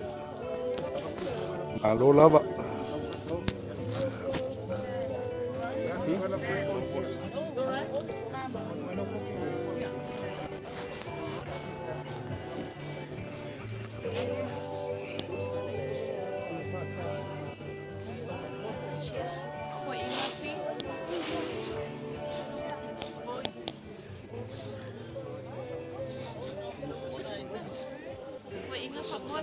One more here.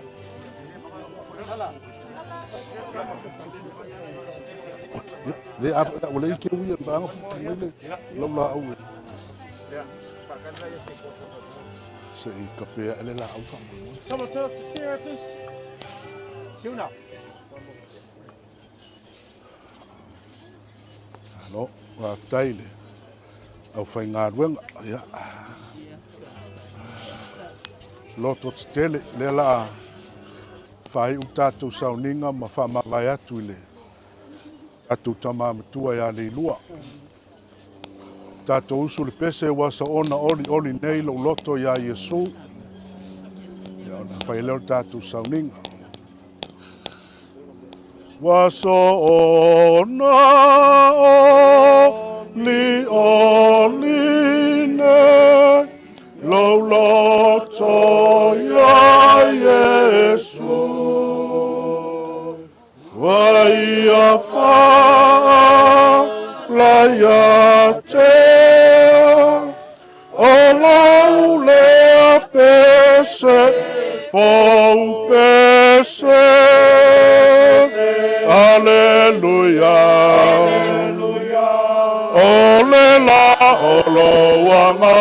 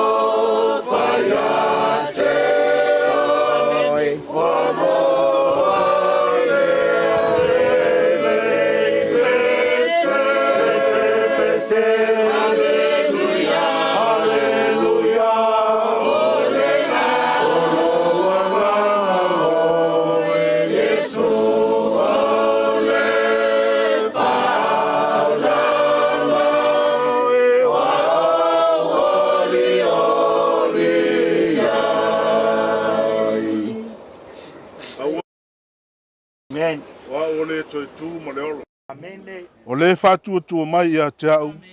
E ui noti ai ola pe lava o ia.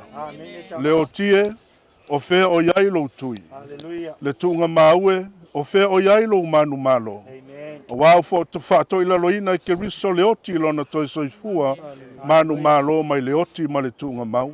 Amen. O mau tu nei lo tātou wha mo e mo i le ola atali i tu atu o le tunga mau. Do not be afraid. I am the resurrection and the life. Whoever trusts in me will live forever. Death, where is thy sting? Grave, where is your victory? Blessed be the name of our Lord Jesus Christ, for he has conquered death, and he rose again victoriously from the grave. Now our hope for everlasting life is assured beyond the grave. Amazing grace, how sweet the sound, and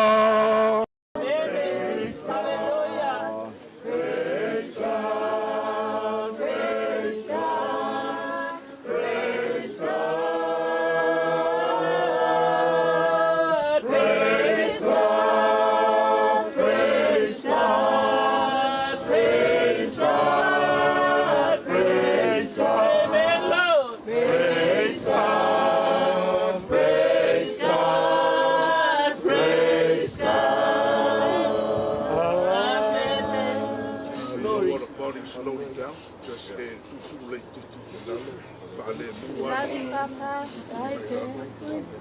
Ono le pule tua. Waia ami aile nganga o lo tātou tamanei. Tātou te tuina tuai lo na tino i le tunga mau. O le ele i le ele. O le lefu. Ma le fuefu.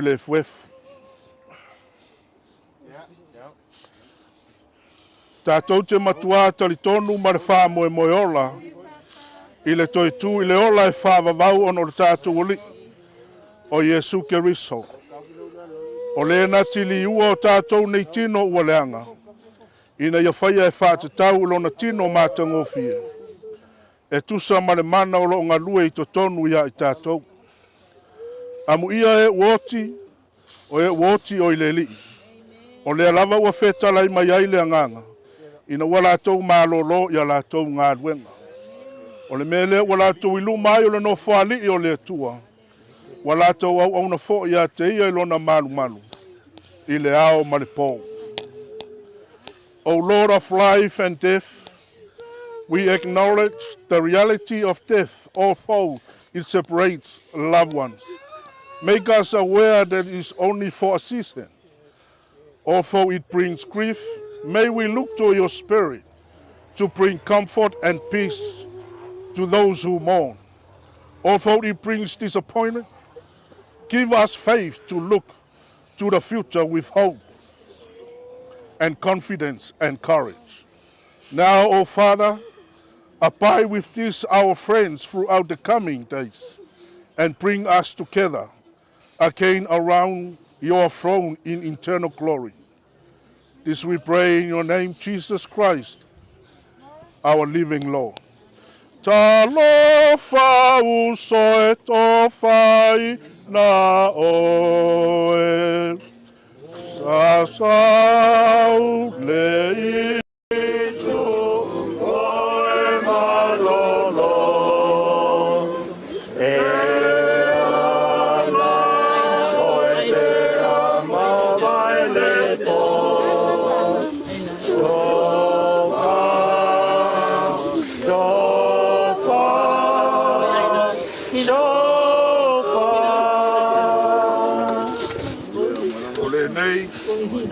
ia te ia na te mawhaia o na leo ia te autou. Ina nei pāu, matu inatu ia te autou, wa le kōna i luma o lona lava mamana, ma le fia tele. Ia le atua poto e toa tasi no tātou paola. Amen. Le vi inga ma le mamanu. Amen. O le malosi ma le pule. Amen. Nei o na pō, ma i o i le whaavavau lau. Amen. Ia manuia lau malanga Leilua.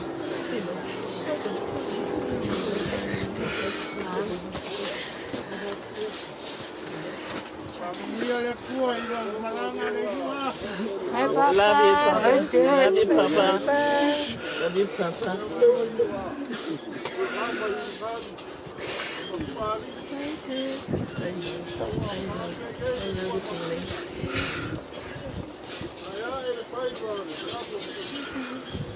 Nele ia me ira penga venga tolo le lu le kike pa ku ke ka me le penga venga ile ama bolea le kike pa ka ku bolea ya ku me ira penga venga ile ku le ko le sai e me le penga venga le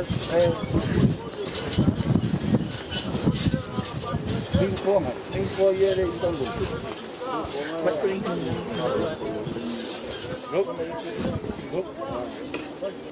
dan lasik mai mo takut ka ai mane le ku ko pa mo bol mai ke mai lo penga ben bol le la ben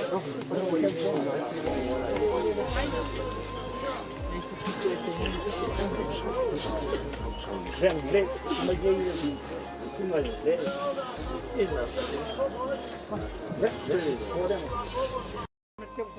Bon puipuinga, ele kakaloma, fama luluak, ia mapuangeia. Kau apa ngoi nga ya kawan manga uma marfa moi o kako kama ya lela sai kau mafayak o nga kako ka ape le malenga nga falo le pole. Ia te waku ngingo foi ngā kare whafo e au whinga ruenga. Ia ale. Ia, sa ungi mai kia kō ngā lo ngā.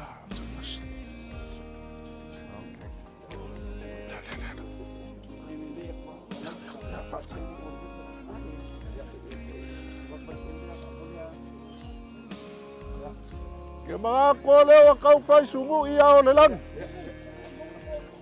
Inga ua whakau malama le ama ngai uku mai. Ia, lala i lalo langa longo. Wa pea ua foi le whanga moanga. Aor kako kai ao ngaliu ngalua. Awa le susu ale au whaingalong kofi ale kua.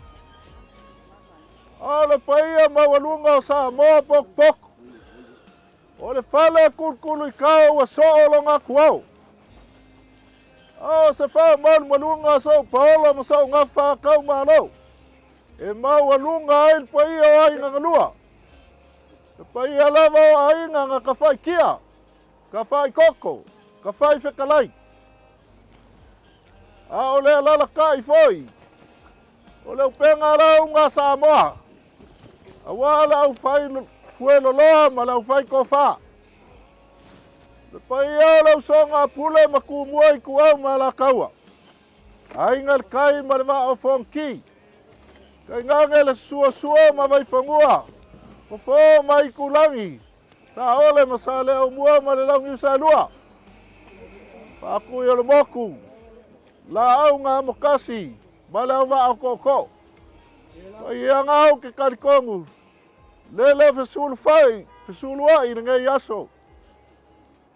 Oi ngā mangaku. O la ke falka wala. Ma kou mangaku ifo. Ma kuar kulanga mangu. Ai fio mai makala mai au. Ka kou ke pakpakia. Ma wai whakasi. Wha mamalu ai le kau mawai aku. I le kamau ngei ainga. Ale ngā lese ngolo kou fio mai susu mai makala mai au. E le ku mau alunga le wha moi moi le aso o mākou kamaa. O le mea lea e momoli aku lea nganga whaafkai kele. E leo ia i mākou se aulo, ma se alio. A o kakalo i lea kua, ia mangufa aifo mai langi, longa whinga ngalo. E whaanga wha o loa i ngai ma whaakumu le uku. A leo kou whaafa lea kua, a wā longa whinga ngalo pa ia. Ka wasu i ngai pēa le vai o le ola. Ia ma whaape ngaonga wha maa whanga i ngai a inga.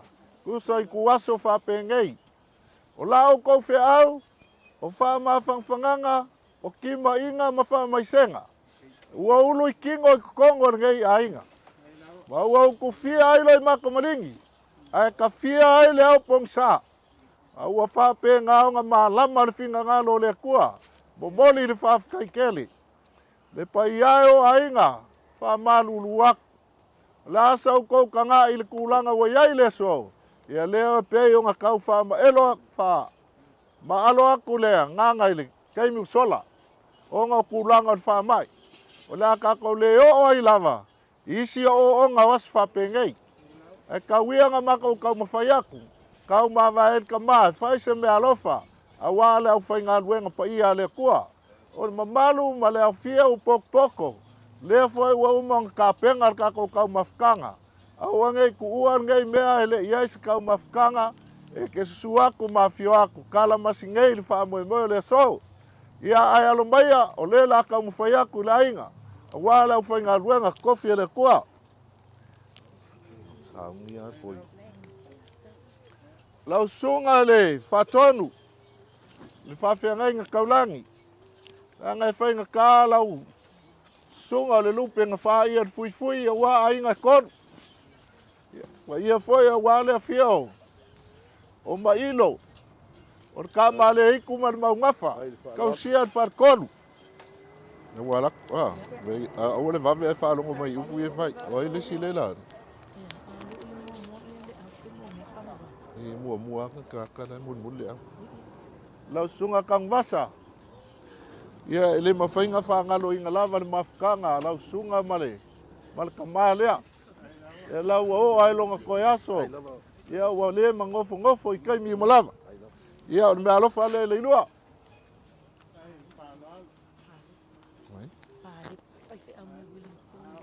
Ia, lau sunga whaiwhiau mai Wellington. Sunga palepa. Ia, o mea alofa fo i lea al kama.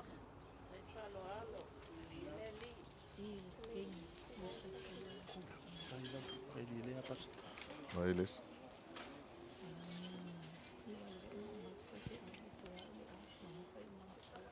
Ia, lau sunga le au. Ia, e ui au ka ua le uso ma le kakamaria. Ia, ai le ka ia i fale ngā ruenga le kua. A malu ai fale, malu foi fafo. Ia, o le mea lea, ia alo mai. O le mea alofa le i lau sunga le. Lupe fale le kako wainga. E te wamon mo le au pe ei se whaiwhi au ke ua.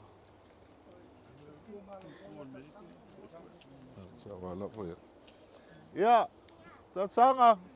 E le whangalo i ngā lava oi. E ua kau mamau aku oi kua ngā. Ia, lewa. Uak. Ia, alu lea sa mako kala. Kau ngā whamanguia le kua. Kou sunga i whawhiangainga. Ia, e le koe kau. Kau whala e ia le maosfia. E ua o kou sunga lava. Ia e whalango aku i aiso mako manguia. A o lea kua pule kikele. Ia o lo ia silisila ma whamasingo lau kou ngā luenga.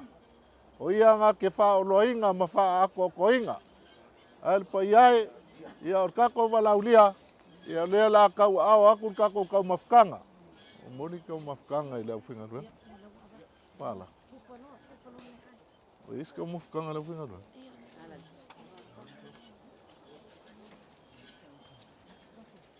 Fela la ya nungai. Wo fela la wa lu ina kama kan e ave I whinga luenga po.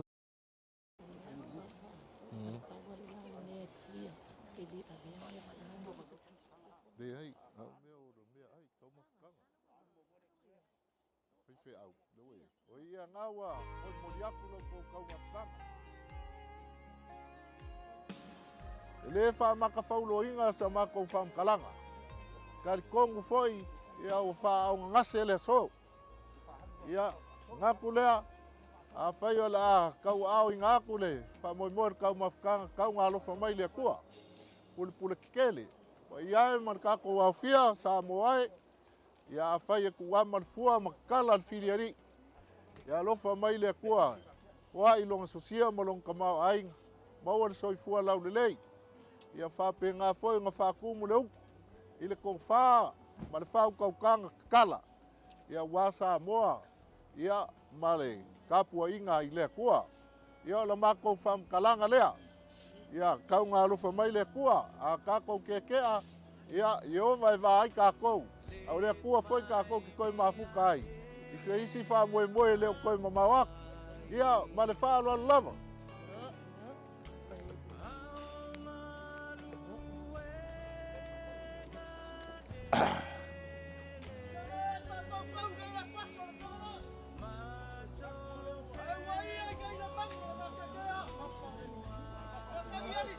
Esse é la por lá.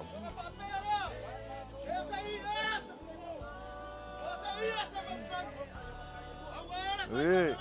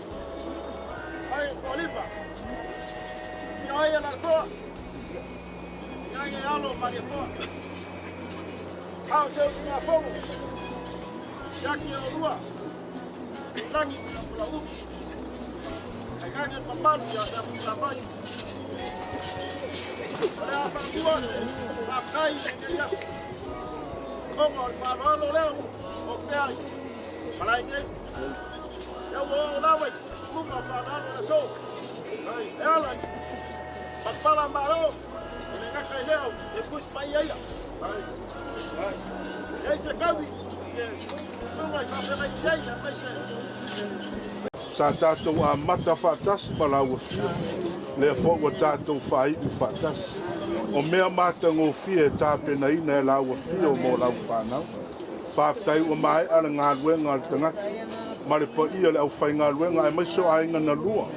Ma sa moa poto poto. Tui nātu le tino lo mātou ta mā. Ona no foanga mau e whaatale ai le aso. E li ai le pū a le tua ma le leo le angilu sini. Ona mua leo na toi tutu o Leilua ma e o talitonu i atu ai krewisi. A wa e na i mātou whaatasi. Mātou whaafo i ai leo le vi inga ma le whaane tanga. Mātou wala au le atua o mea ua whaatino le ni aso i pa io a inga na lua. Te talo iovo i rai oi o le atua e te au maia. Te talo iau wha mianga i matua wha tutumu. Ma wha a toi mea o toi sea ma wha ngau ngawini. Ona o le vaa ai ma le sila i pa io a inga na lua. I la ua fio ma lau fina ngalo. Mātou ta talo i matua wha manuia. Le ngata i le tino ai sili la le nganga. Talo wha manuia i whanau o Leilua ma whanau o lana whanau. Mai se le sunga le wha whengai. Ma malu i pa io a inga o e na whai mai le mamao. Mātou wala au atu le atua wha manuia i a i lato. Whele aso e toi fo i mataliu. Ia iailo wanga le leilo mātou. Ia te talo fo i wha manuia. Le kane sia i manukau sa anga lue ma au nai lau au. Ia e lei lava se me to i wanu la mātou ngā ruenga. Wao loo soi fua oe le atua. Whamanuia e lau au auna. Whonga o le nei aso, ia pālota, i le au pālota. Ia whaaftailo mātou wa tua, te lilingi, whaatumu, whaata mao a inaina, a wale leo ina a ina. Nuu mane e kālesia. Whamanuia i le loa wa fia le nei aso. Mas foi tamama, tina mātua e kālesia SS. Mai tau umalawa la mātou sauni e tu ua le nei no whanga.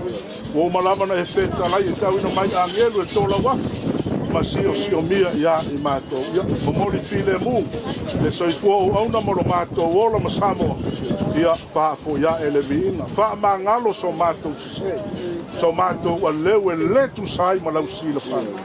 Ua mātou whai e le nei aso. Ia, tu mawatu lau viinga ma le whane tanga. Le whaaftai ma le whamanu. Ai tu mau mai lo manuia ma lo lofa ma le taitaina le nganga pa ia nei se o le fava vau lau. Amen.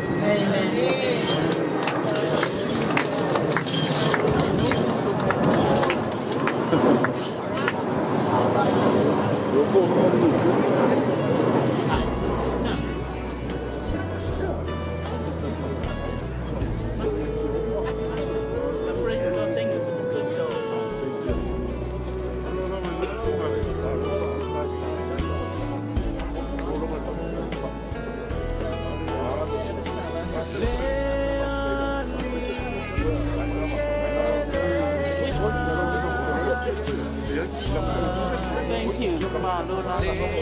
you.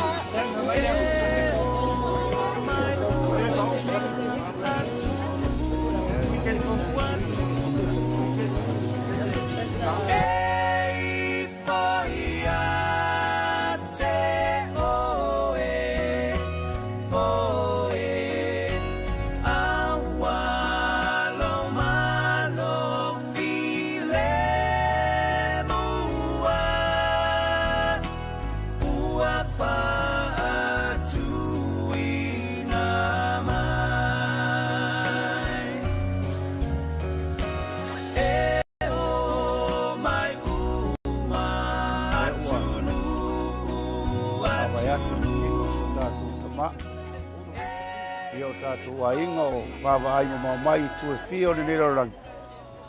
Pawhitai tau te talo. Pawhitai fo i mea lofa na tau fwai. Sila fia e lea tua. Lofa ngia e lea tua. Toi whātu tū meo tau whangau ngaoina. Mai se fo i o. Ka le sia taitasi. Sunga i whawhengainga. E mai se lava e ka le sia se o mātou tamā ia Leilua Misipati. Ua maranga se o mātou tamā, ai ua eise sui. Fua leo ana ngā luenga, ua pale mai, e au tā whao Misipati. Ua vea ma, pai whi au fōi. Teita ia fōi lei tūar ngā luenga. So soani fōi ai. Tamā mālolo ia tanuwasa e mai se fōi. Partua ia tarsanga putiu atoa. Ngata ile mole foi whawhitai. Ile stene ole Emmanuel. Ui lava ua le awai mai ono nisi fuafuanga. E mātou te tali tonu. Mātou mawhanwhana i tau te taro. Mātou tali tonu. Uina le awai le tino. A ole anganga. I ia ile atua nei aso. Whawhitai fo ia inga o mai mua mamamai. Tai fo ile. Whanau o whaatino ai fo nei awala whaona po nei. Ia tari ia Wayne, ia maise o sita, maise o whanau o ila o ngamana. Sa unia nei live stream. Pawhitai fo le sunga ia karifa mane whainga luenga. Tau anga lei fo i whaatino nei whaamoimoi. Ia lo whangia le atua. Maua lo soifua. So soani ai fo i nisi o ainga. Por kalame whapenei. Wana le se ono lava, lau company malau. Ele ma fai ona mātou wawai atu. Moli mau nei aso.